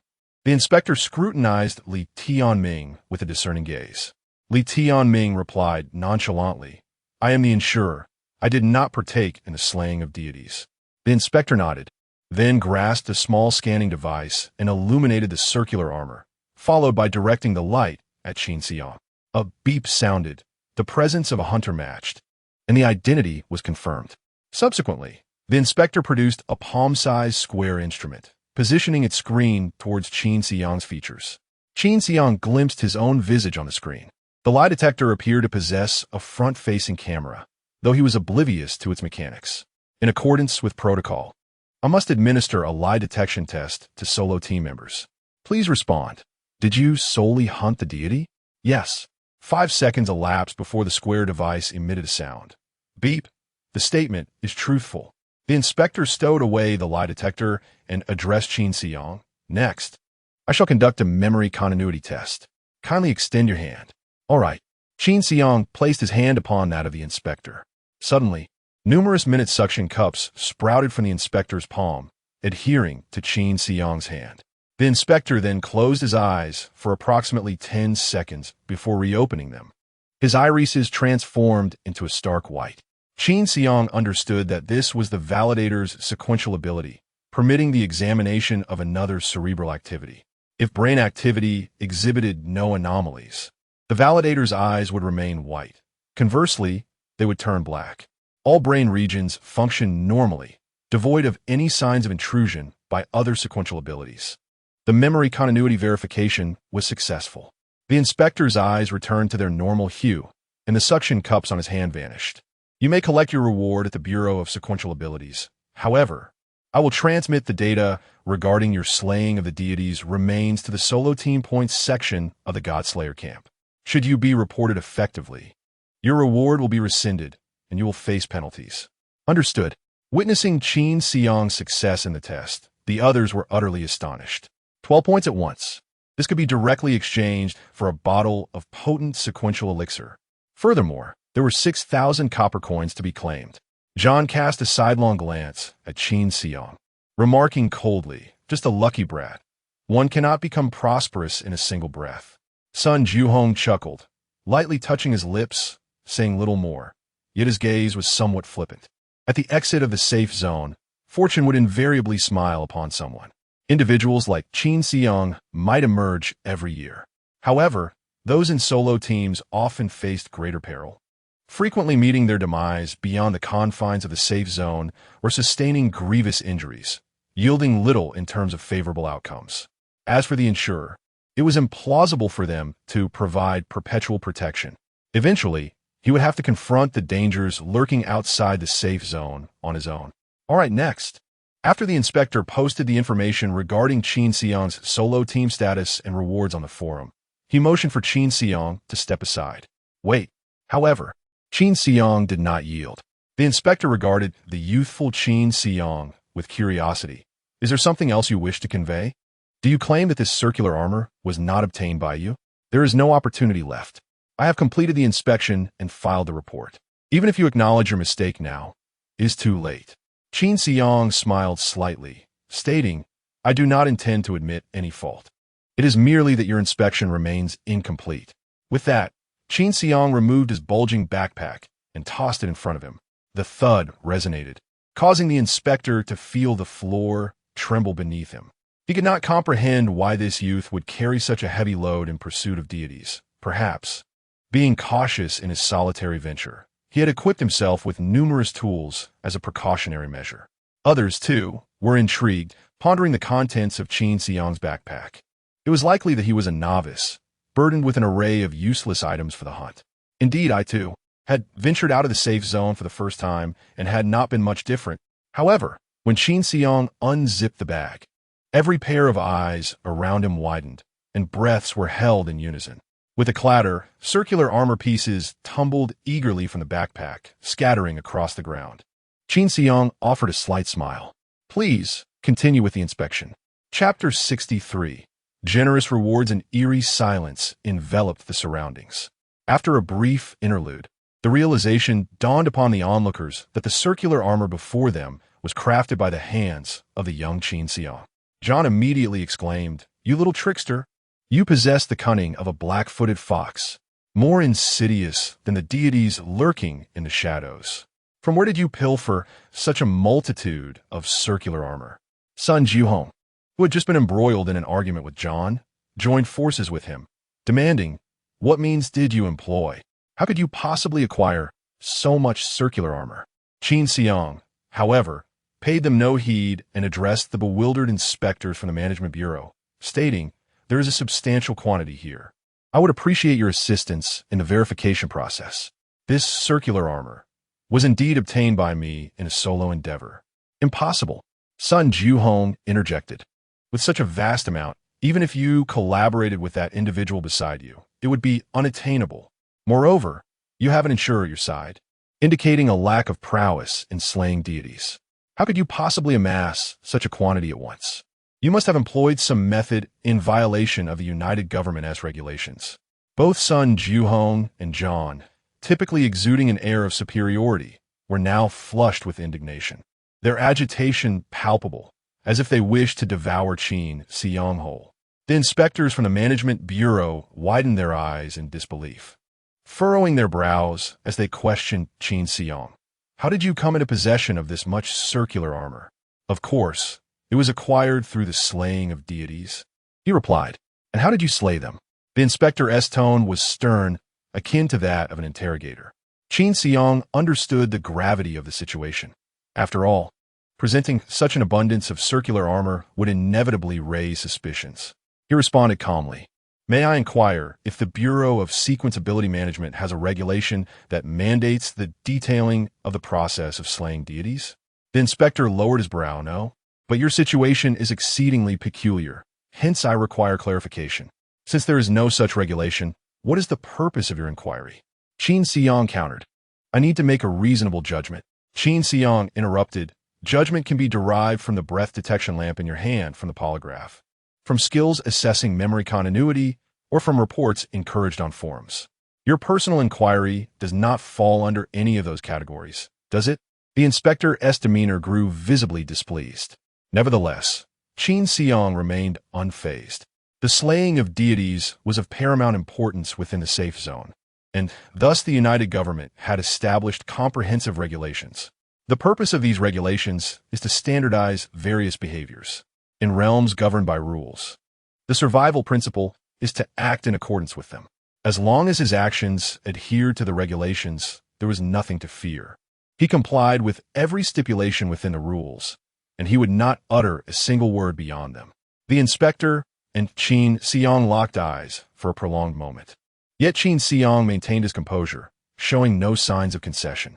The inspector, left with no alternative, proceeded with the examination as per the regulations. He first retrieved the breath detection lamp, illuminating each piece of circular armor in turn, confirming that the aura emanated from the same divine hunting dagger. 794 round coins of armor. Upon counting them, he could not help but feel a surge of astonishment. Since he assumed the role of inspector at the exit of this secure zone, he had never encountered such an immense quantity of round coins. Even he, as an inspector, found himself tempted by this considerable fortune. However, under the watchful gaze of the crowd, he found himself unable to employ any underhanded methods to pocket a portion of them.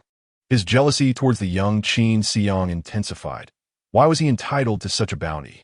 Consequently, he scrutinized each coin with extraordinary diligence, inspecting each 1, 4, or 5 times to ensure there were no other lingering scents before begrudgingly setting it aside and moving on to the next. This entire process lasted over 2 hours before he once again turned his attention to Qin Xiang to confirm that he was indeed the wielder of the God Slayer dagger. Subsequently, lie detection and memory continuity tests were administered, which Qin Xiang passed without issue. While posting a report, the inspector inquired, "It seems that your over 700 coins are primarily sourced from the Longfoot worm." Given his daily dealings with round coins, it was no surprise that he could identify them. Before Qin Xiang could respond, the crowd erupted once more. "Longfoot worm? These are all from Longfoot worms." "Indeed. Look, these coins are the size of copper coins, with a single groove resembling the Longfoot worm. This means that the entire horde of sandworm minions was composed of Longfoot worms, all slain by this lad. No wonder he could kill so many. They were merely fragile Longfoot worms." What rank is he? How could he attract such a multitude of long-foot worms? Qin Xiang initially intended to say something, but fell silent upon hearing this. He cast a cold glare at the inspector, understanding that the statement was intended to inform the onlookers that most of the sandworm minions had been hunted down by him. This implied that many Godslayer teams had made their efforts in vain, and their resentment would likely be directed at him. Observing the angry gazes of the crowd, Qin Xiang couldn't help but find amusement in the absurdity. Despite having no enmity with them, they seemed to harbor a deep-seated grudge. No matter. They were merely a bunch of insignificant creatures. Even the strongest among them was likely only at sequence level 2, perhaps inferior to Li Tianming beside him. Hardly worth consideration. Should a life-or-death battle unfold outside the secure zone, Qin Xiang was confident that he and Li Tianming could eradicate them entirely, perhaps without even needing Li Tianming's assistance. As these thoughts crossed his mind, an involuntary glint of killing intent flickered in Qin Xiang's eyes. The other sequence ability users immediately sensed that he was not as naive as he appeared. Li Tianming gently tapped Qin Xiang's hand, signaling him to temper his demeanor. Only then did Qin Xiang come to his senses and once again adopt a student-like smile. At merely 17 years of age, why was he constantly preoccupied with thoughts of violence? This was not good. Very much so. The inspector announced Qin Xiang's God Slayer rewards, 1 point per round coin, totaling 794 coins, plus 1 coin worth 6 points, culminating in a grand total of 800 God Slayer points. Due to the nature of a solo team, the points have been doubled, resulting in a total of 1,600 points. The other rewards remain unchanged. Each point corresponds to 1,000 copper coins, amounting to a grand total of 800,000 copper coins. Furthermore, 1 point equates to 1/10 of a bottle of sequence potion. This time, you shall receive 80 bottles of sequence potion. However, due to the substantial quantity of the reward, I am unable to claim it here. Please proceed to the nearby Sequence Ability Management Bureau to collect it. Upon hearing this, Qin Xiang's smile widened almost uncontrollably. 800,000 copper coins equate to over 60 silver coins, a sudden leap into affluence. But wait, Qin Xiang's gaze shifted to the side, where Li Tianming, equally beaming, stood. It dawned on him that he would have to share half of this fortune with the bald, rotund man beside him. Chapter 64. Resolving disputes, Qin Xiang earned money effortlessly, while Li Tianming found it even easier. A leisurely stroll outside the safe zone with Qin Xiang yielded him over 30 silver coins. Though Qin Xiang felt a pang of guilt, he had no intention of keeping the money. Despite Li Tianming's lack of direct involvement, he had remained vigilant, ensuring Qin Xiang's safety, which warranted a reward based on their previously agreed terms. Moreover, their collaboration was intended to be long-term, not a mere one-time affair. Thus, he decided to part with the 30 silver coins without hesitation. Having recently transitioned from poverty to wealth, he was eager to claim his rewards promptly. The nearby Bureau of Ability Regulators was located in the 14121 area, where Qian Wendo was stationed. Qin Xiang resolved to visit the bureau and collect his reward. Just as he picked up his empty backpack and turned to leave, he was unexpectedly called out to stop. Wait. Turning around, he discovered it was John. What do you want? I want to challenge you at the battle arena. Qin Xiang frowned. The battle arena? What is that? A place for combat? Indeed. Come to the battle arena and duel with me. Why would I want to duel you? Are you afraid? Taken aback, Qin Xiang regarded John, whose expression was filled with anger, and then glanced at Li Tianming, pondering, what has this golden-haired fool been provoked by, rendering him foolish? Li Tianming explained. You must have heard that he was initially among the top 5 in accumulating points at this exit, which granted him certain privileges. Now that your ranking surpasses his privileges have been usurped, prompting him to seek a duel with you at the battle arena. Hold on, that is quite a lot of information to digest. Qin Xiang responded, collecting his thoughts. What exactly are these privileges? Each management personnel at the exits of safe zones has performance targets. The more deities their assigned hunters slay at a particular exit, the greater the rewards for their superiors. To encourage formidable hunting teams to embark from their jurisdiction, management offers rewards to the top 5 performers. This method of reward is recognized by both the Bureau and the United Government. Qin Xiang turned to the verification officer. Were the privileges associated with the 38324 exit? The officer's demeanor was cold, a 10% increase in copper coins. Does that mean I would receive 880,000 copper coins? Qin Xiang's eyes widened in shock as he pointed an accusatory finger at the officer. You scoundrel. Are you attempting to steal my privilege reward? The officer huffed. You only acquire privileges after today. Your previous performance does not count. Oh, my apologies. I was merely startled by my prior poverty, hence my hasty words. Please forgive me. With a smile, Qin Xiang quickly offered an apology to the verification officer. Li Tianming sighed, bemused by Qin Xiang's rapid shift in demeanor, feeling a bit embarrassed. Shouldn't he strive to reclaim his privileges by hunting deities instead of challenging me to a duel? By the way, what exactly is the battle arena? Between the sequence adepts, conflicts are inevitable. The combat arena is an official venue provided by the unified government for resolving disputes among sequence adepts.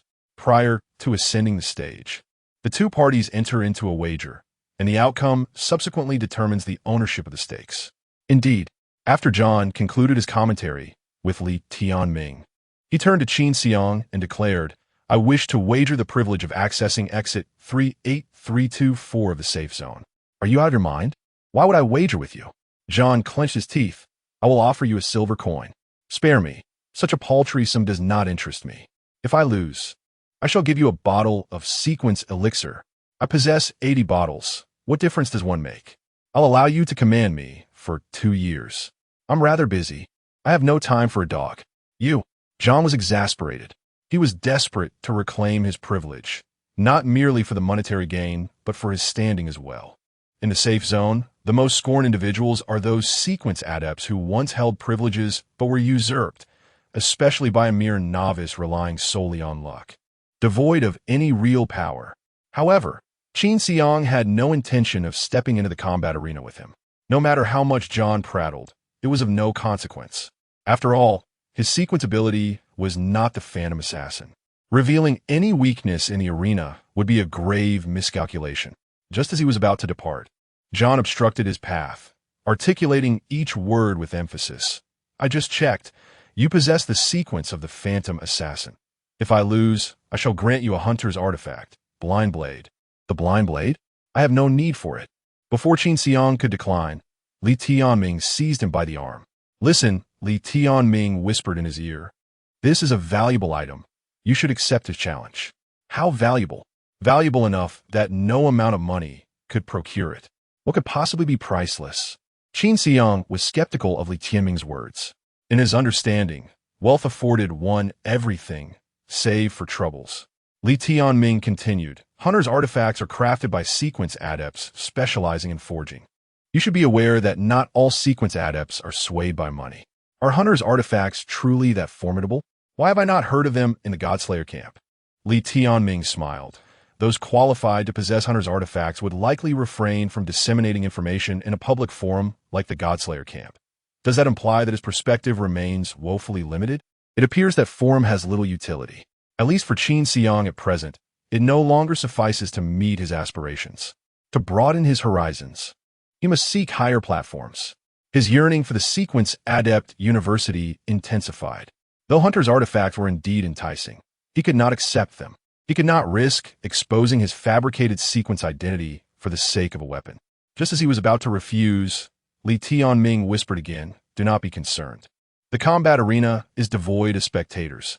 Only the two of you will be present. What transpires remains a secret. Why is it thus?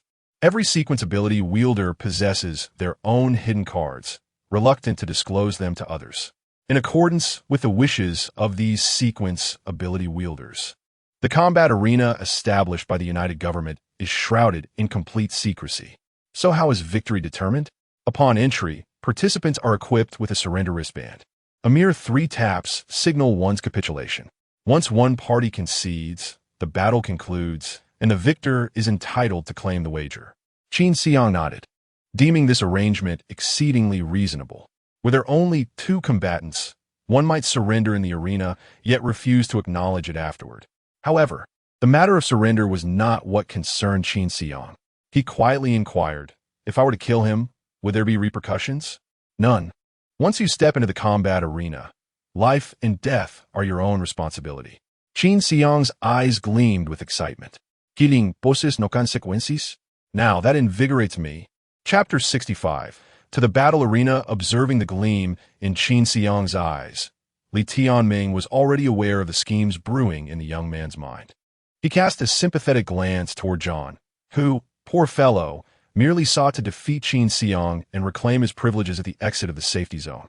Yet, Qin Xiang had set his sights on John's God Hunter artifact, along with a sinister intention to claim his life. Li Tianming was cognizant of the peculiar nature of Qin Xiang's abilities. His extraordinary strength and agility alone were sufficient to raise suspicions. Even though Qin Xiang had been holding back, the seasoned Li Tianming discerned that his fundamental attributes far exceeded those of an ordinary level 1 ability user. There were only two possibilities. Either Qin Xiang was not a level 1 ability user, or he was not a typical ability user at all. Whichever the case, it implied that a monumental secret lay concealed behind Qin Xiang. This secret was known only to Li Tianming, who had a mutual dependence with him. Others who had witnessed his abilities would not keep such knowledge to themselves. Thus, once Qin Xiang and John ascended the battle arena, there was but one inevitable outcome: death. Seeing that Qin Xiang appeared unperturbed by the prospect of killing, his eyes brimming with desire for the God Hunter artifact, Li Tianming's curiosity about him deepened. This young man was undoubtedly no novice at taking lives. Who had he slain before? The fringes of his safety zone were rife with chaos, with individuals disappearing and being murdered each week. Li Tianming was uncertain, yet it was inconsequential. A self-deprecating smile crossed his lips. Who among them had not taken a life? Realizing he could unleash his full power freely upon the battle arena, Qin Xiang fixed his gaze on John like a ravenous wolf eyeing its prey. Do you truly possess the God Hunter artifact? I find that hard to believe unless you present it before me. John withdrew a short blade, slightly longer than the God Hunter dagger, from his waist and handed it to Qin Xiang. As Qin Xiang grasped the blind blade, he felt an instantaneous connection between the weapon and the power coursing through him, as if the blade had become an extension of himself. This is the blind blade. Should you strike a deity with it, within a minute, that deity will succumb to blindness, John explained.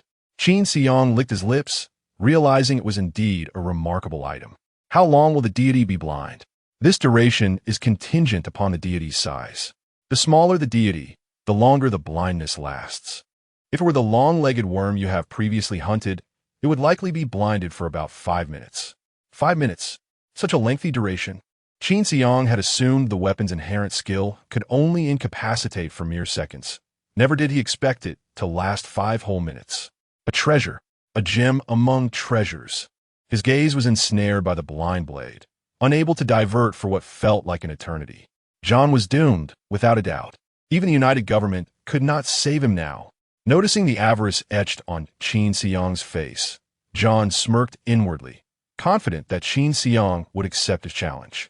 At that moment, he would use the battle arena to teach Qin Xiang a lesson about youthful arrogance leading to grave missteps. Very well, I accept your challenge. Let us proceed to the battle arena. Shall we go now? Certainly, I am quite occupied. After visiting the combat arena, I must also collect my reward from the administration. John had anticipated that Qin Xiang would request a moment of respite, particularly after having just hunted over 700 divine beings. Although they were merely long-legged worms, pursuing and slaying such a multitude was no trivial task. However, Qin Xiang was eager to continue without rest, which suited John perfectly. Very well, let us proceed to the combat arena. How shall we get there? Shall we walk? Taking the bus would be the quickest option. All right, let us go then. Principal Li, could you cover the fare for me? Li Tianming scoffed. I'm out of funds. John is taking you to the combat arena. Let him pay for your fare. Such a miser. I'll give you over 30 silver coins, and you can't even spare 10 copper coins for the fare? John, unwilling to squander time on the fare debate, decisively stated, I will cover the fare for both of you. Let us move. Ah, thank you, Brother John. Upon hearing that John and Qin Xiang were heading to the combat arena, others became intrigued and decided to join. Weren't we planning to hunt divine beings? Are we not going anymore? What is the point in hunting now? That lad has already slain over 700 long-legged worms. There are hardly any divine beings left outside. It's better to witness the excitement. Exactly. We can hunt divine beings any day. The combat arena nearby hardly opens once a month. How can you not discern what truly matters? Is witnessing the spectacle truly so entertaining? You're simply talking nonsense. If the excitement is not enjoyable, then what is it even called? A throng of sequenceability users surged toward the bus station. When the bus driver arrived at the 38,324 safety zone exit, he was taken aback by the sheer number of passengers waiting to board. Since the establishment of the safety zone, he had never witnessed such a crowd at a bus stop. For a fleeting moment, he felt as if he had returned to the days before the apocalypse, with office workers jostling to board the bus. Yet, as he observed the passengers, all clad in frost-resistant attire, reality came rushing back. They were all sequence ability users. Where could so many sequence ability users be headed? The bus became packed with passengers. A few, unwilling to wait for the next bus, even paid their fare and climbed onto the roof. One sequence ability user, whose ability was suction cup, adhered to the underside of the bus, claiming that unique space for himself. The bus driver, now carrying a full load, departed. The sequence ability users who remained at the station looked disdainfully at those perched atop the bus. It's just a 20-minute ride. What difference does it make to wait for the next one? Do you think the combat arena will conclude in 20 minutes? Absurd. Driver, we are all heading to the combat arena. You may proceed directly there. Understood. Due to the overcrowding and the absence of any passengers disembarking along the way, the bus driver did not stop at other stations. Upon reaching the combat arena station, everyone hurriedly disembarked. The driver gazed at the now deserted bus interior, feeling as if he were in a different era. John and Chin Seong walked at the forefront of the crowd, with John guiding the way, as Chin Seong was unfamiliar with the route. However, the location of the combat arena is rather conspicuous. After disembarking from the bus, I walked for approximately a minute before arriving. John gestured towards a pitch-black square building and remarked, "This is the combat arena. Why are there no lights? Typically, this place sees little foot traffic, so to conserve energy, the lights are not turned on." Very well. John approached and knocked on a small door on the dark structure. "Who is it?" "We have come to resolve a dispute at the combat arena." "Oh, please hold on." After about a minute, suddenly all the lights around us illuminated, casting a brilliant glow. It was then that Chin Seong perceived that the previously dark building was adorned with swirling hues of vibrant colors. Yet, these colors were not pure. Rather, they bore an undertone of darkness, reminiscent of soap bubbles at dusk. A uniformed individual emerged, clutching an electronic tablet. The person yawned and inquired, "I am the administrator of the combat arena, who seeks to settle a dispute." Chapter 66. Instant kill here. One must fill out the necessary information, press a fingerprint, leave behind their hunter's dagger, and then enter the wager to ascend to the arena. The administrator appeared somewhat disinterested, opting to relay all requirements in one succinct statement. After Chin Seong and John completed their forms, they returned the electronic tablets to the administrator. Upon verifying the information, the administrator retrieved a remote control from his pocket and pressed a button, causing a door in front of them to swing open. He then produced 2 wristbands, fastening them around the right wrists of Chin Seong and John. The arena lies ahead. According to the laws of the United Government, your contest within the fighting arena is completely confidential. Should either party concede, they are to strike the wristband 3 times with their left index finger, thereby ending the contest. Within the arena, life and death are at your own risk. You have both just signed the agreement on the tablet, and you should be aware of this. Once the door closes, the battle shall commence. Enter now. With eagerness, Chin Seong stepped into the arena, followed by John, who let out a derisive chuckle. As both entered, the door sealed once again, leaving no trace of its previous existence, as if it had never been there. Outside, Sun Juhong remarked with a grin, "That boy is destined to lose." "Why is that?" queried another. John, like him, belonged to the Phantom Assassin sequence, yet John's sequence level was higher, making his victory over Chin Seong effortless. "No wonder you say that," came the response. Sun Juhong's scarred face contorted into a sly smile as he continued, "Moreover, John entered with a blind knife. There are no regulations against bringing weapons into the fighting arena. A blind knife? Isn't that a hunter's tool? Does it work on sequence practitioners as well? Of course, are you so naive? Skills effective against humans are not necessarily effective against deities. However, skills that work on deities will also affect humans. With the blind knife, Qin Xiang stands no chance of winning. Sun Juhong then turned to Li Tianming, asking, "Are you ready to send that boy to the hospital?" Li Tianming shot a glance at the gloating Sun Juhong, but chose to remain silent. To the hospital? It's not that complicated. A direct funeral will suffice. Oh wait, John ISNT from Huagua. They don't have funerals like that. Over there, it seems they prefer a mix of priests and ceremonies. Not receiving a response from Li Tianming, Sun Juhong ceased his banter, letting out a cold huff as he awaited news of John's victory. Upon entering the door, Qin Xiang and John found themselves in a square room, utterly devoid of furnishings. The walls, ceiling, and floor were all adorned with a white, plastic-like material, the nature of which was unknown.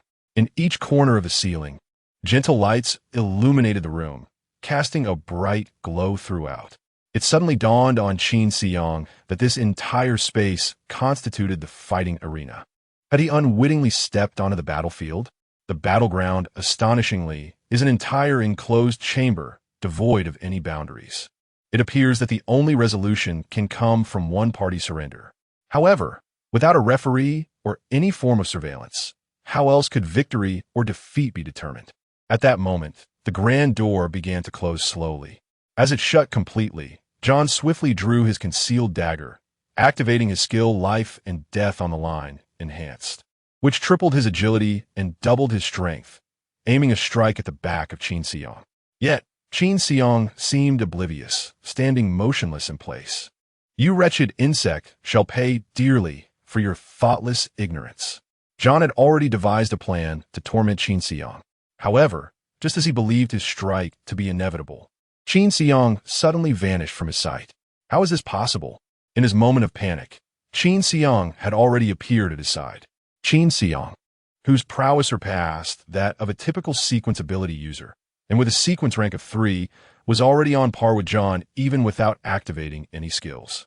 Additionally, having utilized the dual metal to enhance his attributes fourfold and activating the violence skill for a threefold increase, his strength and agility surged to an astonishing 12 times.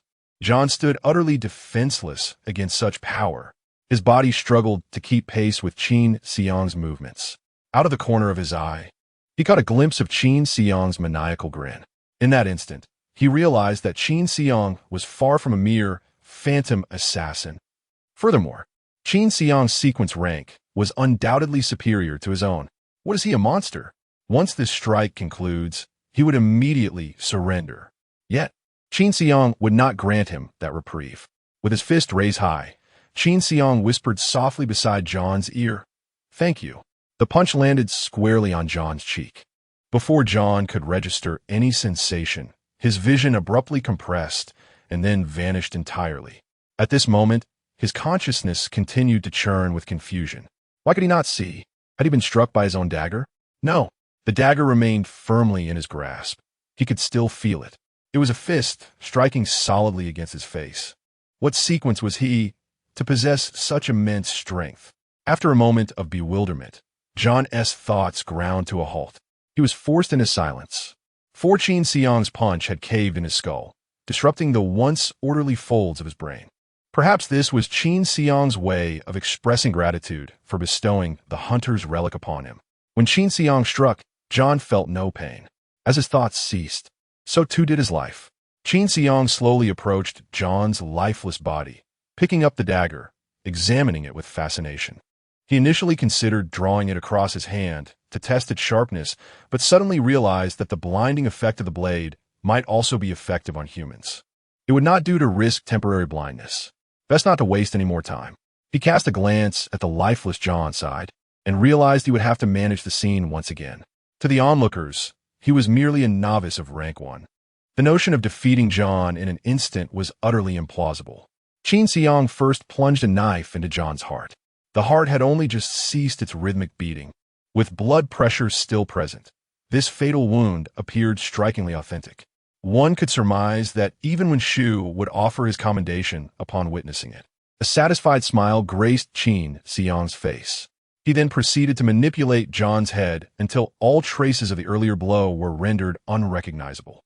Rubbing his chin thoughtfully, Qin Xiang reflected, "Due to the lack of proper moral guidance at Juan School, my temperament has become rather volatile. Today, provoked by John in the combat arena, after defeating him, the sight of his loathsome visage compelled me to relentlessly bash his skull with the hilt of my knife, leading to this outcome. This narrative should pose no significant issues." He glanced at the display on his wristband. A mere 2 minutes had elapsed. The skill life and death line of the rank 1 phantom assassin doubled his agility for 5 minutes, followed by a period of exhaustion lasting 20 minutes.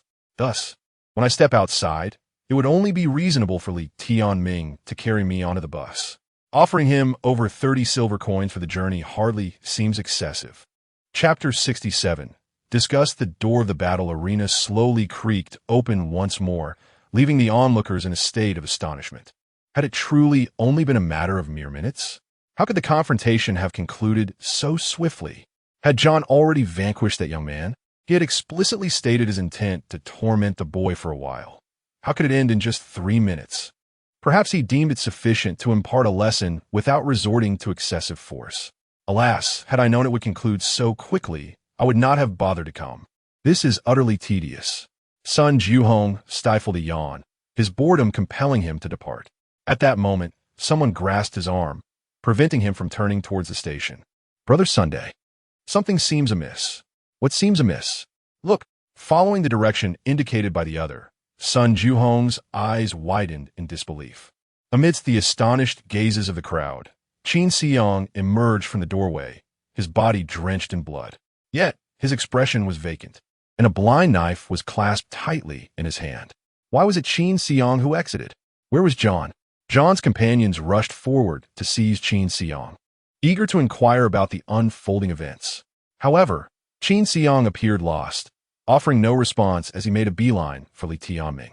Observing this, John's teammates dashed into the arena. Just as the onlookers began to ponder the situation, those few who had entered the battle arena emerged again, leaning against the walls and retching uncontrollably, their eyes wide with horror as they gazed upon Qin Xiang. Yet, he seemed oblivious to their reaction. Suddenly, as if devoid of strength, Qin Xiang collapsed onto Li Tianming. Li Tianming supported him, a look of resignation crossing his features. This young man was indeed a seasoned performer. Sun Juhong, perplexed, stepped into the battle arena. After a brief interval, he returned outside. However, unlike the others who had succumbed to nausea, his seasoned demeanor held firm. Though his body trembled slightly, he cast a glance at Qin Xiang before averting his gaze. The gruesome sight of John's demise solidified in Sun Juhong's mind that Qin Xiang was undoubtedly a madman, and a madman whose true capabilities remained shrouded in mystery. While Sun Juhong outwardly looked down upon John, he could not deny that John, ranked just below him in the hunter score at the exit of safety zone 38324, was no mere lightweight. With extensive combat experience, superior sequence suppression, and possession of hunter's artifacts, the fact that he had been slain by Qin Xiang spoke volumes. Qin Xiang was undeniably a formidable adversary. Furthermore, the grotesquely contorted state of John's head suggested he had endured a prolonged assault at Qin Xiang's hands. From a moment the two entered the arena to the point when Qin Xiang emerged, merely 3 minutes had elapsed. This indicated that Qin Xiang had likely defeated John in under a minute. How was this even possible? The more Sun Juhong contemplated, the more disquieted he became. This youth possessed an unfathomable power.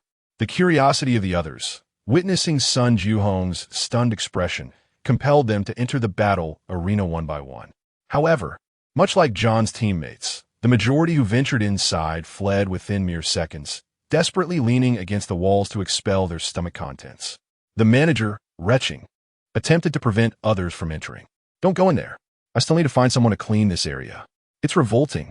Those who had witnessed John's lifeless form gazed in horror at Qin Xiang, who was weakly leaning against Li Tianming. Li Tianming understood that Qin Xiang had likely refrained from any nefarious acts inside. Most likely, He had resorted to some gruesome means to prevent John's memories from being accessed by the undying sequence abilities.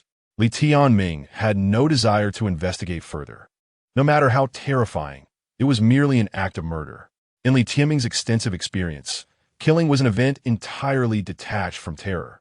Rather, it was commonplace. Leaning close to Qin Xiang's ear, Li Tianming whispered, "You could at least pretend to be more convincingly drained after acting on the brink of life and death. How is it that your hand still possesses the strength to grip that knife?" Qin Xiang replied softly, "I plan to take the opportunity to test if this hunting tool's abilities are effective against humans. You needn't attempt it. I can assure you that they are effective. Skills that work on deities are equally effective on humans, but the reverse may not hold true." "Oh, that reassures me." With a clatter, the blind blade slipped from Qin Xiang's grasp, striking the marble floor with a sharp sound. While supporting Qin Xiang, Li Tianming bent down to retrieve the blade and placed it into Qin Xiang's backpack. Turning to the still retching manager, he inquired, "Shouldn't we conclude that Qin Xiang emerged victorious in this battle? Shall we take this blind blade with us?" The manager, leaning against the wall, did not raise his gaze but merely waved his hand dismissively, indicating that they should leave quickly. "Thank you," Li Tianming said, guiding Qin Xiang away from the combat arena. "Principal Li, could you carry me for a bit?" Although it appeared that Qin Xiang was supported by Li Tianming, he was in fact being dragged along, his toes scraping against the ground, causing discomfort. "Carry you? In your dreams. Do you still want your silver coins? Oh, why not give it a try? Principal Li, I am, after all, your student. I never taught you how to read, nor did I instruct you in murder. Our relationship is not one of teacher and student." Li Tianming was not swayed by Qin Xiang's ploys. Yet, Qin Xiang found himself powerless, as Li Tianming knew him too well, leaving him without any means to threaten him. He could only be dragged like a log to the bus stop. The two waited at the bus stop for a while, preparing to take the bus back. However, riding the bus was not a return home. They intended to visit the management bureau to collect their rewards. This was Li Tianming's request, and it aligned with Qin Xiang's own thoughts. Li Tianming pulled him onto the bus and paid the fare. Covered in blood, they attracted considerable attention on the bus, even causing other sequence ability users to subconsciously shift to distant seats. Qin Xiang rested his head on Li Tianming's shoulder, his expression vacant. The heart brimmed with the joy of acquiring the coveted hunter's artifacts. Nearby the combat arena, a throng of spectators lingered, their perception of Qin Xiang transformed. The order at the exit of safety zone 38324 was likely to undergo a change as a result. Just then, those who had missed the first bus, eager to witness the spectacle, arrived. Upon seeing the crowd gathered outside the combat arena, they surmised that the duel between Qin Xiang and John had yet to conclude. As they leisurely approached the vicinity of the arena, an unpleasant odor wafted through the air, reminiscent of vomit. To their dismay, they discovered that the area was marred by unsightly messes. One individual, pinching his nose, inquired, "What on earth is happening here? Are you all suffering from food poisoning?" However, no one responded to him. He pressed on, asking, "Where are Qin Xiang and John? Has the battle not yet commenced?" A weary voice emerged from the crowd, replying, "It has already ended." Ended. Chapter 68. Claiming the reward upon hearing that the battle had concluded, the latecomers eagerly inquired about the outcome. "What? Are you saying John lost? What? Are you implying that John lost while wielding a blind blade? What? Not only did John lose, but he also perished." The more they listened, the more absurd it seemed, compelling them to rush into the arena to ascertain the situation for themselves. The staff attempted to restrain them, but two spectators, drawn by the commotion, swept them aside, and the crowd surged into the arena. Shortly thereafter, the same group emerged in a frenzy, seeking a cleaner spot to expel the contents of their stomachs. The staff, already weary, was overwhelmed by the prospect of the ensuing cleanup and fainted in frustration. Meanwhile, Qin Xiang and Li Tianming were blissfully unaware of the chaos that had unfolded. They were seated on the bus, each contemplating how to allocate the rewards from the management bureau. After a while, Li Tianming gently nudged Qin Xiang with his elbow. 20 minutes had passed, and they were nearly ready to move. "Oh," Qin Xiang feigned just regaining his strength, sitting upright and no longer leaning against Li Tianming. The Sequence Ability Management Bureau station has arrived. The bus's speaker announced their stop, and the two disembarked, chatting and laughing as they made their way toward the Management Bureau in Zone 14121. The bus driver glanced at their retreating figures and sighed helplessly. The duo had boarded the bus covered in blood from their frost-resistant suits, which had already left him feeling uneasy. However, as they were both sequence ability users, he, as an ordinary person, felt powerless to intervene. Their seats were stained, and he was already dreading the cleanup he would have to undertake after his shift. Damn sequence ability users, he muttered before continuing his drive. Qin Xiang asked, "Principal, will you accompany me to claim the reward?" "I shall remain outside," replied Li Tianming. "I lack the qualifications to receive a reward as an insurer. I will wait for you here." "Very well." Once again, they arrived outside the three-story Management Bureau. The gray paint on the exterior remained unchanged, and the dim light outside was much the same as before. Yet, Qin Xiang felt transformed. He realized that each visit to the Management Bureau signified new progress or gains. Thus, his spirits were high in front of the Bureau. No wonder the sequence ability users from the God-slaying camp are fond of the Management Bureau. I understand now. I must say, every time I come here, I feel incredibly relaxed. Li Tianming smiled, neither agreeing nor disagreeing. As Qin Xiang entered the Management Bureau, he bypassed the entrance and once again beheld the vacant office area. This time, however, he was clad in a frost-resistant suit, visibly stained with blood, making him quite conspicuous. Recognizing him as a sequence ability user, a staff member immediately rose to approach him. "Sir, what brings you to the Management Bureau?" "Oh, I am here to claim my reward for slaying a deity." "Claiming a reward? Very well, please hold on." The staff member returned to their desk, retrieved an electronic tablet, and hurried back to Qin Xiang. "Sir, what is your sequence ability identifier?" 00009527. "Is it Mr. Qin Xiang?" "Indeed. Let me check. Your points were acquired at the exit of Safety Zone 38324. "Correct. The unclaimed hunter points amount to 1,600? The individual gazed incredulously at the string of numbers following Qin Xiang's name, exclaiming in astonishment. This outburst drew the attention of other personnel in the hall. 1,600 points. Who exactly is this young man? The nearby exits of safety zones, with 38,324 being the largest, house the most formidable sequence ability users from the 14121 area. Yet, even the top scorer at the 38324 exit, Fran, possessed only a little over 300 points. How could he possibly have accumulated 1,600 points? Has he eradicated all the deities outside the 38324 exit? Amidst the bewildered gazes of those around, Qin Xiang nodded. "Indeed, my 100 points have been verified by the Bureau personnel. I am here to claim my rewards." The individual swallowed hard. "All right, please wait a moment while I fetch your rewards." "Thank you." Qin Xiang intended to find chair to sit, but upon observing the immaculate bureau hall and glancing at the bloodstains on his attire, he decided against it. After a short while, the bureau staff approached, carrying 2 cloth bags. "Hello, this is your reward. First, we have 800,000 copper coins. According to our exchange rate, this has been converted to 80 silver coins. Please verify." Upon hearing this, Qin Xiang accepted the heavy bag of coins, his face lighting up with joy. 800,000 copper coins was an immense sum, and he had assumed the Bureau would convert it to silver coins at the market rate of 12,000 copper coins per silver coin. To his astonishment, they had utilized the United Government's rate, granting him 80 silver coins at a 1 to 10,000 exchange. Surpassing his expectations by 20%, Qin Xiang was elated.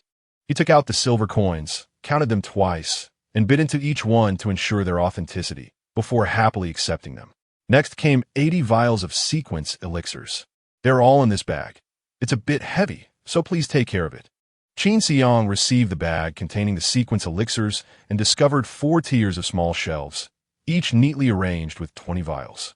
"Everything appears to be in order. Thank you. You're welcome, and take care." Despite Qin Xiang's youthful appearance, the Bureau staff had unconsciously addressed him with respect. 1,600 points were truly astounding. After Qin Xiang's departure, the personnel on the first floor immediately began to discuss his identity. "Who is he? I've never seen him before." I looked up his information. P.S. A rookie with sequence level 1. How did he manage to acquire 1,600 points so swiftly? I have just received news from Lao Chung. Today at the exit of Safe Zone 38324, he reported that this fellow single-handedly vanquished over 700 long-legged worms. Qin Xiang stepped outside the administration building, shaking the pouch of coins before Li Tianming. Principal, it's time to distribute the earnings. Li Tianming nodded in acknowledgement. The two moved to a secluded spot, and Qin Xiang, brimming with excitement, exclaimed, "I never expected to receive 80 silver coins. That means we each get 40. How delightful." He meticulously counted out 40 silver coins and stowed them in his backpack, then handed the remaining coins along with the pouch to Li Tianming. After a moment of contemplation, Li Tianming spoke, "As for the silver coins, I shall forego them." "No way." Qin Xiang interjected, his smile vanishing, replaced by a cold gaze directed at Li Tianming, devoid of the warmth displayed moments earlier. Chapter 69. The Rules of Cooperation. Li Tianming's expression turned cold. 40 silver coins constituted a considerable sum for him, yet could not alter his circumstances. In contrast, the sequence potions presented a different reality. He was astounded that Qin Xiang could acquire 80 bottles of sequence potions in one go. If he were to receive half, it would significantly enhance his capabilities. With further effort, ascending to sequence level 4 would not pose a challenge. Hence, he resolved to forego the silver coins in favor of the sequence potions. However, his intentions were discerned by Qin Xiang, who interrupted him before he could finish speaking, placing the pouch of 40 silver coins before him. Li Tianming forced a smile, saying, "Classmate Qin, your ability to obtain such a reward is inherently tied to my role as your guarantor. Therefore, I shall share these 40 silver coins with you, as we previously agreed. Yet, at present, these coins hold no value for me, but they would be of greater use to you, would they not?" Qin Xiang scrutinized Li Tianming. "Principal Li, are you familiar with the principles of trade? We had already settled the distribution post success. Now that the task is complete, do you intend to renege? It is not a matter of reneging. I genuinely require the sequence potions. Who does not covet sequence potions? The hunt for deities is not merely for this sum of money, is it? Principal Li, had we previously agreed that you would receive half of the sequence potions upon completion, I would have no objections. However, we clearly stipulated a division of monetary rewards, and you did not request any sequence potions. We cannot alter our agreement simply because you see I have acquired more potions now." Li Tianming's lips twitched slightly. He had indeed not anticipated Qin Xiang obtaining such a bounty of sequence potions. 80 bottles in your possession are quite a burden. Realizing Qin Xiang's unwavering stance, Li Tianming sighed in resignation. If their relationship were merely transactional, he would surely seek an opportunity to seize all the sequence potions for himself. The dilemma lay in his need for Qin Xiang's assistance. Without him, he had no avenues to connect with sequence empowerers. All paths were obstructed by those insufferable individuals. Qin Xiang's emergence was his only lifeline. Moreover, with Qin Xiang's formidable prowess, he was a rare ally indeed. Li Tianming could not afford to jeopardize this relationship over a few bottles of sequence potions. "How about this? You give me the 40 silver coins, and I shall use them to purchase the sequence potions. That seems fair, does it not?" Purchasing sequence potions was a suggestion Qin Xiang could entertain. With 80 bottles, along with 2 at home, he had no need for them and intended to sell them for resources. If Li Tianming was willing to buy, it would alleviate some of his burdens. "How do you intend to buy them?" "The market price stands at 5 silver coins per bottle of sequence potion. With 40 silver coins, I can acquire 8 bottles from you. Does that sound agreeable? Your market price appears rather low." Qin Xiang recalled seeing posts in forums where sequence potions were bought at 7 silver coins per bottle. This was merely the buyback price. The selling price would undoubtedly be even higher. However, this post was fleeting, appearing for less than a minute before being deleted by the administrator. In the safe zone, the trading of sequence potions is strictly prohibited. Li Tianming remarked, "Cheap? Do you intend to sell it to me at black market prices?" Transactions in the black market are far more complex than you might imagine. A mere appearance could embroil you in significant trouble. I intend to use it myself, not to sell. If you sell it to me at a lower price, everyone benefits, Li Tianming's words persuaded Qin Xiang. Currently, he indeed lacked channels to sell sequence potions. It seemed reasonable to sell some to Li Tianming at a lower price. After all, they were partners. Fair enough. Qin Xiang counted out 8 bottles of sequence potions, handing them to Li Tianming, who in return received a pouch containing 40 silver coins. Li Tianming secured the sequence potions and nodded. A pleasant collaboration. A pleasant collaboration. Where are you headed next? I plan to rent a room near the school. I am still masquerading as a drifter. Have you forgotten? Oh, I genuinely did forget. Who would guess that someone with 80 silver coins is a vagabond? I too am a poor soul suddenly coming to wealth, with only the 2 of them present. Certain matters were understood without the need for pretentious words. Qin Xiang, feeling somewhat awkward, chuckled twice and fell silent. However, I advise you to be cautious about renting. It is best not to disclose your identity. Why? Because your information is still posted on the forum's reporting section. Everyone knows you currently possess 80 bottles of sequence potions, although the use of skills by sequence ability users is forbidden in the safe zone. The allure of wealth can stir desire. Your 80 bottles of sequence potions are an enticing prospect for many sequence ability users who are stuck at a bottleneck without any substantial income. There are undoubtedly individuals who have already plotted to cause you trouble. I suggest you temporarily reside in inexpensive housing that does not require identity registration and change locations daily. Qin Xiang sighed, but I must attend school. With so many eyes on me, if I do not go to school, I will undoubtedly be reported and forcibly expelled. In that case, I would lose my eligibility to participate in the sequence ability assessment after the college entrance examination and miss the opportunity to attend university. That indeed presents a dilemma. Li Tianming pondered. How about? You stay at the school? There are cameras everywhere, and no sequence user would dare to cause a ruckus in such a place. I thought you would suggest I stay at your home. My home is not an option. Why? Is it because of Ting? Qin Xiang teased with a laugh, recalling the last time he was in Li Tianming's office when he saw the messages and explicit videos sent by Ting. Li Tianming did not shy away from the topic. Well, there's indeed Ting at home, but sometimes it's just one, and at other times it's 3 or 5. They rotate from time to time. Qin Xiang gasped, Principal Li, you truly lead a colorful life. It is no longer the same. It used to be far more splendid. Then, with a hint of nostalgia, she glanced at Qin Xiang and sighed. Ah, I truly miss the days when I was your age. Those beautiful moments are forever lost. A shiver ran down her spine from the gaze he had just cast upon her. Enough of the chit-chat. Let us return to school. I have some personal belongings to retrieve. You shall stay in my office tonight. There's a folding bed available. We can have someone tidy up for you tomorrow. Thank you, Principal Li. Qin Xiang and Li Tianming boarded the bus once more. Now that you have become so affluent, why do you still require my assistance to pay for the fare? Qin Xiang scratched his head. I just took out my wallet. But the driver claimed he had no change. You are truly something else. Chapter 70. Deadly rivalry. Qin Xiang and Li Tianming returned to the school together. As night had fallen, the campus was devoid of any presence, with the gates firmly locked. However, this posed no obstacle for the 2 sequence ability users. With a few agile leaps, they vaulted over the gates and entered the grounds. Principal Li, do you think the teacher reviewing the surveillance footage tomorrow will be startled upon discovering us? I am the principal. What can he say? Yet your appearance, drenched in blood, is indeed quite alarming. Qin Xiang glanced at his frost-resistant suit, noting the bloodstains that had already congealed. The dark green stains at the bottom were from the aberrant claw, while the crimson stains above were from the long-legged worm.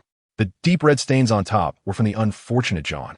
The layers were distinct, and the colors varied, resembling a camouflage suit adjusted for color contrast.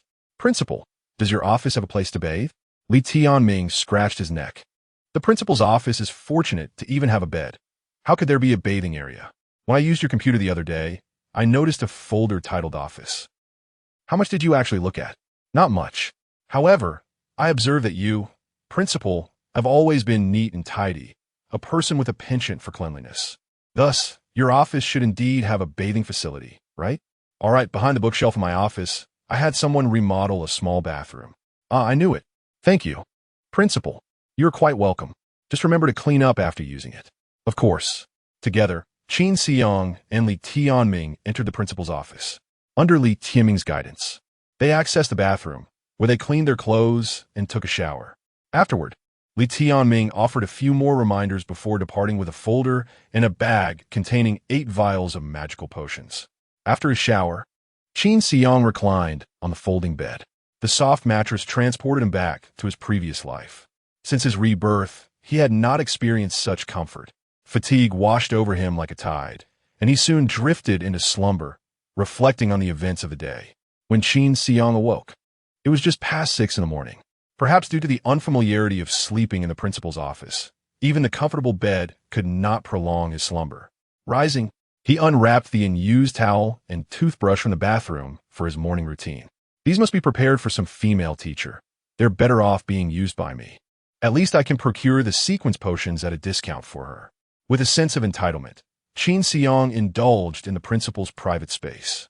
He then spent some time at the computer researching information on sequence ability users, and as the time approached for morning self-study, he set off for the classroom. Since becoming a sequence ability user, his freedom had diminished. In the past, skipping class went unpunished. Now, it was a different story. His absence from school the previous day was justified by his expedition outside the safety zone to hunt deities, a reasonable excuse that left no room for reproach. However, if he were to skip school again today without a valid reason, he would surely attract the envy of his classmates, who might report him to the educational authorities. The coalition government places great emphasis on the cultivation of students' thoughts and character.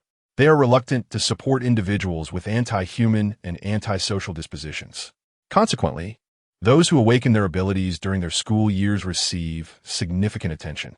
The government strives to ensure that every student entering the academy for individuals with special abilities is of exemplary character and scholarship, capable of becoming a pillar of humanity's future. However, in Qin Xiang's view, such efforts yield minimal results. Nevertheless, he prefers to avoid trouble. Should his truancy have considerable repercussions, the Education Department would likely contact the Bureau of Special Ability Management to provide him with a verbal reprimand. He is quite certain that it will not be long before someone from the Bureau approaches him regarding his encounter with John at the combat arena. Taking a life, even within legal boundaries, is no trivial matter.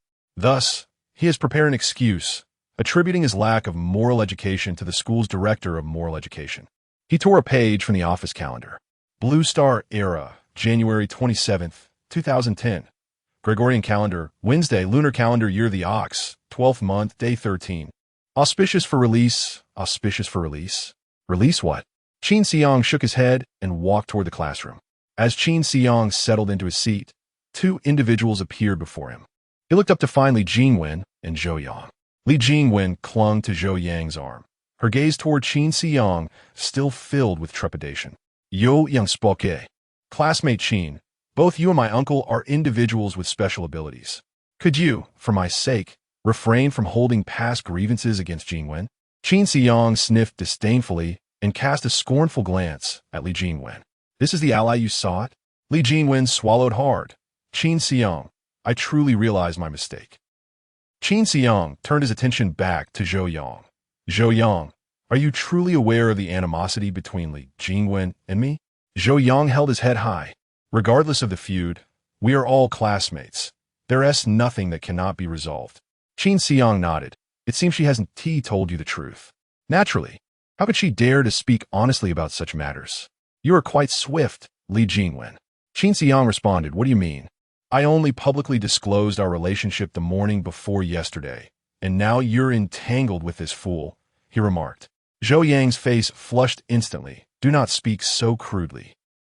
I am a person with special abilities. My senses are quite keen. Zhou Yang gritted his teeth and added, indeed, Jingwen and I have made plans to marry after the college entrance examination. Therefore, could you grant me a favor and cease the conflict with her? Qin Xiang smirked derisively.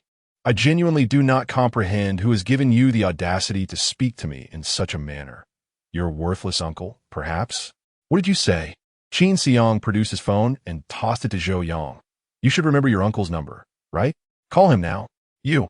Otherwise, I will treat you as I did the grade director. I mean what I say. Zhou Yang, recalling the grade director still lying in the hospital, felt a chill run down his spine as he dialed his uncle's number. "Hello, uncle, it's me." As soon as Qin Xiang's call connected, he seized the phone. "Hello, Director Zhou.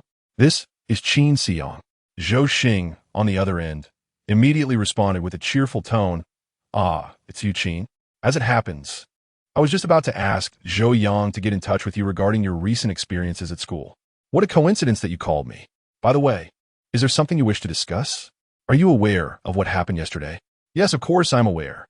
You single-handedly vanquished so many deities. You are a hero of Jiuan School, a paragon for our Area 14121. With 80 vials of sequence potion in hand, Qin Xiang was already assured of advancing to sequence level 3. Moreover, having awakened his sequence ability before the college entrance examination, his admission to a prestigious university was a mere formality, and his future prospects were boundless. He was far beyond the reach of a mere bureaucratic official from an educational department on the fringes of a safe zone. Furthermore, now that he had awakened his sequence abilities, he was subject solely to the oversight of the Bureau of Sequence Ability, making Zhou Xing's authority over him non-existent. Although Zhou Xing was officially a government official and Qin Xiang a student, he was quite eager to cultivate a favorable relationship with Qin. "Well, since you are aware, our communication will be much easier. I don't have much to discuss, except that your nephew Zhou Yang wishes to protect one of my enemies. What is your perspective on this?" Zhou Xing paused for a moment before inquiring. "An enemy?" "Yes, a sworn enemy." "I see. Please pass the phone to Zhou Yang." "All right." Zhou Yang took the phone and cast a glance at Qin Xiang. "Uncle, don't listen to his nonsense. We are merely classmates, and there is no such thing as a sworn enemy." A cold voice emerged from the other end of the line. "Sever ties with that individual and apologize to Qin Xiang." "But uncle, if Qin Xiang does not forgive you, then your family will have no further connection with me. Do you understand?" Chapter 71. Conversations in the classroom upon hearing the unequivocal words of his uncle, Zhou Xing. Zhou Yang's complexion immediately paled. His father had previously mentioned that his relationship with his younger brother, Zhou Xing, was not particularly close. This was partly due to the 8-year age gap between them, which created a significant generational divide. Furthermore, in their youth, Zhou Yang's academic performance had been considerably inferior to that of Zhou Xing out of jealousy. He had caused his brother considerable trouble. Although they were brothers, there was an underlying animosity between them. Zhou Yang's father, with mediocre academic achievements, had attempted the college entrance examination before the apocalypse. However, even with the relatively abundant universities available at that time, he failed to secure a place. After graduation, he became merely an ordinary freight worker. In stark contrast, Zhou Xing, who excelled academically, managed to enter an esteemed institution after the onset of the apocalypse and subsequently became an official in the education department. This glaring disparity in their social standings further estranged their families. Had it not been for their mother's dying wish for the brothers to reconcile, urging Zhou Xing to assist his elder brother, it is likely that Zhou Xing would have severed all ties with them. Zhou Yang's father, now acutely aware of his brother's elevated status as a significant figure at the edge of the safe zone, had abandoned his previous scornful demeanor and adopted a subservient attitude towards his brother.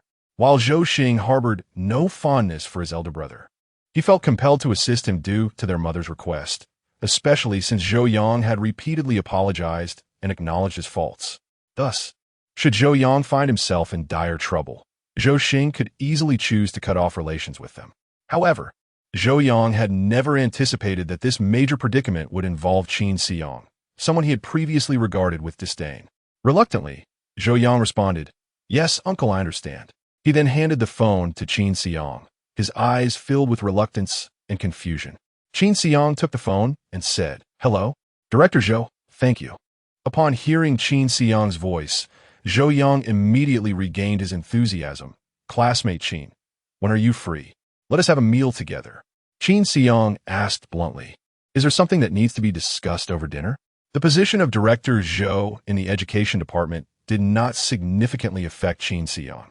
Therefore, he spoke candidly and had little desire to entangle himself in unnecessary complexities. "Oh, I see. A special recruitment opportunity from Shinran University has come down from above. and I wanted to discuss it with you to see if you might be interested. Shinran University? Qin Xiang had little knowledge about universities for sequence ability practitioners and was not well versed in the special recruitment process. However, he found Zhou Xing's offer somewhat intriguing. After pondering, he decided to accept the invitation, intending to consult Li Tianming about the matter later. If it proved unappealing, he could always decline the dinner with Zhou Xing, all right. Since Director Zhou is interested in dining together, I would be more than happy to oblige. Please choose a time and place. Thank you, classmate Qin. I will send you the details of the restaurant and the reservation time via text. All right. Goodbye for now, classmate Qin. Yes, goodbye. Qin Xiang hung up the phone and cast a glance at Zhou Yang and Li Jingwen. Zhou Yang, what do you have to say? You Yang, witnessing the jovial exchange between Qin Xiang and his uncle, was taken aback. He had never seen his uncle behave in such a subservient manner. Since Zhou Xing awakened his sequence ability, even the director of the education department had to treat him as an equal, and Zhou Xing seemed to possess an edge over others. The audacity of Qin Xiang to render Zhou Xing so humble was astonishing. Zhou Yang realized that Qin Xiang was indeed someone he could not afford to offend. Moreover, the prohibition against sequence ability users harming ordinary individuals only applied to students and public servants. Once he graduated from high school, devoid of his current support, if Qin Xiang sought retribution, his life could be forfeit at any moment. The thought sent a chill down Zhou Yang's spine. In comparison to Li Jingwen beside him, his relationship with his uncle Zhou Xing held greater significance. Zhou Yang bowed to Qin Xiang, saying, I apologize, classmate Qin. I was in the wrong regarding the previous matter. I will no longer interfere in your affairs with Li Jingwen. Upon hearing that Zhou Yang would no longer involve himself with her, Li Jingwen panicked and grasped Zhou Yang's arm in an attempt to retain him. Yo Yang, do you remember what you said to me last night? You promised to be with me for a lifetime. You vowed to shield me from the storms of life and care for me forever. Yo Yang, acutely aware of his own guilt, dared not meet Li Jingwen's gaze. Who told you to offend classmate Qin? You heard what my uncle said. How can I get involved? You should apologize to classmate Qin and see if you can resolve your enmity with him and gain his forgiveness. You heartless and ungrateful person. Are you going back on your word now? Why didn't you say this when we were together? Are you even a man? You're nothing but a petty woman. Even a petty woman is better than a dead person. Zhou Yang shrugged off Li Jingwen's grip and left the classroom with a dismissive remark. Qin Xiang nodded with interest. Jingwen, congratulations on finding a clever man. Li Jingwen turned to Qin Xiang, who wore a smile and trembled in shock. Qin Xiang, I truly regret what happened before. Can you ever forgive me? I can give you anything, as long as you spare me. As she spoke, Li Jingwen puffed out her slightly rounded chest. Qin Xiang assessed her and shook his head. That is insufficient for atonement. You might as well enjoy your remaining moments of tranquility. Upon hearing this, Li Jingwen's complexion drained of color, resembling the wall's paint, devoid of any vitality. The bell rang, signaling the start of class. Return to your seats. Do not disrupt my lesson. Li Jingwen numbly walked back to her seat, which was now conspicuously empty. The animosity between her and Qin Xiang had swiftly spread throughout the campus following his emergence as a sequence ability user. Though few knew the specifics of their feud, aside from Zhou Yang, who had some background, no one was willing to provoke the trouble that was Li Jingwen. Even her desk mate chose to sit elsewhere, and her former close friends now kept their distance. She sat alone on the chair, her face etched with terror. It was all over. There was no possibility left to defuse Qin Xiang's threat. As a sequence ability user and an orphan, he possessed no vulnerabilities. Wait, vulnerabilities? While he himself might be invulnerable, those around him were not. It seemed that Qin Xiang had a favorable relationship with the elderly librarian, Julie, and also with Wenshu. It had to be so. Otherwise, he wouldn't frequently visit the library for no apparent reason. With this thought, Li Jingwen's eyes brightened. If she could seize hold of these two individuals, perhaps she could render Qin Xiang cautious. Chapter 72. An ordinary day after class, Qin Xiang once again ventured to the library. The atmosphere within was unchanged, with only teacher Zhu tidying up books and Wenshu studying quietly nearby. It's been a while. Qin Xiang greeted both Teacher Zhu and Wen Shu before assisting with the books. Teacher Zhu chuckled. What do you mean a while? It's merely been a day. Is that so? Qin Xiang pondered, realizing that indeed, it had only been a day. However, yesterday had been filled with so many events, hunting deities, killing John, and receiving rewards, that it felt as if much more time had passed. Oh, well, I've been rather busy lately and a bit dazed. By the way, Wen Shu, how has Zhao Wenlai been? Wen Shu looked up from his work and replied, he transferred to another school yesterday. Transferred. Qin Xiang chuckled. He certainly didn't waste any time. After making rounds with the grade director and our homeroom teacher, it's no wonder he was concerned about his health for the upcoming college entrance examination. Fair point. Thank you. Not at all. Hey, Teacher Zhu, you should stop your work. As a sequence ability user, moving books is a trivial task for me. Allow me to assist. It's precisely because you're a sequence ability user that I cannot let you do this. You need to focus your energy on the assessments after the college entrance examination or on hunting deities to save humanity. Teacher Zhu, I am just an ordinary sequence ability user. In more developed areas, I will be considered commonplace. How could I possibly save humanity? I should rather focus on alleviating your back troubles. With that, Qin Xiang snatched the books from Teacher Zhu's hands. For a moment, Teacher Zhu stood there empty-handed, then chuckled as he took a seat. Once Qin Xiang finished tidying up the books, he turned to Teacher Zhu and asked, how much does your stomach ailment cost to treat? Why bring this up out of the blue? I'm just curious. Oh, I've come to terms with it. It's not important. What is not important equate to in terms of cost? Teacher Zhu shot a glance at Qin Xiang and replied, I'm not sure. That's unlikely. You must have at least inquired about the cost before deciding to forego treatment. Understanding the underlying meaning in Qin Xiang's words, Teacher Zhu advised, child, although you're a sequence ability user, earning money is not easy. I've lived a fulfilling life. You should keep your money for yourself. I'm merely asking about the cost. Seeing that Qin Xiang was persistent, Teacher Zhu sighed, perhaps a little over a silver coin. You nearly gave me a fright. I thought it would be several dozen silver coins. Several dozen? That amount could replace all my body parts. You truly have no concept of money. Qin Xiang then removed a pouch from his waist, shaking out 80 silver coins, and pushed 3 coins towards Teacher Zhu. Teacher Zhu, please take this money for your treatment. This Teacher Zhu's eyes widened in astonishment. Where did you acquire such a sum? I earned it yesterday. Fearing you may doubt my sincerity, I have deliberately laid out these 3 silver coins for your inspection, lest you believe they constitute my entire fortune and refuse to accept them. Wen Shu glanced at the coins upon the table, momentarily taken aback, yet soon resumed her immersion in the sea of questions. Please take them, teacher. Earning money is relatively effortless for me, far easier than you might presume. For quite some time, Teacher Zhu remained silent. She was not one to yearn for death. After all, who wishes to perish when life remains? It was solely due to financial constraints.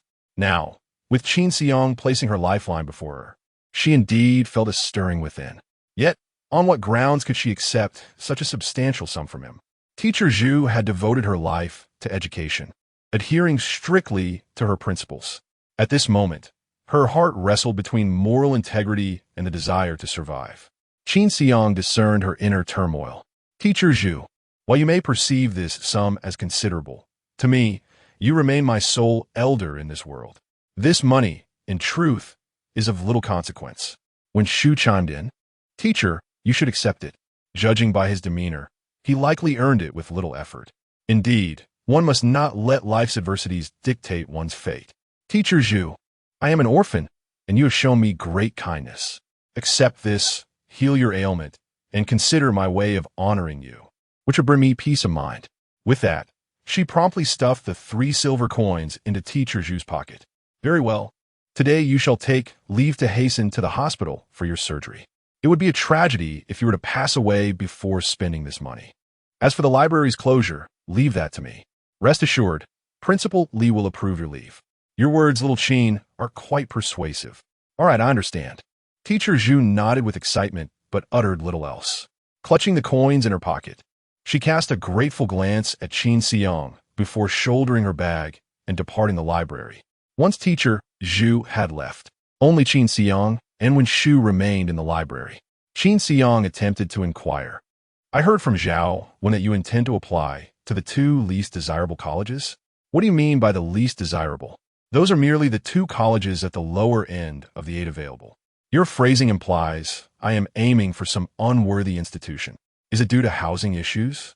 You wish to accommodate your grandmother, requiring a single room. Only the last two colleges offer such accommodations. When Shu set down her pen, intrigued as she regarded Qin Xiang. Given I possess this sum, it may not be of immediate use. How about this? I will cover your rent at the college, treating it as a loan with a modest interest rate, and you can repay me once you graduate and secure a position in the United Government. What do you think? When Shu raised an eyebrow, a smile playing at the corners of her lips, but shook her head, returning to her problems. Are you not in agreement? It is not that I refuse, but I doubt your ability to afford such an expense. Even if you could, I would not be able to repay it. Qin Xiang frowned. How much could renting a room possibly cost? Look it up, she replied. Qin Xiang shot her a peculiar glance before making his way to the principal's office. He attempted to push open the office door, only to find it locked. He took out the key given to him by Li Tianming and entered, colliding head-on with two startled gazes. Li Tianming was fervently engaged with a female teacher on a folding bed. Qin Xiang closed the door and sat in the principal's chair, promptly accessing the sequential education forum. He then remarked, Principal Li, Teacher Yang, you continue with your affairs. I have some research to conduct. The female teacher immediately panicked, hastily dressing before fleeing the scene. Li Tianming, his face contorted with anger, exclaimed, Qin Xiang, what do you intend to do? Oh, I mentioned I was researching, came the cool reply. Could you not wait a moment? Curiosity has arisen. I cannot afford to wait. Li Tianming adjusted his trousers and approached Qin Xiang from behind. The price for a single room near the college. You are headed to the University of Sequential Ability, not the college. Who are you researching for? Noticing that Qin Xiang was ignoring him and continuing his search, Li Tianming narrowed his eyes. You little rascal, are you doing this for Wen Shu? Damn it, are you sabotaging my chances to pursue her? Li Tianming was genuinely furious, expletives escaping his lips, utterly devoid of the calm demeanor expected from a principal. Who is pursuing anyone? We share a respectable classmate relationship. Don't feed me that nonsense. A respectable classmate relationship. And yet you can spare several hundred silver coins to help her rent a room. Chapter 73. The poor in the rich district, how much? Qin Xiang widened his eyes, staring incredulously at Li Tianming. Is it really several hundred silver coins to rent a house? Although I haven't encountered much money. You can't be serious. With that amount, I might as well buy a house. No, surely buying a house isn't that expensive? Li Tianming scoffed dismissively, casually fastening his belt. Kid, you are still too young and lack understanding of the world within the safe zones. Do you think other places resemble our dilapidated edge of the safe zone, where a single silver coin suffices for a studio apartment? Let me enlighten you. The disparity between different areas within the safe zone is far greater than the gap between you and your classmates. To put it simply, we reside in the 14,121st safe zone. Do you know where the 8 academies are located? No idea. They're all situated within the top 30 zones. The numbering of these zones corresponds to that of the safe zone exits. The smaller the number, the more affluent and influential the residents. In the top 30 zones, the inhabitants are either wealthy or noble. Engaging in casual conversation with someone on the street could reveal a department head or director. In that realm, even the head of the education department must tread carefully. Now, can you imagine the housing prices in such a place? Perhaps you might wonder why the academies are established in the top 30 zones. Qin Xiang nodded. I was indeed about to ask that. Have you ever contemplated the essence of the 8 academies designed for ordinary people? Do you truly believe these institutions serve the common folk? If they were genuinely intended for individuals like Wen Shu, why not construct 100 or 80 academies instead of just 8? The truth is, these 8 academies cater to those noble offspring who lack awakened sequence abilities. This privileged group cannot be deprived of a respectable education merely due to their unawakened status. Thus, to maintain internal stability, the government collaborated to establish these 8 academies. You are sorely mistaken if you think the academies serve the ordinary populace, while universities for sequence abilities exist solely for the elevated. In reality, hundreds of universities cater to individuals like you and me. while the academies were fundamentally created for those in higher echelons. The difficulty in gaining admission to these academies is also linked to the fact that most slots are pre-allocated. Excluding those privileged offspring who receive funding or are recommended through alumni networks, only 1/5 of the spots remain for students like Wenshu. In other words, 4/5 of the applicants belong to a certain circle, leaving only 1/5 who gain entrance through their own efforts. So tell me, is the location of these academies designed to accommodate that 1/5 or to cater to the 4/5? Qin Xiang listened in astonishment, realizing that the so-called 8 academies were shrouded in such complexities. Therefore, if your intention is to woo a girl by covering her accommodation expenses, I advise you to save your efforts. After 4 years at the academy, based on the local housing prices, a studio apartment would cost at least several hundred silver coins, if one is fortunate enough to find availability. I have heard that as the security zone becomes increasingly stable, property prices in that area have risen dramatically. The rent for single occupancy rooms has generally surged to an entire gold coin. In the prestigious Lianrong Academy, ranked first in Zone 3, the 4-year rental cost for nearby single occupancy rooms is likely to double. To secure one, you must make a reservation well in advance. Li Tianming donned his suit and poured himself a cup of hot water. Long ago, when Shu had shared her thoughts with me regarding the academies, she opted for the lesser-ranked Tiantong Academy and Renxing Academy, and I supported her choice. She intends to attend school alongside her grandmother, and only these 2 institutions offer single-occupancy dormitories to academically outstanding students.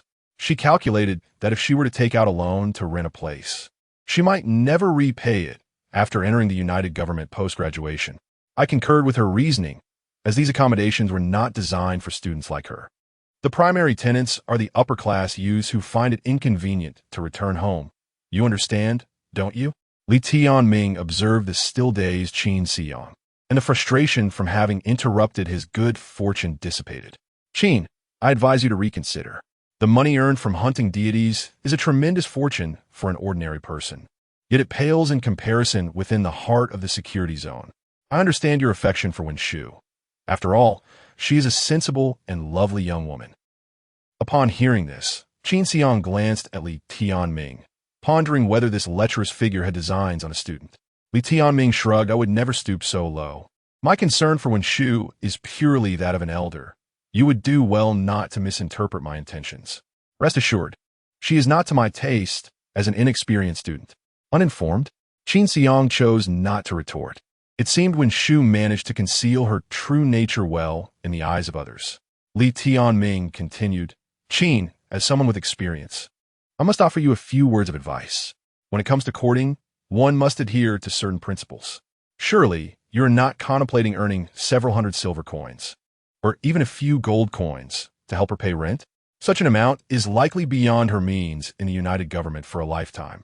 If you genuinely wish to be with her, it would be wiser to save that money as an asset for your future home together after marriage, rather than squandering it on exorbitant rent. Wouldn't you agree? Qin Xiang displayed some impatience. I told you, I'm not pursuing her. Right. You are absolutely correct. Li Tianming replied. I merely offered my perspective. As your principal, during our conversation, you should listen first and express differing opinions later. Fine. I am not one for lecturing, but I genuinely admire you, which is why I say a bit more. I hope you take it to heart. I understand that Principal Li's words come from a place of concern. I'm not one to disregard sound advice. I knew you would grasp it quickly. Allow me to say something less palatable. Regardless of your current feelings for her, even if you two end up marrying, the outcome is uncertain. Just look at me. In my tenure as the vice dean at university, I shared a harmonious relationship with my wife. However, complications arose, and she eventually became my ex-wife. Therefore, do not invest all your energy in the ephemeral pursuit of love. One must live for oneself. I have always concurred with Principal Li's sentiment.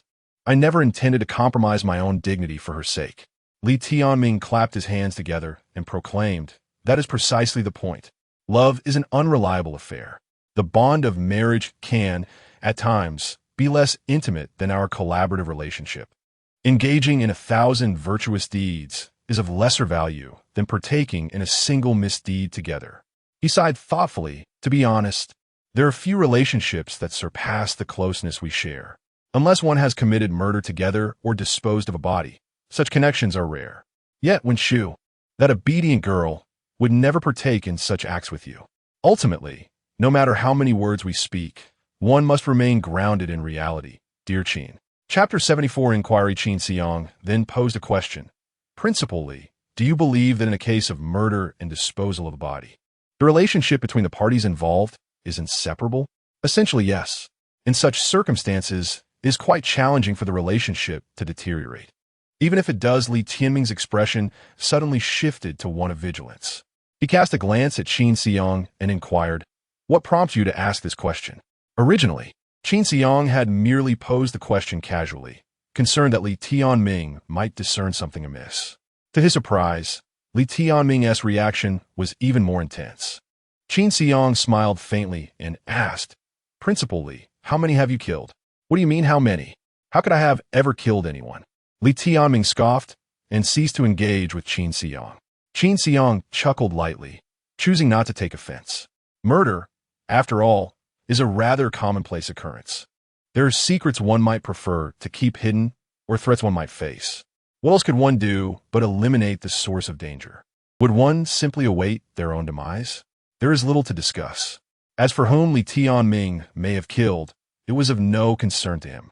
Their collaboration was confined to hunting deities, academic advancement, and seeking abilities within the fraudster sequence. Other matters were best left untouched.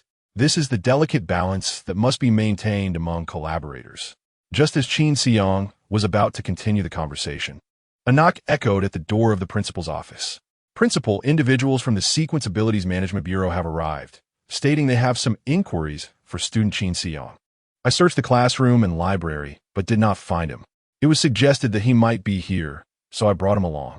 Li Tianming and Qin Xiang exchanged a glance and nodded slightly. They likely intended to inquire about John's death yesterday. "Let them in," Li Tianming instructed. "Yes, please come in." The door swung open, revealing a medium-built official clad in formal attire. Upon closer inspection, Qin Xiang realized it was Qian Wenda. With a familiar face conducting the inquiry, he thought it would be a simple conversation. However, he noticed that Qian Wenda's expression seemed rather grave. Qin Xiang was puzzled until he saw another individual following closely behind Qian Wenda into the office. This person, with a head of white hair and draped in a coat, took a seat beside Qian Wenda. "Allow me to introduce myself. I am Qian Wenda, the section chief of the 14121 Area Sequence Abilities Management Bureau, and I am Olaf, a senior detective from the 14121 Area Police Department." Olaf scrutinized Qin Xiang with a penetrating gaze and smiled knowingly. "Student Qin, you have indeed exceeded everyone's expectations. Once a homeless drifter, you have now become the most sought-after new star among sequence abilities in our region." Olaf appeared generous with his praise, holding Qin Xiang in high regard. However, both Qin Xiang and his acquaintances, Qian Wenda and Li Tianming, sensed an underlying tension in Olaf's words. Qian Wenda spoke up. "Student Qin, I am here representing the Bureau to inquire about the events surrounding John's death in the combat arena yesterday. Detective Orloff has some cases he wishes to consult with you. Upon learning of my visit, he decided to join me at the last minute." Qin Xiang glanced at Qian and thought to himself, no wonder he appeared somewhat tense when entering the office. It turns out a police detective unexpectedly accompanied him. Orloff nodded at Qian and expressed gratitude, saying, "Thank you, Director Qian, for your guidance. I do have some questions for student Qin. However, as you represent the administration, I believe it is only fitting that you pose your inquiries first." Li Tianming glanced at the two and inquired, "Do I need to excuse myself?" Qian shook his head, responding, "You are Qin Xiang's guarantor, and the questions I intend to ask necessitate your testimony, so your presence is required. As for what Detective Orloff from the police department has to say, I am unsure." Orloff smiled amicably and stated, "I seek to understand certain matters directly from student Qin, so it will be preferable for everyone else to step aside during our conversation. Without further ado, let us commence. Student Qin, around 6 o'clock last night, you killed John Stepong in the combat arena, correct?" "Yes." "Why did you kill him?" "Because he seemed intent on killing me. He stated he would not grant me a chance to surrender, which led me to act in haste and take his life. He is a level 2 phantom assassinability user and possesses a hunter's artifact, while you're a level 1 phantom assassinability user. I am quite curious as to how you managed to kill him. Qin Xiang pondered for a moment. Isn't the method of combat in the arena confidential? Indeed, it is confidential, hence my curiosity in asking. Do I have the right to refrain from answering? After all, it is a matter of my survival, and I prefer not to disclose it to others. Very well. Qin's remarks seemed to pose a challenge to Qin Xiang, as he could not divulge their relationship. In fact, when he posed the question, he deliberately included the phrase, "I am quite curious," indicating the subjectivity of his inquiry. This also served as an indirect reminder to Qin Xiang that this question was not essential for the administration to ask. Should Qin Xiang fail to discern this, there was little that could be done. Fortunately, Qin Xiang was astute enough to realize Qian's subtle hints, and while displaying a hint of displeasure, he declined to answer the question. May I ask again why you killed him? As I mentioned, he threatened my life, and in a moment of panic, I took his life. Then why did you crush his skull? Because I was agitated. At this moment, Qin Xiang appeared increasingly restless, as if genuinely becoming agitated once more. Li Tianming interjected, "This matter also concerns me as the principal." Principal Li, please proceed. Qian continued, "As you are aware, at GUN school, we have never had a precedent of students awakening their abilities. Therefore, my educational approach has primarily focused on nurturing top students who can gain admission to prestigious academies, inadvertently neglecting others. This negligence is exemplified by appointing a rather irresponsible teacher as the head of moral education. Qin, an orphan since childhood, has always been rather reclusive and has suffered considerable bullying at school, leading to a reserved demeanor. Had the moral education director provided attentive guidance, it is possible that his character could have become more cheerful. However, due to my negligence, the moral education director failed to promptly address the existing issues within the school, resulting in Qin's temperament becoming more prone to anger. Previously, while at school, he inadvertently injured both the homeroom teacher and the grade director, incidents that were widely known among students and faculty, which I believe serve as evidence of his irritable nature. To rectify my previous oversight, I chose to become his guardian, ensuring his safety beyond the confines of the safe zone and guiding his academic and daily life within it. Additionally, I replaced the former moral education director with a well-respected staff member known for their exemplary character and ability to lead by example. I am confident that under this new influence, Qin will gradually overcome his previous challenges. Qin Xiang listened, almost ready to applaud. Truly, the principal is remarkable. Indeed, a clever and seasoned individual. Chapter 75. The conversation with Olaf. Indeed, the principal is formidable. Although Qin Xiang's countenance still betrayed his anger, and he was breathing heavily, he harbored immense admiration for Li Tianming's eloquence. The causality was articulated with clarity, and methods for improvement were proposed. The entire affair was impeccably managed. Qianwenda, after a moment of feigned contemplation, slowly nodded in agreement. There was certainly nothing amiss in Principal Li's assertions. Therefore, I shall report this matter truthfully to the Management Bureau for archival purposes. Olaf regarded the smiling Li Tianming for a while, uttering no further comments. Li Tianming expressed his gratitude, saying, "Thank you, Director Qian, for your understanding. Our school will certainly strive to improve." Well, I have no further inquiries, and I must return to the Bureau to report. Director Olaf, I shall not wait for you. Qianwenda remained acutely aware of maintaining a distant and limited concern for Qin Xiang, to avoid drawing Olaf's scrutiny from minutiae. He was not like Li Tianming, a public servant burdened with no serious cases and devoid of upward mobility, relegated to a remote area as a high school principal. Qianwenda had always been diligent, and with his rare awakened sequence, a promotion to bureau chief before retirement seemed inevitable. Provoking Olaf and entangling himself in unnecessary troubles was not something he wished to encounter. Olaf nodded, expressing, "I look forward to the next meeting with Director Qian." Very well. Qianwenda rose and cast a glance at Li Tianming, stating, "Principal Li, Director Olaf wishes to speak privately with classmate Qin." It would be prudent for you to step out. Understood, Director Qian. Li Tianming stood and followed Qian Wenda out of the principal's office, closing the door behind them. Only Qin Xiang and Olaf remained. Olaf smiled faintly, his aged visage marked by deep lines etched by time. Qin Xiang, you are quite remarkable. You deceived me. Qin Xiang quietly regarded Olaf, remaining silent. I have served in the police department for 40 years and have been deceived only 5 times. You are the youngest among them. Qin Xiang continued to hold his silence. When I encountered you in the Internet CAF's warehouse, I genuinely believed you to be a pitiable child, downtrodden by the relatively affluent Wang Defa. I never anticipated that a 17-year-old high school student could orchestrate the actions of a local bully like Wang Defa. Olaf mused aloud, lost in his thoughts. Qin Xiang remained resolute in his silence. Once Olaf realized the nature of his awakened sequence abilities, all explanations became futile. Thus, he had no interest in engaging in trivial discourse, merely awaiting Olaf's inquiries. Olaf's remarks were devoid of questions. They were merely declarations of his perceived truths. Should Qin Xiang speak now, he might inadvertently reveal even more. Seeing Qin Xiang's calm demeanor only solidified Olaf's conviction that this youth was extraordinary. Hence, he posed his first question. I was astonished to see your information while browsing the information hall for sequence ability users the day before yesterday. After much deliberation, I became certain that this person was indeed you. Thus, I promptly visited the Internet CAF and inquired about you from Wang Defa. Can you guess what he said? Qin Xiang understood that this was merely a bait. Although Wang Defa was the proprietor of an Internet CAF on the outskirts of the safe zone, he had connections and possessed a sharp intellect.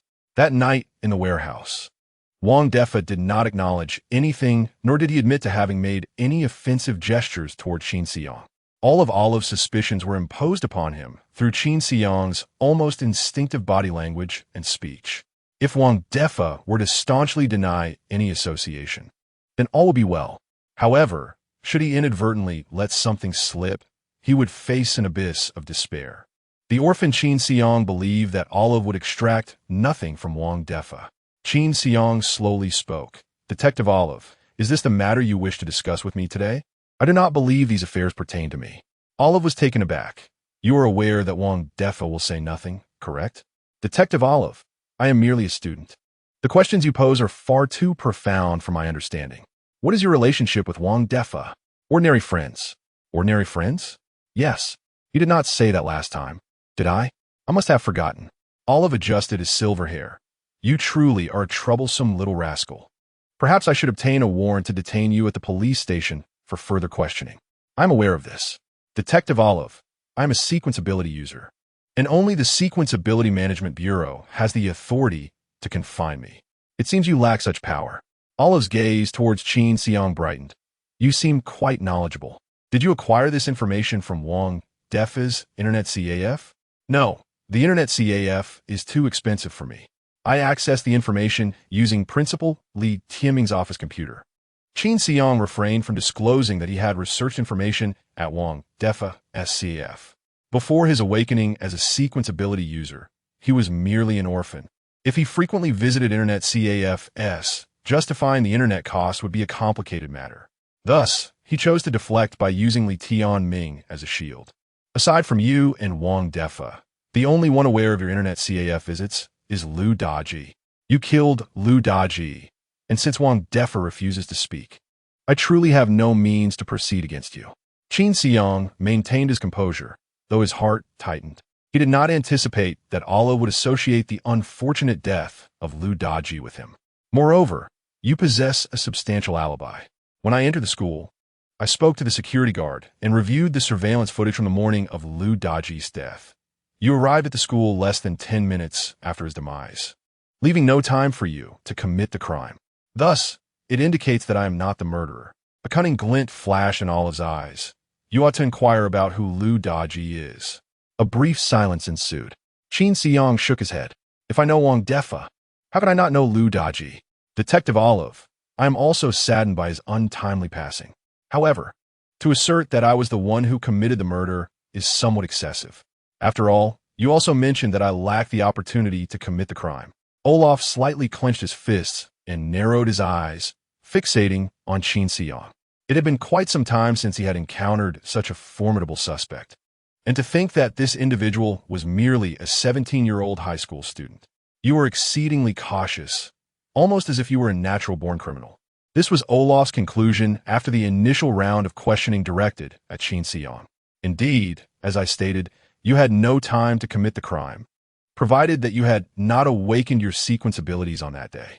Qin Xiang replied nonchalantly, "Yet I truly only awakened my sequence abilities last weekend." No, you might feign that your awakening occurred last weekend, when in fact, you may have been utilizing your sequence abilities long before that. Qin Xiang shrugged. Olaf, your conjecture is quite intriguing. However, how might one substantiate such a claim? Chapter 76, Digging Deep. Olaf sighed. As I mentioned earlier, you exhibit a remarkable level of caution. You incinerated Lu Daji's remains. His brain has been reduced to a mushy pulp, rendering the abilities of the undying sequence practitioner, Death's Edict, ineffective. Thus, you are indeed correct. I cannot substantiate any of this. Qin Xiang replied earnestly, Inspector Olaf, everything you assert is mere conjecture, devoid of evidence. Therefore, please refrain from claiming that I burned Lu Daji's body, for I am innocent of such an act. Very well, I shall heed your words. Olaf chuckled nonchalantly, continuing, You shattered John's skull. His brains were strewn across the combat arena, similarly preventing us from accessing his memories. To me, you appear to possess an innate disposition for murder, calm and cold-blooded. This is not your first transgression, is it? Qin Xiang stated, The act of killing John was a momentary lapse in control, and I deeply regret it. As for the other matters you mentioned, I truly have no knowledge of them. Inspector, I am merely a student who must diligently attend classes. If you have no further inquiries, I shall take my leave. One more thing, Olaf said. Please proceed. I hope it is not yet another absurdity. Olaf did not rush to question him. Instead, he produced a cigar, lit it, and exhaled a plume of smoke, creating a hazy atmosphere between them. You know, just days prior to Lu Daji's demise, we discovered 3 charred corpses 2 stops away from the exit of safety zone 54320. At this revelation, Qin Xiang instinctively tensed, caught off guard by Olaf's connection of these events. Despite his efforts to maintain composure, a flicker of unease crossed his features. Olaf, with the cigar nestled between his lips and a smirk gracing his face, continued leisurely. Those 3 individuals not only had their skulls crushed, but were also subsequently incinerated. There is no doubt that the assailant was a sequence practitioner. I found it peculiar why the perpetrator would resort to such measures. Eventually, I deduced that the killer was unaware of the limitations of the undying sequence's skill, Death's Edict. It is astonishing that a sequence practitioner could be ignorant of such fundamental theory. I speculated that this individual might be a sequence practitioner awakened in an impoverished region, lacking access to pertinent information. This murderer, having recently awakened their abilities, could only rely on conjecture, destroying the body and then incinerating it to prevent any other sequence practitioners from reading the deceased's memories and uncovering their identity. Qin Xiang yearned to regain his composure, yet beads of sweat instinctively trickled from his forehead. He resorted to silence to preserve his tranquility. Then, Olaf uttered the very words he dreaded most. This murder occurred after the bizarre disappearance of the divine remains from the trash bin at the exit of safety zone 54320. Classmate Qin Xiang, do you perceive any connection between the 2 incidents? Qin Xiang closed his eyes. Olaf had indeed deduced the truth. Even though he had never witnessed the crime firsthand, he managed to piece everything together. At this moment, he recalled the conversation he had with Roylina that night, particularly her warning before he left, never fall into Olaf's hands. Now, he finally comprehended the depth of her concern regarding Olaf. Olaf proclaimed himself a born criminal. However, he was inherently a detective skilled in apprehending criminals. A cat-and-mouse game unfolded between the two. Qin Xiang slowly spoke, suppressing the tremor in his voice. But you possess no evidence. Inspector Olaf, everything you assert is merely conjecture. Olaf nodded with a smile. You are correct. I lack evidence. But do you believe my focus lies on these individuals themselves? He shook his head and continued. The fate of John, the fate of Lu Daji, And the fates of those 3 nameless corpses are of no concern to me. How they died, or what they experienced before their demise, is irrelevant. The sole matter that has piqued my interest from the beginning is one: who truly stole the remnants of the divine? Where did you conceal them? And what did you do with them? That is what I wish to know, Qin. Can you elucidate this for me? Olaf's intentions became clear at last, having circled around only to meticulously lay out the connections before Qin Xiang, revealing that he had uncovered his secret. Sorry, but I still do not comprehend what you are implying, Inspector Olaf, Qin Xiang replied, no longer flustered. His hands gripped the armrests of the chair, a smile gracing his face as he contemplated murder. This man was terrifying, capable of unraveling everything. Allowing him to live might not lead to significant consequences. Eliminating Olaf seemed the only solution to resolve everything. Olaf stated, Qin Xiang, have you ever considered that you cannot escape? All this elaborate maneuvering is merely to conceal the awakening of your sequence abilities. I am 90% certain that your sequence is not Phantom Assassin. I am curious about the method you employed to forge your sequence. To expose you, all it would take is bringing you to the Bureau for another test of your sequence abilities. At this revelation, Qin Xiang paused, disbelief flickering across his features as he glanced at Olaf. Qian Wendao had informed him that once a sequence ability was determined by the Bureau, it would not be re-examined unless the ability holder had been convicted. The United Government had faced protests from sequence ability holders due to repeated assessments of their abilities and ranks, which left no room for privacy. Since that incident, the United Government had turned a blind eye within all secure zones, regardless of one's sequence or rank. As long as they hunted the divine and caused no disturbances within secure areas, their legitimacy was presumed. However, one must not overreach. If one were to overtly assist in the fabrication of sequences, the coalition government would undoubtedly hold them accountable. This is precisely the reason why Qian Wenda dares to accept payment for aiding in the falsification of sequences. Were the coalition government to impose a strict prohibition against such forgeries, with the penalty of death for those caught, Qian Wenda would certainly refrain from becoming embroiled in such murky waters. In essence, the fact that sequence abilities should not undergo repeated testing is a well-known truth among nearly all individuals possessing such abilities. The Bureau of Sequence Ability Management, as the authority responsible for issuing sequence certifications, would categorically refuse Olaf's request to facilitate another test for Qin Xiang. What puzzles Qin Xiang is that Olaf appears to be unaware of this information. This unusual circumstance piqued Qin Xiang's curiosity, much like a mouse detecting cheese, as he gently caressed the armrest of his chair, deep in contemplation. Chapter 77. A twist in the path, the sudden silence and contemplation of Qin Xiang caused the white brows of Olaf to arch slightly. Puffing on his cigar, he scrutinized the young man quietly, unsure of what thoughts occupied his mind. Qin Xiang cast a fleeting glance at him before rising silently to take a seat at the computer.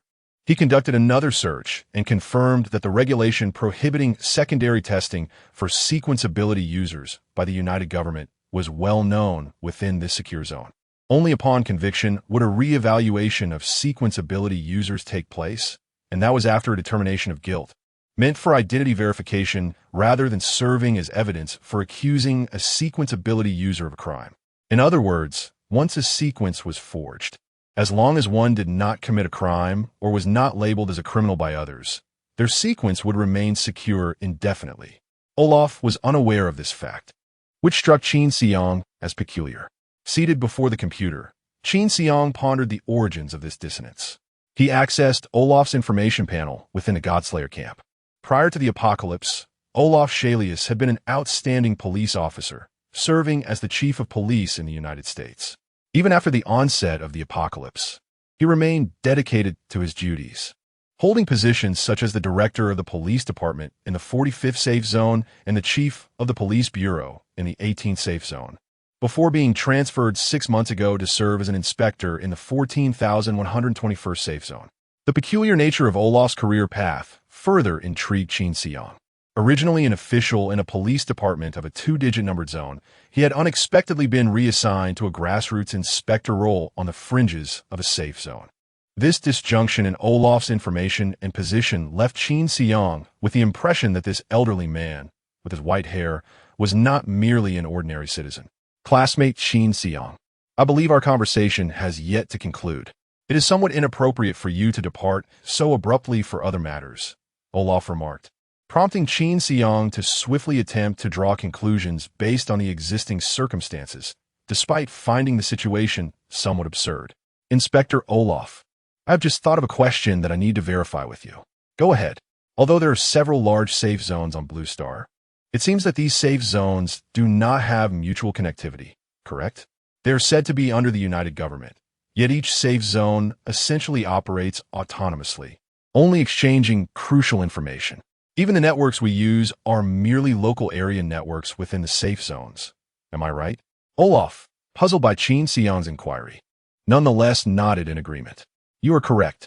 Between the major safe zones, countless powerful entities roam, making human passage impossible and hindering the establishment of network connections. Thus, the networks are confined to local area networks within each safe zone. Information between safe zones can only be disseminated through the announcements of the United Government. As for how the United Government communicates between safe zones, as an old man from the police bureau, I cannot say. Qin Xiang nodded. The confirmation of this information from Olaf enhancing his conviction in his conclusions. If his conjectures were accurate, it implied that Olaf too harbored secrets shrouded in darkness. Inspector Olaf, may I inquire further on another matter? As soon as Qin Xiang appeared, the conversation flourished, with an unexpected enthusiasm that led Olaf to believe his words had begun to bear fruit. It seemed that the revelation of the truth was imminent. Please do ask, Olaf said, extinguishing his cigar and placing his hands neatly on his abdomen, leaning back on the sofa, his smile warm as he gazed at Qin Xiang. Detective Olaf, where do you hail from? Upon hearing this question, Olaf maintained his smile, though it lost some of its warmth and kindness. Qin Xiang, what do you mean by that? Detective Olaf, let me clarify further. From which safe zone do you come? Or perhaps from some unknown place? After all, you are not a resident of this safe zone, are you?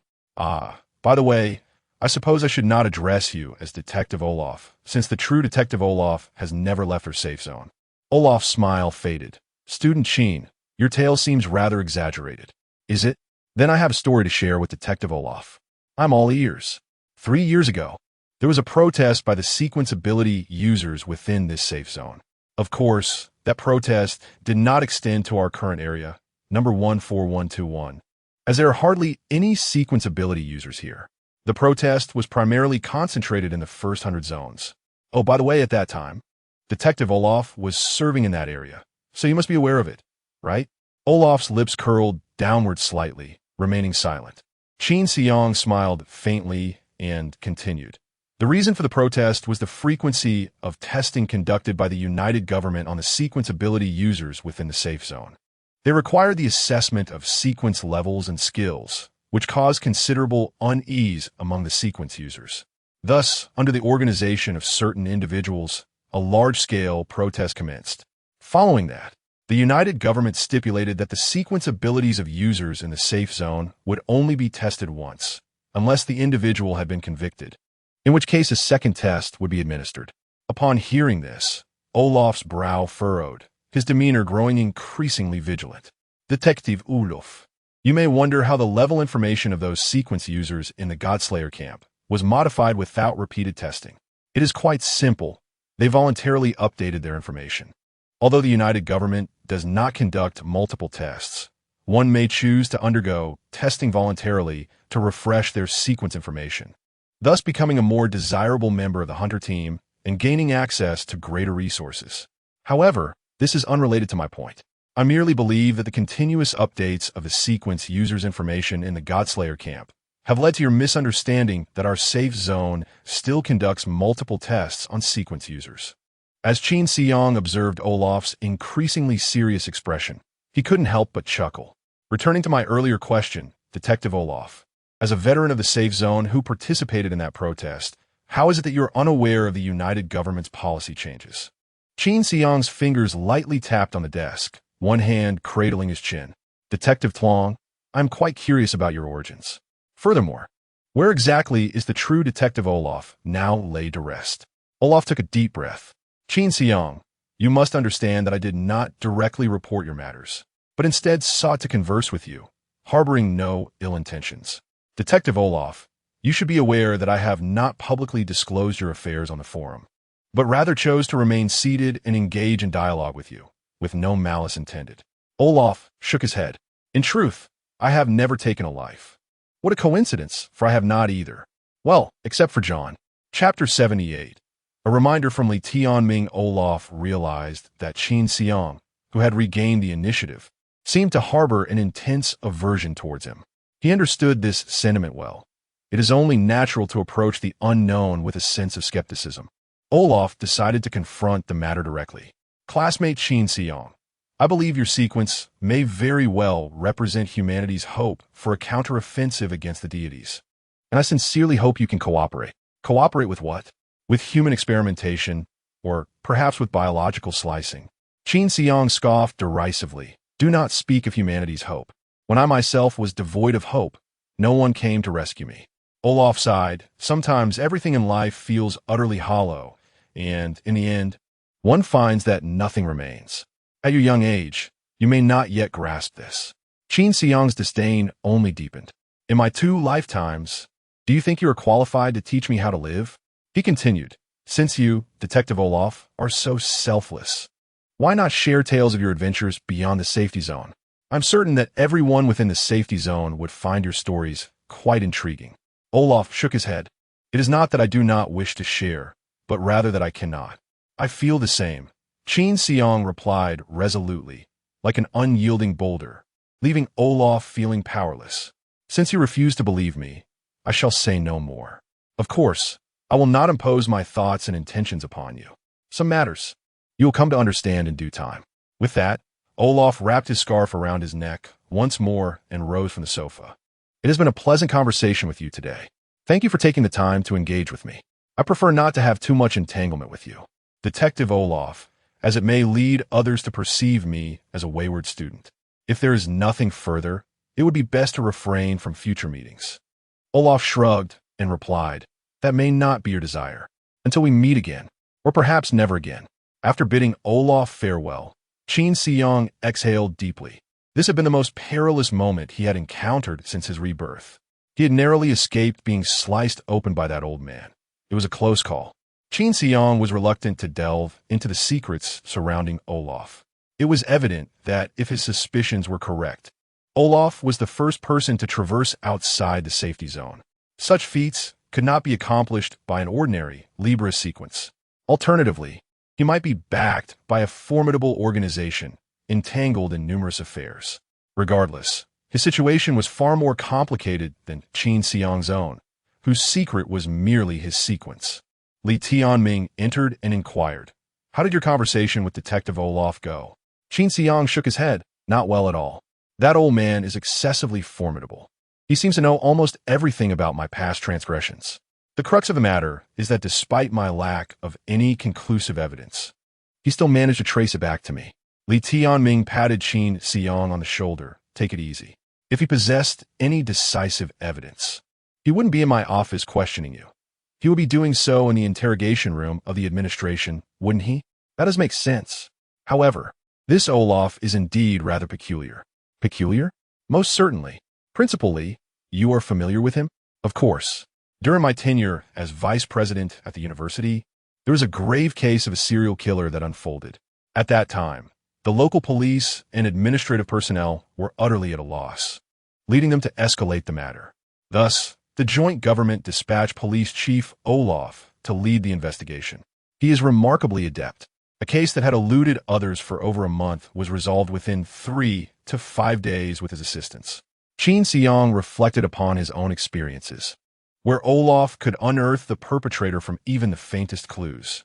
It would not be an exaggeration to refer to him as a detective extraordinaire.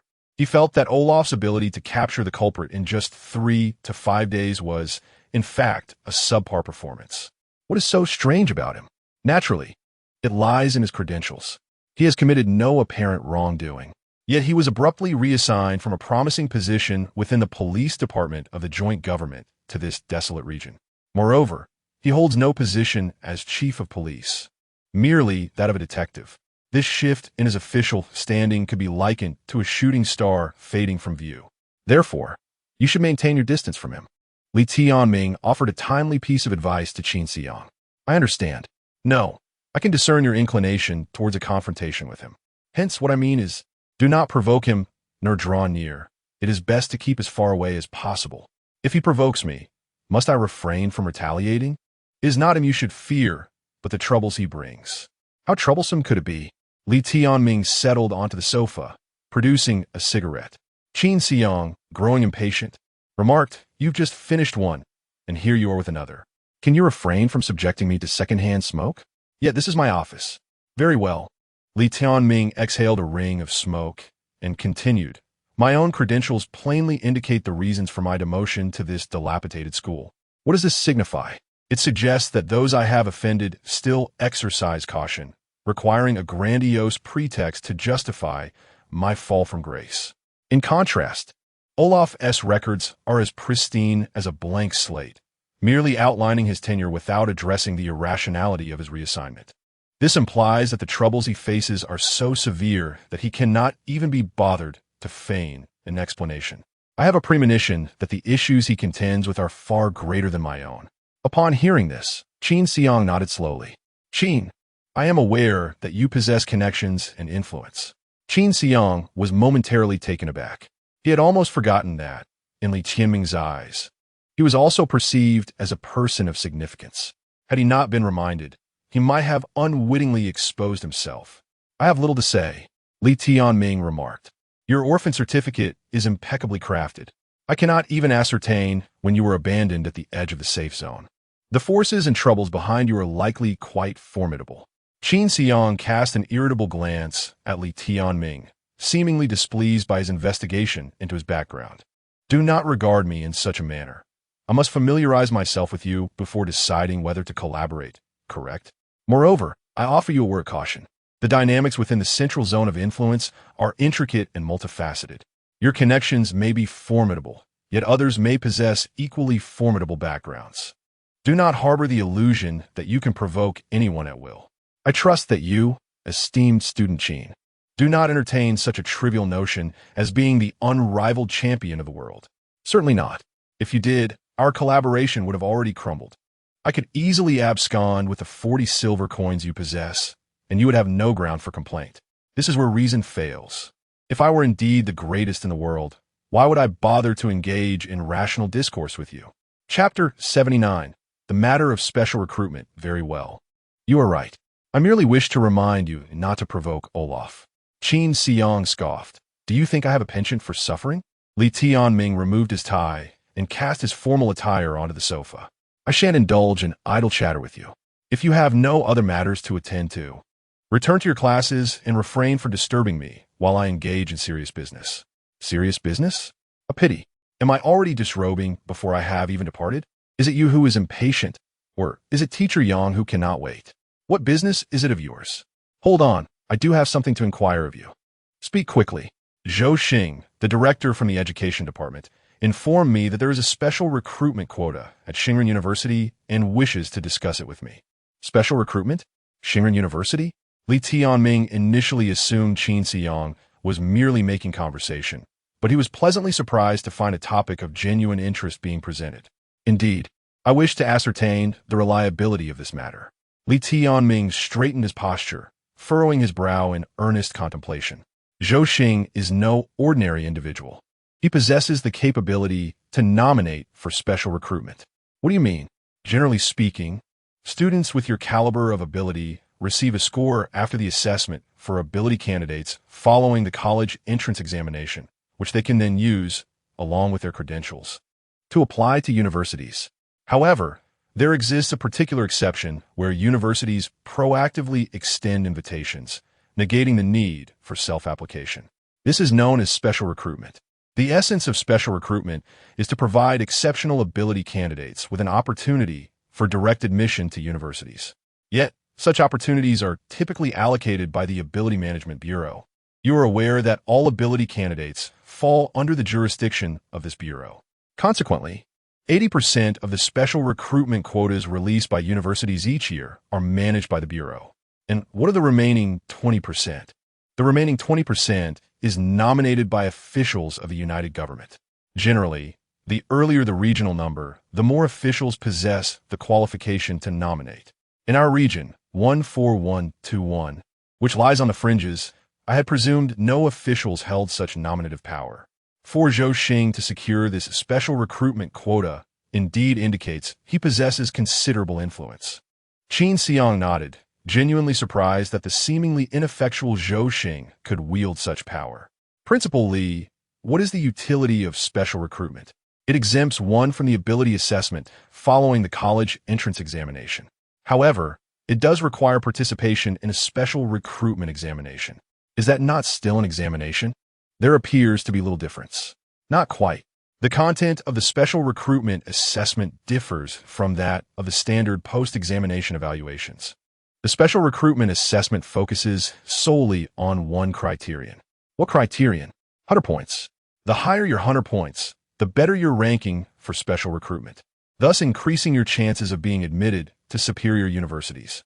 Qin Xiang, perplexed, replied, but Principal Li, you previously mentioned that even in standard assessments, hunter points could substitute for assessment scores when applying to universities. Therefore, it seems there is little distinction between special recruitment and ordinary applications. Not so. The requirements for special recruitment are considerably more stringent. If you belong to a supportive sequence, such as my own shaman sequence, only the points obtained from a hunting team of 3 or fewer can be considered as achievements. Conversely, if you're a part of a combat sequence, like your so-called phantom assassin, only the points accumulated from solo hunts are counted. Are the conditions that stringent? Naturally, it cannot be termed as a special recruitment otherwise. What about other sequences? For instance, the Aeromancer, which cannot engage in combat or provide assistance. Such a sequence stands no chance of special recruitment and must obediently participate in assessments. Special recruitment aims to identify the spear and shield capable of slaying deities. Sequences like the Aeromancer, which are effective only within safe zones, will naturally have a lower priority. So, when is the special recruitment results submitted? On the same day as the college entrance examination. After the results of the special recruitment are submitted, the rankings will be visible to all universities the following day. In the week that follows, various universities will reach out to the students they have selected to discuss special recruitment conditions. Can students negotiate terms with the schools? Qin Xiang's eyes widened, as if he had just learned of an incredible tale. Of course, without conditions, who would attend? Are students really that formidable? Special recruitment is reserved for the cream of the crop. If this institution does not offer you favorable terms, would you choose to attend? It would be wiser to opt for the regular assessments after the college entrance exams, allowing you to gain admission to a top university based on your merits. That makes sense. Furthermore, the joint government conducts yearly assessments of university enrollments, which serves as a crucial indicator for university rankings. The higher the rank of the university, the more funding they can receive from the joint government. All universities are striving diligently to attract outstanding students during special recruitment. I have even heard of a school's admissions director being demoted to a janitor due to poor special recruitment outcomes. Qin Xiang was left speechless. Moreover, every specially recruited student enjoys privileges. A special recruit in a university is regarded as a superior being. Therefore, being accepted into special recruitment would be ideal for you. However, Zhou Xing mentioned that his special recruitment quota was granted by Xingren University. Does that mean I must attend Xingren University? How is Xingren University ranked? You need not worry about such matters. The entity providing the special recruitment quota has no bearing on who ultimately recruits you. If Xingren University does not release its special recruitment quota, they will lose one special recruit this year. The school would not engage in a losing venture. At most, you might grant Xingren University a slight concession. When they present their special recruitment conditions, you could consider lowering your expectations or prioritize them under equivalent conditions. So, what is Xingren University like? The standing of Xingren University among universities is akin to the level of safety within our region. ISNT at the bottom tier? Quite so. Thus, institutions of such caliber typically do not attract exceptional students through special recruitment. when they extend their special recruitment quotas. It is akin to casting a wide net in hopes of a lucky catch. Thus, you have secured this position, and there is no need to feel excessive pressure. Pursue admission to a prestigious institution. I see. The special recruitment quota holds significant importance for you. Regrettably, I have not qualified for such a quota, nor have Director Chien and Olaf. In our region, the administration has never issued a special recruitment quota. It seems that Zhou Xing may be your sole opportunity. Therefore, consider dining with Director Zhou to engage in a meaningful discussion regarding the special recruitment quota. Qin Xiang licked his lips, reflecting on his telephone conversation with Zhou Xing earlier that day, during which his tone may have been overly arrogant. He had misplaced his dissatisfaction with Zhou Yang onto Zhou Xing, failing to demonstrate the respect and reverence a diligent student ought to show towards the leaders of the educational department. When the time comes to dine with Zhou Xing, he must strive to present himself well. Chapter 80. Hongyan Restaurant. As Qin Xiang and Li Tianming were engaged in conversation, a text message from Zhou Xing arrived. The message stated, at 5 p.m., 500 meters south of the bus stop at the exit of safety zone 38324, Hongyan Restaurant. Qin Xiang glanced at the clock on the wall. It was already past 3 in the afternoon. Li Tianming looked up at Qin Xiang. What is the matter? Did Zhou Xing message you? Yes. I'll sit here for a while, and then I'll be on my way. What are you still sitting for? Hurry up and leave. Li Tianming urgea impatiently. After contemplating for a moment, Qin Xiang realized it would be prudent to depart early, demonstrating his humility and respect as a student. Old Li, could you lend me some copper coins? Qin Xiang changed his address. As repeatedly calling him principal, Li felt somewhat formal and made it awkward to ask for money. Huh? I need money for the bus. Li Tianming, exasperated, pounded the table. You have 80 silver coins, and you're asking me for bus fare? Buses don't accept silver coins. He was eager to expedite Qin Xiang's departure and retrieved 5 copper coins from his drawer, saying, just go already. You've only given me enough for the trip there. I still need to come back. Li Tianming, growing increasingly impatient, counted out another 5 copper coins, insisting, leave, leave, leave. Thank you, old Li. Qin Xiang cheerfully exited the office. Once Qin Xiang was out of sight, Li Tianming took a few deep breaths to calm his rising irritation. The antics of that young man had ruffled his feathers. He needed to summon Xiao Yang to alleviate his frustration. After muttering to himself, Li Tianming opened up his game. Qin Xiang went to the library and informed Wen Shu that he had to leave early, requesting her assistance in locking the library after school. Wen Shu agreed without hesitation. On his way to the bus stop, Qin Xiang rehearsed how he would greet Zhou Xing. According to Li Tianming, the special recruitment quota was exceedingly important and rare. He needed to ensure Zhou Xing felt at ease. When it came to flattery, Qin Xiang considered himself quite adept, having had ample practice in his previous life with Li Jingwen. Hello, old Zhou. No, that sounded too frivolous. Greetings, Director Zhou. A bit too formal. Hello, Uncle Zhou. Yes, this title seemed fitting. Upon boarding the bus, Qin Xiang found an empty seat and quietly awaited his stop. The passengers donned protective gear, likely en route to hunt deities at the exit of safety zone 38324. At that moment, a sequence ability user spotted Qin Xiang and paused in surprise. Are you Qin Xiang? Qin Xiang scrutinized the speaker, unable to recall any prior encounters. Yes, that's me. What is the matter? The individual hastily shook his head. Nothing. The other sequence ability users on the bus, upon hearing Qin Xiang's name, cast him wary glances. When the bus reached the next stop, all the passengers hurriedly disembarked, leaving Qin Xiang alone. Qin Xiang scratched his nose and scoffed. They all seem quite fearful of me. Is it really that serious? Meanwhile, the sequence ability users who had exited the bus let out a collective sigh of relief. It has come to my attention that this young man is not in the best of spirits. During his confrontation with John, he even flattened his head. I would not dare to share a bus with him for fear that he might suddenly lose control. Indeed, it is quite unsettling. Moreover, he has a guardian and possesses a rather extraordinary background. It is prudent to avoid provoking him. After nearly an hour, Qin Xiang finally arrived at his destination. At that moment, he received a text message from Qian Wenda, inquiring about their conversation. Qian Winda was likely concerned about the private discussion between him and Olaf.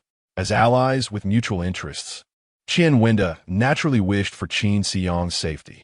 However, should anything untoward happen to Qin Xiang, Qian Winda would not hesitate to distance himself. Remarkably, he deduced my registration in the sequence. Nevertheless, the trouble has been temporarily resolved. Qin Xiang did not hold back. He expressed the challenges he faced and shared information that was within his control. This served to heighten Qian Winda's vigilance regarding Olaf, while also demonstrating Qin Xiang's problem-solving capabilities. This response was carefully considered, as he hoped to reinforce Qian Winda's belief in their collaboration during their exchanges. Before long, Qian Winda replied, "There is no need to worry about the Management Bureau." Following the address provided by Zhou Xing, Qin Xiang found himself at the Hongyan restaurant. Since it was still not yet 5 o'clock, the establishment was largely empty, with only a handful of patrons present. However, all the overhead lights were illuminated, making the Hongyan restaurant the sole beacon of brightness amidst the surrounding darkness. Such lavish use of electricity surely indicated that the owner of the restaurant had some connections. Upon entering, he quickly spotted a refined, middle-aged man seated at a corner table. The man wore black-framed glasses, sported a sleek hairstyle, and was dressed in a dark tie paired with a white shirt, exuding an air of composure.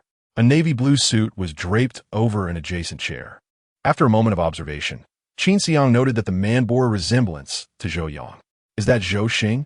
Has he arrived even earlier than I?" Approaching cautiously, Qin Xiang asked, "Excuse me, are you Uncle Zhou?"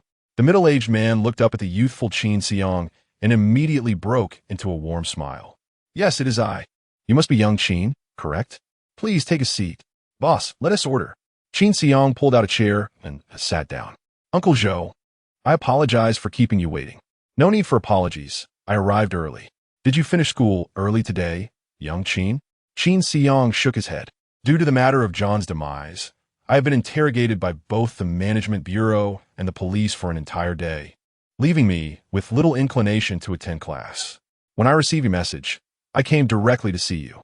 Zhou Xing chuckled. "In our area 14121, it has been quite some time since a sequence power user has perished in the fighting arena. Your questioning is quite normal. Do not take it to heart."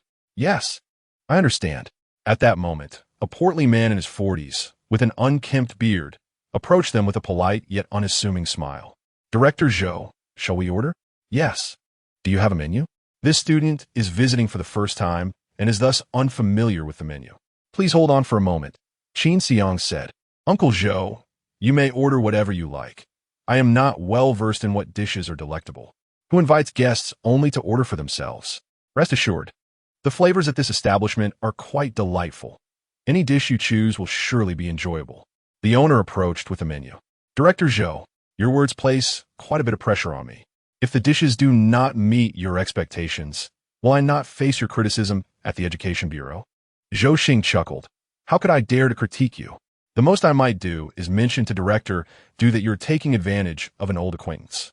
With my brother's temperament, should he learn that I did not dedicate myself to preparing your meal, he would undoubtedly scold me severely.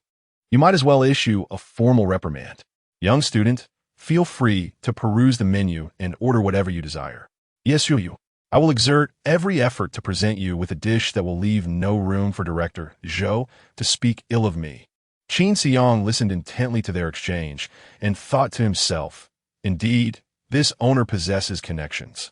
Upon receiving the menu, he was momentarily taken aback by the signature dish, braised pig trotters and fermented soybean paste. Chapter 81.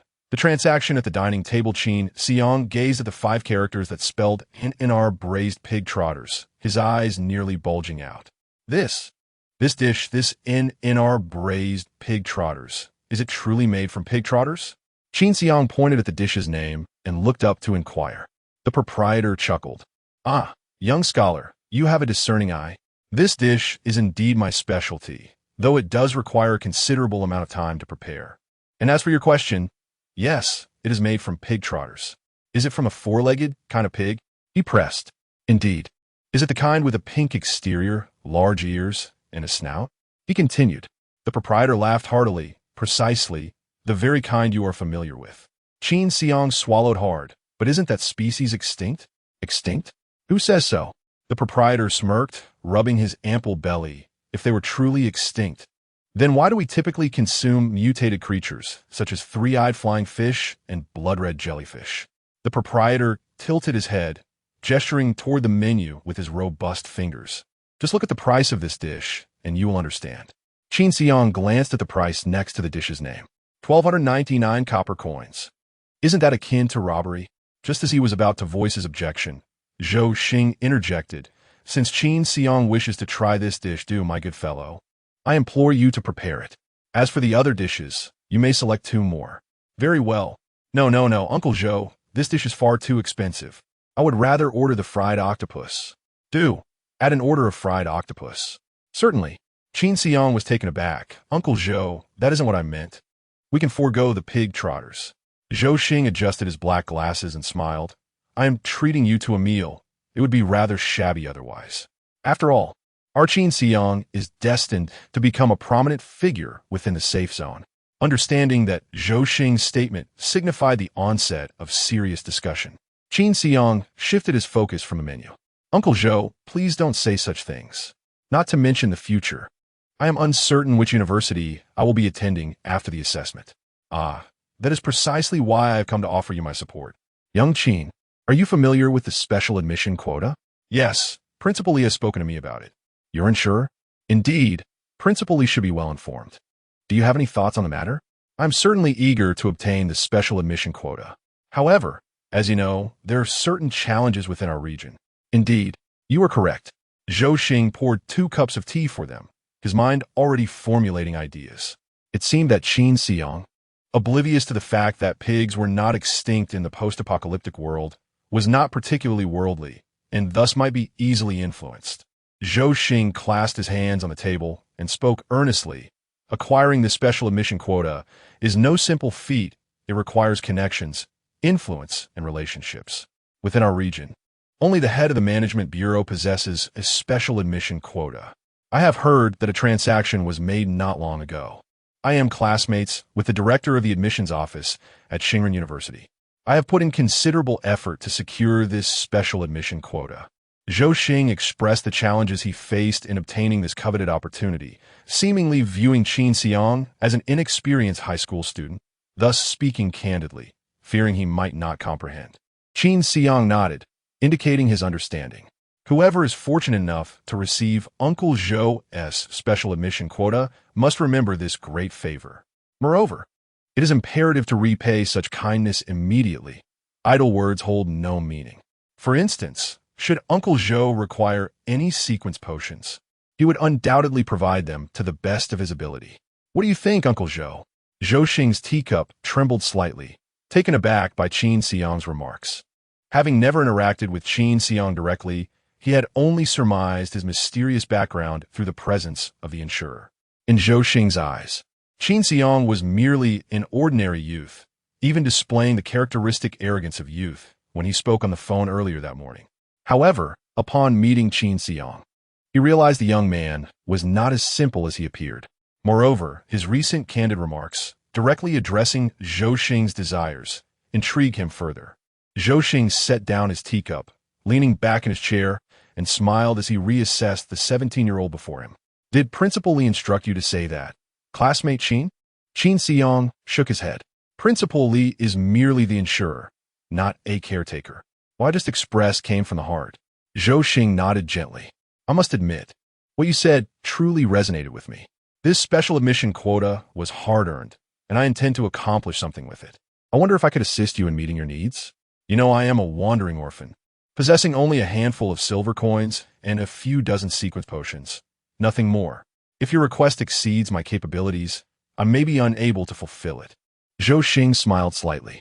Yes, I am well aware of your situation, classmate Qin. I called upon you today to request a loan of some sequence potions. That statement from Uncle Zhou seems rather inappropriate. How can it be termed as borrowing? Should you need them, I would be more than willing to give you some. How many do you require? Qin Xiang decided to be straightforward. Since Zhou Xing was after the sequence potions, he would directly inquire about his price. Zhou Xing extended 5 fingers. 5 bottles? 50 bottles. Qin Xiang's smile faltered momentarily as he suppressed his rising anger, responding slowly, Uncle Zhou, asking for so many puts me in a difficult position. Accepting 50 bottles is absolutely out of the question. Even Li Tianming, my insurer, only managed to acquire 8 bottles. If he were to learn that the special admission quota was exchanged for 50 sequence potions, he would undoubtedly be enraged. Zhou Xing replied, Classmate Qin, you possess so many sequence potions, and you can earn more in the future. Since you cannot sell them, why not give some to Uncle Zhou? Qin Xiang shook his head. Since we were discussing a transaction, let us be forthright. Uncle Zhou, although I am a diligent student and would never engage in unlawful activities, many individuals have approached me, hoping to acquire my stock of sequence potions at the price of 8 silver coins per bottle. It is indeed quite difficult for me to accede to your demand for 400 silver coins worth of goods. Upon hearing this, Zhou Xing's expression grew stern. He had initially thought that Qin Xiang was unaware of the potion's value and sought to deceive this naive newcomer. Now, his well-laid plans had unraveled. 30 bottles. Qin Xiang still shook his head. Uncle Zhou, if you are willing to assist me with the special recruitment, we can negotiate properly. Your demands are too excessive for me to justify. Zhou Xing chuckled softly. You mentioned you are an orphan. Who else would you need to justify yourself to? Qin Xiang responded with a youthful and bright smile. Uncle Zhou, have you ever encountered an orphan at the edge of the safe zone who awakens sequence? Chapter 82. Finalizing the special recruitment quota, Zhou Xing discerned the underlying implication in Qin Xiang's words. Establishing a background. Zhou Xing had always regarded Qin Xiang's awakening sequence as somewhat peculiar, considering it a rare occurrence. However, their brief exchange revealed to him the profound depths of the quagmire that lay behind Qin Xiang. Dear classmate Qin, how did you awaken your sequence? Zhou Xing inquired. Qin Xiang offered a slight smile. That is not something I can conveniently share with Uncle Zhou. Let us rather focus on how many bottles of sequence elixir you wish for me to provide. Upon hearing this, Zhou Xing fell silent, recognizing Qin Xiang's stance. His background was formidable, and his support remained discreet. The two were merely engaging in a transaction, devoid of any further connections. Initially, Zhou Xing found himself intrigued by Qin Xiang, contemplating the possibility of probing deeper into his background to explore potential collaboration. Yet, Qin Xiang's remark effectively sealed off that avenue. This conclusion stemmed from Qin Xiang's astute observations during their brief interaction. Zhou Xing was a greedy individual with little support.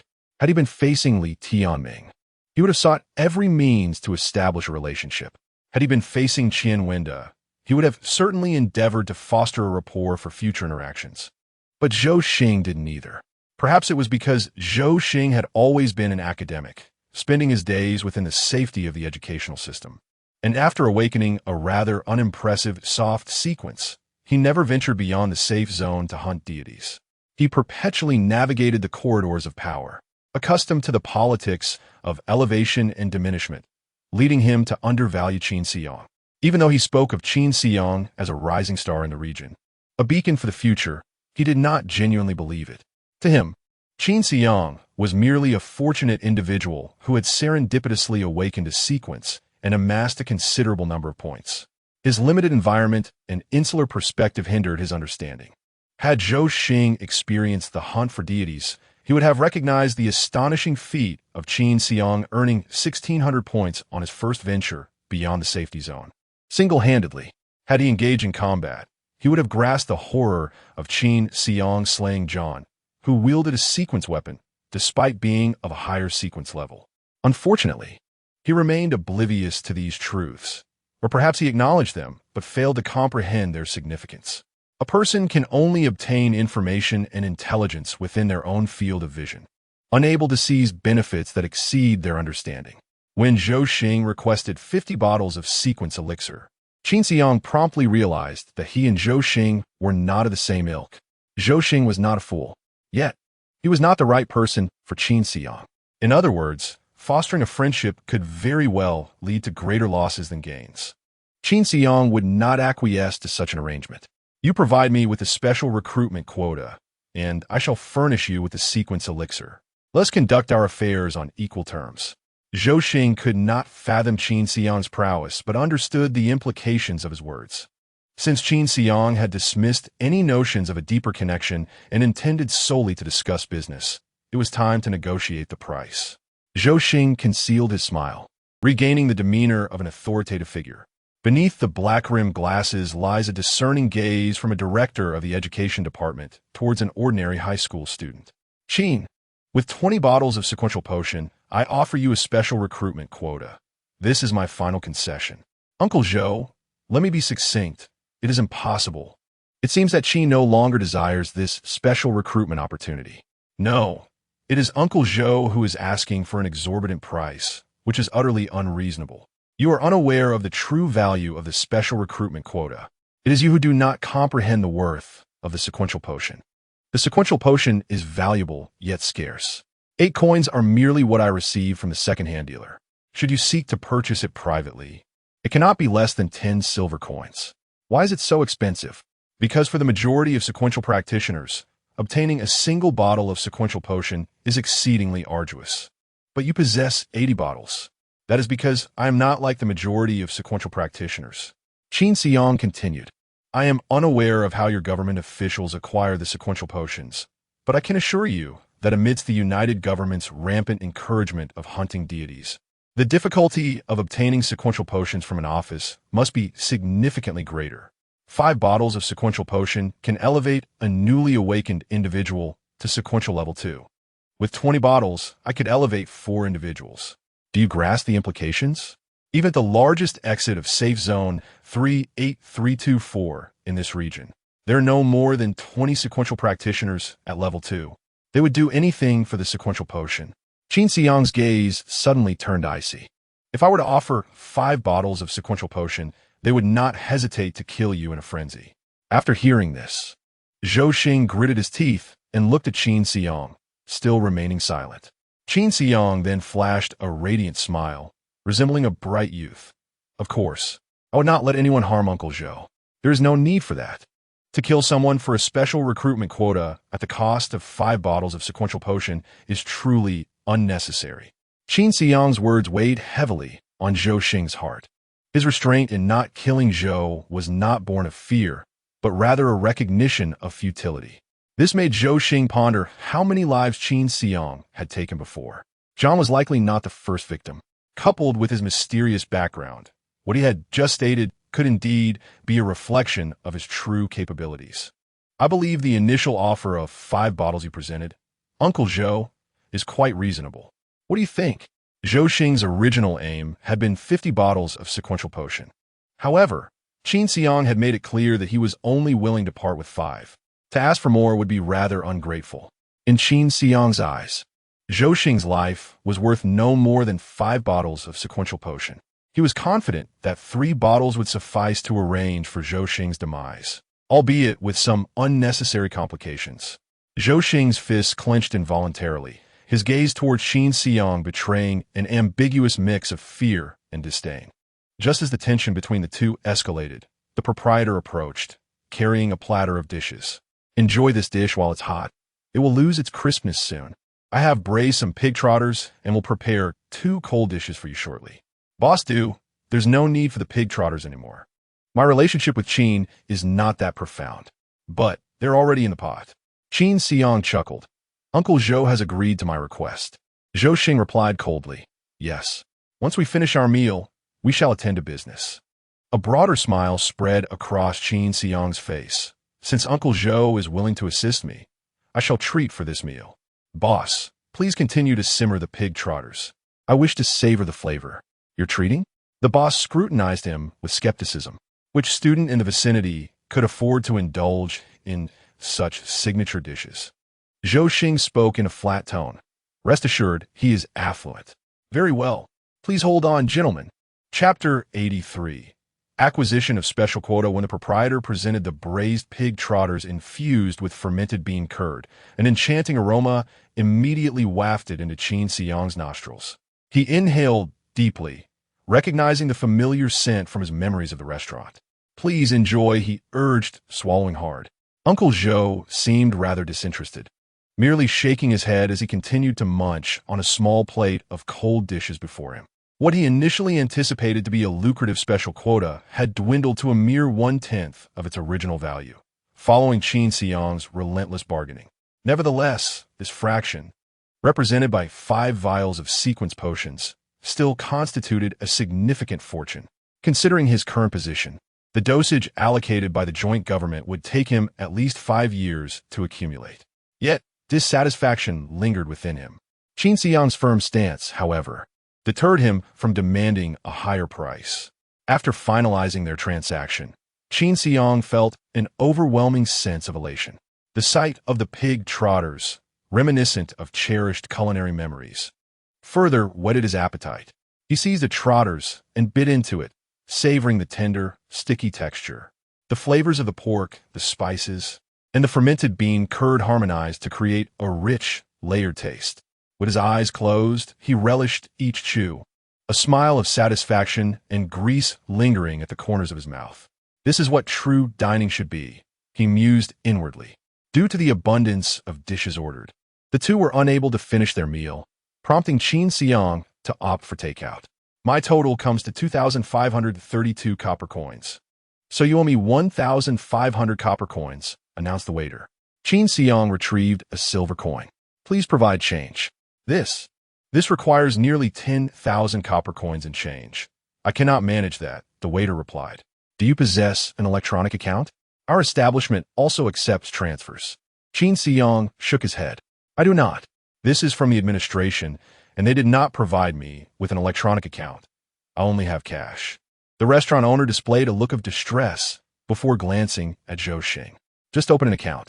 I will transfer you 12,000 copper coins, and then you can settle the bill. You can keep the silver coin, Zhou Xing said impatiently. How do I open an account? Qin Xiang inquired. Log into the God-Slaying Base forum on your mobile device.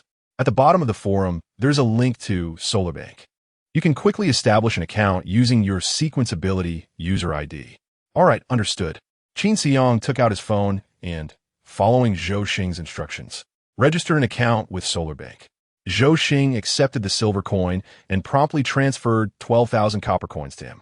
Qin Xiang then forwarded 2,500 coins to the restaurant owner. Excellent. I've received the payment. Wishing you both a pleasant journey. We look forward to your next visit. Goodbye, owner. Qin Xiang and Zhou Xing exited Hanyan Restaurant. Uncle Zhou, where to next? First, accompany me to the Education Bureau. I shall recommend you for the special quota in your presence to put your mind at ease. Then, tomorrow I will visit your school, and you can provide me with the sequence potions. Our transaction will then be complete. Understood. Qin Xiang accompanied Zhou Xing on the bus to the Education Bureau. The exterior of the bureau was brightly illuminated, and as Qin Xiang stood before it, he could distinctly discern the outline of his own shadow. He raised his gaze, only to find the street lights glowing as brilliantly as the sun, rendering it difficult for him to look directly at them. The appearance of the Education Bureau bore a striking resemblance to that of a police station, both exuding an air of solemnity. In addition to its rigidly rectangular shape, the facade was constructed of granite, imparting an ancient and dignified texture. It lacked the air of mystery associated with the Abilities Management Bureau. Perhaps to make it clear that the Bureau was related to education, a massive white stone sculpture of an open book was displayed in front, encircled by a bubbling, artificial pond. Following Zhou Xing, Qin Xiang entered the grand doors of the Education Bureau. The interior was also well lit by overhead lights, adorned with decor that was quite tasteful, though it did not evoke the same sense of awe he had felt upon entering the Management Bureau. He ascended to the second floor with Zhou Xing via the spiral staircase in the lobby and entered an office. The office was not particularly spacious, yet having a private workspace within the Education Bureau signified a departure from the ranks of entry-level employees. Zhou Xing settled at the computer and accessed the special recruitment recommendation website. After entering his identity information and the source of his special recruitment quota, he navigated to the page for recommending candidates. Next, he needed to input Qin Xiang's information. Standing behind him, Qin Xiang observed as Zhou Xing entered his details. Abilities sequence number 00009527. Address: homeless. Homeless? You have no place to stay?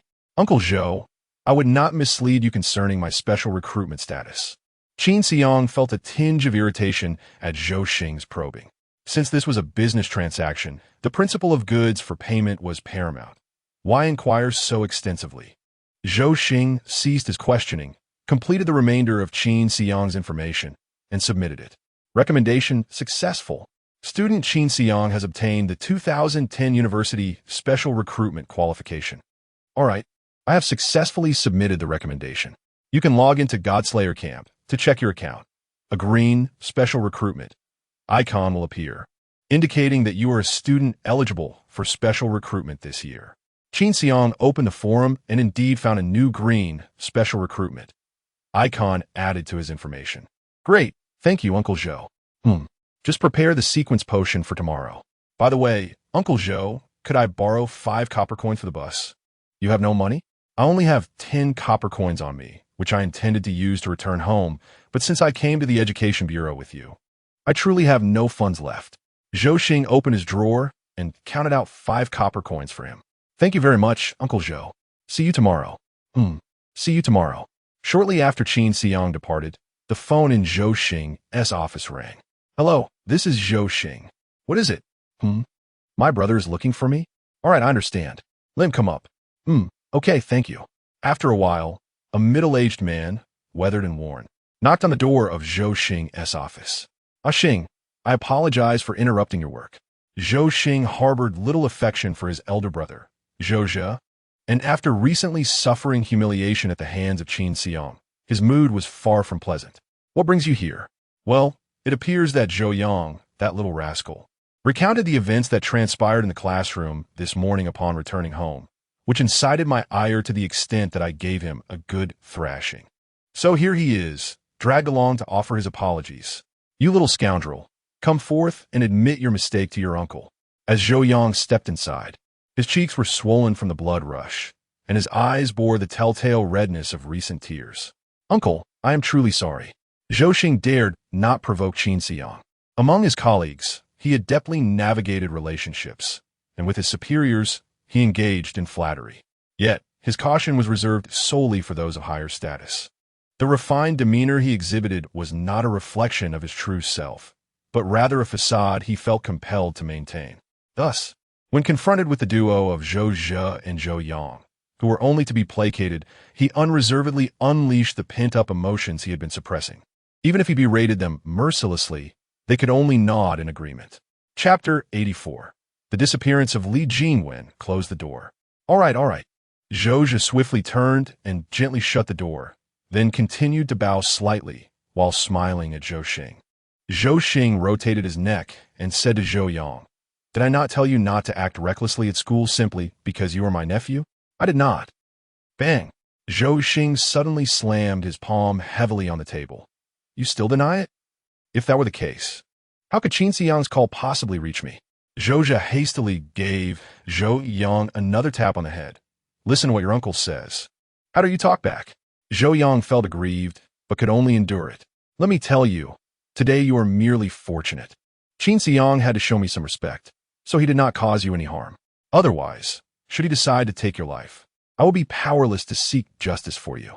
Do you understand? Zhou Yang was momentarily stunned, gazing at Zhou Xing in disbelief. Zhou Xing snorted, his countenance filled with anger. Zhou cautiously ventured. Xing, ISN T Qin Xiang, just a student? How could he possibly commit murder? Zhou Yang's disobedience is a result of your indulgence. Zhou Xing coldly pointed at Zhou Zhe. Although you are my elder brother, matters concerning sequence abilities are beyond your understanding. Refrain from making baseless assertions. Otherwise, you might not even realize how you meet your demise. I have already warned you. Qin Xiang is not someone you can provoke. Today, when he mentioned having a deadly feud with that girl, it is certain that she will not survive long. If you continue to stir up trouble, do not expect me to assist you should you lose your life. This, Xing, I was in the wrong. You must help us. Blood is thicker than water, and our mother mentioned this before she left. Enough with the nonsense. Yo Yang, if anyone inquires about Qin Xiang, there is but one response. I do not know. Uncle, but Qin Xiang is my classmate. If I say I do not know, No one will believe me. Are you foolish? Just say you do not remember, do not know, or are unclear. Who could do anything to you then? Regardless of whether they believe you, preserving your life is paramount. Understood. After Zhou took Zhou Yang away, he sternly reminded him along the way, listen to your uncle and do not provoke Qin Xiang again. Do you comprehend? I understand. You have grown up. It is time you grasp certain matters. Your mother is currently hospitalized for gastric cancer treatment, requiring connections to arrange for doctors and funds for surgery, all of which rely on your uncle. Without him, your mother would merely await her fate. Do you grasp that? I chastise you today, not because you did something wrong, but because you did not heed your uncle's words. Father, I realize my mistake. All right, return home and prepare something to eat. I will go to the hospital to care for your mother. I have heard that someone who offered a substantial surgical fee was prioritized, so I must investigate the situation. Your mother has been waiting for nearly half a year for this surgery. How could we allow someone to cut in line? Upon hearing this, Zhou Yang became anxious. Father, I shall accompany you. We have waited so long in line and relied on uncle's connections. Why should someone else be allowed to cut in? Return home. I have summoned a few friends, and that should suffice. If that wretched hospital dares to operate on anyone else first, I shall ensure it ceases to function. Father, in the future, let your parents worry less. That is far preferable. This beating today has struck your face, yet the pain resides in my heart. I hope you will remember this lesson. I understand.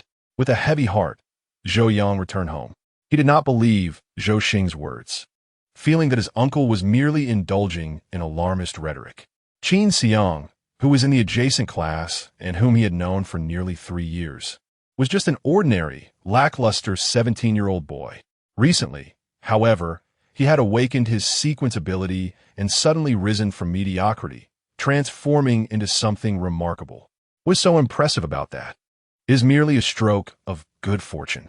If he were to awaken his own sequence, he was certain he would surpass Qin Xiang. Yet reality swiftly revealed that Zhou Xing's words were not unfounded. The following day at school, 2 police cars were stationed at the entrance. Upon sighting them, Zhou Yang's heart sank, the sense of foreboding washing over him.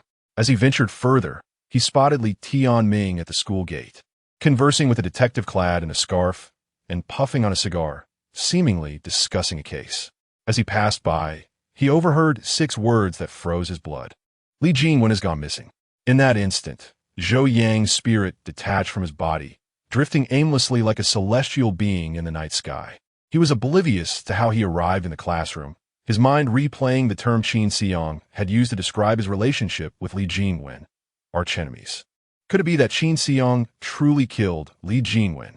A chill ran down Zhou Yang's spine, and his body began to tremble uncontrollably, to the point where Olaf called his name 3 times at the classroom door, yet he remained oblivious. Olaf approached. Zhou Yang, are you all right? Zhou Yang stared blankly at Olaf and shook his head. We wish to inquire about Li Jingwen. We understand she is your girlfriend. I don't know. I don't know anything. Zhou Yang hurriedly shook his head. Please don't ask me. I remember nothing. Olaf furrowed his brow. Zhou Yang's demeanor clearly indicated he was aware of something. Li Jingwen was a classmate of Qin Xiang, and instinct told him that this matter was closely tied to him. You need not worry.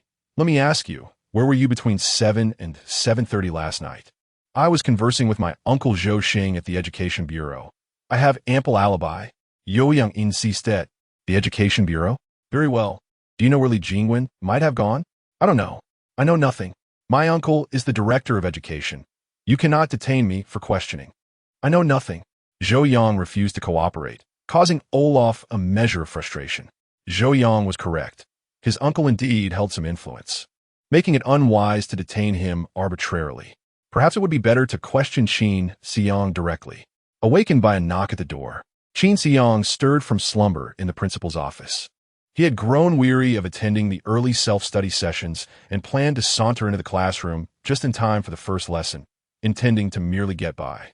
Qin Xiang, bleary-eyed, rose from his slumber and opened the door, expecting to find Li Tianming waiting outside.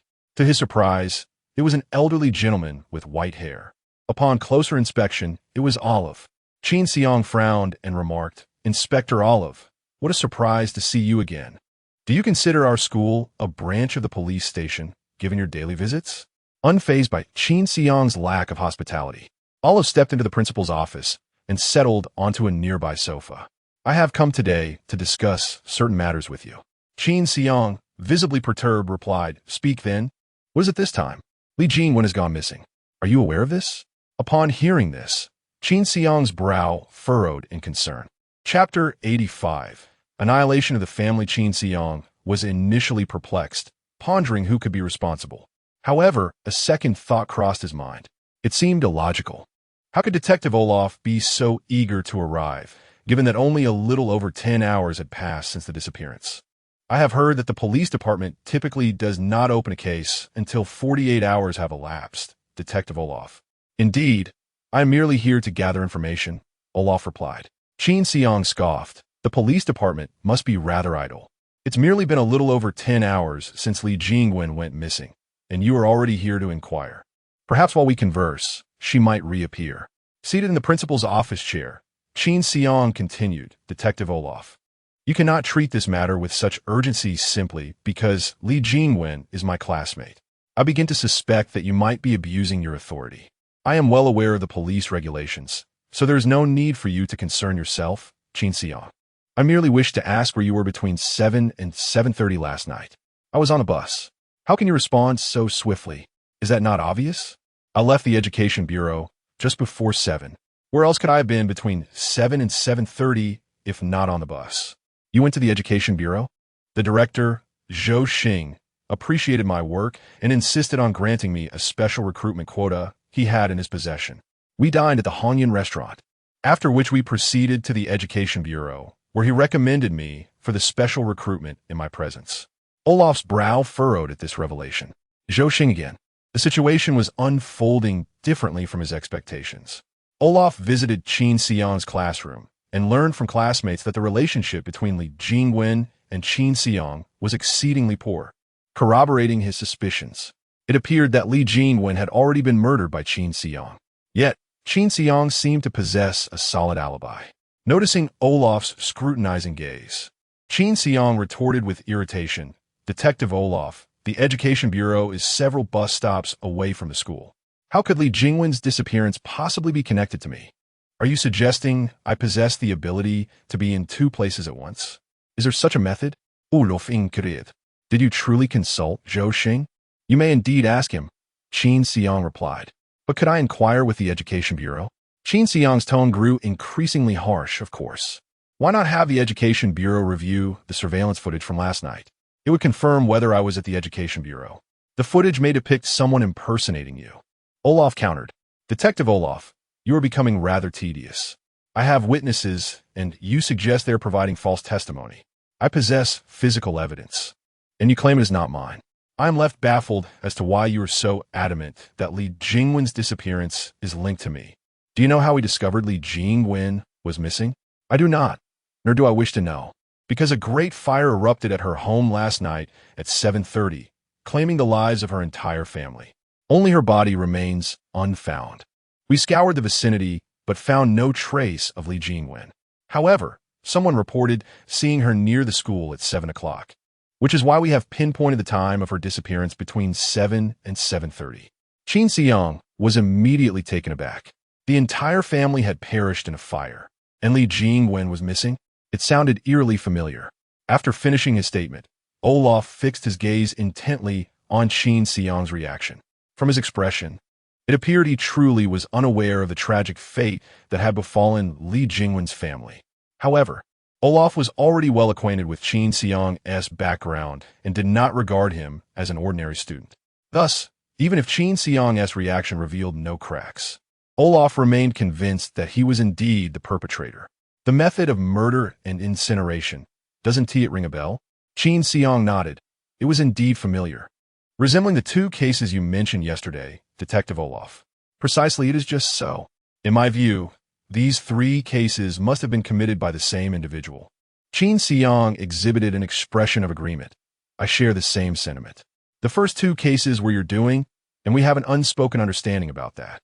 Therefore, how did you manage to murder Li Jingwen's entire family and make her disappear?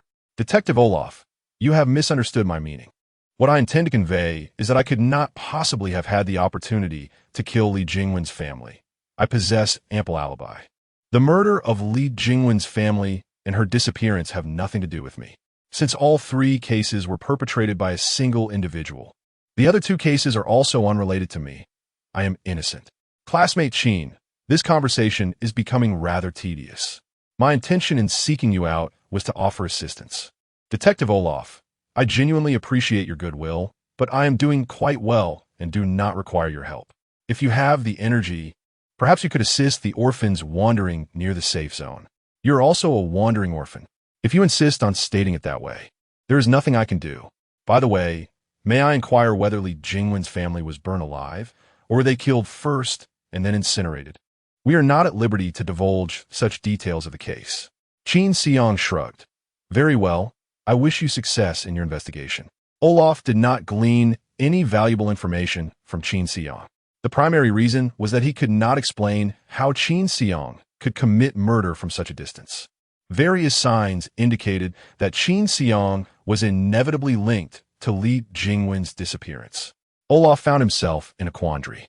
He began to ponder whether Qin Xiang's sequence was related to timed killings or doppelgangers. After Olaf left, Li Tianming entered the office once again. Is Olaf still fixated on you? Qin Xiang leaned back in his chair with his eyes closed, twirling a ballpoint pen in his hand, feeling quite vexed. This old fellow insists on linking Li Jingwen's disappearance to me, despite my alibi and the presence of witnesses and evidence. Those in the police department are all the same. They have read too many detective novels and enjoy stirring up trouble. The more innocent you are, the more they suspect you. There was even a blonde female officer who insisted on suspecting me of maintaining inappropriate relationships with several married women. Utterly slanderous. I believe that incident of yours might very well be true. Nonsense. Am I that kind of person? Qin Xiang cast a meaningful glance at Li Tianming before resuming his meditative repose. The only person harboring animosity towards Li Jingwen was himself.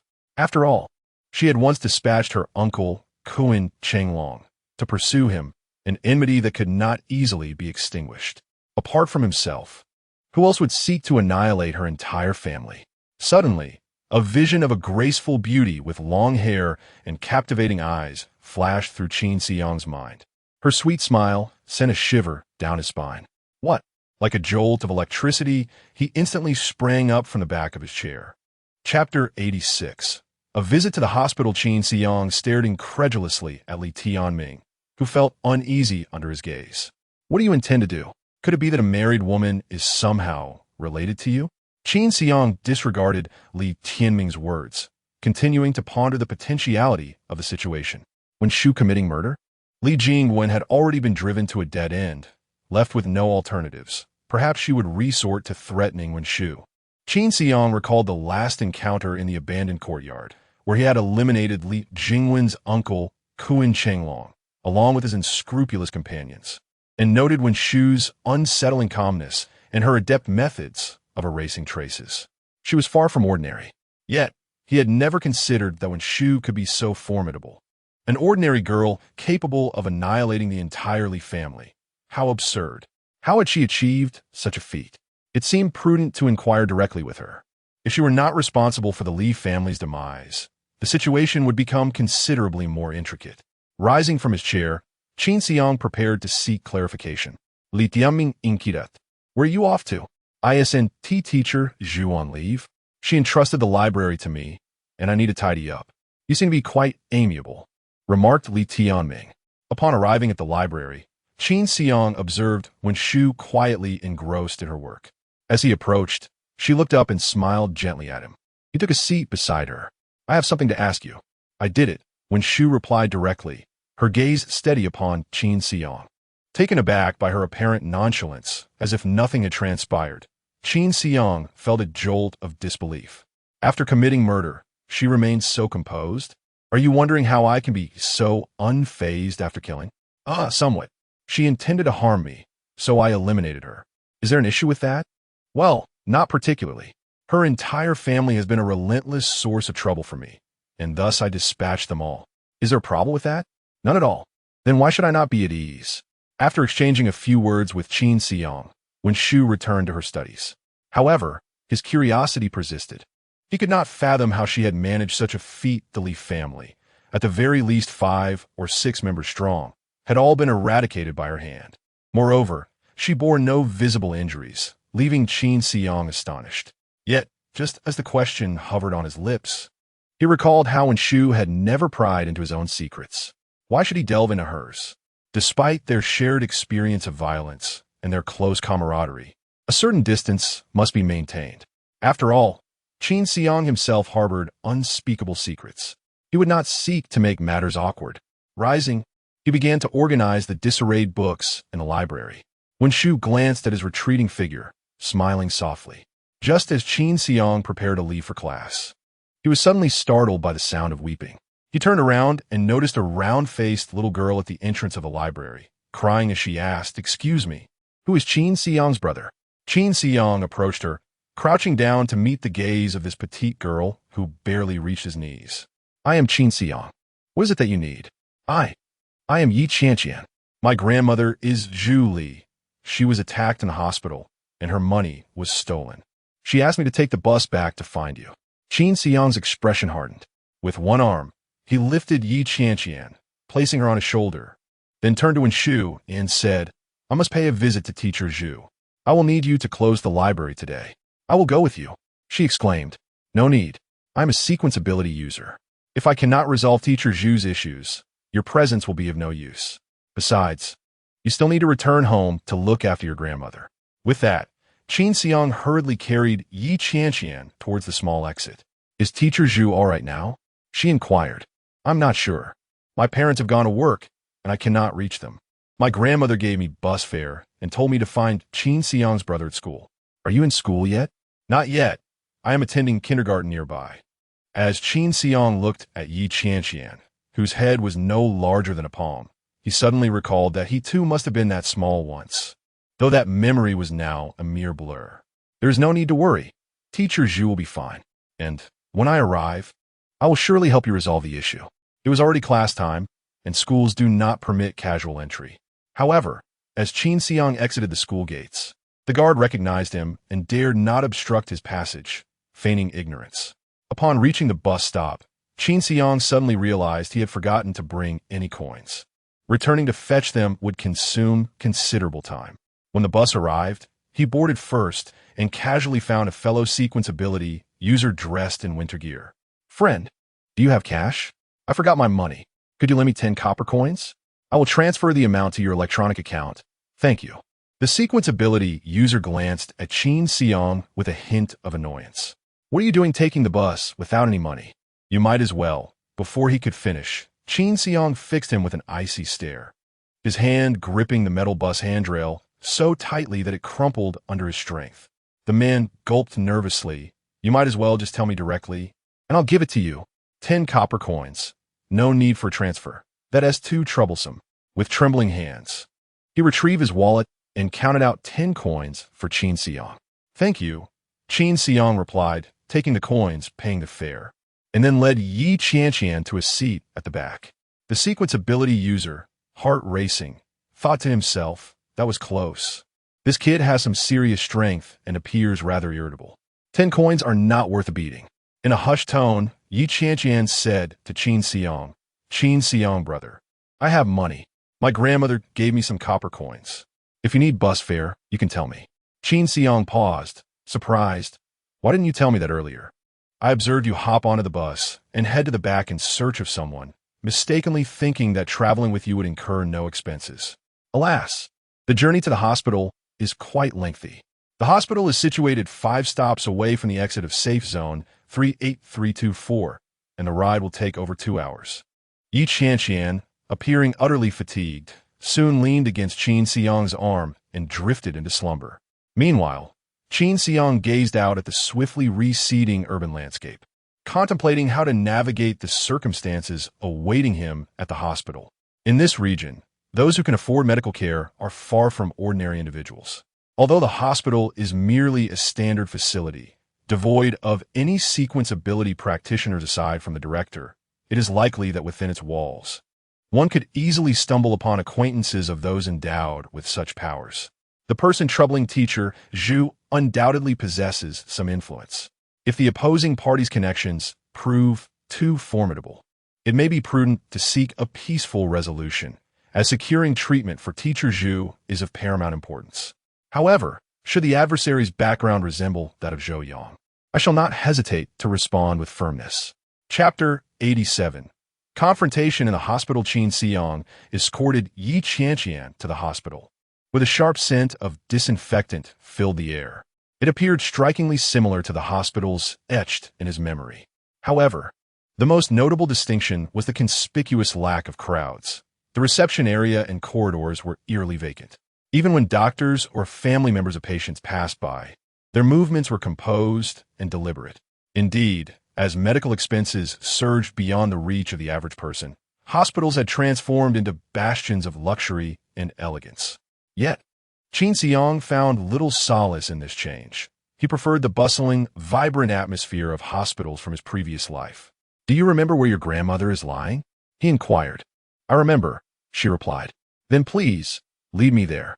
Yi Qianqian grasped Qin Xiang's hand as they navigated through the hospital. Perhaps the pungent scent of disinfectant triggered unwelcome memories. For Yi Qianqian's demeanor shifted. She darted forward with urgency, her small face etched with anxiety. Qin Xiang followed closely, offering her reassurance. "There's no need to worry. Your grandmother will be fine." At last, upon rounding a corner, Yi Qianqian, breathless, pointed ahead. I see my grandmother. Cough. She is there." Qin Xiang raised his gaze to see a cluster of doctors and nurses surrounding a figure, accompanied by several stout men in simple attire. Once again, he lifted Yi Qianqian, placing her atop his shoulders for a better vantage point, then approached the group, stating firmly, "I am a relative of Zhu Li. Please make way." The doctors exchanged uneasy glances. Though they did not recognize Qin Xiang, they were familiar with the small girl perched on his shoulders, and thus parted to allow him passage. Upon catching sight of the scene, Qin Xiang instinctively covered Yi Qianqian's eyes. "Brother Xiang, why are you covering my eyes?" she asked, confusion lacing her voice. Gritting his teeth, Qin Xiang remained silent as he beheld teacher Zhu, bloodied and in distress. He entrusted Yi Qianqian to a nearby nurse, requesting, "Please take her away. Do not let her witness what unfolds here." The nurse hesitated, noting that Qin Xiang appeared merely a student, and fearing he might suffer a fate akin to the elderly woman lying nearby. She cautioned, "You're still quite young. Please do not act impulsively." She subtly gestured towards the imposing men beside her, indicating they were not to be trifled with. Qin Xiang nodded in acknowledgement. "Thank you, but you need not worry. I am quite all right." Seeing his calm demeanor, which was atypical for a high school student, the nurse's curiosity piqued. "Who are you?" Qin Xiang cast a glance at the brutish men, responding chillingly, "I am one who can kill them without facing consequences." At this, a hush fell over the gathering.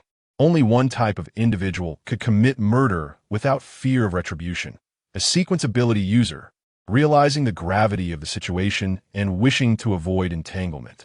The nurse swiftly scooped up Yi Qianqian and fled down the corridor, ignoring her cries of, "I want to see my grandmother. I want to see my grandmother," until they vanished from sight. The imposing figures nearby exchanged terrified glances, frozen in place. Observing this, one of the doctors attempted to leave, but was halted by Qin Xiang. "Doctors, please do not rush away," he implored. A bespectacled physician, his lips drawn downwards, replied, "My dear friend, we are merely here to assess the injuries. It has nothing to do with your relative's condition." Another doctor chimed in, "Indeed, we have not even taken a meal, having been here solely to attend to your grandmother. Please do not unjustly accuse us."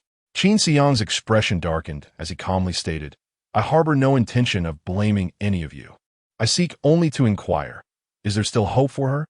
The doctors exchanged glances, sighing heavily. "It is possible to save her," one finally said. "However, given her advanced age, even if we manage to rescue her, she may be left bedridden. Furthermore, she was scheduled for surgery related to her stomach cancer. This injury complicates matters significantly. We cannot ascertain when she might be operable again. It is conceivable that she could succumb to cancer during her recovery. You must have some expectations in mind," he added. Qin Xiang nodded, Thus, if she had not sustained this injury, she would have been able to recover healthily post-surgery, correct? That is approximately accurate.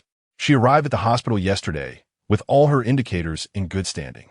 If the cancerous portion of her stomach were removed, recovery should not be overly difficult, the doctor replied. At that moment, a large man pointed an accusatory finger at the physician, shouting, "What nonsense!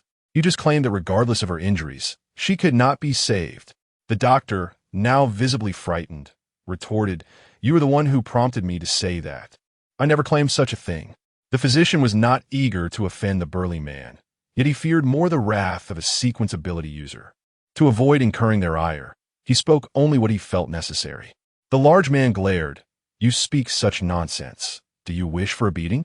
Raising his fist, he prepared to strike the doctor. Suddenly, a fleeting shadow appeared before him, and he was propelled backward like a cannonball, crashing into a row of shelves in the corridor. Qin Xiang retracted his fist, casting a brief glance at the man now sprawled on the ground, and returned his focus to the slightly heaving chest of Teacher Zhu. The onlookers stared in horror at the fallen man, whose once robust left pectoral muscle had deflated as if the air had been siphoned from it. A deep indentation, akin to the depth of a cup, marred his left chest, signaling that his heart had likely been obliterated by a single blow. The man's jaw trembled, then gaped wide as if he could swallow a fist. His body convulsed uncontrollably, contorting into an unnatural angle before falling eerily still. Suddenly, he twitched once more, crimson blood gushing from his mouth and pooling around him. This youth was indeed a sequence ability user, having struck with lethal intent from the outset. All present were rendered speechless, paralyzed by shock, unable to move or utter a sound. Qin Xiang paid them no mind, his gaze fixed on the bloodied Teacher Zhu as he slowly clenched his fists. Turning to the doctors beside him, he said, "Please attend to her immediately. Money is no object. I shall cover the costs." Upon hearing this, several doctors felt as if a heavy burden had been lifted from their shoulders, and they promptly exclaimed, "Excellent, excellent. We shall rush to the rescue." With that, the 5 doctors, adopting somewhat comical postures, hurriedly pushed a rather modest-sized stretcher down the corridor. As they departed, one doctor stumbled over the corpse of the burly man, his white coat stained with crimson. Yet he did not pause for a moment. Instead, he turned back to Qin Xiang, offering a nervous smile and a few nods before hastily joining his colleagues in their flight. Qin Xiang tilted his neck slightly, listening to the cracking of his joints, reminiscent of a funeral toll. His gaze swept across the pallid faces of the burly men, ultimately resting upon a somewhat shorter middle-aged man. Chapter 88. What a coincidence this middle-aged man, though somewhat intimidated, still dared to meet Qin Xiang's gaze, as if he had some form of assurance. "You are unlike the others. You appear to be the least capable, which must mean you are the one in charge." The middle-aged man forced himself to stand upright and, with a grim determination, retorted, "What of it? Do not presume you're the only one with extraordinary abilities. The safety zone is vast, filled with hidden talents. You cannot act recklessly." Qin Xiang nodded, acknowledging the man's words. "Indeed, I concur with your assessment. Hence, I have yet to take action against you. However, given the condition you have inflicted upon her, mere bluster will no longer suffice. Reveal the name of your benefactor." As he spoke, Qin Xiang retrieved his phone and deftly opened the Godslayer camp application. Whether you and your companions live or die depends entirely on how formidable the name you disclose is. Holding the phone, Qin Xiang regarded the middle-aged man with a cold stare. An inexplicable sense of dread washed over the man, accompanied by an ominous premonition. You cannot kill me. If you do, you will face repercussions." Qin Xiang calmly reiterated the name. The middle-aged man gritted his teeth, preparing to speak when suddenly, Qin Xiang's phone rang. He glanced at the screen. It was a call from Zhou Xing. Qin Xiang answered the call, his tone far from cordial. "Hello, Director Zhou. What can I do for you?" On the other end, Zhou Xing's voice was laced with barely concealed anger. "Qin, did we not agree to meet at school today? Have you forgotten about the special admission quota? Have you even bothered to address me properly?" It dawned on Qin Xiang that he had promised Zhou Xing the sequence potion the previous day. However, it was a widely accepted principle not to discuss confidential matters over the phone to prevent eavesdropping. Thus, Zhou Xing refrained from explicitly mentioning the potion. My apologies, Uncle Zhou. I'm currently at the hospital dealing with some matters. Would it be acceptable for me to provide it to you tomorrow? You're at the hospital? What happened? Were you injured while hunting deities? No, a relative was harmed, and I came to check on their condition. Zhou Xing found this amusing. Your relative was harmed? They must have a death wish. All right, I will.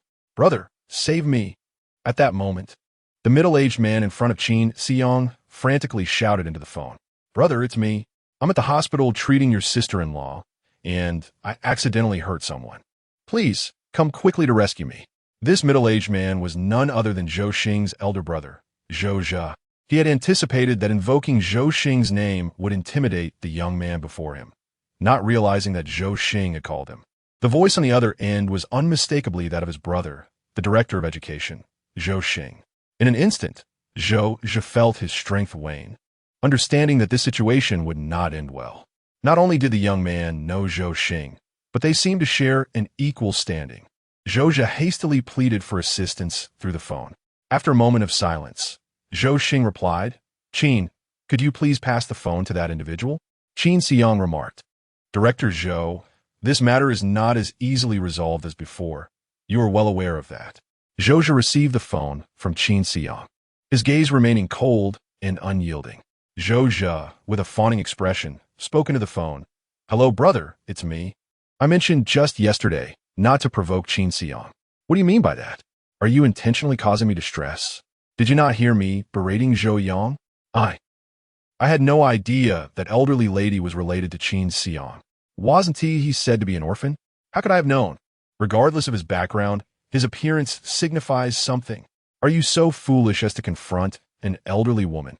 No, brother. You know I've been waiting nearly half a year to secure a surgery for your sister-in-law. Suddenly, someone cuts in line with a hefty payment. Of course, I cannot accept that. With the little money you have, getting into the queue was only possible due to my connections. And now you dare to obstruct the hospital's profits? Who gave you the audacity? The hospital director wouldn't even dare offend the regional head. I acknowledge my mistake. Stop uttering such nonsense. What has become of that elderly lady? She has sustained serious injuries.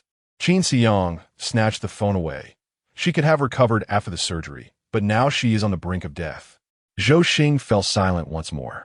Student Qin, he is my brother and also the father of your classmate Zhou Yang. I wonder if you can. What does Zhou Yang's father have to do with me? Do you genuinely believe Zhou Yang and I share a close bond? Very well.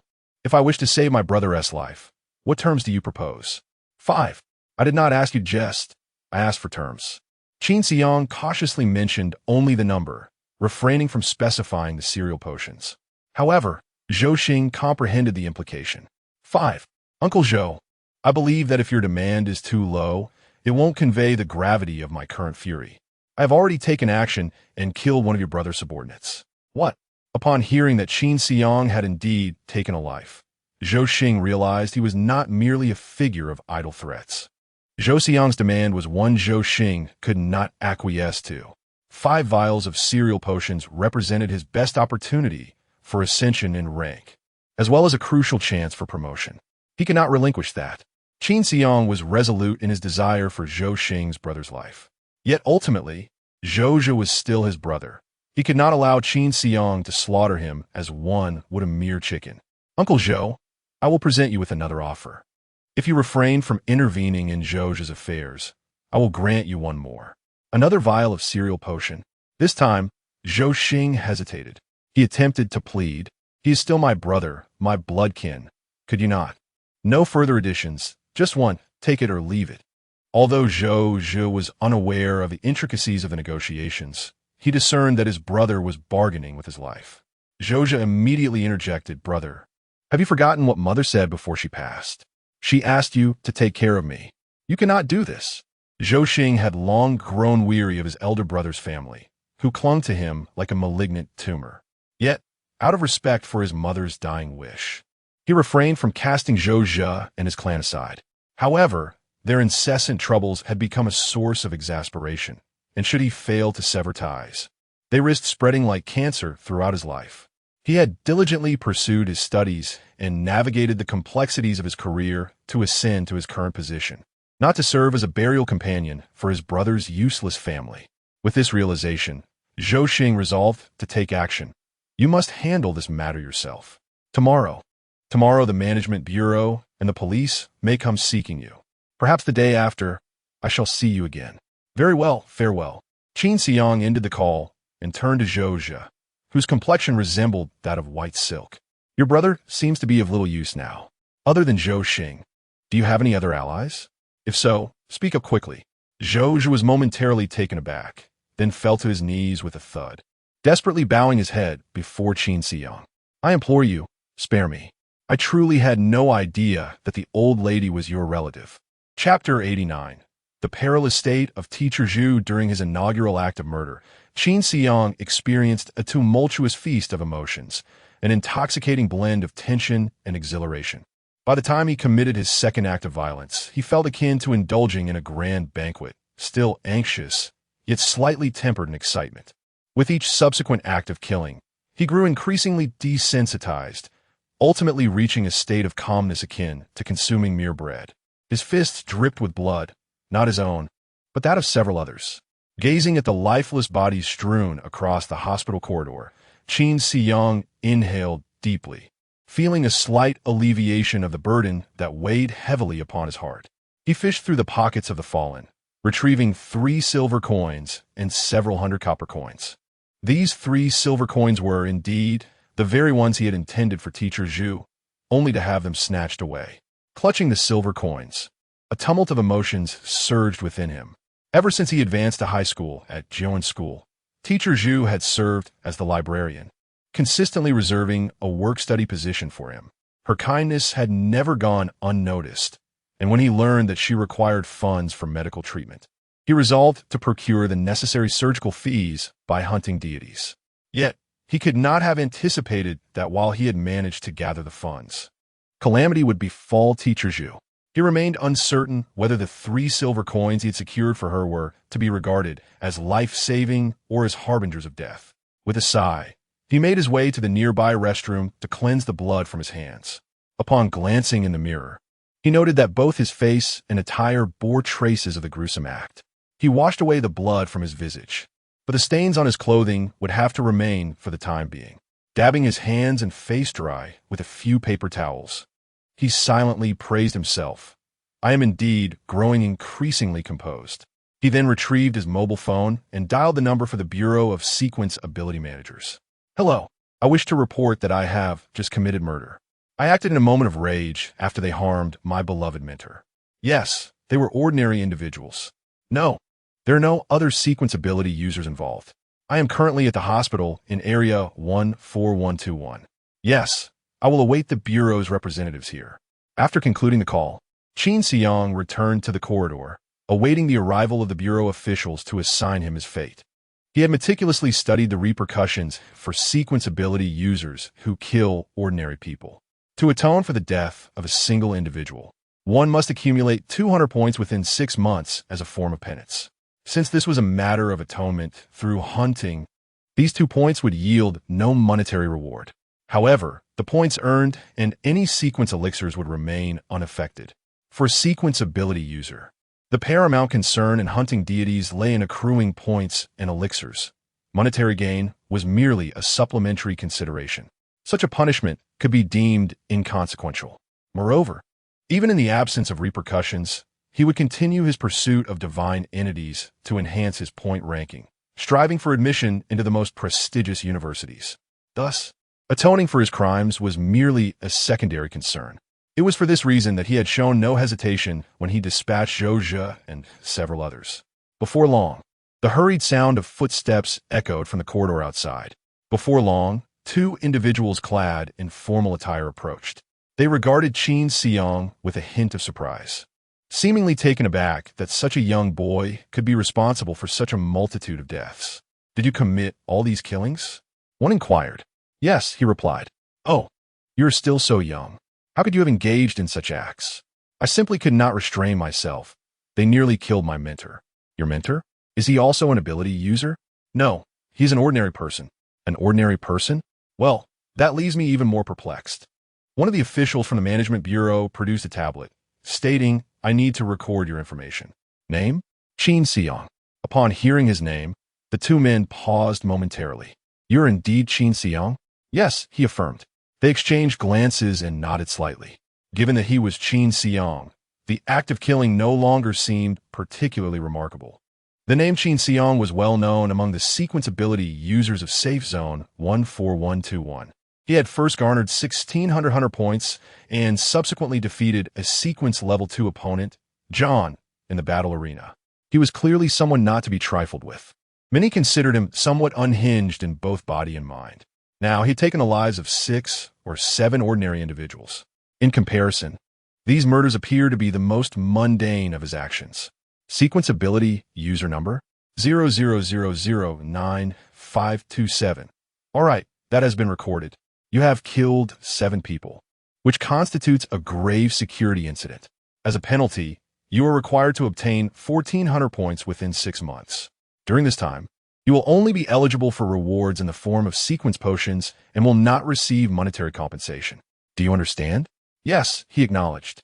Once you acquire the 1,400 points, your crimes will be automatically absolved and no further action will be necessary.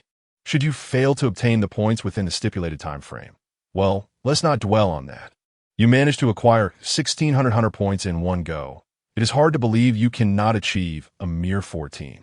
Qin Xiang interjected. I would like to understand the consequences of failing to complete this punitive task. Very well. If you do not fulfill the penalty task, the Management Bureau will impose more severe repercussions, which will involve deducting the hunter points you owe from any future sequence potion rewards you might earn. Understood. Thank you for the clarification. You're welcome. We will notify personnel to clean up the scene, and you may leave now. I apologize for the inconvenience, he said. One of the Bureau officials replied earnestly, It's good that you recognize the inconvenience. Please exercise restraint in the future and avoid acting impulsively. Although we ability users differ from ordinary individuals, we ultimately emerge from that very same background and must maintain a reverence for life. I understand. I will remember that. All right, you may go. Qin Xiang bowed slightly to the two men and departed the corridor. Once he left, the two officials exchanged expressions of resignation. Recently, I have been following the situation of Qin Xiang, who seems akin to a black box, its contents a mystery to all. Why concern ourselves with the nuances of black boxes or white boxes, for they bear no relevance to us? I shall call old Yu to inform him to come and collect the remains. Qin Xiang, relying on inquiries for directions, eventually located the emergency room where Teacher Zhu was situated. Upon seeing him, bloodied and battered, the doctor at the entrance surmised the unfortunate events that had transpired. Qin Xiang approached with utmost respect and inquired, Good day, doctor. How is the patient faring? The doctor's response was grave. The patient's condition is dire. We have exerted every effort and have also managed to contact her family, who are en route to the hospital. Qin Xiang understood that the doctor was referring to Teacher Zhu's daughter and son-in-law. Doctor, is there truly no hope for the patient? Chapter 90. Dean Shun Fenghe, the doctor sighed, expressing regret. I am truly sorry. We have exerted our utmost efforts. The progress the patient can make relies entirely on her own resolve. Upon hearing this, Qin Xiang felt a sudden emptiness within. At that moment, the doctor continued, By the way, we are merely ordinary physicians, and regrettably, we lack the capability to save her. However, if the dean were to intervene, there might be greater opportunities. The dean? Qin Xiang inquired, his hope reigniting. Indeed, our dean, much like yourself, is a sequence ability user. Her ability is healer. How can I contact your dean? Qin Xiang asked eagerly. The doctor pondered for a moment before responding. However, our dean has not performed surgery in quite some time. Even when the director of the Sequence Ability Management Bureau visited the hospital, she merely directed him to another facility, choosing not to intervene herself. Not even the director of the bureau? Qin Xiang's fleeting fantasies were dashed once more. He could hardly believe he could procure anything beyond the reach of the bureau's director. Money? Surely, the director possessed more than he did. Sequence potions?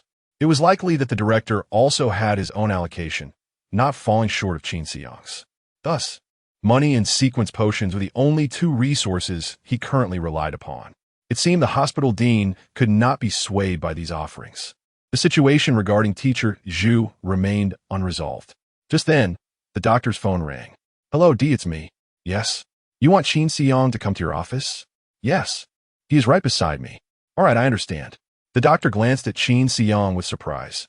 "The dean has summoned you to her office. I am uncertain of the reason, but perhaps she is willing to assist you?" Qin Xiang was equally astonished. Why would the dean seek him out? What did she see in him? Could she, like Olaf, be aware of his secret? Yet, Olaf was investigating a case, which allowed him to speculate on Qin Xiang's background. What grounds would the dean have to know? Could it be that the dean and Olaf were in cahoots? Nonetheless, since the dean had taken the initiative to contact him, Qin Xiang felt compelled to discover the reason.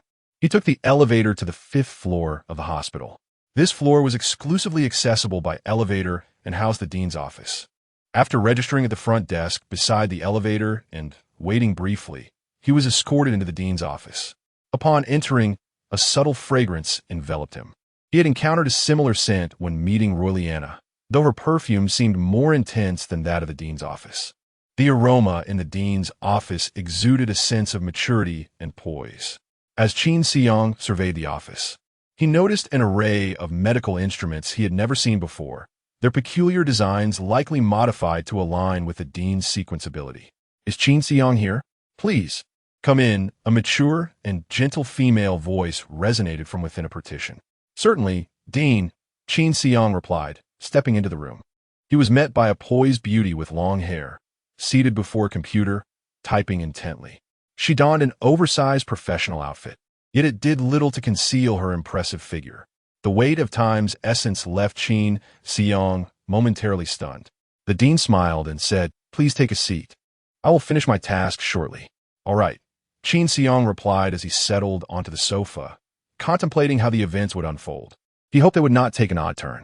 Before long, the dean's fingers struck the return key with a crisp sound, signaling the end of her work. She turned to face Qin Xiang, adjusting her thin-framed glasses, revealing a mature smile. "Are you Qin Xiang, a student from Jiuan School?" "Yes, that's me." "Is that Zhu Li your relative?" "No, she's my teacher." "Your teacher? And you hold her in such high regard?" "Before I awaken my sequence, she took great care of me. Thus, I wish to repay her kindness. However, her favor towards you hardly warrants such sacrifice.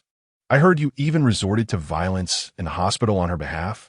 Qin Xiang calmly replied, "I repay both the kindness of friends and the enmity of foes in double measure." The dean chuckled softly. "You are indeed an interesting young man. Very well, I accept your reasoning. I am Chun Fenghe, the director of the 14121 Safety Zone Hospital. Greetings, Director Chun.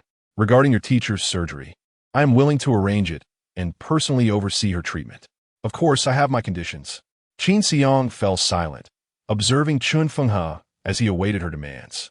Chun Fenghe noted his composed demeanor with some surprise. "Aren't you curious about my conditions? I have heard that even the director of the bureau has sought your medical attention, only to be tactfully declined. Thus, I suspect your conditions will not pertain to sequence potions or monetary matters. They should be exceedingly difficult to fulfill. Therefore, rather than curiosity, I feel a sense of apprehension." "Quite the clever one, aren't you?" Chun Fenghe smiled again, though the corners of her eyes bore the traces of time. They only enhanced her allure. "In truth, my requirements are not difficult to meet, at least not for you." Qin Xiang swallowed cautiously. "Your recent exploits in hunting deities outside the safety zone have already become the talk of the town. Everyone knows we have an exceptionally formidable young man among us." "You flatter me. So, you wish for me to hunt deities?" "Of course not. Those monsters outside the safety zone are of no concern to me. I am merely a healer, not a ruler." Qin Xiang, puzzled, asked, "Then what do you mean? When you hunted the deities outside the safety zone, wasn't he there an insurer, your principal Li Tianming?" "Yes, indeed. Since he is willing to act as your insurer, it stands to reason that you must share a close relationship." "Well, I suppose so." Qin Xiang hesitated to commit fully, fearing he might later find it difficult to refuse Chun Fenghe's request. "Given your closeness, you should also be aware of the injustice he has suffered. Li Tianming has been wronged." Upon hearing this, Qin Xiang felt a sudden tightening in his chest. To his astonishment, Chun Fenghe was not directing his focus towards himself, but rather towards Li Tianming. Qin Xiang was uncertain about how many people were aware of Li Tianming's situation, nor could he discern whether Chen Fenghe was an ally or an adversary. Exercising caution, he merely shook his head and replied, "I am not certain." Chen Fenghe suggested, "Use your mobile phone to call him." Calling Li Tianming? Did Chen Fenghe wish to speak to him directly? This indeed seemed a viable approach. After all, he was not well versed in the particulars. Should he inadvertently say something detrimental concerning Li Tianming, it could lead to complications. Qin Xiang dialed Li Tianming's number and then handed the phone to Chen Fenghe. On the other end, Li Tianming was panting heavily. "Hello? What do you want, you rascal?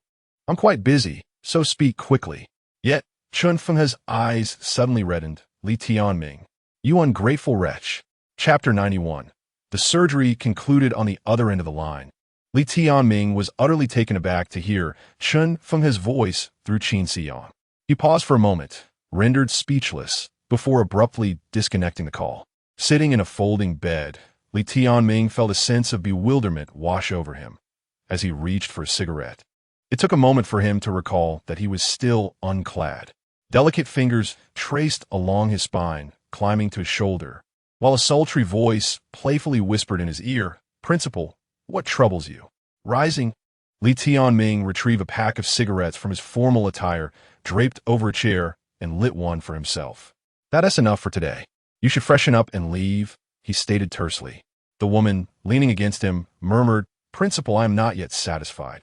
"Leave," he commanded, his previously warm demeanor now as frigid as ice, causing an inexplicable shiver to run through her.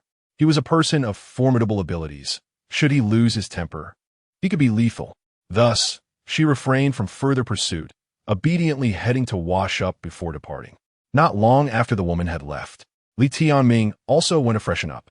After tidying his office, he replaced the bedding on the folding bed with the set that Qin Xiang typically used, and settled into his office chair, lost in thought.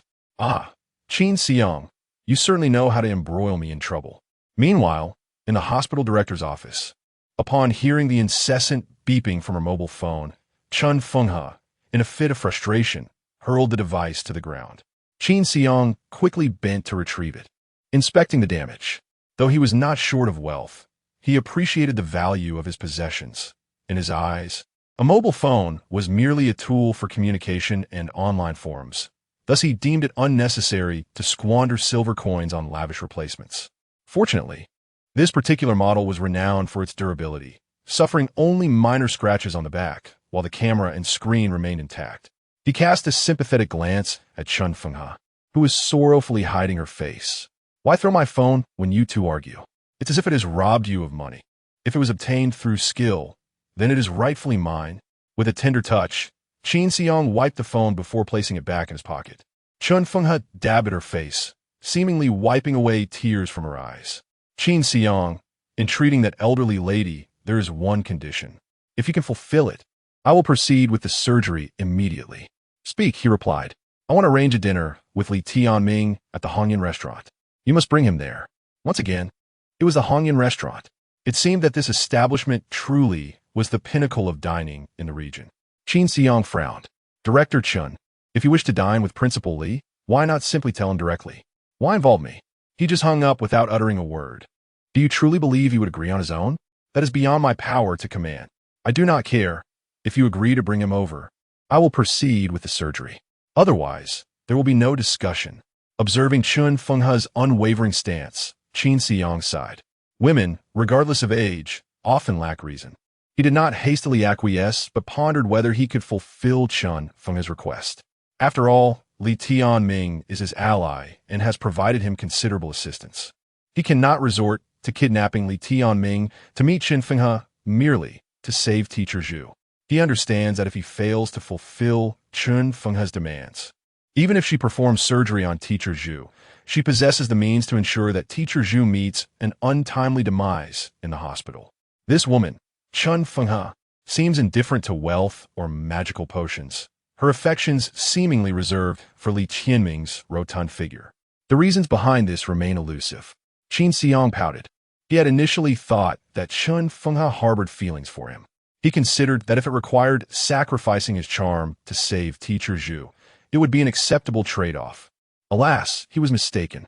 With a sigh, Qin Xiang dialed Li Tianming's number once more in the presence of Chun Fenghe. After a moment of hesitation, Li Tianming answered, but remained silent. Old Li, it's me. What do you want? Chun Fenghe wishes to have a meal with you. If you refuse, she will not save Teacher Zhu. Right now, Teacher Zhu is on the brink of death due to the assault. If she does not intervene, her life is in jeopardy. Please, do me this favor and dine with her. Zhu Li and I have no connection. If she dies, so be it. I am aware that she is not related to you, but she is to me. How much can an ordinary person like her matter to you? An orphan. Qin Xiang, do not take advantage of my good nature. I have yet to address the matter of you asking her to call me. Old Li, Teacher Zhu is indeed an ordinary person, yet she was the only one who showed kindness to me before I awakened my sequential abilities. Those with such powers are not devoid of gratitude. Gratitude? A mere 10 copper coins a week? Haven't you repaid her with a few silver coins for the surgery? Old Li, you have misunderstood. When I had nothing, Teacher Zhu declined benefits from other students' parents and insisted on granting me this work-study position. Without those 10 copper coins each week, I might have starved during the long vacation at school. Thus, I now possess the means to repay her. I must save Teacher Zhu's life. Furthermore, Old Li, should you ever find yourself in distress and require my assistance, would you prefer that I repay your current favor with a few bottles of sequential potions? Or would you rather receive my unwavering support as I am providing for Teacher Zhu? Listening to Qin Xiang's reasoning, Li Tianming felt genuinely moved. Qin Xiang had soared to great heights, with an even more promising future ahead, bolstered by a formidable background. There may well come a time when he would need to rely on Qin Xiang as support. In such instances, he would undoubtedly wish for Qin Xiang to offer his utmost assistance. Li Tianming was willing to continue collaborating with Qin Xiang, recognizing him as a person of deep loyalty and integrity. Very well, you have persuaded me. I will agree to dine with Chun Fenghe. However, this matter is somewhat complicated. You must provide me with 10 bottles of sequential potions as compensation. Before Qin Xiang could respond, Chun Fenghe seized the phone from him, exclaiming, Li Tianming, you still seek compensation for dining with me? What do you imply? Am I so unworthy? Beep, beep, beep. Li Tianming hung up once more. Seizing the opportunity before Chun Fenghe could unleash her wrath, Qin Xiang hastily retrieved his phone and ingratiatingly said, Director Chun, you heard Principal Li's words. He has consented. Would you be so kind as to assist with Teacher Zhu's surgery? Chun Fenghe, infuriated, clenched her fists and managed to utter through gritted teeth, I understand. I will prepare for the surgery immediately.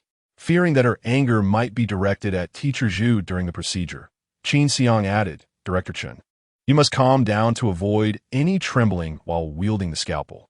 With an exasperated glare, Chun Fenghe retorted, when I perform surgery, I do not use a scalpel. Oh, that is reassuring, he replied. But please ensure you temper your anger. It is detrimental to your health. Leave a phone number. I will send you the surgical results and the reservation details for Hanyan Restaurant. Remember to inform Li Tianming. Certainly. Thank you, Director Chun. Chapter 92. The Clash of Two Tigers. Qin Xiang cheerfully departed from the hospital, humming a cheerful tune as he boarded the bus back to school. Shortly after his departure, the police received a report of a homicide and promptly arrived at the hospital. Led by Olaf, the police entered the corridor where Qin Xiang had committed the act, only to find agents from the Ability Management Bureau already attending to the scene. The officers from the Bureau looked up upon hearing the commotion. Colleagues from the police department, you need not concern yourselves with this matter. It is a case involving an ability user, and we from the Bureau will handle it. Olaf nodded in acknowledgement. Thank you for your assistance. May I inquire about the identities of the perpetrator and the victim? Certainly. The perpetrator is Qin Xiang, who has recently awakened his abilities, while the victims include several bullies and Zhou Xing's elder brother, Zhou Zhe. Olaf's eyes brightened at the mention of Qin Xiang's name. Once again, it is Qin Xiang? How is it that he appears everywhere? Zhou Zhe? Why would he be killed by Qin Xiang? The Bureau personnel seemed equally perplexed. It happened because Zhou Zhe injured Qin Xiang's teacher. In a fit of rage, Qin Xiang retaliated and killed them all. After a moment of contemplation, Olaf asked, does Zhou Zhe have a son named Zhou Yang, who attends Zhouan school? and is a classmate of Qin Xiang. We are uncertain about that. However, it seems he does have a son who is currently studying. Zhou was at the hospital to accompany his wife for treatment. Occasionally, his son would visit. You might inquire with the attending physician. His wife is named Wu Jia. Thank you very much. Not at all. It is no small feat for your police department to make such trips. After inquiring about Wu Jia's hospital room, Olaf proceeded to the designated ward. He leaned quietly against the window of the room, observing the events within. It was a single-occupancy room. Inside, a woman lay on the bed, while a young boy sat beside her, organizing belongings. Olaf recognized the boy as Zhou Yang. Both appeared pallid, seemingly having received the news of Zhou's demise. Zhou Yang was busy packing the room's clutter into a large backpack, evidently preparing to leave. Olaf contemplated the situation and came to a realization. Zhou had been murdered. Yet Zhou Xing had not sought retribution against Qin Xiang, indicating an apparent accord had been reached between them. With this agreement in place, Zhou Xing would no longer involve himself with Zhou Zhe's family, leaving Zhou Yang's mother without support or financial means, thus resulting in their expulsion from the hospital. Observing the pitiable state of Zhou Yang and his mother, Olaf felt no sympathy. He had witnessed such occurrences far too often and had grown numb to them. Moreover, her eligibility to receive medical care placed her in a better position than 99% of the population in Safe Zone 14121. Olaf's focus remained singular, the secret that Qin Xiang harbored. He had lost the ability to gain Qin Xiang's trust, with every attempt at conversation met with rejection. Thus, the only method to elicit Qin Xiang's confidences lay in seizing leverage. The more leverage he obtained, the stronger their relationship would become, enabling him to extract further information from Qin Xiang. Olaf was resolute in his belief that Qin Xiang bore the weight of a secret capable of altering the world. Roylina, could you assist me? As Olaf departed from the hospital doorway, he addressed the blonde police officer behind him. Olaf, is there something you need? Please keep a close watch on Zhou Yang and his mother. Should anyone attempt to harm them, it is imperative that you meticulously document the scene and preserve the evidence for me. When they are attacked, will you not intervene? Until you possess sufficient evidence, refrain from taking any action. The lives of these two individuals are not of paramount importance. If their demise can facilitate your identification of the murderer with irrefutable proof, then you will have fulfilled your duty splendidly. Olaf lit a cigar, adjusting the angle of his scarf, and added, should you succeed in this task, I will consider transferring you to the Sigma district upon my return. Yes, I will exert every effort. Furthermore, I hope you refrain from employing any cunning tricks against me. If you make any erroneous moves along the way, I cannot guarantee that your identity as a deceiver will remain concealed. Do you understand? Yes, I comprehend. With a mix of encouragement and coercion, Olaf believed Roylina would make the right choice. He surmised that Qin Xiang was someone who left no room for error, accustomed to eradicating all potential threats. This implied he would undoubtedly find a way to eliminate Zhou Yang and his mother. Although Zhou Yang was merely a student, even as a series ability user, his death would invite scrutiny. This presented the first opportunity to capture Qin Xiang's indiscretions. However, lost in his contemplation, Olaf failed to notice the complexity in Roylina's gaze. She had gleaned from Olaf's conversation with the bureau personnel that he was setting a trap for Qin Xiang. To ensure Roylina's compliance, Olaf was employing her secret as leverage. It seemed his plan was foolproof. Unfortunately, Olaf was not the only one aware of the deception surrounding Roylina's identity. Qin Xiang was also privy to this knowledge. When they had met that night, although he had not exposed himself, Roylina had formed a rough estimate of his identity based on his voice, figure, and attire. Just days ago, when Qin Xiang emerged as the phantom assassin, entering her line of sight, she was astonished to discover that several characteristics matched those of the individual who had threatened her that evening. This revelation solidified her understanding of Qin Xiang's identity. Yet, she had no intention of confronting him. The mere recollection of their previous conversation sent shivers down her spine. Better to avoid any further interactions. However, she now found herself compelled to engage with Qin Xiang. Roylina was in a predicament. Both Olaf and Qin Xiang resembled ravenous wolves. effortlessly extracting the secrets from this unsuspecting lamb. To make matters worse, she found herself powerless to retaliate.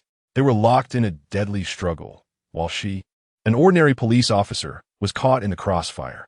This was, as they say, a battle of titans where the innocent suffer the consequences. For Roylina, the choice was non-existent. Olaf was not to be offended, and Qin Xiang was far too formidable to provoke. The only way for her to extricate herself safely was for no one to harm Zhou Yang and her child from beginning to end. If nothing occurred, she would naturally be spared any distress. The police station was conveniently located near the hospital. After bidding farewell to Olaf, Royliana made her way back to the station. Knock, knock, knock. Royliana tapped gently on the door of the reception room. The guard opened the door and inquired, "Officer Royliana, how may I assist you?" With an apologetic smile, she held up her phone, which was black-screened due to a dead battery. "I apologize. My phone has run out of power. May I use the landline here to make a call?" "Of course. Thank you."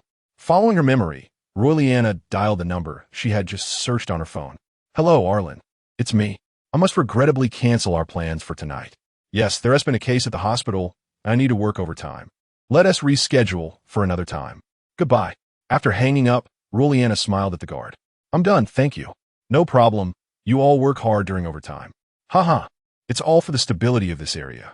Royliana chuckled as she left, while the guard mused, "If only I could marry a beautiful, gracious, and kind-hearted police officer like Royliana." Ding, ding, ding. At that moment, the phone in the reception room rang again. "This is the reception room of the 14121 Security Zone Police Station. How may I assist you?" Beep, beep, beep. No one responded, and the call was disconnected. The guard frowned. "Another prank. I must propose at the next meeting that we equip the landline with caller ID to strictly investigate those who waste my time." Chapter 93. Li Qianming's request. When Qin Xiang returned to the principal's office, it was already 7 in the evening. On his way back from the hospital, he had picked up 3 dishes for dinner from a restaurant. However, upon pushing open the door, he discovered that Li Tianming was still seated in the office. Li Tianming, holding a cigarette, cast a cold glance at Qin Xiang before resuming his deep contemplation. The ashtray on the desk was already filled with cigarette butts. Qin Xiang placed his meal on the coffee table beside the sofa, settled himself on the sofa, and picked up his chopsticks. "Old Li, care to join me for a bite?" "You eat." "I have no appetite," Li Tianming replied, his demeanor clearly off. Noticing this, Qin Xiang set down his chopsticks. "Old Li, what's the matter?" "Nothing, just reminiscing about the past." "Is it about Chun Fenghe?" "Yes." Qin Xiang, intrigued, remarked, "Speaking of Chun Fenghe, I find it curious. She seems to have such good prospects. Why does she appear so infatuated with you?" Li Tianming couldn't even be bothered to look at him. "None of your business." Qin Xiang shrugged. "All right then, if you're not eating, I shall indulge myself." He opened the food container, inhaling the enticing aroma of roasted black chicken, his mouth watering in anticipation. "By the way, I received a call from the police station this afternoon. It was likely for you." With a chicken leg in his mouth, Qin Xiang mumbled, "What do they want?" "I'm not sure." It was a woman's voice. She spoke some incoherent nonsense about how she couldn't attend a banquet due to a sudden incident at the hospital. After saying that, she hung up. I tried calling back, only to discover it was the police station switchboard. Since I've never been to the hospital, I assumed the call was meant to alert you. Qin Xiang furrowed his brow, pondering the caller's intentions. An incident at the hospital. Was it not the case that Zhou Yang's father had been murdered? Why would there be a need for a warning? Suddenly, an epiphany struck him. I see now. It must be a caution against provoking Zhou Yang further. It's likely that he has already attracted the attention of the police. Understanding the purpose of the call, Qin Xiang deduced the identity of the woman who had contacted Li Tianming. There is only one female officer he knew from the police station, Liliana. It appeared that she had surmised his identity. Perhaps wishing to avoid entanglement and trouble, she had refrained from confronting him directly. Her call was likely intended to dissuade him from any thoughts of harming Zhou Yang, to prevent any complications that might implicate her should he find himself in trouble. Qin Xiang chuckled softly. She is overly concerned. Zhou Yang hasn't even graduated from high school yet. Killing him would only bring me trouble. Even if I were to eradicate the threat, it would be prudent to wait until after the college entrance examinations. Li Tianming exhaled a puff of smoke. Are you truly contemplating killing Zhou Yang? Of course. What if he awakens his abilities one day or harbors resentment against me? Leaving him alive would only invite my own suffering. Li Tianming shook his head in resignation. At your young age, constantly thinking about murder. Where on earth did you learn such things? Qin Xiang cast a teasing glance at Li Tianming, remarking, "It is the fine education from our school. I certainly did not impart these lessons to you." At that moment, Qin Xiang's phone chimed with a message from Chen Fenghe. The content was exceedingly brief. The surgery was successful. Tomorrow at 5:30 p.m., Hongyun Restaurant. Turning to Li Tianming, Qin Xiang announced, "Old Li, we are to meet Chen Fenghe at Hongyun Restaurant tomorrow at 5:30 p.m. Li Tianming responded, "Understood." As previously agreed, you owe me 10 vials of the sequence potion. 10 vials? Qin Xiang scoffed. Why not just rob a bank? Li Tianming extinguished his cigarette, retorting, "I am indeed robbing you. What will you do about it?" Old Li, there is a line between jest and seriousness. Zhou Xing granted me a special quota of merely 5 vials of the sequence potion. You, as my insurer, are entitled to only 8 vials. To dine with a beauty like Chen Fenghe, I would forfeit my payment, yet you demand 10 vials from me. That is quite excessive. Dining with her is a rather troublesome affair. Were it not for your obligation to her, I would never wish to see her again. You incorrigible flirt, spare me your pretentious displays of affection. Qin Xiang said impatiently. You want the potion, but you also want a life. You shall have to choose. Li Tianming replied. Qin Xiang, if you refuse to part with the sequence potion, how do you intend to resolve this? After all, it seems you have never utilized it yourself. Qin Xiang suddenly froze, narrowing his eyes at Li Tianming. What do you mean? The sequence potion you possess resides in my office. I can ascertain at a glance whether any are missing. You have not consumed a single vial in all this time, which suggests you have no need for them, Li Tianming noted. Qin Xiang's expression darkened further. He had indeed purchased a box specifically to secure his sequence potions, but he had not anticipated that Li Tianming would surreptitiously inspect it. Li Tianming's keen intellect left Qin Xiang feeling exposed.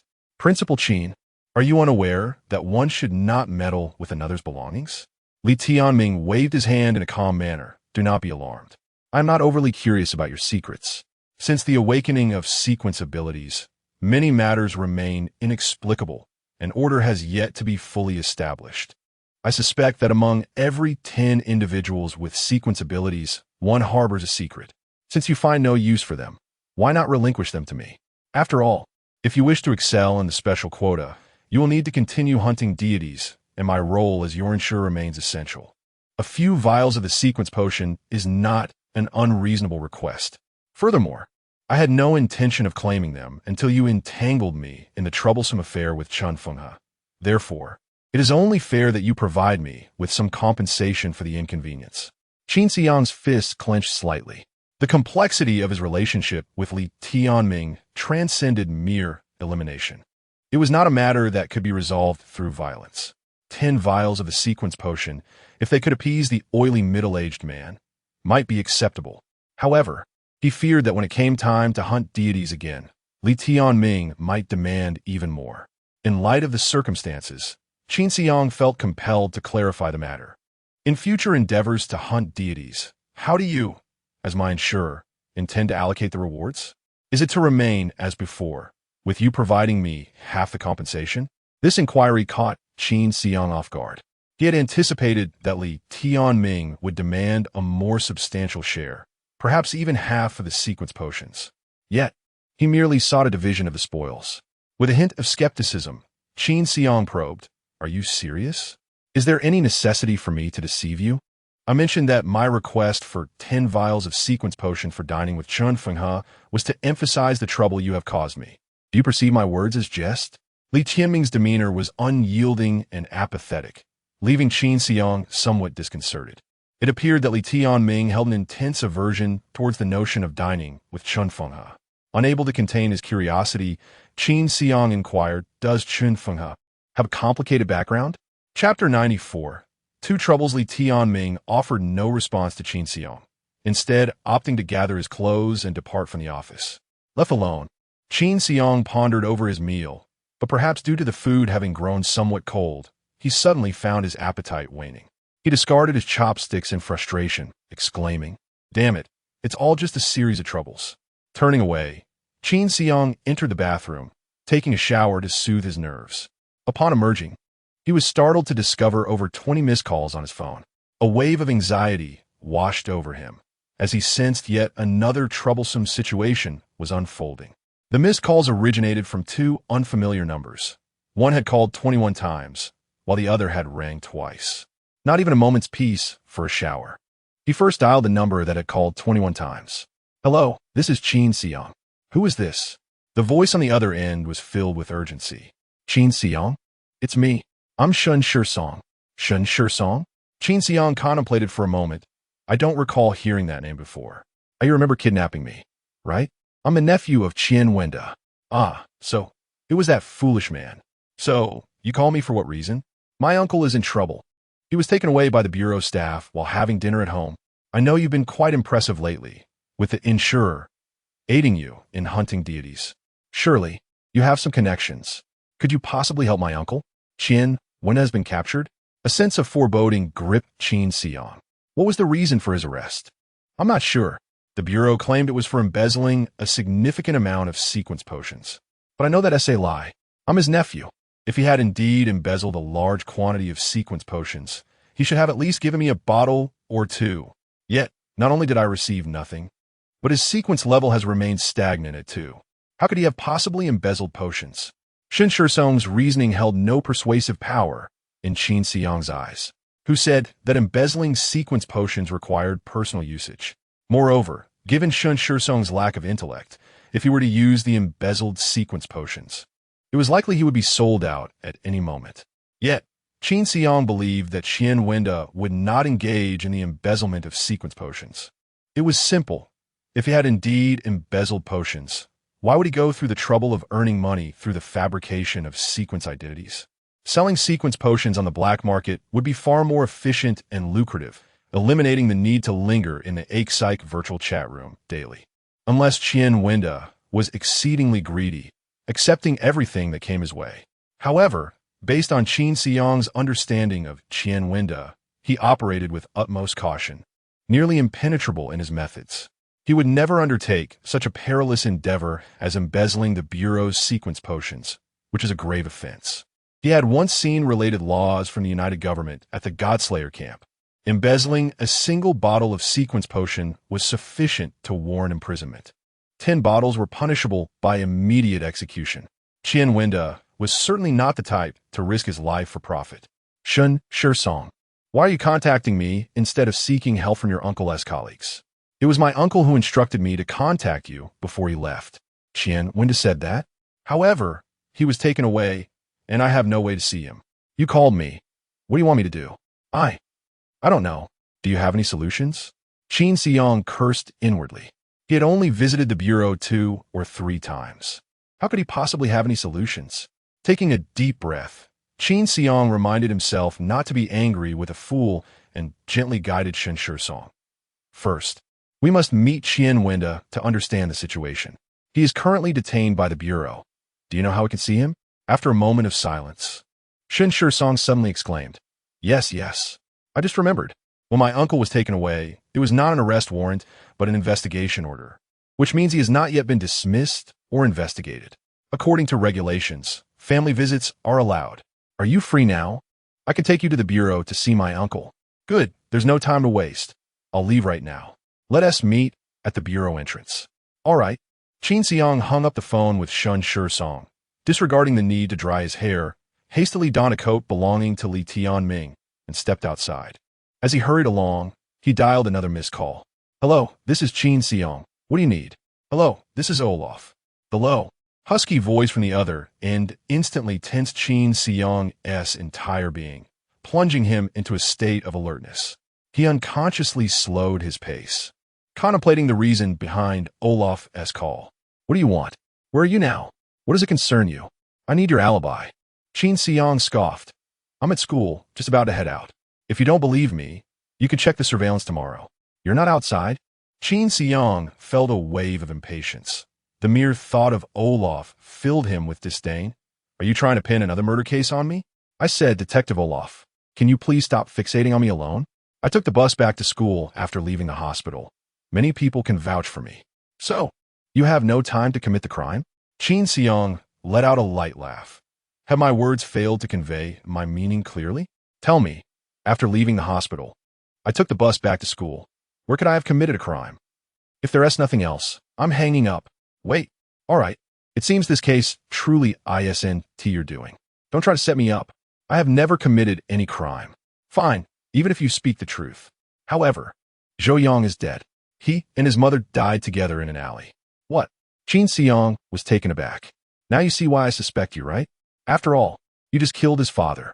You Chinese are fond of eliminating all threats, so I deduce that you killed him and his mother to eradicate any future issues. You have truly misjudged me. I'm not foolish. Zhou Yang was a student, and killing him would only lead to my own troubles. Although the case has nothing to do with you, we still require your cooperation. You just said it has nothing to do with me. Why should I cooperate? Due to the gravity of this case, which is particularly significant, a thorough investigation is imperative.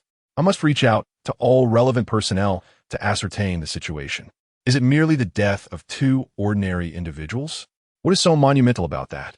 There are more casualties. The female officer I discreetly dispatched to safeguard Zhou Yang and his mother has also been murdered. Chin Seong was utterly taken aback, his mouth agape rendered speechless. The sound of the wind rustled near the microphone. Olaf, growing somewhat impatient, inquired, Hello? Chin Seong, are you still there? Did you hear what I just said? Chapter 95, The Framed Chien Winda, Blue Star Calendar, January 29th, 2010. Gregorian Calendar, Friday. Lunar Calendar, Year of the Earth Ox, December 15th, auspicious for transactions. Inauspicious for visiting the sick. After Chin Seong hung up the phone with Olaf, he boarded the bus and stared at the Blue Star Calendar on his mobile device for quite some time. Inauspicious for visiting the sick. Today, I ought to check the Blue Star Calendar. Chin Seong put away his phone, gazing wearily out the window. It seemed futile to look. I cannot abandon teacher Zhu in the hospital by herself. If I don't visit today, she might not survive. Chin Seong had agreed to cooperate with the police investigation, providing any leads he might possess, even though he knew he had none to offer. The circumstances surrounding Zhou Yang's death were far too suspicious. Coinciding precisely with the moment he had killed Zhou Zhe, Chin Seong harbored a vague suspicion that the individual responsible for Zhou Zhe's death had some ulterior motive, intending to assist him in some way. Merely killing Zhou Yang would not be a significant issue. The crux of the matter lay in the fact that this person had also murdered the female officer, Roylina, who had been tailing them. Killing a police officer, especially one with extraordinary abilities, was undoubtedly a grave offense, with capture leading to certain death. According to Olaf, after this individual had slain the three of them, they had incinerated the bodies, further eliminating any chance of uncovering their memories during the investigation. A name lingered in Chin Seong's mind. Wen Shu. Could she be responsible? It seemed unlikely, as Roylina was an extraordinary ability user while she was merely an ordinary person. To effortlessly eliminate three individuals, one would need to possess combat-oriented extraordinary abilities. Yet, if it were not Wen Shu, who else would have the motive to kill Zhou Yang? Surely, Olaf could not be the pot calling the kettle black? Chin Seong's gaze became somewhat vacant. He was weary of pondering these complexities. It was exhausting and mentally taxing. He had already expended too much energy today and felt immensely fatigued. Soon, he would have to muster his strength to meet Chien Winda at the bureau. Leaning his head against the bus window, he drifted into a light slumber. After more than an hour, he awoke, took a moment to collect himself, and arrived at the bureau for extraordinary ability management. He alighted from the bus, gently patted his cheeks to rouse himself, and made his way toward the imposing building. Outside the bureau, he spotted the anxious face of Shun Shursong. Chin Seong, you've arrived, Shun Shursong exclaimed, as if he had seen a savior, quickly approaching him. Finally, we can go in. All right. The two entered the bureau's main entrance, where Shun Shursong identified himself and requested to visit Chin Winda. The staff led them to the third floor, stopping before a completely sealed room. 4 guards stood outside, all of whom appeared to be extraordinary ability users. Section Chief Chien is inside. You have 1 hour for your discussion. Thank you. The two entered the room, encountering Chien Winda, whose eyes glinted with menace.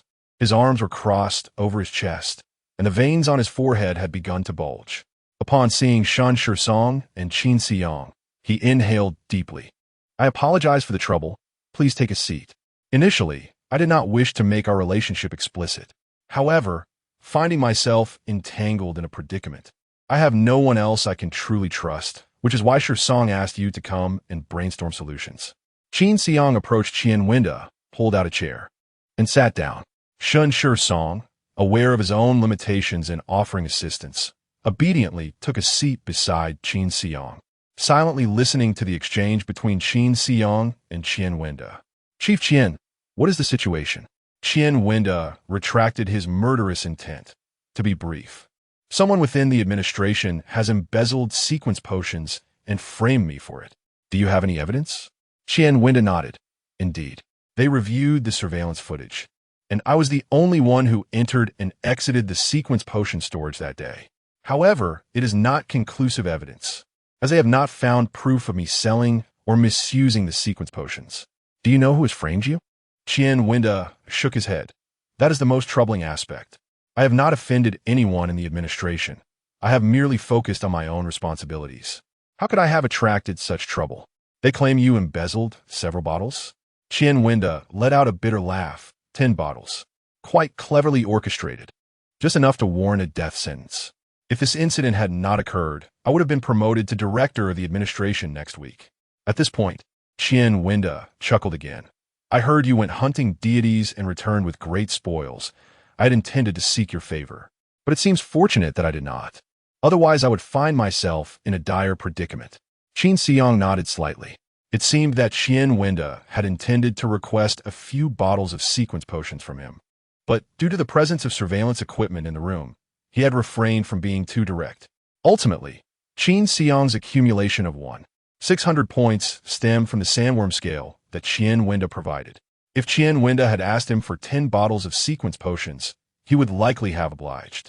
Even if Chien Winda did not voice it, he felt compelled to express his gratitude. However, Chien Winda had not spoken up, and Qin Xiang had been busy over the past few days, which had prevented him from reaching out. To his surprise, upon their reunion, Chien Winda was already under scrutiny. Suddenly, Qin Xiang's expression sharpened. Chief Chien, do you think the person who framed you guessed our relationship and assumed I would undoubtedly provide you with gifts and gratitude, thereby orchestrating your downfall just before your promotion? Chien Winda's eyes shifted. That makes sense. If you did indeed offer me a token of appreciation, and they discovered something incriminating in my home, my guilt would be firmly established. Chien Winda squinted. So, our relationship has already attracted attention? Chief Chien, your sequence is exceptional, and your abilities are formidable. You have been steadily advancing within the administration and must have drawn other scrutiny long ago. Chien Winda gritted his teeth. I've been careless. These wretches, despite my having provoked no one, seek to bring about my demise. Qin Xiang inquired further. Chief Chien, you summoned me for a specific purpose, did you not? Chien Winda spoke candidly. Initially, I intended for you to inform the Management Bureau about the 10 extra bottles of sequence potions you received and return them, thus clearing my name. I would repay this favor in the future. Qin Xiang was taken aback. Chien Winda's suggestion was indeed feasible. However, given the presence of surveillance devices, uttering such a plan meant it would no longer be a secret and could not be executed. Qin Xiang stared at Chien Winda in astonishment, bewildered by his intentions. Chien Winda let out a cold laugh, his slanted eyes revealing a murderous intent. From your analysis, it is evident that someone has long been watching me. Regardless, I have not misappropriated the sequence potions, and there is no evidence in the surveillance to suggest that I took them. Whether they conduct blood tests to check the concentration of sequence potions in my system or search my home, they will find no results. Since they treat me like a pawn to be manipulated, I shall play along. Just because I speak softly and kindly, do they truly believe I am a pushover? Chien Winda's crooked teeth creaked ominously. I am eager to see who will ultimately emerge victorious. Chapter 96. A visit to the police station. Qin Xiang gazed at Chien and inquired, Do you intend to handle this matter on your own? Of course, Qian replied, his expression more grim than rusted iron. I shall resolve this issue myself. I appreciate your guidance, nonetheless. I haven't truly aided you. I merely shared my perspective. Qian responded modestly. No, you're absolutely correct. I have long been under scrutiny. After this compromise, there will inevitably be another occasion. Rather than merely quenching the flames, it is better to extinguish the fire at its source. With that, Qin Xiang and Shun Shursong departed from the Management Bureau. Along the way, Qin cautioned Shun, remember, do not take any action. If necessary, Chief Qian will certainly communicate with you. Should any issues arise, refrain from acting hastily. Contact me first, understood? Though Shin Shursong was somewhat older than Qin Xiang, he found himself instinctively deferring to him, nodding in agreement. I will remember. Qin Xiang harbored deep concerns for Shun Shursong, whose lack of acumen rendered him restless at the slightest disturbance, often leading to hasty and counterproductive actions. Fortunately, despite his occasional foolishness, Shun was receptive to advice. What truly worried Qin was the possibility of Shun's ineptitude, coupled with a stubborn disposition that rendered him impervious to counsel. Very well, let us proceed this way for now. We will communicate further if necessary. Thank you. Shin Shursong never imagined he would one day express gratitude to the individual who had kidnapped him and seized his mobile device and the series of magical potions. Yet, without a doubt, Qin Xiang now stood as an ally alongside his uncle. After leaving the Management Bureau, Qin Xiang made his way to the police station. He sought to consult with Detective Olaf regarding the situation, particularly to ascertain the likelihood that when Shu was involved in the incident. Upon arriving at the police station, the doorman at the reception halted him. Who are you? What brings you to the police station? I am here to see Detective Olaf. He wished to discuss the incident involving the 3 murders that occurred on the street today. The doorman, aware of the shocking case that had unfolded, wasted no time and promptly dialed Olaf's office. Hello, Detective Olaf. There is someone here seeking you, claiming you called for him. The doorman glanced up at Qin Xiang. What is your name? Qin Xiang, he replied. He says his name is Qin Xiang. All right, I understand. Goodbye. After hanging up, the doorman gestured, proceed down the corridor, the second office on the left. Detective Olaf is awaiting your arrival. Thank you. Qin Xiang approached the office door and gently knocked. Come in. He pushed the door open and encountered the silver-haired Olaf once more. The detective's attire seemed unchanged through the ages, adorned with a scarf draped around his neck and a classic trench coat. Please take a seat. Allow me to pour you a cup of tea. Olaf rose, retrieving a teacup and placing on the table before pouring a cup of yellow tea from a nearby kettle. It differs from the tea favored by you Chinese. Do give it a try. Sitting down, Qin Xiang cradled the teacup, blowing gently on the steam. There is no distinction between Chinese and European anymore. In the wake of the apocalypse, it is all the same, governed by the United Government. Olaf picked up a pen and began to jot down notes on a piece of paper. I did not expect you to take the initiative to seek me out.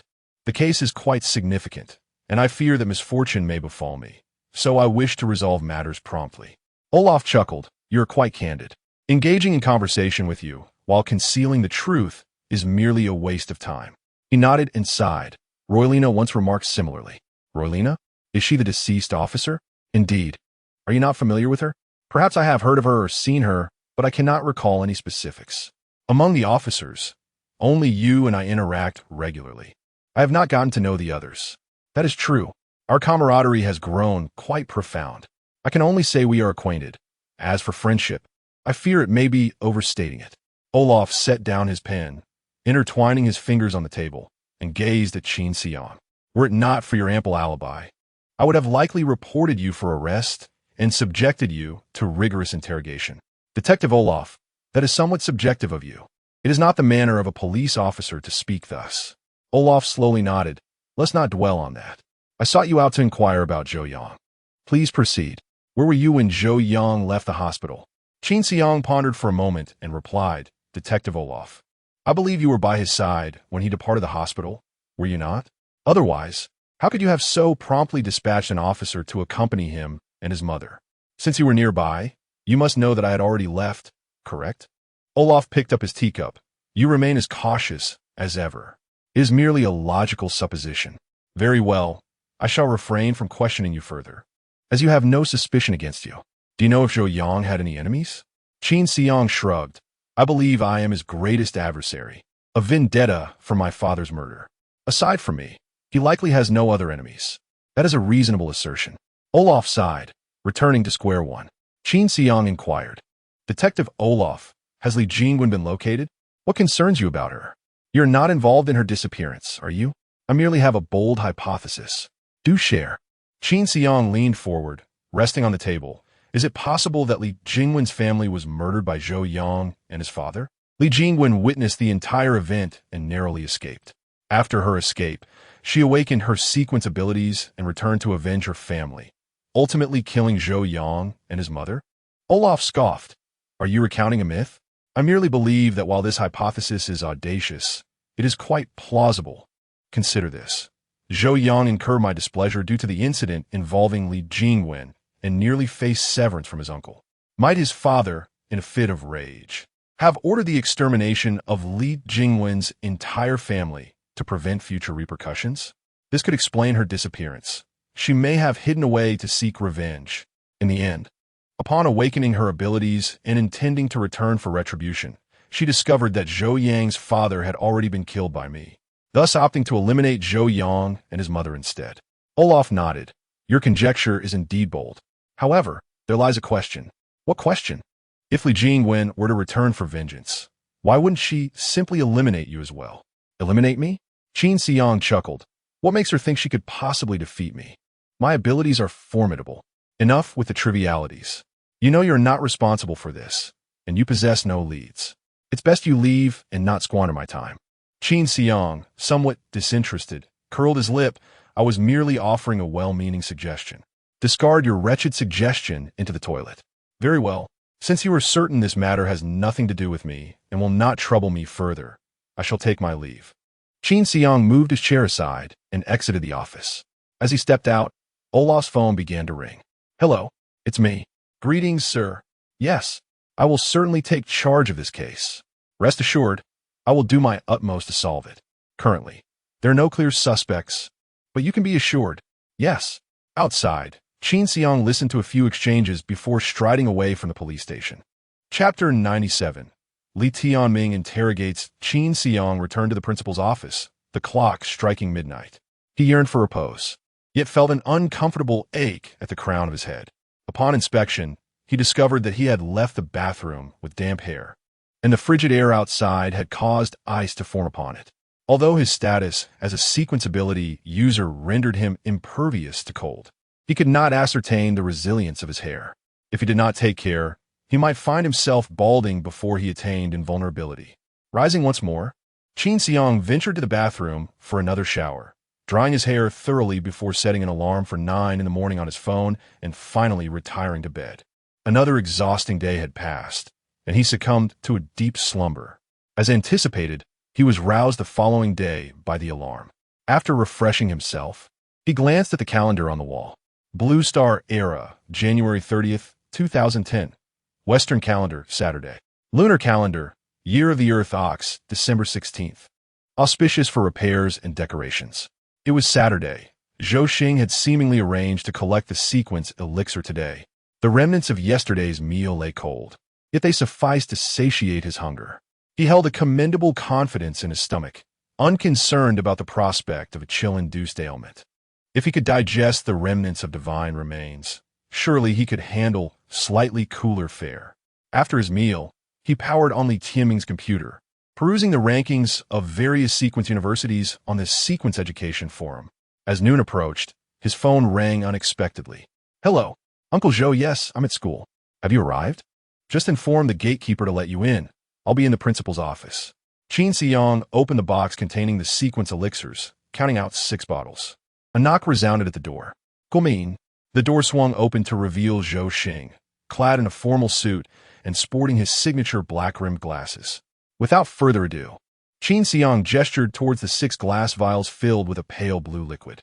Uncle Zhou, here are the sequence elixirs I promised you. Our transaction is complete.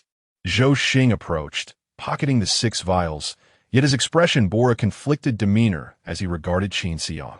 Qin Xiang lifted his gaze to Zhou Xing and offered a slight smile. What is it, Uncle Zhou? Do you have something else to discuss? You have displayed remarkable boldness in eliminating the student Zhou Yang, but I never anticipated you would dare to kill a police officer. Uncle Zhou, let us not speak carelessly.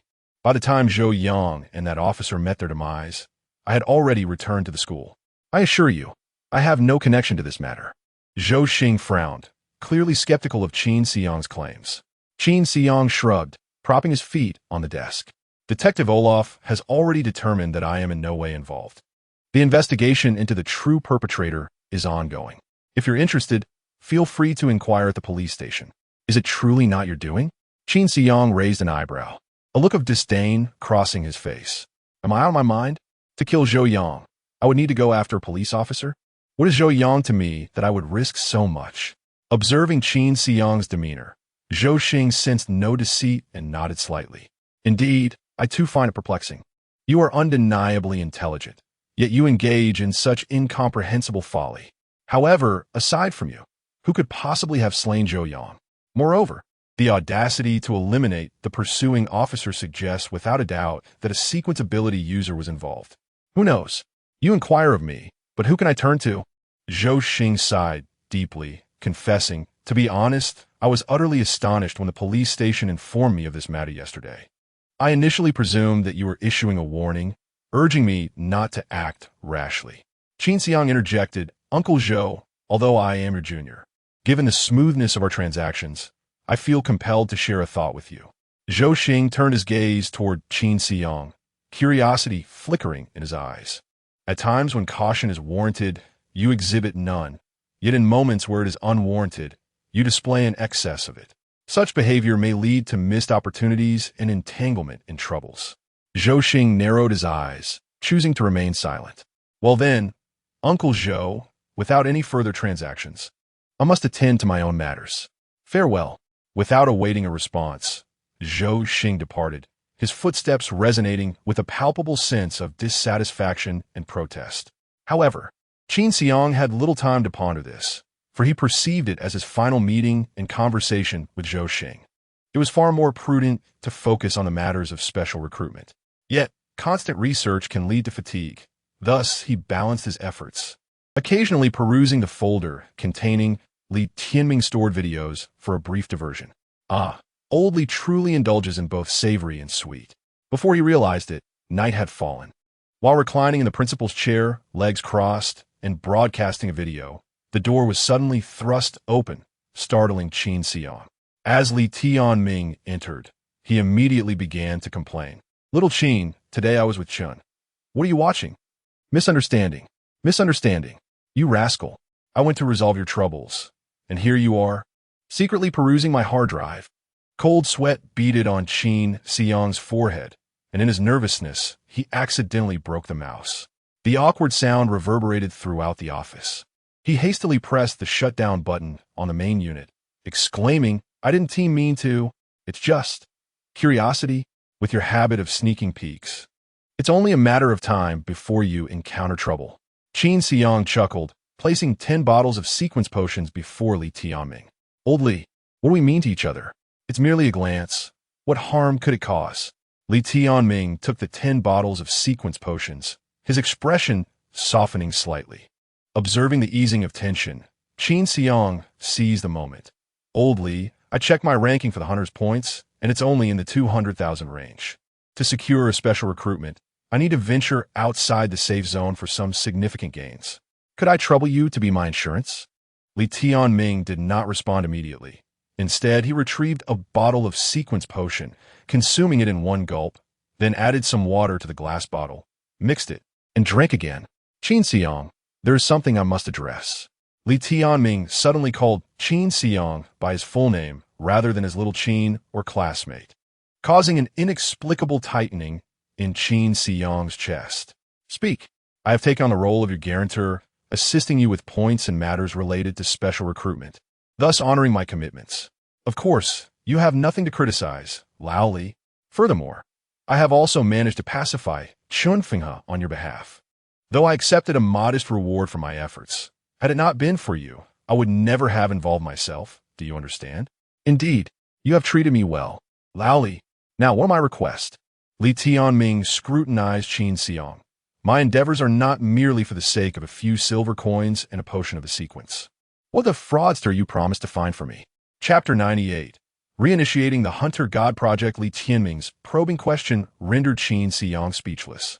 With a sheepish smile, he lowered his gaze, inwardly cursing the individual who had slain Royliana. Truly, this has jeopardized my grand plans. Qin Xiang felt a twinge of conflict. Old Li, I have indeed gleaned some information, but alas, that individual is already deceased.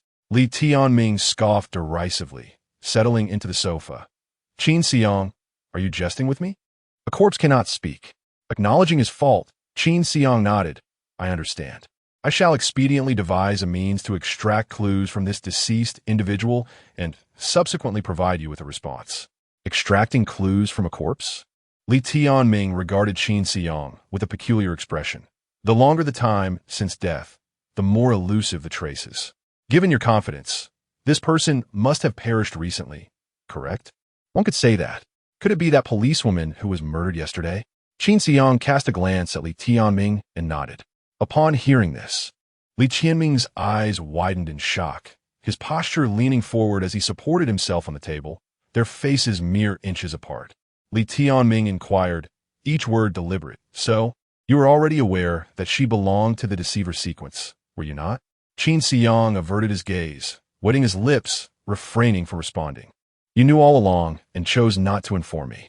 Now that she is dead, you choose to disclose it to me? Li Tianming offered a self-deprecating smile.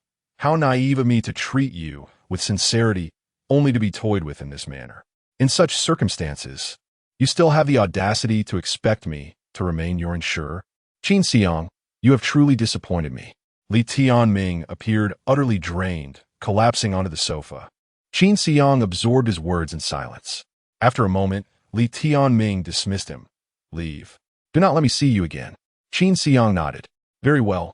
Ultimately, he recognized his transgressions toward Li Tianming.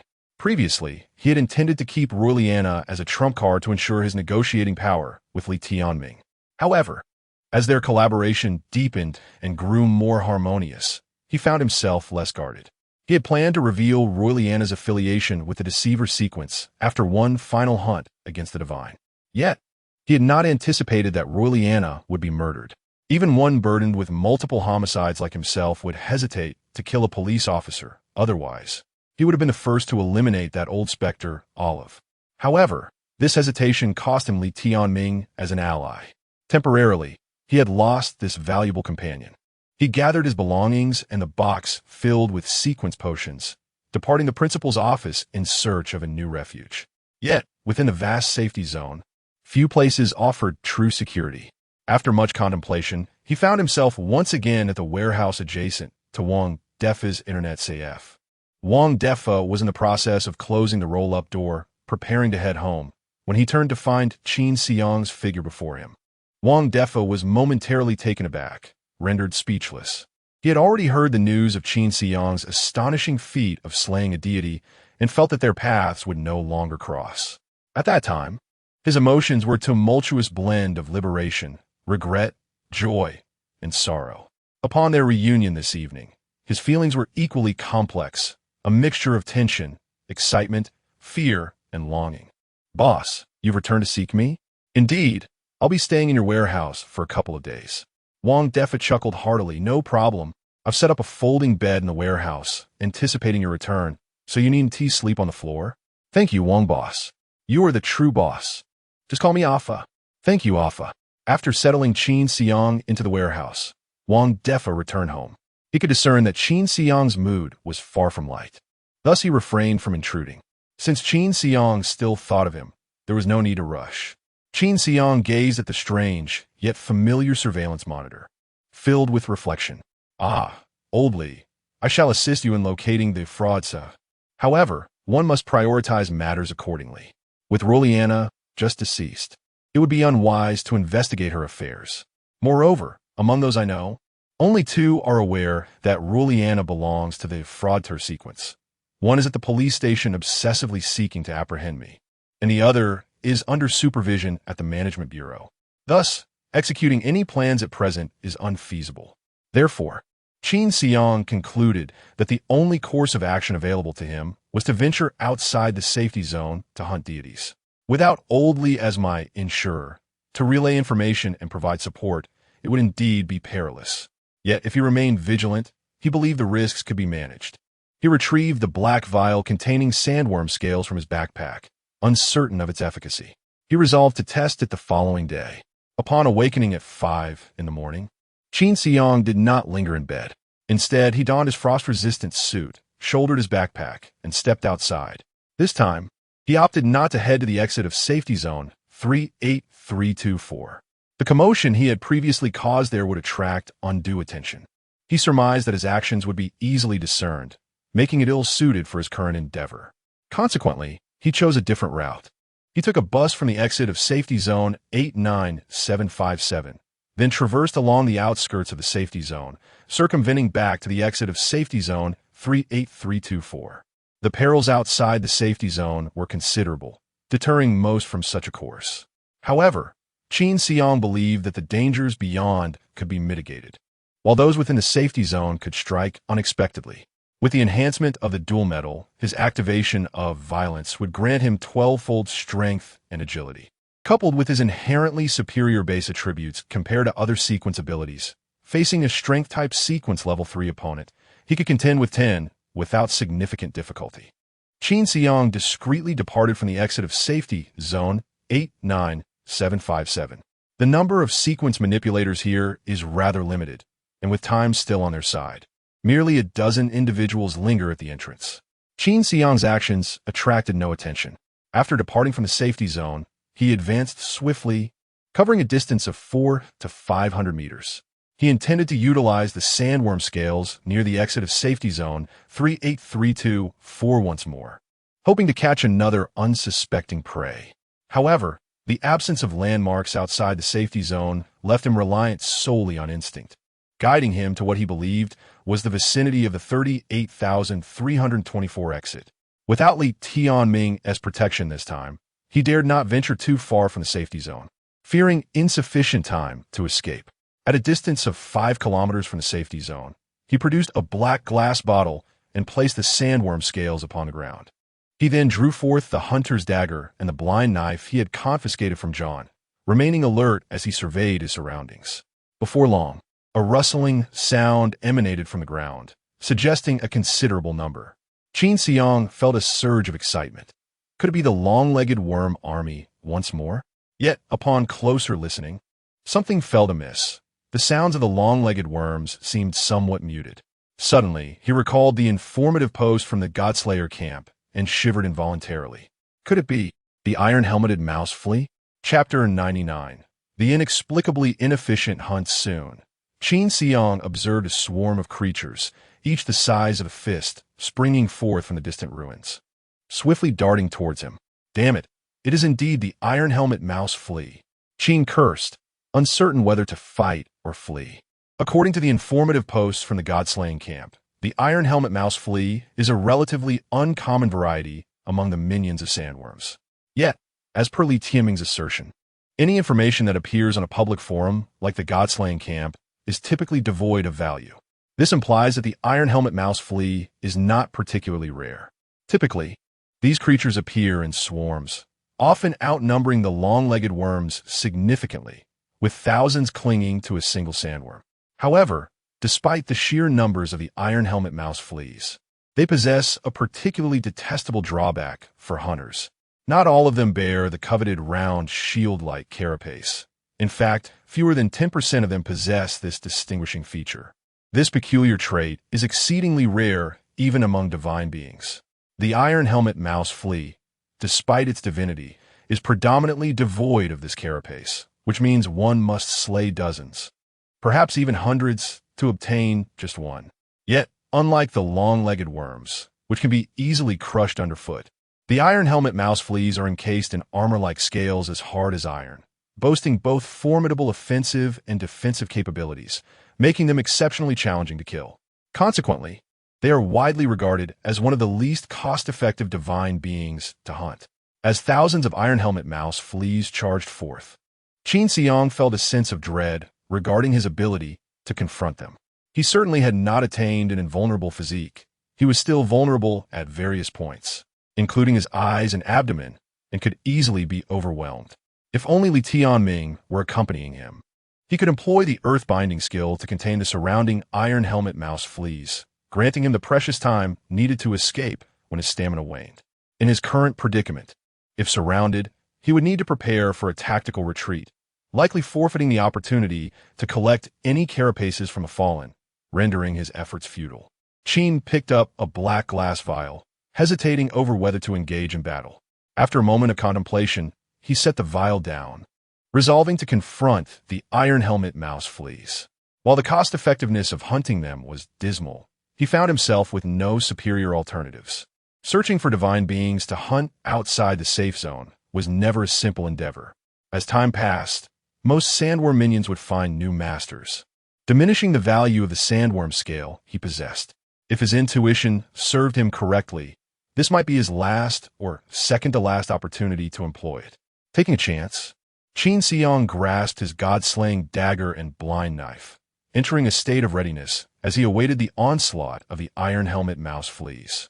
The sound of rustling grew increasingly nearer, the multitude of figures becoming ever clearer. The closest iron helmet mouse flea had already leaped within 3 meters of Qin Xiang. In the distance, countless dark figures emerged from the ruins at the edge of vision, their scales glimmering with a faint silver light under the starlit sky. Qin Xiang charged forward, striking a blow at the iron-helmeted mouse flea before him. A sharp clang echoed as the golden iron shattered, the reverberation coursing through the hilt of his blind knife into his palm. Yet, the blind knife did not cleave the iron-helmeted mouse flea in two. Instead, it plunged deep into its flesh. With a swift motion, Qin Xiang flung the creature aside. The iron-helmeted mouse flea tumbled on the ground, struggling for a moment before rolling over lifelessly. Its abdomen bore no round carapace. A futile kill. At this moment, Qin Xiang's expression grew increasingly grave. Despite exerting merely a fraction of his strength, he could not dispatch the iron-helmeted mouse flea instantly, nor could he sever it completely. It was crucial to note that even a fraction of his power far surpassed that of an ordinary person, exceeding that of a newly awakened sequence ability user. Yet, despite this, he still found it challenging to eliminate a single iron-helmeted mouse flea with ease. This signified that in the heat of battle, if he did not exert greater strength, numerous iron-helmeted mouse flea corpses would hang upon his dagger and blind knife, significantly delaying the disposal of these bodies. However, should he expend more energy, he risked losing his stamina, uncertain if he could endure long enough to slay all the iron-helmeted mouse fleas. No wonder it is said that the divine's cost-effectiveness is low. What is there to discuss about cost-effectiveness?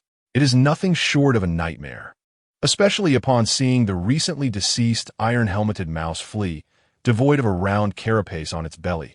Qin Xiang's mood soured further. The notion that he could easily crush an iron-helmeted mouse flea underfoot was thoroughly dispelled, especially since even a weapon of the blind knife's exceptional metal quality required considerable effort to kill. He pondered whether he could withstand the onslaught. However, as the saying goes, now that I have come this far, I shall give it another try. Qin Xiang plunged into the fray of the leaping iron-helmeted mouse flea army, engaging them in battle. He relentlessly swung his blind knife and hunting dagger, continuously shifting his position to evade the leaping attacks of the iron-helmeted mouse fleas. As he became ensnared among them, he suddenly discerned that these iron-helmeted mouse fleas seemed to possess a collective consciousness, coordinating their assaults against him. Some leapt towards his legs, attempting to impede his swift movements. Others aimed for his arms, hindering his ability to strike at foes. A few lay in ambush, waiting for him to turn his back before launching an attack on his neck and back. They were nothing like the long-legged worms from before, which had been oblivious, solely focused on reaching the sandworm scales. While Qin Xiang attacked, he also had to remain vigilant about his defense and the assault from behind, finding it momentarily overwhelming. The strain on his concentration was immense. After battling for over 20 minutes, beads of sweat began to form on Qin Xiang's forehead. He estimated that, At the current rate of slaying an iron-helmeted mouse flea every 3 to 5 seconds, it would take him 2 to 3 hours to conclude the fight. 2 to 3 hours. He could hardly imagine enduring such a prolonged battle here, let alone Li Tianming on a folding bed. A solution must be devised. To flee? Qin Xiang gazed upon the ground, where over 100 armored mouse fleas lay scattered, alongside some exposed circular carapaces, and felt an undeniable sense of reluctance. He focused his mind slightly and activated violence. In an instant, Qin Xiang felt as light as a feather, and the movements of the armored mouse fleas appeared to him as though they were captured in slow motion. He no longer had to worry about ambushes from the armored mouse fleas behind him, for they were far too sluggish. The Godslayer dagger and the blind knife in his hands became as sharp as a razor. With a gentle flick, he effortlessly cleaved through one armored mouse flea as if slicing through tender tofu. Furthermore, he finally found the strength to crush the armored mouse fleas underfoot, even if it required a modicum of effort. Chapter 100. Decapitation. The duration of violence is a mere 10 minutes. Even in the absence of skill cooldowns, one can easily surmise that the relentless application of such an intense ability would undoubtedly deplete the body's potential, leading to unfavorable consequences. Thus, he must race against time. Clad in an orange and white anti-freeze suit, Qin Xiang resembled a harbinger of death, brandishing 2 short blades as he weaved through the ironclad flea swarm like a wraith. Before the viscous blood of the ironclad fleas could splatter upon him, he had already vanished into the ether. In his wake lay a multitude of lifeless ironclad fleas, their heads and abdomens severed with remarkable precision, akin to having been meticulously polished. The moments of exhilaration are always fleeting. 10 minutes swiftly elapsed. Qin Xiang felt as if his entire body had been encased in cement. His movements became sluggish, and both perception and strength diminished simultaneously. The ironclad fleas, having been caught off guard by Qin Xiang's assault, seemed to recognize that his peak state had waned, and they promptly regrouped for a coordinated counterattack. While fending off the renewed onslaught of the ironclad fleas, Qin Xiang surveyed his surroundings. In the brief span of 10 minutes, he had dispatched over 1,000 of these creatures.